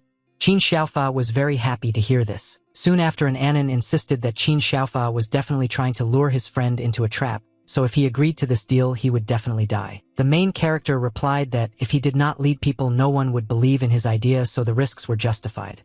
And Annan immediately said that in that case he would go with him. The next moment Li Chang'an sharply struck his friend in the neck, so that he would lose consciousness and would not be able to carry out his plan. Then the main character turned to Zhou and asked him to take care of an Annan for several years. The guy was shocked by what happened and believed that such measures were unnecessary. Li Chang'an then said that he had no doubt about his friend's literary skills, but without a high level of martial arts, there was nothing for them to do in the Demon Lands. However, Zhou felt that his friend was indeed right, so he promised that he would take care of an Annan in his absence. 2 days later, the commander-in-chief gathered a group of soldiers and loudly announced that the outcome of this war largely depended on them, and therefore he respected them immensely for this. After this, the man announced the beginning of the implementation of their plan, the first step of which was the introduction of a detachment of partisans into the territory of the demons. All the soldiers rushed fearfully behind the 4th protective barrier, which the demons did not expect at all. One of the subordinates immediately reported to the demon lord that the people had gone beyond their shield and suggested that they had finally decided to accept their fate. Demon Lord Bai Yi said that these people even interested him a little because he did not understand what these worthless people were planning. The battle soon began, but the commander-in-chief had told the soldiers long before that they did not need a victory in this battle. The first thing the soldiers had to do was take advantage of the chaos and pretend to be corpses. The commander-in-chief insisted that they were all the hope of the Jin Empire and that the people would never forget their sacrifice. Soon after the battle ended, the protagonist opened his eyes and looked around without attracting attention. The guy saw a huge demon who was looking at the corpses of people. Li Chang'an mentally asked the enemy not to go in his direction. Li Chang'an lay motionless on the ground, but the demon still focused its attention on him. The monster began to examine the main character, although he himself did not understand what was wrong with him. Eventually, the demon decided to change his martial art to use the dragon tail swing technique and attack the suspicious corpse. Li Chang'an had to jump aside to save himself and admitted that the demons in the northern district were very different from those he had seen before. Suddenly, the demon became very frightened upon seeing the main character and began to burrow into the ground, begging not to kill him. The monster said that the Lord had just promoted him to the 7th rank and assured that he had done nothing wrong but only eaten a couple of corpses. Li Chang'an thought that this was a good chance to use the poisonous parasite to make the demon the first seed of guerrilla warfare. Then the guy touched the monster's back, after which the parasite penetrated inside and wrapped itself around the spine. This caused the monster to experience severe pain, and so he began to swing his tail in all directions in order to somehow calm it down. Unexpectedly, the demon managed to capture the main character, which was not at all part of his plans. The monster continued to quickly dig a tunnel into the ground and loudly begged Li Chang'an not to hit him. The main character did not understand how long the demon was going to dig the earth and could not influence this situation in any way. Meanwhile, the battle between the people of the partisan detachment and the demons came to an end. The monsters looked around and looked for survivors. The demons did not understand why people rushed into this suicidal attack because they only added work without achieving anything. Suddenly, the monsters saw Qin Xiaofa, who was smiling at them kindly and waving his hand as if greeting them. The demon was about to rush into an attack in order to deal with him, but the guy quickly launched poisonous parasites at them. They instantly penetrated the demons' heads, causing them to immediately forget about their intentions. Soon they bowed before the boy and called him Mr. Qin Xiaofa. Seeing this, he admitted that the forbidden art was more effective than he thought and believed that now he would be able to subjugate even demons. However, the guy did not forget that if the guerrilla war plan worked, Li Chang'an would become even more influential. Qin Xiaofa thought that he shouldn't have let the protagonist return alive. Meanwhile, a demonic bird was flying high in the sky. With the help of her eyes, the demon lord seemed to be able to observe what was happening on the battlefield. Monster understood what the catch was, so now he was very unhappy. Bai Yi decided not to delay and properly teach the people who tried to deceive him a lesson. Soon the soldiers who were pretending to be corpses found themselves under the intense, bloodthirsty gaze of the monsters. They were already aware of the deception. Turning back, Qin Xiaofa saw a demonic bird trying to carry away one of his comrades. The man tried to resist and screamed loudly, begging for help. Qin Xiaofa seemed like he was about to rush into battle to save his comrade, but that was not the case at all. The last thing the unfortunate guy saw was Qin Xiaofa quickly running away to the defensive line, completely forgetting about their mission. Qin Xiaofa was sure that if he tried to save his comrade, he would die along with him, so Li Chang'an, who came up with this plan, should be blamed for everything. The rest of the soldiers from the partisan detachment were also confident that the plan had failed, so they began to quickly retreat. By evening, the survivors reached the military camp. An Anon was also here and looking for someone. The worried young man approached the returning soldiers and asked if they had seen Li Chang'an. Suddenly, Qin Xiaofa appeared behind him and directly said that it could be considered that the protagonist was already dead. An Anon was very unhappy with these words, but Qin Xiaofa continued to say that because of the crazy idea of guerrilla warfare, hundreds of people died in vain today. That is why the scoundrel was sure that even if Li Chang'an survived and returned to the military camp, he would be executed for this grave sin. And Anon was indignant and said that it was unfair because even though the main character came up with this plan, it was approved by other commanders, so it was not only Li Chang'an who should bear responsibility. Then the guy looked around but did not see any support in the eyes of his comrades, which is why he realized that they thought the same as Qin Xiaofa. This made an Anon feel so hurt for the main character that he could not contain his emotions and began to cry. He then mentally turned to Li Chang'an and asked him not to return because this rat's nest could no longer be called a home. At this time, the protagonist was unconscious and exposed to demonic energy. The streams of this energy seemed to slowly suck all the life force out of him. The demons who had captured the main character and were now pouring demonic energy into him laughed and said that people made good pills. Lee Chang'an was completely immobilized and was unable to resist his enemies in any way. Gradually, severe burns began to appear on the boy's body, which caused him incredible pain. At this time, demonic energy was trying to penetrate the Jasper letter, which could still be protected by the barrier. Despite this, the demonic energy continued its onslaught, wishing to completely take over the body of the main character. Suddenly, the barrier that enveloped the letter began to study the bright light. This light even penetrated through Lee Chang'an's eyes and mouth. Somehow, he was able to drive away the demonic energy from the boy. After this, the main character began to recover. His burns began to heal literally before our eyes. At that very moment, one of the vessels that contained demonic energy simply exploded, which frightened the monsters that were present here. The demons did not understand how their captive was able to suck out all the demonic energy from their formation without even lifting a finger. Other vessels with energy also began to make a ringing sound, which indicated that they would soon become empty and explode. The demons couldn't allow the main character to survive, so they all used their abilities together. The demonic energy that the monsters released gathered into one huge monster that intended to tear the guy apart and then eat him. Lee Chang'an didn't feel any danger at all because he was unconscious, but his body was instantly enveloped in the bright aura that had protected him a short while ago. The next moment, a huge monster, which consisted of demonic energy despite its size, began to be absorbed into the jade letter. The demon that looked like a lizard was very scared that Lee Chang'an had absorbed the energy of all his comrades,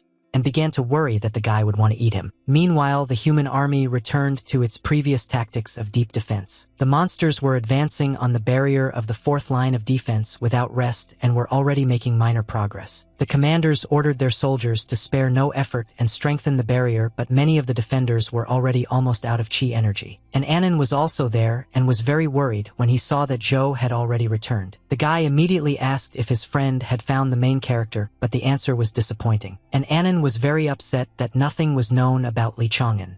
Qin Xiaofa noticed this and began to smile slyly. The guy thought that the main character's friends, on the contrary, should have been happy that the guy was eaten by demons. And Anan was very angry at these words, causing him to display his killing intent. Zhou immediately intervened in this conflict and loudly asked an Anan to stop. It turned out that an Anan and Qin Xiaofa were on the verge of killing each other, and now they had to either stop or finish what they started. Qin Xiaofa asked with a sly smile, was he really wrong? After all, Lee Chang'an died on the battlefield and thus was able to save some of his reputation. The guy continued to say that if the main character returned, he would be disgraced and executed as a traitor, so the first option was much better. And Anan lowered his eyes, but he didn't know what to say to the scoundrel. After that, Qin Xiaofa began to leave, saying that this time he would turn a blind eye to the guy's behavior, but next time he would deal with him according to the laws of martial law. And Anan was still very angry, but Zhou asked his friend to calm down and not act like a scoundrel. At this time, the mysterious cocoon, which consisted of chi energy, for some reason suddenly cracked in half. The next moment, a human hand burst out of it and tried to free its owner. Shortly after, a completely naked young man emerged from the cocoon. Looking around, he saw a demon who for some reason was trembling with fear. The monster turned to the main character and asked whether he was a human or a demon.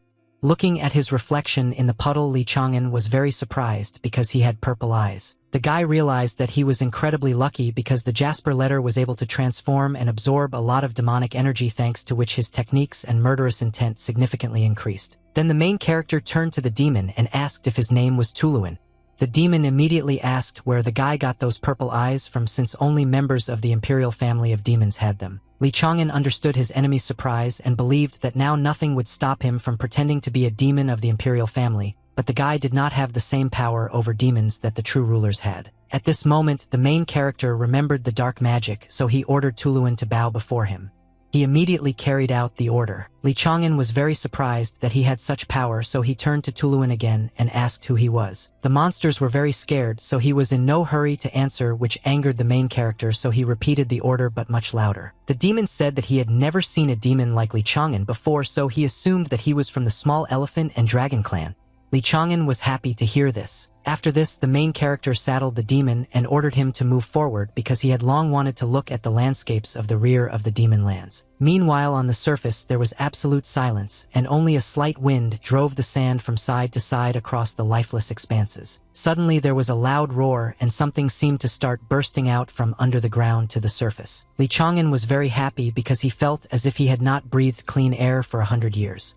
He wished to never be underground again. Looking around, the main character saw a small camp where demons were located. One of them seemed to feel the stranger's gaze on him, so he turned around to understand what was going on. Surprisingly, the monster did not find anyone, so he asked his comrades if they had heard a strange noise.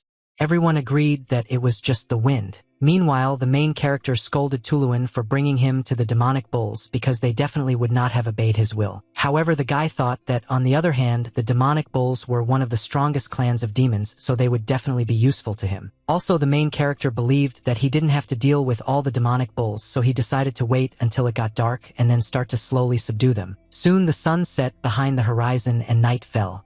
It seemed that even the moon and most of the stars did not want to illuminate the lifeless earth. Soon, one of the demonic bulls moved away from the fire, intending to go check on the supplies.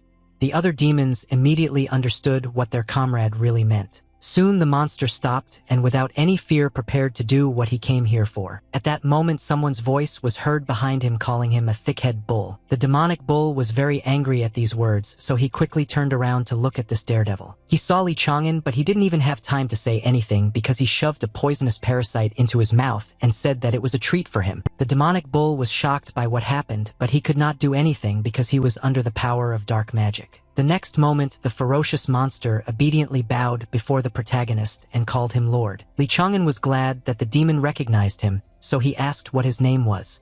The monster replied that his name was Nyo Dingtian. The protagonist then asked his new subordinate to introduce him to his clan, but Nyo Dingtian immediately replied that he could not do this. The guy was very surprised by this refusal and began to assume that the suggestion did not work even though the parasite had penetrated the demon's body. It turned out that Nyo Dingtian could not yet introduce the Lord to his clan because he had not yet done what he had moved away from the camp for. The demon bull felt much better when he finally relieved himself.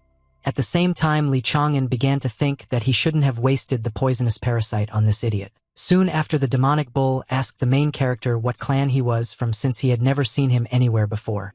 The guy replied that he was the prince of the Elephant and Dragon clan. The demon was very surprised when he realized that Li Chang'an was from the imperial family of the very clan that descended from the great Elephant and Dragon sage. The demonic bulls that were in the camp heard Nyo Dingtian's cry and assumed that something bad had happened, so they decided to check. Li Chang'an was very unhappy that his new subordinate had attracted unnecessary attention, and in the meantime they had already found the guy and were surprised that he was a human. One of the angry monsters immediately tried to attack the main character, asking him how he dared to set foot on the land of demons. Of course, the guy managed to easily dodge this blow because now he was already much stronger than the time he first encountered the demon. After that, the main character attacked the monsters in response, thanking the heavens along the way for the fact that there were still intelligent individuals left in the clan of demonic bulls because he immediately realized that he was a human. From this powerful blow, the demonic bull flew far back and fell to the ground with a crash in front of his comrades. This made the demon bull clan representatives even more angry,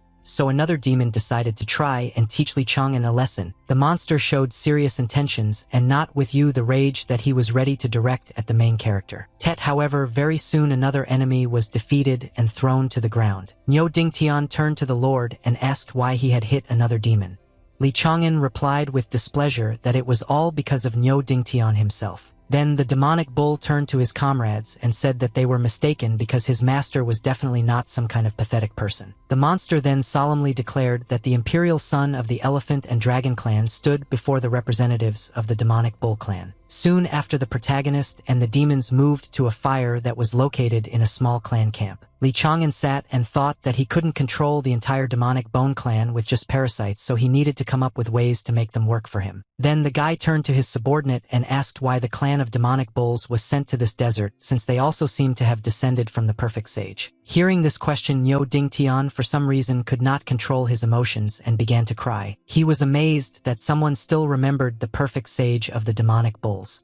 The demon also said that other clans hated them because of their strength, so the imperial family took away almost all of their combat techniques. Niu Dingtian continued to say that their clan only had one technique left, which made their warriors much weaker than those of other clans, which threatened the complete disappearance of the demonic bulls. Li Chang'an heard all this and asked if the clan's strongest warriors simply ignored such humiliation. Niu Dingtian said that a few months ago their last lord, the third-rank demonic bull, was cut down by some powerful person at the border. Say that this man then killed 2 rulers at once, and the third tried to escape when he realized that he could not defeat this man. When the monster ran away, he didn't even notice how he activated a small pressure plate. As a result, if the dry truthful they and the man fell into a trap of some ancient tomb in the north, and since then nothing has been heard of them. Li Chang'an heard all this and assumed that it was about Wang Tianan, so he remembered well that this ancient tomb was located in the north. Niu Dingtian noticed that something was wrong with his lord, so he asked if everything was okay. To this, the protagonist replied that it was time for a serious conversation. The boy asked directly whether the clan of demonic bulls would follow him if he managed to regain the former glory and power that rightfully belonged to their clan. The protagonist promised that he would help the clan of demonic squirrels if they agreed to become his followers. Niu Dingtian immediately had the thought that the guy was asking them to obey. These thoughts made the demon very angry, causing him to instantly become furious and seemed ready to even attack Li Chang'an. The monster swung his huge axe, sharply shouting loudly at the same time that the demonic bulls would never become slaves. The main character was very scared and did not understand what was happening and why his subordinate suddenly went berserk. At this moment, a poisonous parasite enveloped the demonic bull's brain, causing it to experience a strange sensation. The monster still attacked the protagonist, but he deliberately missed Li Chang'an and remained standing in place, as if he knew that this would happen. At the same time, the rest of the demonic bulls had also armed themselves and were loudly encouraging their comrade to quickly kill the main character. Meanwhile, Li Chang'an was trying hard to subjugate Niu Dingtian with dark magic. In the end, the demonic bull obediently bowed before the guy because he could not withstand the pressure that he was putting on him. Niu Dingtian didn't want to do this at all, which is why he was now feeling excruciating suffering, but the demon was unable to resist. Continuing to put pressure on the protagonist, he asked why the monster thought he wanted to make the demonic bulls his slaves. Niu Dingtian said that his clan had sworn to never bow down to other clans, lest they become like the Buffalo clan, who were once their brothers, but who had betrayed their ideals and become pitiful slaves. Now Li Chang'an understood everything, so he explained that the demonic bulls had simply misunderstood him. The guy said that his goal was to climb to the top of the demonic world, but for this he needed not slaves but loyal allies who would definitely be rewarded. After that, the protagonist picked up Niu Dingtian's huge axe, which he had dropped recently. Li Chang'an handed the weapon to his subordinate and asked if the Demon Bull clan would become his first ally. Niu Dingtian was struck by the protagonist's sincerity, which is why he did not immediately believe what was happening. Finally, the ferocious monster burst into tears and said that all the other clans did not respect them and only the main character treated them as equals. That was why the demonic bulls were willing to become Li Chang'an's allies. The guy reassured his subordinate and said that weakness could always be turned into strength. The protagonist then said that he could teach the demons a technique that would allow them to open more acupuncture points, which would be enough to awaken the power of their bloodline. However, the guy was in no hurry to share secrets because he believed that not all demonic bulls were happy with his offer and believed that it would be bad if the information leaked out. Niu Dingtian immediately looked at his comrades with displeasure, causing them to lower their eyes. Then the ferocious monster ordered everyone to immediately swear by the name of the great sage of their family that they would never reveal their secret to others. The demon also promised the protagonist that if they broke the oath, their demonic pills would be destroyed along with their souls and all members of the traitors' families would be expelled from the clan. Li Chang'an was very impressed by these words, but he hoped that none of the demonic bulls would stoop to betrayal. Soon after, the guy began teaching his subordinates how to awaken acupuncture points. He gave a fairly detailed explanation, after which the demonic bulls set to work. After some time, Niu Dingtian turned to his comrades and asked if all this was really true, since so far no one had any results. Niu Dingtian immediately scolded his friend for doubting Li Chang'an's good intentions and ordered him to shut up. Just at that moment, a loud explosion thundered nearby, which attracted everyone's attention. It turned out that the reason for this was one of the demons, who was now shocked by what had happened and could not believe that he had done it. Having come to his senses, the monster loudly declared that he had been able to awaken the 28th acupuncture point and now felt how demonic chi was seething within him, which meant that the Lord's technique really worked. Li Chang'an was satisfied with the result and thought that after the jade letter absorbed the demonic pills, he realized that the elephant and dragon technique could be cultivated not only by humans but also by demons. After that, the protagonist asked Niu Dingtian whether his clan had completed some task. The monster said that they had already completed their task and were just returning to the camp of the 100 demons. The demons suggested that Li Chang'an go with them because his clan's tents were a little further away from the others, so the other demons shouldn't notice him. After thinking for a bit, the guy agreed. Then the main character said that the demonic bulls could go forward and he would catch up with them a little later. Li Chang'an watched his subordinates leave and thought that one oath was not enough to completely control them, so he needed to somehow strengthen his power over the demons. After this, the main character for some reason began to stamp his foot on the ground as if he was trying to attract someone's attention. Tuluan immediately crawled out from under the ground and prepared to listen to the Lord's order. It turned out that the guy needed to get the flesh of demons in order to remove more parasites. A few days later, the protagonist and his new subordinates were already in the camp of the 100 demons. Li Chang'an continued training the demonic bulls as promised, carefully monitoring each training session. Along the way, the guy quietly scattered poisonous parasites around which he needed to increase his control over the demons. The parasites immediately headed towards the demonic Becks, who unsuspecting continued their training. The demons suddenly felt a strange sensation but did not even realize that they were now under the complete control of the protagonist. Li Chang'an was very pleased with this, but he tried not to show it to his subordinates. Soon after, one of the demonic bulls happily announced that he had awakened the 32nd point, but his comrade asked him not to be so proud since Niu Dingtian was already at the 40th. Niu Dingtian calmly replied that their clan would definitely restore its honor and return to glory. He felt that this day was just around the corner. Suddenly, the grunting of a demonic boar was heard, calling all this a disgrace. Li Chang'an immediately hid when he realized that other demons had come to the camp and began to observe what was happening from a secluded place. The demonic boar laughed loudly and said that he had never heard such nonsense in his life than the restoration of the glory of the demonic bull clan. Niu Dingtian was very unhappy that a representative of the boar clan and a traitor from the buffalo clan had come to see them. The demonic boar roughly pushed Niu Dingtian aside and called him a brat, demanding that he not dare to talk to him like that. Niu Dingtian was very angry and seemed ready to attack the scoundrel right now, but his comrade asked him not to give in to this provocation. Immediately, Niu Wanhao, who was the head of the 10,000 demons of the bull clan, intervened in the conversation and rudely asked why the boar came here. The boar said that the clan of demonic wolves had announced the assembly of a reserve army, and since the bulls were the weakest, they were sent to the front as cannon fodder. An angry Niu Dingtian immediately declared that they were not the weakest and suggested that they test it in the arena. The demonic boar accepted this offer, promising that he would not break his opponent's bones so that he would still go to the front. Li Chang'an, hearing this, thought that this was his chance because the demonic bulls that obeyed Niu Dingtian were not enough for his plan, so he had to lure the current head of the entire clan to his side. In order to realize this idea, the main character turned to a demonic bull named Shenda. The guy quietly asked to convey something to Niu Dingtian so that he could do something. The demon bull immediately submitted to the ruler. Soon everyone moved to the training arena, near which many spectators had already gathered. The head of the Kabanov clan turned to his subordinate, who had the number 18 instead of a name, and ordered him to fight for the honor of their clan. After this, he turned to the demonic fighters and asked which of them would dare to challenge him. Niu Dingtian immediately declared that he would do it, but Shangda quickly stopped his comrade and conveyed that the Lord had ordered him not to rush. Demona explained that first it was necessary to wait until the first of the demonic bulls lost and then begin to act. Niu Dingtian did not understand what the point was. In order to calm her comrade's curiosity, Shenda insisted that it was the order of the Lord Niu Dingtian, who immediately obeyed. Suddenly, the head of the demon bull clan, Niu Wanhao, stepped forward and loudly announced that he would be the one to fight the enemy. The boar, hearing this, laughed and assumed that today he would finally be able to find out what the head of the shameful clan of demonic bulls was capable of. After this, the two opponents grabbed each other and began their battle. Niu Wanhao put all his efforts and promised that he would either secure victory or die. Meanwhile, all the demonic bulls actively supported the clan leader and believed in his victory. This support gave the demon strength, so he was able to easily deal a strong blow to his opponent. However, the demonic boar was not that weak, so it was able to fight back. In the end, the two opponents swung their fists hard, wishing death on each other. The next moment, loud sounds of powerful blows were heard, which threw the opponents away from each other. Niu Dingtian immediately grabbed the clan leader in his arms so that he would not fall to the ground, greatly worrying about his well-being.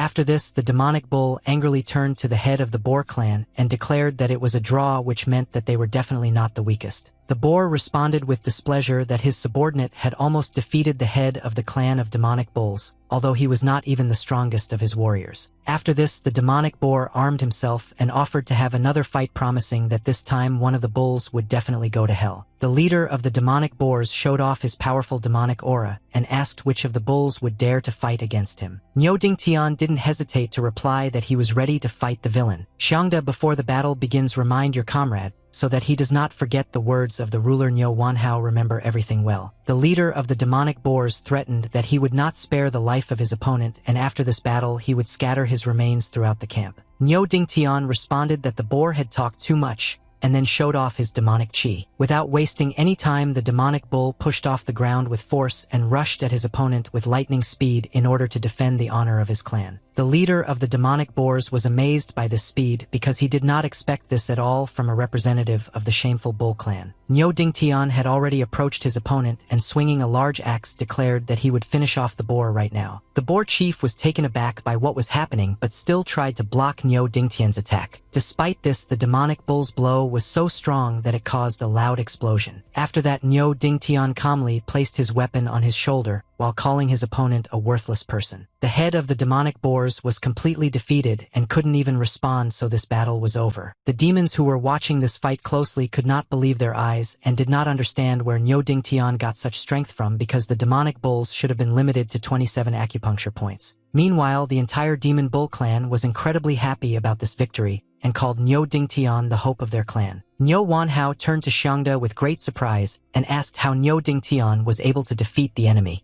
In order to explain everything, the demon suggested that the clan leader meet a certain gentleman. Soon after, Xiangda brought Niu Wanhao to an inconspicuous tent where that same gentleman was located. Xiangda bowed respectfully before the throne and greeted the son of the imperial family of the Elephant and Dragon clan. Niu Wanhao, seeing the one sitting on this throne, was very surprised and even seemed angry. Despite this, the main character calmly said that he was already tired of waiting for the head of 10,000 demons. Niu Dingtian confirmed that everything Li Chang'an had said was the purest truth, because the technique he had taught hundreds of bulls had indeed made them much stronger. Hearing this, Niu Wanhao respectfully turned to the protagonist and asked if he could ask the Lord one question. Li Chang'an didn't mind at all, so he prepared to listen to the Demon Bull clan chief's question. The demon cautiously asked why the guy decided to choose the clan of demonic bulls. Li Chang'an was not entirely happy about having to answer this question again, but fortunately, he already had a prepared answer. The guy responded with great enthusiasm that it was, of course, because of the great sage of the demonic parks, because the clans that descended from the true great sages could be counted on the fingers. The main character continued to say that the great sage, having gone to the south, stopped the bloodthirsty people who possessed dark magic and fought with the dragon clan in the east. What he heard shocked Niu Wanhao, who was unable to stand on his feet and fell to his knees. After this, the demon, with tears in his eyes, said that he was very glad that someone other than the demonic bulls remembered the great deeds of his ancestor. Li Chang'an was thinking at the same time that the demonic bulls all had the same reaction to this answer, as if they all had the same brain. Then the main character put his hand on the shoulder of the head of the clan and said that if the demonic bulls support him and do not betray him, then he will give his word that he will return them to their former greatness. At the same time, the guy released a poisonous parasite which immediately got to work. Niu Wanhao was soon completely subordinate to Li Chang'an and called him Lord. After some time, thousands of demonic bulls were already training hard to improve their fighting skills. The guy himself was surprised that at first 100 demons obeyed him, now there were already 10,000.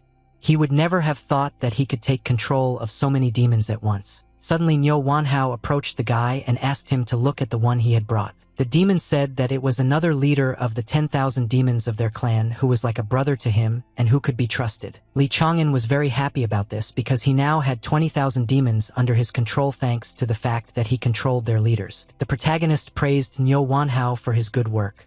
The demon did not hide his joy when he received this praise from the Lord. Half a month later, thunder and lightning flashed in the skies above the demon lands. Several of them hit the ground, causing everything around to shake as if from an earthquake. Several demons gathered around the last fragment of the Chi of Fate, which had the form of an unintelligent, powerful being trying to protect humanity. The Monkey Clan Lord Yuan Shengtian was glad that all they had to do was defeat the great sacred monument, then Fengchuan County would fall into their hands and become the first step towards conquering humanity. The The Wolf Clan Lord Xiao Wendi believed that it was necessary to deploy a reserve army to break through the last line of human defense.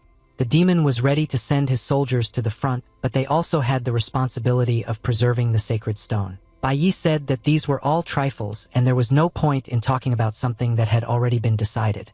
He was more interested in the question of who would carry the collected fragments of Qi of Destiny. The Demon Lord claimed that they would only have one chance to attack the human barrier, and if they failed, they would have to spend another half a year collecting the Fate Qi fragments. Tian Mengchen, who was the head of the nine-tailed Heavenly Fox clan, claimed that in fact everything was simple because the fastest of them should have taken care of this matter, and the rest would help him break through the people's defense. Everyone agreed with this and believed that this would be the most reliable option. After this, the demon approached the head of the five-colored peacock clan Kuan Lin and Peng Qi, who was the ruler of the golden-winged rock clan, and asked which of them would take on this matter. Without thinking twice, Peng Qi picked up the Qi of Destiny and asked his comrades for permission to complete this task. Once the main issue was settled, Bai Yi loudly ordered everyone to begin preparing for the final assault. After some time, a worried demonic buffalo approached the lord of the demonic wolf clan and said that he had something important to tell him. After listening to everything from beginning to end, Xiao Wendi asked if it was possible that some bull could defeat a boar with 36 awakened points with one swing of an axe. The buffalo confirmed this, but clarified that this did not apply to all members of the clan of demonic bulls,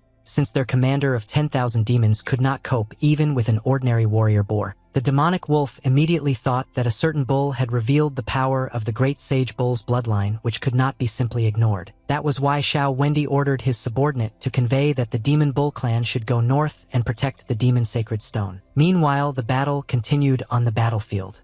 People had been using the tactics of deft defense as before. The ferocious buffaloes were determined to carry out the orders of their masters, so they spared no effort to move forward. Despite this, an Anon continued to fight valiantly and kill one demon after another. Zhou was close to his friend and could come to his aid at any moment. The two students of the Bailu Academy looked their enemies in the face fearlessly and did not even think of being afraid of anything. Suddenly something changed on the battlefield which shocked an Anon, and Zhou, who looked at his friend, did not believe that this was actually happening. An Anon's face showed regret, as if his last hope had left him. Unexpectedly, Li Chang'an, who was more tightly wrapped in clothes, sneezed loudly. Niu Dingtian immediately asked if everything was okay with the Lord. The guy answered positively, after which he asked how far they still were to the sacred stone. Turned out that it was still 5 days' journey away. Hearing this, Li Chang'an mentally turned to his friends and asked them to hold out for another 5 days, because then they would have a chance to turn the tide of this war. The ferocious demons continued to attack the fourth line of defense from both the ground and the air. The commanders of the human army asked their soldiers to move because the demons were already on the threshold. Suddenly, the barrier protecting the empire began to crack. The next moment, the shield was destroyed and bloodthirsty demons began to crawl through it, wanting to kill their enemies. One of the soldiers who first saw this was shocked by what happened and loudly announced that the demons had broken through the barrier of the fourth line of defense. At that very moment, the soldier became a victim of the demon, who killed him with one precise blow to the neck. The commanders ordered their soldiers not to retreat and to block the gap in the barrier. Meanwhile, in the command tent of the fifth line of defense, heated debates were taking place. One of the commanders was unhappy that his colleague dared to refuse him in such a situation. The man replied that naturally he would not allow half of his soldiers from the fifth line of defense to be transferred to the fourth, since their main task was to protect the illuminated monument. The commander loudly explained that they had no choice but to meet the enemy on the fourth line of defense with all the forces they could muster. Commander Zhang Sun responded to this by saying that it would be much wiser to retreat to the fifth line and save more soldiers. His opponent in the dispute categorically disagreed with this, so without a shadow of a doubt,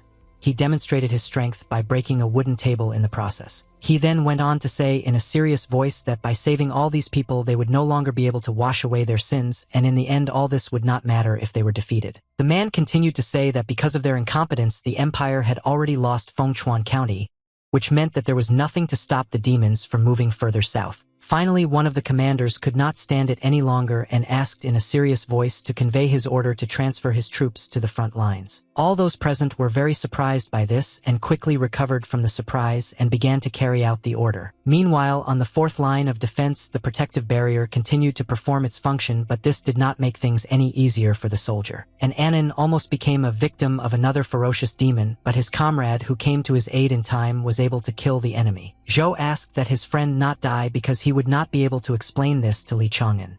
To this, an Anon replied that he would come for his soul and drag him to hell. Suddenly one of the soldiers loudly announced that reinforcements were rushing towards them, which meant they still had hope of being saved. In the distance, horsemen could indeed be seen hurrying to defend the fourth line of defense. Ruozhong loudly ordered his soldiers to force the damned demons to retreat. Soon after, the reinforcement troops entered the battle and began to fight fearlessly to carry out the commander's orders. Meanwhile, a small meeting was taking place at the demon army's reserve camp. The demon wolf lord selected several clan leaders and ordered them to immediately gather warriors and head to the front because some problems had arisen there. Unexpectedly, the bull leader asked Niu Wanhao if they really should do this.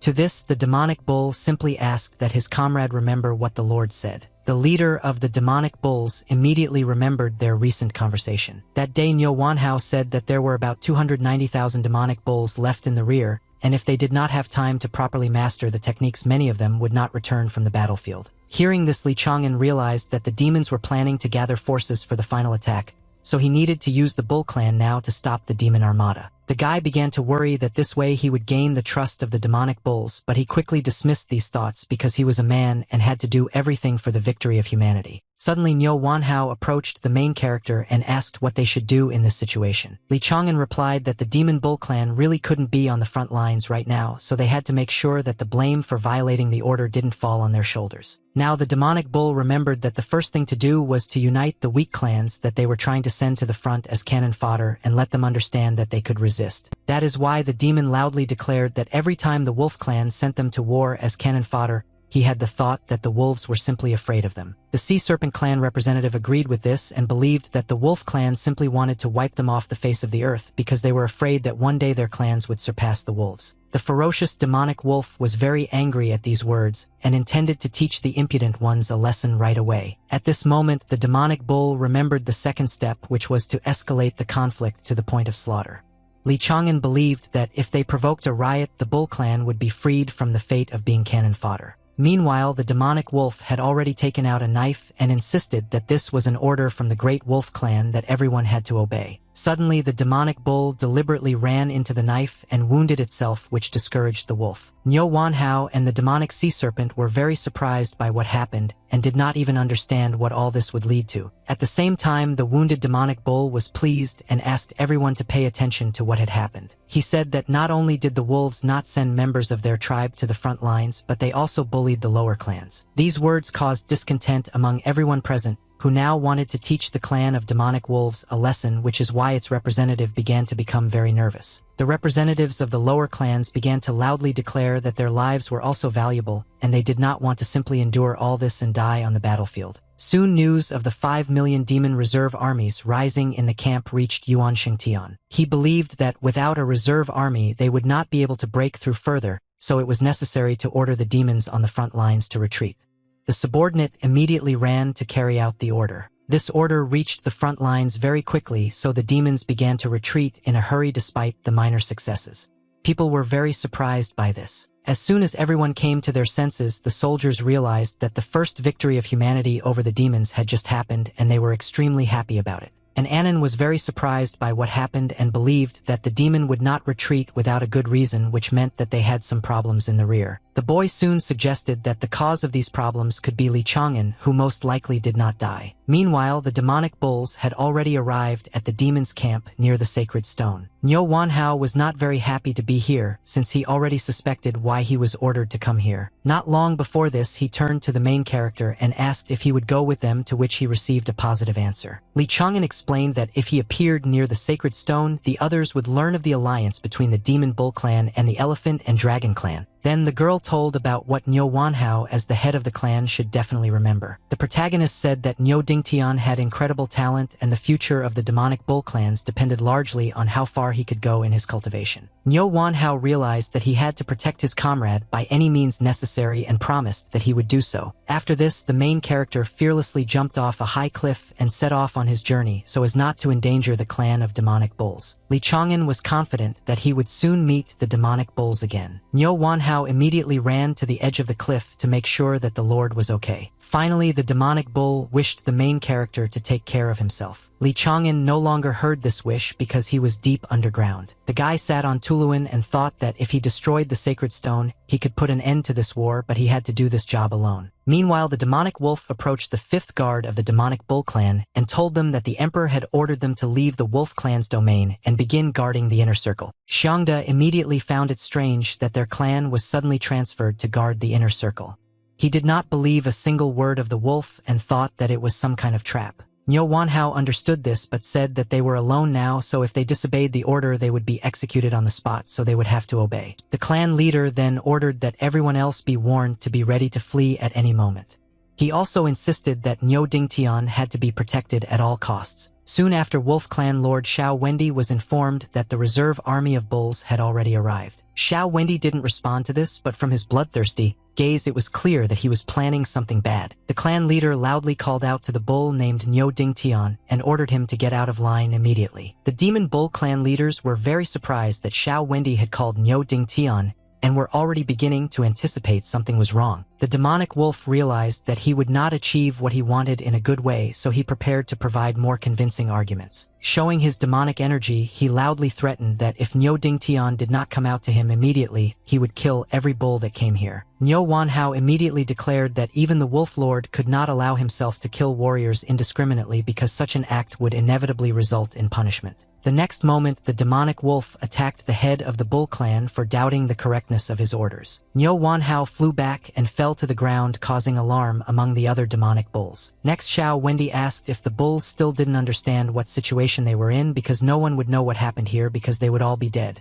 After that, the enraged demonic wolf once again ordered Niu Dingtian to step out of line, threatening that this would be his last order and then he would get down to business. Niu Dingtian was about to submit and step out of line, but suddenly someone from behind put a hand on his shoulder trying to stop him. Xiangda overtook his comrade and, stepping out of line, loudly declared that he was that very Niu Dingtian. Xiao Wendi silently looked at the demonic bull that stood before him as if it was assessing him. Suddenly, the demonic wolf narrowed his eyes as if he suspected his interlocutor of deceiving him. He then stated that the demonic being that stood before him was not Niu Dingtian, since the real Niu Dingtian was standing behind him. To this, Xiangda replied that Xiao Wendi had made a mistake and decided to show his strength in order to prove that he was Niu Dingtian. Xiao Wendi saw this and said that Xiangda only had 40 awakened points and therefore was not at all suitable for the role of the rising star of the demon bull clan. After that, the demon smiled slyly and said that he did not believe the bull who pretended to be Niu Dingtian at all. The next moment, the ferocious wolf attacked the deceiver, literally piercing his chest with her hand. Blood splashes immediately flew to the sides, which Niu Dingtian could clearly see. This made the demonic bull furious, and he no longer hid his identity or his power. Mad with anger, Niu Dingtian fearlessly turned to the wolf clan leader and threatened to finish him off with his own hands. Xiao Wendi was pleased that Niu Dingtian had finally shown himself and no longer doubted that he was truly the one he was looking for. Quickly freeing his hand from the lifeless body of the slain demon, Xiao Wendi prepared to fight the strongest warrior of the demon bull clan. All the bulls immediately began to worry greatly about Niu Dingtian, but at this time, for some reason, the ground near Xiao Wendi began to crack and emit bright lightning. The next moment, Li Chang'an jumped out from the ground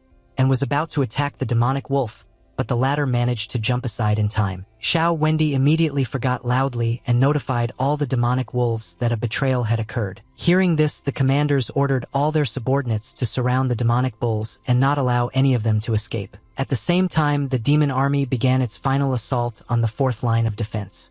Today, they intended to end the pitiful resistance of the humans. This is how the final battle began. The main battlefield was near the sacred monument of humanity, and the second near the sacred stone of demons. The demons threw all their forces into attacking the fourth line of defense in order to finally achieve the long-awaited victory. Commander-in-Chief Shi Yanjun ordered all soldiers to stand firm to the end because it was better to die with honor than to retreat and be cowards. The man understood well what the current situation was at the front, which made him a little doubtful about his decisions. In the end, the Commander-in-Chief decided what to do in this situation. Unexpectedly for everyone, Shi Yanjun ordered absolutely all soldiers to retreat to the fifth line of defense. The man himself decided to stay and delay the strongest demons for a while. Zhou and an Anon were shocked by what they heard, as they never expected the Commander-in-Chief to give such an order. Meanwhile, Shi Yanjin had already rushed to attack in order to fight the huge Demon King. Unfortunately, this man did not even have time to get close to the enemy and was easily killed by a powerful demon. As a result, the fourth line of human defense was broken through, so the soldiers could only carry out the commander-in-chief's dying order. Meanwhile, the second battlefield, which was located deep in the rear of the demons, for some reason was covered in thick smoke. Xiao Wendi was very angry because his enemies managed to escape from him. The demon vented his emotions on the rock by hitting it with his fist. The demon wolf didn't understand how the bulls managed to escape. He didn't notice Bai Yi appearing behind him at all. After listening to everything from beginning to end, the demonic elephant was very angry because even using all the resources, Xiao Wendi was unable to find the fugitives. The demon wolf recalled Li Chang'an, who had suddenly appeared, and said that he looked like a person who most likely came from the imperial family. Bai Yi heard this and said that they could not allow the revival of the imperial family because now the demons were divided into clans and it was beneficial. That is why the demonic elephant ordered all his subordinates to make every effort to get the fugitives out from underground. Soon after, the demons who could breathe fire began to release their flames directly into the ground in order to lure out the demonic bulls and their lord. Meanwhile, underground, Li Chang'an used his skills to create a barrier and protect Niu Wanheian and Niu Dingtian from the fire. Niu Dingtian was very grateful for the rescue and vowed to always follow the guy. The protagonist was amazed at the sincere devotion of the demon bull clan. Li Chang'an then considered that saving the lives of the demonic bulls would be an equivalent price for using them to undermine the demon's strength from within. The guy continued to think that he would do everything possible to lead humanity to victory, while saving as many lives of the members of the demonic bull clan as possible. Then the main character turned to Niu Dingtian and said that the wolf clan was hunting him specifically, so the demon would have to wait until the end of the war to quietly return to his clan. Niu Dingtian was about to object to this, but he was interrupted by a sudden earthquake which puzzled our heroes. The demonic bull immediately asked what was happening and why the demonic chi energy had become so dense that it could even be seen. Li Chang'an immediately assumed that the wolves had used the sacred stone, but he quickly dismissed this thought because he realized that something had happened to the sacred monument of humanity. Just at this time, the demon army attacked the fifth and final line of defense, which was the sacred monument. One of the commanders encouraged his comrades and asked them not to lose heart because this was their last battle. The second commander still could not believe that the first of them to sacrifice their lives were the elder Shi and his grandson, who were convinced of the effectiveness of defensive tactics. Qin Xiaofa was confident that the commander-in-chief knew from the very beginning that he would not be able to hold the fourth line of defense, so he decided to leave time so that the empire could prepare as best as possible for the final battle. Meanwhile, He Ruozhong had already set up the final barrier around the sacred monument of humanity and reported it to his comrades. One of the commanders asked his colleagues to forget for today that they were all from different academies, because today they were brothers in arms who had to trust each other with their backs. After that, they all rushed into battle together, wanting to defend the monument until their last breath from the army of demons. Jin Li saw that there were only 4 defenders of the monument. He thought that they had nothing to hope for and ordered Yuan Shengtian to deal with them. The leader of the demonic monkeys wasted no time in rushing to attack, as he was confident that he could easily deal with 4 opponents. Jiang Zongqing immediately used the law of literature to use the skill Golden Dragon Breath to stop the demon. A huge stream of destructive flames in the shape of a dragon quickly approached Yuan Shengtian, causing him to be taken aback. The next moment, there was a loud explosion that seemed to leave no trace of the demon. Jiang Zongqing was very happy to see this and thought that one of the demon lords protecting the monument had already been dealt with. Suddenly, the flame pillar that was supposed to burn Yuan Shengtian began to behave strangely. Eventually, the fire simply dissipated as if something had put it out. Jiang Zongqing was shocked by what he saw and couldn't believe that his technique didn't work. Yuan Shengtian, who was completely unharmed, smiled widely and said that he was not so easy to finish off. Jiang Zongqing had to dodge Yuan Shengtian's powerful attacks, which was meant to show his opponent how to fight. Meanwhile, Qin Xiaofu was forced to engage in combat with Tian Mengchen to prevent her from taking advantage of the opportunity to destroy the sacred monument. It wasn't easy for He Ruozhong either, since he had to fight against 2 enemies at once who were also hovering high above him in the sky. No one noticed that Commander Luo, while fighting against the Demon King Jin Li, was unable to avoid a strong blow and was sent flying far back. In addition to everything else, the old man lost his left arm in this battle and was now suffering incredible pain. Soon the commander fell to the ground with a crash, and it seemed he could no longer defend the monument. Jin Li, having defeated his opponent, immediately set his sights on the sacred monument, wanting to finally accomplish what he had planned. At that moment, as if from nowhere, a rapid stream of destructive energy appeared, and a loud voice declared that the demon would not pass any further. It turned out that this voice belonged to Commander Lo, who despite the absence of one arm continued to perform his duties. Jin Lee was not happy that his opponent was unwilling to give up and asked him to stop being stubborn since there was no longer any point in his pathetic attempts. To this old man, Lo loudly demanded that the demon return to his domain and not even think about touching the monument. The next moment, the commander suddenly jumped up and fearlessly headed towards his enemy in order to continue the battle. Old man Luo quickly approached Jin Lee holding his sword tightly in his hand and intending to deal with the demon right now. Unfortunately, Jin Lee was much stronger than his enemy, so he was able to easily thwart his plans. Then the demon menacingly declared that since the commander so desired to die, he would grant him death.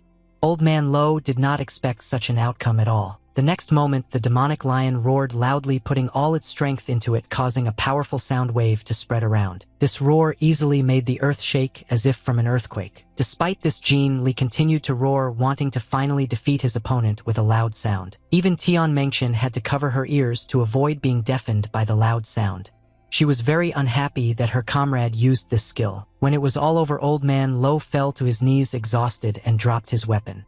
After that, he could no longer fight. For some time, the commander could not come to his senses and blood flowed from his eyes and ears. He Ruzhong, seeing the state his comrade was in, began to worry about him very much. Meanwhile, Jin Lee kicked his weakened opponent and asked how the worthless insect dared to stand in his way. Surprisingly, Commander Lo only smiled and said that he had not hoped for more. Suddenly, the old man prepared to use such and such a technique, simultaneously promising that he would take the demon along with him to the next world. Jin Lee saw the blinding light in front of him and was very surprised because he did not understand what his opponent was going to do. Old man Luo explained with a satisfied smile on his face that he knew from the very beginning that he would not be able to resist the demon lord, so he cast more than 30 self-destruction techniques on himself in advance. The next moment, a huge explosion thundered, which he Ruzhong watched from afar and could not believe that the commander would do such a thing for the sake of humanity. Qin Xiaofa was also shocked by what happened, but he quickly came to his senses and turned to his comrades and said that they needed to take advantage of this moment. Hearing this, Jiang Zongqing quickly applied the law of literature to use the technique of delightful lantern lights and fireworks. At the same time, he Ruozhong used the skill Wood Realm, causing several streams of destructive energy to be released directly from the ground. These two techniques immediately rushed towards the demonic lords, who did not expect that people would recover so quickly after what happened to their comrade. Because of this, the frightened demons began to scatter in the hopes of avoiding death. However, it was already too late, as Jiang Zongqing and He Ruzhong's techniques were much faster than the demons. As a result of this battle, Demon King Jin Lee and Monkey Lord Yuan Shengtian were seriously injured. At the same time, the rulers Tian Mengchen and Kuan Lin died and no longer posed a threat to humanity. That is why now the ruler of the Golden-Winged Rook clan had to fight 3 opponents at once or die. Qin Xiaofa did not hide his joy that of the lords of the 5 great demon clans, only Peng Qi remained. Despite this, the angry demon said that the insignificant people managed to unpleasantly surprise him, but in some things they seriously miscalculated. The next moment, Yuan Shengtian appeared out of nowhere, much larger than before and much more aggressive. The shocked Jiang Zongqing immediately assumed that this was the Monkey Lord's true form,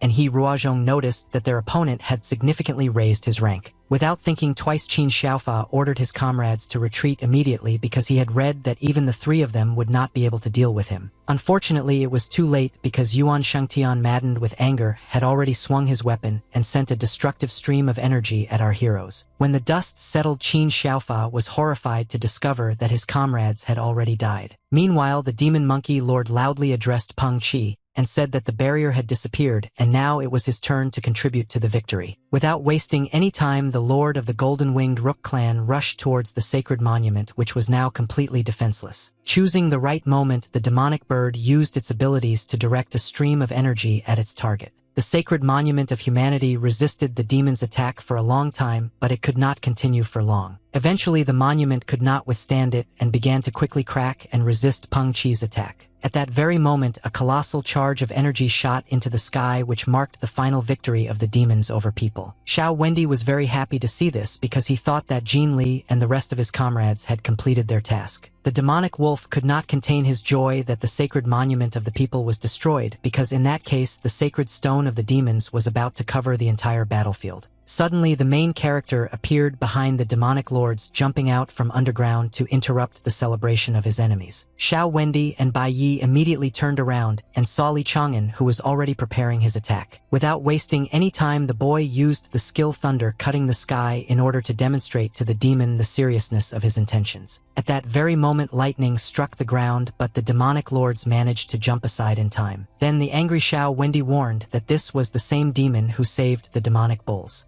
Bai Yi turned to the main character and asked what clan he was from, since they had never met before. Li Chang'an landed calmly on the ground while the demons humbly waited for an answer. The guy confirmed that he had never introduced himself to these lords before, so he honestly said that he was a man named Li Chang'an. At the border of Fengchuan County, a group of masters of the literary path stood and observed what was happening. They regretfully assumed that their students had been defeated after all, and within an hour the influence of the sacred demon stone had covered the entire county. Everyone present knew that after this a completely different war would begin, for which they were prepared. Meanwhile, on the fifth line of defense, Zhou loudly ordered all the soldiers to retreat quickly. One of the soldiers surprisingly refused to leave because he thought that he would rather die and take several demons with him to the grave. Zhou was unhappy and said that now was not the time to show courage, because if there was an opportunity to save lives, then it was necessary to take advantage of it. The disciple of the Bailu Academy recalled that the sacred monument had been destroyed, and now there was nothing to stop the demons from invading the land of Fengchuan County. Zhou also said that soon waves of powerful demons would pour in here, and from the human side the strongest masters of literature and martial arts would enter the battle, and they would only hinder them. The soldier knew about all this, but it didn't make it any easier for him, because many of his comrades died here, but they still lost to the damned demon. Zhou could no longer respond to this because the soldier was indeed right, and this retreat looked very pitiful. Meanwhile, an Anon silently looked into the distance and wondered whether Li Chang'an was still alive and what he was doing now. The guy really hoped that his friend was okay and mentally asked him to come back soon. At this time, Li Chang'an silently looked at his enemies and waited to see what their reaction would be to what he said. Bai Yi and Xiao Wendy were very surprised that there was a person standing in front of them and did not understand how he was able to penetrate so deep into the rear. The guy believed that humanity had not yet lost, and if he managed to destroy the sacred stone of the demons, the enemies would not be able to advance further and capture Fengchuan County. However, first the main character had to somehow deal with the two lords of the great demon clans who stood in his way. Xiao Wendy suddenly declared that Li Chang'an was not a human because he felt his demonic qi, which meant that the guy had already become a demon. Despite this, the demonic wolf still rushed to attack because the main character chose to help people, and this was unforgivable. Li Chang'an was not at all against checking whether the demon lord had enough strength to punish him for this sin. Xiao Wendy quickly approached his opponent and swung his sword sharply, thinking that he was already dead. Suddenly, the demonic wolf saw that there was no one in front of him because the main character had disappeared somewhere. Xiao Wendy didn't expect this at all and didn't understand how this could happen. Meanwhile, a worried Bai Yi warned his comrade that this enemy was very dangerous, so he shouldn't stand still. It turned out that Li Chang'an was already on top and quickly headed towards the demonic wolf, who was still confused by what was happening. The boy swung his sword and claimed that it was too late to counter his attack. The next moment, the boy rushed forward at lightning speed and attacked Xiao Wendy, thinking that he now had one less opponent. Bai Yi was very unhappy with what happened, and so filled with rage, he called upon a huge elephant to help him in order to teach the main character a lesson. This did not frighten Li Chang'an at all, so he quickly used sword art to perform the pacifying swing technique, causing a mysterious aura to appear around him. With just one swing of his sword, the protagonist managed to tear the elephant to shreds and also attack the demonic lord. As a result, Bai Yi was killed and no longer posed a threat to humanity. This short fight still made Li Chang'an tense up, so when it was over he breathed a sigh of relief. Then the main character confidently headed towards the sacred stone of demons, believing that he only had to finish this. The guy used the pacifying swing technique again. I hope it works. After that, Li Chang'an swung his weapon while thinking that humanity would not fall. The next moment, the guy attacked the sacred demon stone, but it was not damaged at all. The main character was shocked and did not understand why he failed. Unexpectedly, Xiao Wendy, without hiding his laughter, said that the sacred stone could not be destroyed with a simple iron sword because it required a fragment of the qi of fate. The demonic wolf mocked the guy, thinking that now he had nowhere to go because the demons would consider him a man and the people a demon. Li Chang'an wasted no time turning to the jade letter and asking if there was any way to destroy this stone. After a long silence, the letter made it clear that it did not want to answer this question. Despite this unambiguous answer, it gave the guy one thought. Li Chang'an assumed that the letter did not want to answer because if he used this method, only death awaited him. The main character realized that the only thing that now contained the chi of destiny was himself, so he decided to take advantage of this opportunity. Xiao Wendy saw this and was very scared and asked the guy to stop.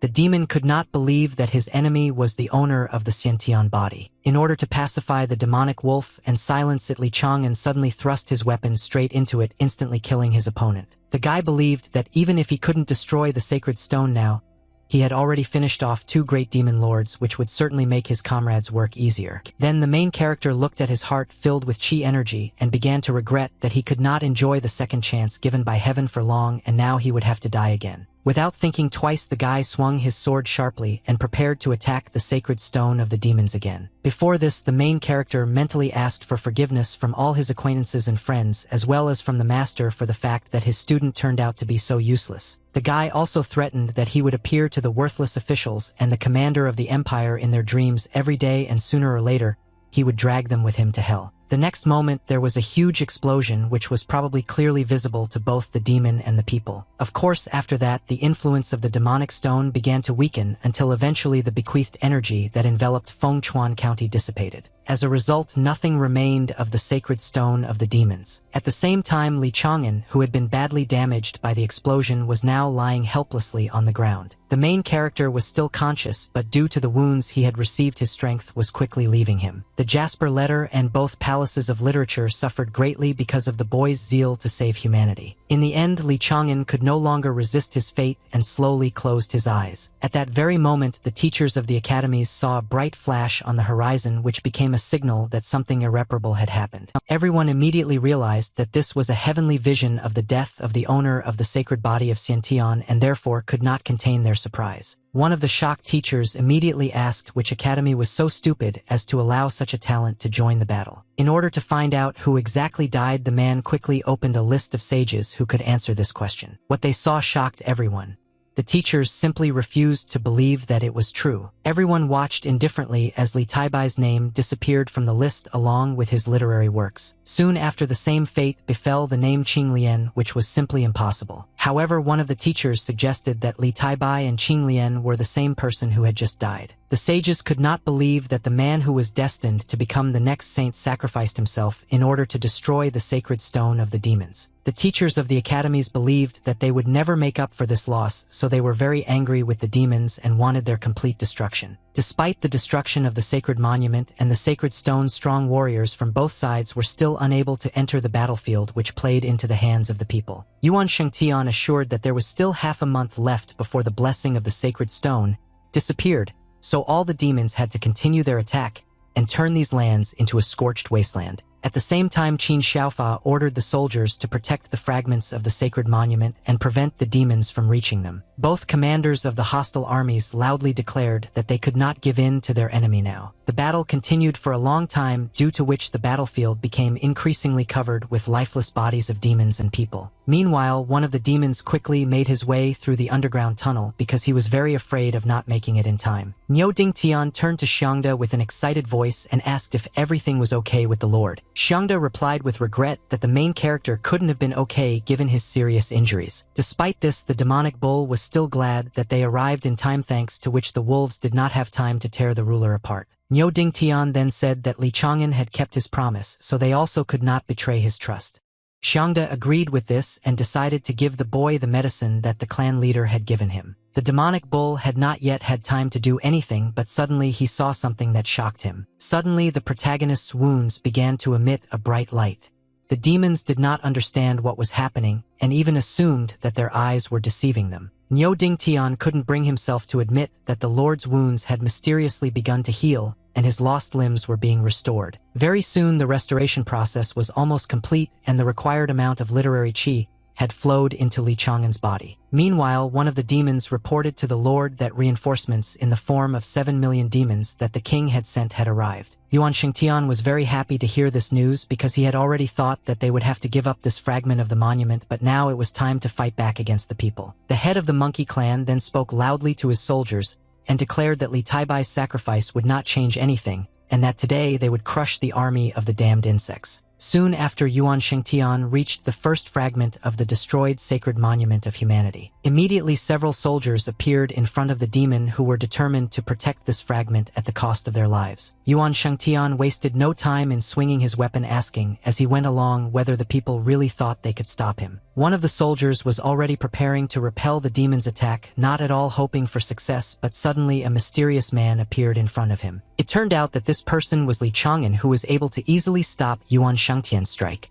This could not help but surprise the monkey clan's leader. The protagonist turned to the demon and said that he was glad to meet him, after which he calmly introduced himself and added that he was a student at the Bailu Academy. Enraged, Yuan Shengtian, upon hearing the name of his unexpectedly appearing opponent, replied that he had never heard of Li Chang'an. Meanwhile, the guy pressed his feet hard into the ground in order to resist the bloodthirsty demon. Throwing the demonic monkey's weapon aside, the protagonist asked if he remembered the demons they had left to guard the sacred stone. Without waiting for an answer, Li Chang'an quickly attacked Yuan Shengtian, while saying that he had finished off those demons with his own hands. The demon monkey clan chief immediately remembered Li Taibai, who had recently destroyed the sacred stone. The angry demon asked if it was really that same Li Taibai standing in front of him now. Li Chang'an, who had already prepared one of his skills, confirmed the opponent's guess and added that he was glad to finally meet him. The teachers of the academies observed everything that was happening through vision, and did not understand how Li Taibai managed to survive after he destroyed the sacred demon stone at the cost of his Xiantian. In addition, the masters found it very difficult to believe that the main character was able to kill 2 demon lords, so they assumed that the guy was gifted not only in the field of literature but also in martial arts.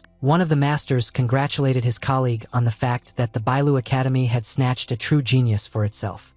Wushu thought that the elderly man was exaggerating. After that, the 3rd grade master of the Bailu Academy, whose name was Wushu Gong, used his telepathic abilities to contact a guy named Tai Ching. The student, despite his busy schedule, was ready to talk to his teacher. Wu Sugong said that this was the first time he had heard of a student named Li Chang'an and asked the boy to tell him about him. Tai Ching said that the main character first became famous at the Dragon Gate competition, winning first place in archery and the art of calculus. The guy also knew that some time ago Li Chang'an arrived at the front and proposed new combat tactics, after which he disappeared for several months. Everyone thought that the guy died, but he somehow managed to survive and keep the great blessing of Xiantian. Hearing all this, Wushu Gong thought that when this battle ended they needed to immediately return Li Taibai to the academy and hide him from prying eyes. Meanwhile, Yuan Shangtian turned to his opponent with a wide smile on his face and said that he was surprised that he managed to survive. Suddenly, the head of the clan of demonic monkeys jumped up and rushed into battle, saying along the way that it would only be a joy for him to personally kill the main character. Despite the approach of his enemy, Li Chang'an remained calmly standing in place as if he was prepared for any outcome. Yuan Shengtian stopped abruptly and swung his weapon, launching a stream of destructive energy at the main character. I want to see how the guy resists this attack. It was no problem for Li Chang'an to jump high into the air to avoid the blow and at the same time use sword art and use the thunder cutting through the sky technique. The head of the demonic ape clan was immediately surrounded by flashing lightning that was supposed to restrain him. Despite this, the demon smiled slyly and praised his opponent for using this ability. Even though the large explosion had completely engulfed Yuan Shengtian, the demonic monkey continued to insist that it was not enough to defeat it. Li Chang'an realized that this battle would not end so quickly, so without wasting time, he used the 4 thunderstorms technique. The next moment, the protagonist launched 4 destructive streams of energy at his enemy, hoping that this could stop the demonic monkey. Unfortunately, Yuan Shengtian, thanks to his skill, was able to resist this attack and not allow the protagonist to gain an advantage. Despite this, the demon monkey clan leader could not relax because Li Chang'an continued to attack his enemy with renewed vigor. Suddenly, Peng Qi, who was flying past, turned to his comrade and asked him to hold off the main character, while he himself destroyed the fragment of the sacred monument. Li Chang'an had not taken into account that someone else was interfering with this battle, which is why he was now a little discouraged and did not know how he could confront 2 enemies at once. Seeing that the guy was a little distracted, Yuan Shengtian mercilessly attacked him, but fortunately the main character managed to jump aside in time. The head of the clan of demonic monkeys, smiling slyly, demanded that his opponent not dare to take his eyes off him and considered that the guy should better worry about his own life and not a fragment of an old stone. To this, Li Chang'an asked his enemy not to worry and promised that he would take care of him as well. Yuan Shengtian happily accepted these words and asked the guy to show off his vaunted strength. Meanwhile, Peng Qi still managed to accomplish his plan and steal the fragment of the sacred monument despite the fact that the soldiers tried to stop him. Yuan Shengtian was very pleased and believed that his enemies had already lost because without this fragment the people no longer had a single chance of victory. To this, Li Chang'an calmly replied that the demons would still live to see the moment when the sacred moment was restored. After that, the main character showed his murderous intent and also used the skill arrow of 100 rivers. Taking quick aim, the guy fired 3 arrows at once at the bloodthirsty demon who was trying to escape with a fragment of the sacred monument in his hands. At that moment, a huge fire dragon appeared in front of Peng Qi, who was going to interfere with his plans and return what he had stolen. Yuan Shangtian was shocked by what he saw. He didn't expect Li Chang'an to create such a dense aura of killing intent. In order to confront the fire dragon, the head of the demonic monkey clan had to resort to summoning. The next moment, as if out of nowhere, a huge white tiger appeared which was supposed to help the demon achieve what he wanted. Without wasting time, the bloodthirsty tiger rushed at the fire dragon in order to destroy it. Despite this, the dragon was able to shoot out several of its scales, which headed towards the head of the demonic monkey clan. Yuan Shengtian didn't expect this at all, so he didn't have time to dodge this attack. It wouldn't do much harm to him, but he could no longer control his tiger. Thanks to this, the fire dragon was able to reach Peng Qi without hindrance, which the demonic monkey had been trying so hard to avoid. At the same time, Peng Qi, seeing the monster approaching, was very scared because he realized that he would not be able to dodge it. The next moment, the demonic bird was engulfed in raging flames emanating from the dragon's mouth. The other demons, seeing that Peng Qi had been defeated, felt that they needed to quickly pick up the fragment of the monument because they could still win this war. One of the demons soon quickly flew up to the shard and grabbed it. The monster's joy did not last long because suddenly his head literally split into 2 parts thanks to an arrow fired from a bow. Li Chang'an declared that anyone who dared to approach the fragment of the sacred monument would be killed by him personally. Yuan Shengtian was very angry due to the series of failures and felt that he needed to quickly finish off the protagonist before it was too late. Despite the strong attack, the guy managed to easily dodge. He laughed at his opponent and said that he was too slow. The protagonist then quickly put his hands together and prepared to attack Yuan Shengtian in return. To do this, Li Chang'an summoned the pacifying Hell Blade, which was a huge stone surrounded by mysterious energy. Without a moment's hesitation, the boy pointed his weapon at the head of the demonic monkey clan, wishing him death. Yuan Shengtian was very indignant and said that the guy would never be able to defeat him. The next moment, the pacifying Hellblade collided with its target, causing a blast wave to spread around. Li Chang'an himself began to run away somewhere, thinking along the way that he really wouldn't be able to defeat Yuan Shengtian this way, but it would buy him a little time. The main character, holding a fragment in his hands, turned to the soldiers and asked them to tell him how he could restore the sacred monument. Unfortunately, none of the soldiers knew how this could be done, since initially even the thought that the monument would be destroyed was not allowed. Suddenly, someone loudly declared that poetry would help restore the monument. And Annan loudly recounted that he had seen the commander rewriting great and famous poems to restore a fragment of a sacred monument. Li Chang'an was very happy when he saw his friends safe and sound. And Annan was also glad to see the protagonist, but he felt that now was not the time to talk since everything depended on Li Chang'an. Yuan Shengtian, hearing this conversation, declared that humanity had not written a single worthy poem in all these days, and even Li Taibai, who had lost his Xiantian body, could not change this. That's why the head of the demonic monkey clan considered that the insignificant people had already definitely lost this battle. To this, Li Chang'an calmly replied that although he had lost most of his blessing, his jade had wisely saved a little for him. Then the main character pulled out a small portion of energy from the Jasper letter, which was supposed to help him accomplish his plan. Li Chang'an was confident that this would be enough to restore a small fragment of the sacred monument. Without wasting any time, the guy concentrated and began to write a poem, which was accompanied by the appearance of a bright, mysterious aura. Soon the poem was ready. It was called Leaving the Border Fortress, and the lyrical hero regretted that after the death of the general foreign horsemen invaded the empire. The power of this poem was enough to completely restore the sacred monument of humanity. Zhou and Annan were shocked by what happened and were very happy.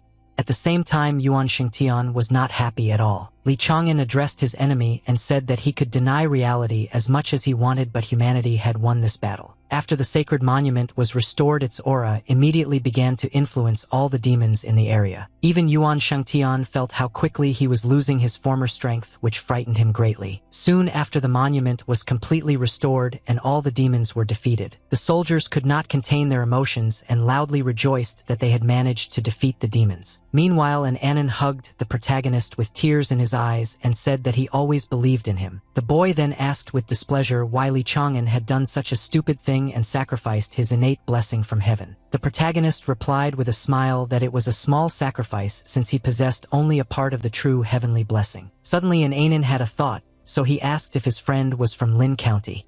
The protagonist confirmed it with surprise. Upon hearing this answer, an Anon immediately realized that his friend was the same guy from Lin County, whom he had been looking for a long time. This made the guy very nervous, but he still decided to tell the main character the whole truth about himself. Unexpectedly, Li Chang'an invited his friend to continue this conversation, after which he began to walk away somewhere. Finally, the guy mysteriously said that he still had one more important unfinished business. Soon after, Wushu Gong approached an Anon and asked where Li Chang'an was now. To this question, an Anon briefly replied that the main character had already left. Li Chang'an knew that once the remnants of the Sacred Stone's influence had completely disappeared, the strongest masters of the Bailu Academy would arrive on the battlefield to take it away from there, so the boy hurriedly headed north. According to the demon's words, Wang Tianan, who was the lord of the Bamboo Mountain and one of the greatest masters, was locked inside the ancient tomb of the northern desert. The main character believed that he, as his only student at the moment, was obliged to save his master.